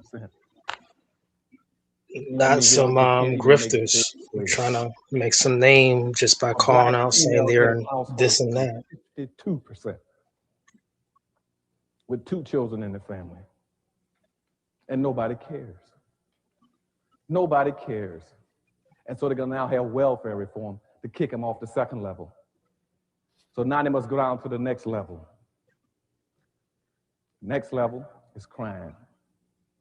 Your crime rate in America is going to go straight up within the next 2 and 2.5 years. You know who's causing the crime rate in America for the longest? Because see, black folk are not simply going to disappear, they evaporate.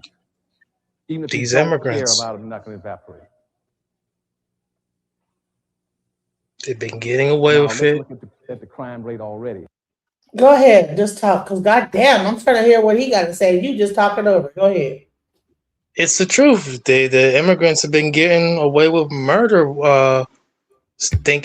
Just classifying themselves as black and whatnot. They've been getting away with everything. Time is up.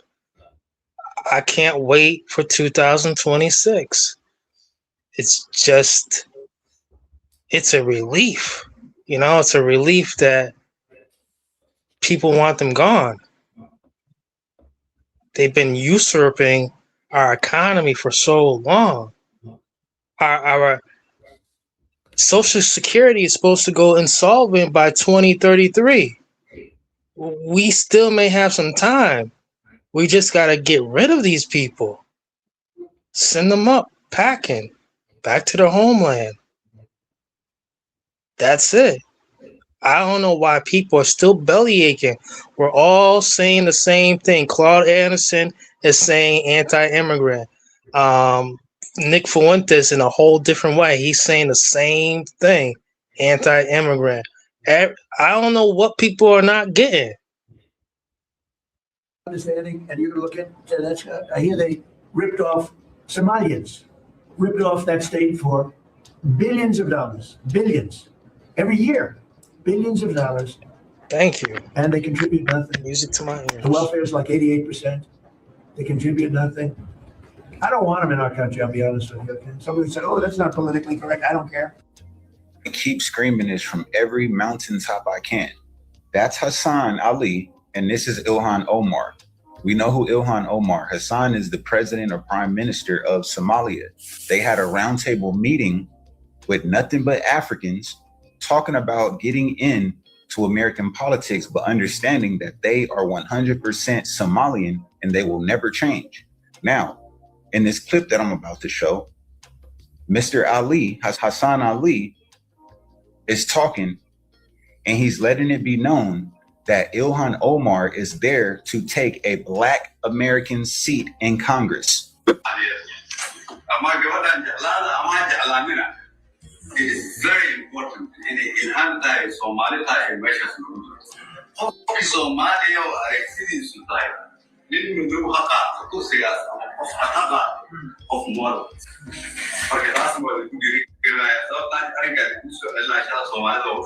They are not here to be our friends. They are not here to fight for all Black people. They are here to fight for Somalians.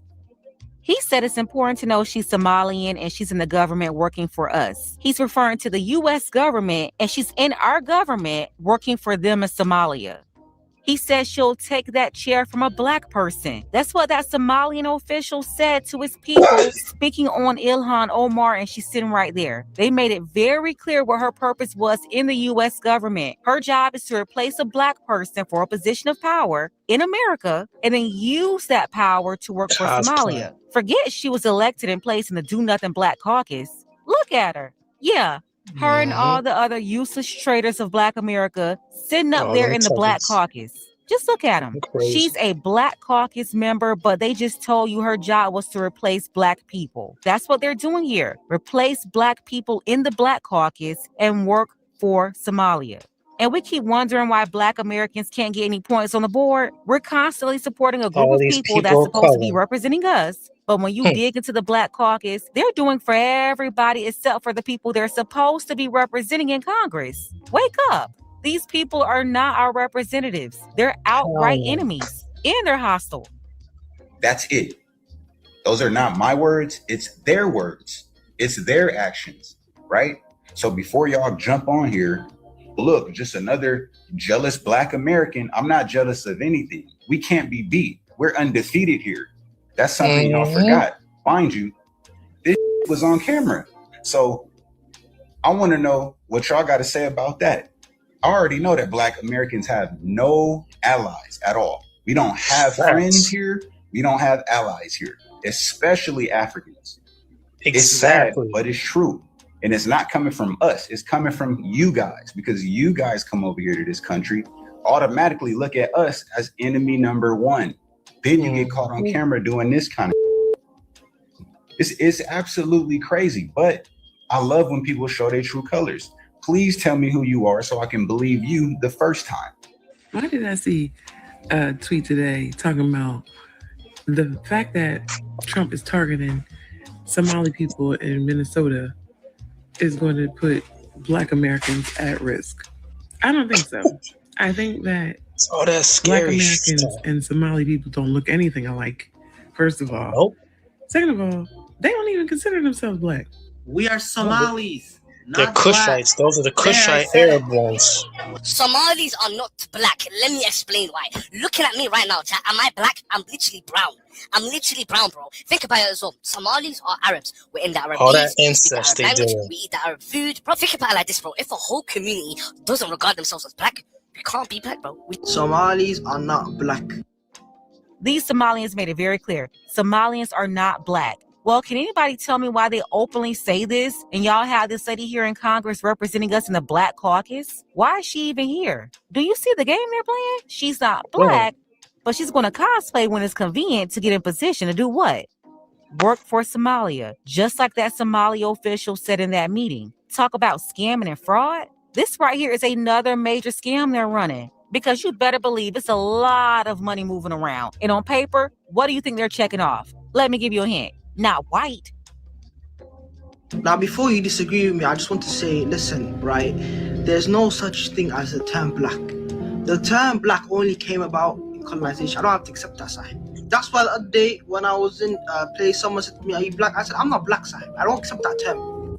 Somalis are not black. There's a difference between African and black. Look at their You think that cranium. a person, any person, Their can't cranium's tell the looking difference between a crazy, black kid. American and a Somali person?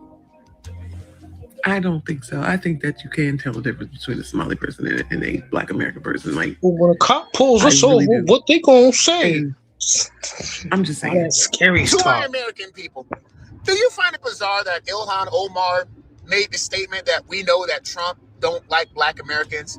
Notice how they always try to clump us all together. You know, the foundational black Americans are trying to separate ourselves for this reason. Y'all came into our country, use all our benefits, clown all the black Americans. Oh, look at them. What we've been told is all we got to do is trash them over there. Just trash them, and we can join forces and have a good life. So you did that. Now, Trump is talking about deportation. The foundational black Americans are sitting here like, well, deport them all. We don't care. Why? Because there's no deportation for us. We can sit back, eat our popcorn, and laugh at you. So Trump, please, keep going. Do more. Get rid of them all. And then you got these simps and cooks out here, especially I can't stand when I see a black man, a black male. Look at them, they're dividing country, their families, and look at them. This is wrong. This ain't No, right. man, This ain't y'all right. not getting it. Bro, do you realize that 20 million, more, maybe more than that, came over here with a false pretense that they were going to get milk and honey when they came here. Invasion. Essentially, they did. Freeloading off of our tax dollars. So while this simp, this out here, oh yeah, we can't do this. This is wrong. Vote for Kamala. Don't realize that they're actually using your tax dollars to freeload and get this milk and honey. So my question to these people that keep saying this stuff is, how come we can't have the milk and honey? How come we can't chill? How come we can't have a good life? How come we keep giving everybody else a good life, but every day we gotta wake up and go to work, especially these blue collar jobs, and our bones gotta hurt every day? Come on, man. Y'all gotta wake up, Mike. And then they come over here disrespecting black people while using us at the same time, cosplaying to get goodies and benefits for themselves, checking off black on these forms. And when they scam $1 billion in Minnesota with all that welfare fraud, they get locked up and go to jail. They check black again. So they're counted as us, contributing to these crime stats that people just place on black America. When these people have openly admitted for years, they're not even black. They just come in black American areas and soak up all the resources meant for us. Exactly. What people don't realize is I am speaking from a place of experience. I live in Columbus, Ohio. You can check the numbers, honey, but I believe we have the second largest Somali community in the country. Okay? What happened was they got dropped into Urban Crest, Ohio, which is on the outskirts of Columbus, Ohio. Urban Crest was one of the last remaining Black American municipalities in the country. It was founded by Black Americans, sort of like Black Wall Street.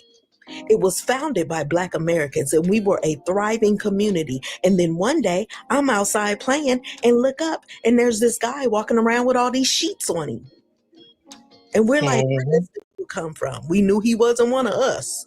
A couple days later, there's 1,000 of them dropped into Urban Crest, Ohio, which if you look at it today, it is no longer the thriving Black American community that it started off as before they got here. Then they moved to the north side of Columbus, which was also a Black thriving area. We had Black owned businesses there. Black families owned homes there. And now when you go to the north side of Columbus, Ohio, it is covered in Arabic. But only the men, FBA men talk like this. Upset at the Chinese for making Chinatowns, or for people who make Little Italy and all that, because that didn't happen to me. Honey, if you upset with that, you be upset with the Chinese. The Chinese never moved into my neighborhood and completely pushed my people out. And we know the fraud because we've seen it firsthand. We know what's going on. There's so many homeless African American, Black Americans in Columbus, Ohio, because all the places we used to live got Somalians in them now. So Somalians are trying to drag Black Americans into their fight. Check this out. But Trump based his order on a report whose author has made it clear that his goal is to denaturalize and deport as many Somali Americans as possible. This is not about crime. It's not about safety. This is about purging people like me from this country. Minnesota has always been a welcoming place for people fleeing a home country that is backed by war, poverty, and hunger. Europeans in the 19th and 20th century, Black Americans from the South, Hmong. That was a call for allyship, and they threw the race card out there. We're all Black. What happened to I'm not Black, I'm Somalian? And what happened to the call of allyship when y'all was scamming Minnesota out of hundreds of millions of dollars? They only pull out the race card when it's beneficial to them, because before this, they'll tell you, you're jealous because Somalians are driving Priuses. And there's no allyship when they're taking advantage of all these government assistance programs. HUD, public housing, they're not going to let you in their building that they're in. And these are the same people that will tell you, if you Black American Somalians will say, hey, my people came over here in planes and your people came over here in shackles and chains. Keep that same energy. I respect that. Since me and my peoples came over here in shackles and chains in a ship, I'm porting my ship right here. This is where I'm going to port my ship. Don't use Black as a race card. Don't use Black when it's beneficial. Keep that same energy. You not Black, you Somalians. You not Black, you Nigerians. Keep that same energy. Because when it's time to benefit off these government programs, like housing, all that stuff, they lock other people out. They don't care about nobody else but their own people. So why you yelling allyship now? And for anyone who's been homeless in America, cut that bullshit out. These people hate and the us, rest man. of them, Somalians talking about Black this, Black that, getting all on the news, trying to dog whistle the Black Americans, throwing out words like Black and racism to try to put a battery in our back to run out and fight for them. After they made it very clear they're not Black. And their purpose here is to, one, replace Black people and get resources. Then two, use those resources to fund the lives of Somalians in America and Somalia. Yeah, their plan is to destroy Black America and really America in general. And now they're running around trying to get us to fight for them? Absolutely crazy. Let's go ahead and get the conversation started. Tell me what you think about this mess below. I want to thank everybody who Anytime they support this channel. keep You on can show your saying support as Black, well. The Black, link to pay- they not Black. Anytime they keep on saying they FBA, they're not FBA. It's a game.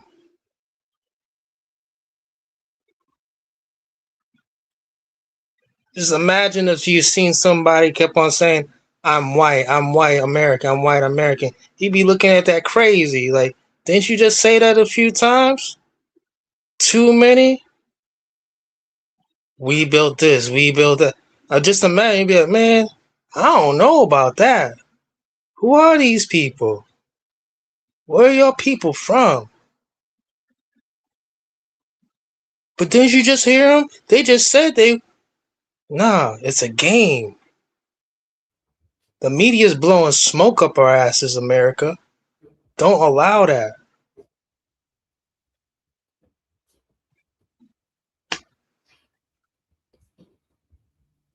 Well, you know what? I've done 8 hours and 31 minutes. And I'm Good. tired. So we're I'm gone. That's my final word of the day. Invest your money well in the stock market. When you invest in crypto, it's just like loving a woman. If you're a man, it's just like loving a woman. Take your time. Stop rushing. You know what you should be doing if you know what you're doing. She's not going nowhere. She's staying the night. Take your time. Stop trying to hit the jackpot. All right, guys. That's it. Some more? That's it. Peace, guys. Trying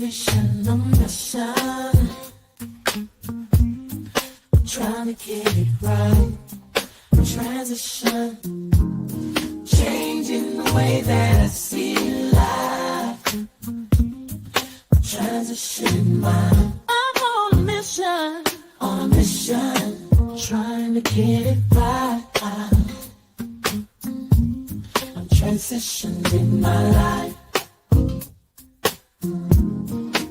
Making a transition. Ooh, making a transition. Ooh, making a transition.